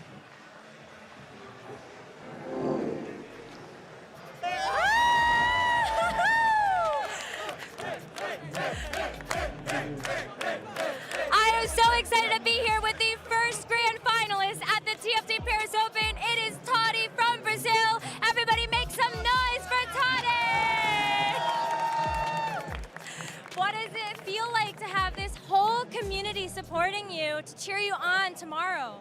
Well, last year in Macau, Sidereira made it to the finals, and we are the same guys here cheering for him, and we made all this noise for him too, and we look at him, imagine, whoa, I hope it was me one day, and here I am. It is so cool to see you. You got top 75 at Macau last year, and now you yourself are in the final 8. Tell me about that last game, because we saw Rift Herald 3 so early on in the game, so how did you get that? Well, it was loot subscription, so I was in check, so I got 2 arguments that give me economy. So I was thinking about to do Rift Herald 3 stars, and I was rolling 5, and then I just dropped a full 2-star Herald, and I was on left and had champion duplicator, and I made it in 5-1. So it was a big high roll. Thanks, Mart. You're the guy. Well, you were the chosen one, Toddy, and what's been so amazing is to see all of Brazil just continue to get better and better. I mean, last set we had so many Brazilians at the set championship, and you yourself have been a top competitor for so long. And so now, what would it mean to you to win tomorrow? Are you thinking about that? Well, I have to talk about this. I had some really tough troubles in my flight, and I made it to Paris like 8:30, and my game started on 12. So I just arrived, took a shower, and came here to play. And I lost my luggage in my travel, so I'm without luggage. And I was thinking about it. I doesn't deserve these troubles, like. But I know God has a purpose for everything, and I know what is now, because I was so nervous about my luggage and got to the airport. I stayed at the airport until 2 a.m. last night, and so I didn't rest well. But I think that luggage troubles and these things made me feel so nervous about that I forgot to be nervous about the gameplay. And I used it to be nervous when I was playing, and now I had no time to be nervous about the gameplay.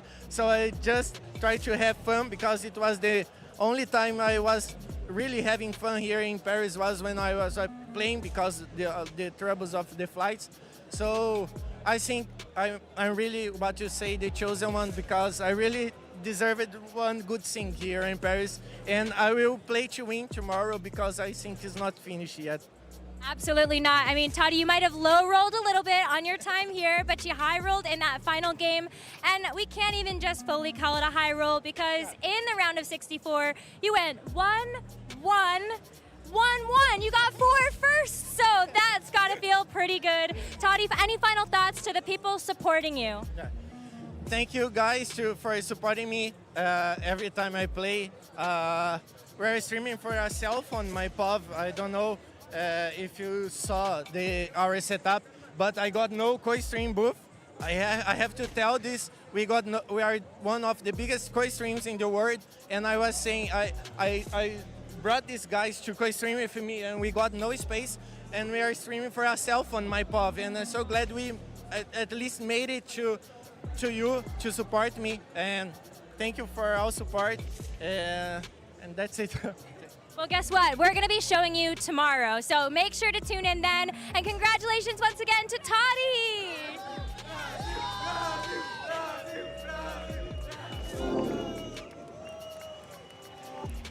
What a beautiful win. And I mean, you heard it here first. Next time you travel to an Open, just get your luggage lost. I'm sure you can ask the airline for something like that. Not worth it. Apparently that's the hack. I learned that. I wrote it down right here. I'm just so impressed that you can have that happen, because I know how tilting that can be and have like bad luck. To then come in and go 1-1-1-1, that is wild. Well, we have more interviews ready, so let's hear from Ripple Overdrive, who I'm sure you guys are really excited to hear from. We're going to go to a quick interview. Hey everyone, Panda here with one of our finalists for this day 3 at the Paris Open, representing the Americas region. It's Ripple Overdrive. Ripple, how does it feel to have bested a format as crazy as this one and make it to day 3? It feels unreal. It hasn't really hit me. I've been the format going into the whole tournament. I was like, I don't know when I'm gonna get out. I'm ready to get out and hang out whenever, you know. And then I was surprised I got this far. The prismatic approach, but I mean, you can be a dreamer now. You're in the day 3. The hardest part I think has already been done. How did it go in the last game? What did you end up playing? What were the feelings like, knowing you were in check, knowing you had a chance to make day 3? Yeah, I mean, being in check is kind of simple. All I need to do is play for first. I don't have to think about anything else. The best winning rate comp is Void. 2-1, I got Void. I was praying for it, and then I clicked quadruple econ, like Cluttered Mind, Indecision, Forward Thinking, Explosive Growth, and I was 1 life, Baron 2 on 5-1. All you need to make 10, and I guess you accomplished that with that quadruple econ strategy, so congrats on that one. Coming into this day 3, and looking back at the first 2 days in particular, what do you feel was your edge to best a field of 700+ players that were not able to accomplish the same thing you have? Yeah, I mean, I've talked to my group a lot. I practiced a lot, like heading into here. I got in here early. I think there's some comps that might be underplayed, but I think the main things that my group talks about is just playing the game, like figuring out where your tempo is in the lobby, what placement you're playing for. I feel like in some lobbies, everyone feels like they're kind of playing for first when you don't really have to. And I was kind of playing for top 4 a lot of games. I went 2-2-2 in one of my lobbies. And I think that's how I really just got through, every round until the last round in checkmate.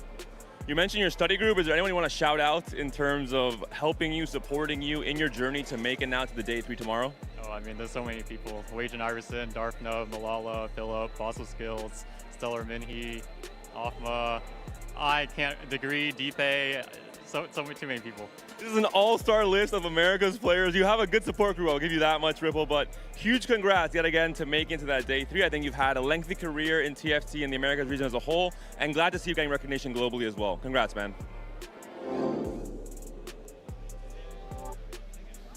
Well, that was a beautiful interview. I just love hearing from our players. Ripple is such an incredible story too, because he's one of those players that doesn't quite have the accolades behind him that really represent how good we know he is.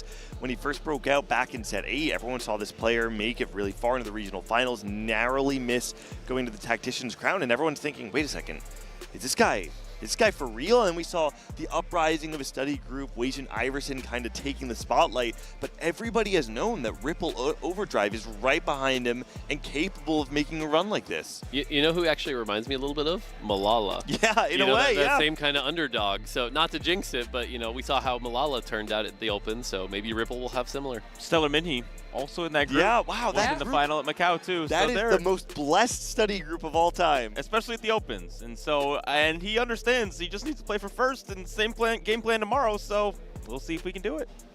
I mean, you guys make it sound easy. It's very hard, okay? Let me just say. Just do it. Just go first. Well, let's take a look once more at our final lobby for tomorrow. The 8 players we're all looking forward to dish it out in Checkmate on our main stage. Here are your top 8. Sappho, Toddy, Xiaolilu, Ayao, Huanye, Ripple Overdrive, Harubu, and Just Feel Alive. And yeah, unfortunately, this split doesn't favor EMEA. I'm just gonna say I'm a little disappointed. Yeah, I'm actually a little disappointed for you too. Again, I'm not a EMEA fan. Even I feel bad for you, Makes. I'm sorry. That was messed up. Well, APAC does not have an Open Championship belt to their name yet, and so having 3 players in the final lobby from APAC, that's a great showing from them. They're looking to take a belt home back to APAC region. I mean, APAC has been playing really, really well recently, so that is not a surprise to see 3 of them. I'll also call out with Huanmei, we have a chance for a Prismatic Augment if he wins, so that's definitely an option because he's a previous winner before. Works. Yep, so that'll be a second one. What so happens when cool. you win 3? That's cool. Silver. That's a problem for the future. Silver is reserved for 3. Oh yeah, you're not game director anymore, right? Yeah, I lost that to Tim earlier, right? So Tim will need to figure that out. True. Not your problem. We're gonna have to invent a new tier of augments. Something like that. Set 17.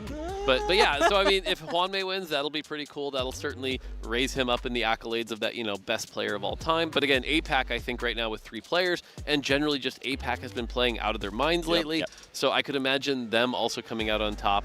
I actually feel like NA and EMEA are kind of the underdogs. I completely agree. And the thing about APAC that stands out the most to me is how much depth that region has, even when they don't have their favorites. They don't have their YBY or their Iron Bogs or what have you. You cannot discount any player that comes to the Open from APAC. Well, as we summarize our second day here at the TFT Paris Open, I want to go to you first, CLE, because thank you so much for joining us, first of all. It's been an absolute pleasure. It's been electric. What is your summary been, your verdict been of that day 2? Listen, day 2 is full of heartbreak, right? We're going from 256 all the way down to 8.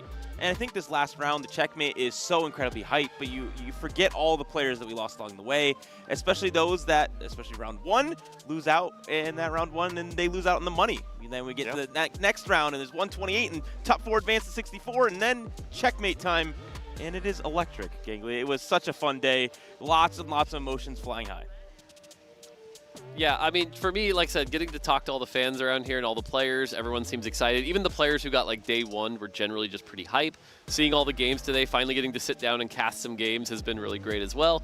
And so I think tomorrow's going to be pretty exciting to see that top tier of play, see all the different compositions and who can pull off, the Barons or the Brocks or things like that. So I'm excited for tomorrow. We got to see all of this high-level play. I don't want to take away, though, from the fact that this is a convention to a certain degree, right? That's right, TFT Con. Something I loved about TM. this whole day was being able to check in on all of my homies playing in 4v4 throughout the day. I know Jack got to play Sealed Riftbound throughout the day.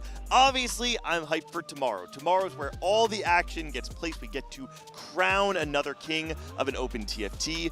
But I'm telling you right now, if you are watching this stream, it's because you are at home right now. Next time, don't watch the stream. Just come here. This place is the place to be. You do not want to miss it.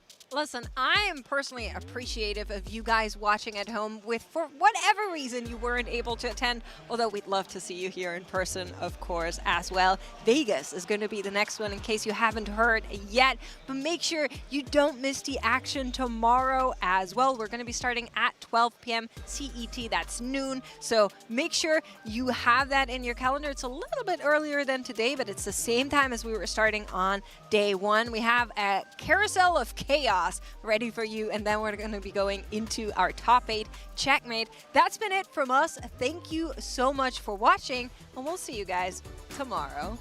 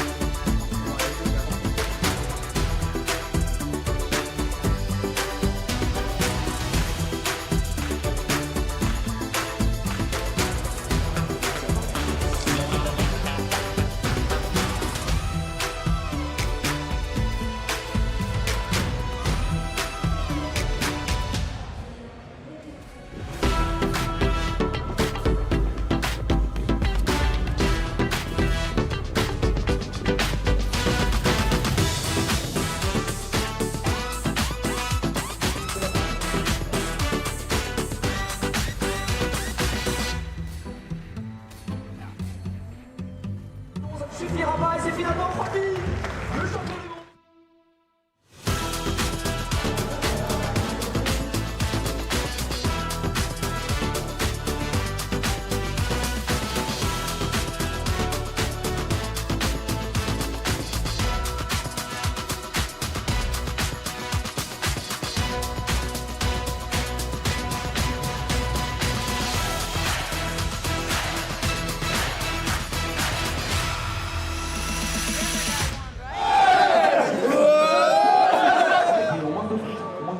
On préfère avoir une amie qui va pouvoir faire des dégâts un petit peu plus rapides.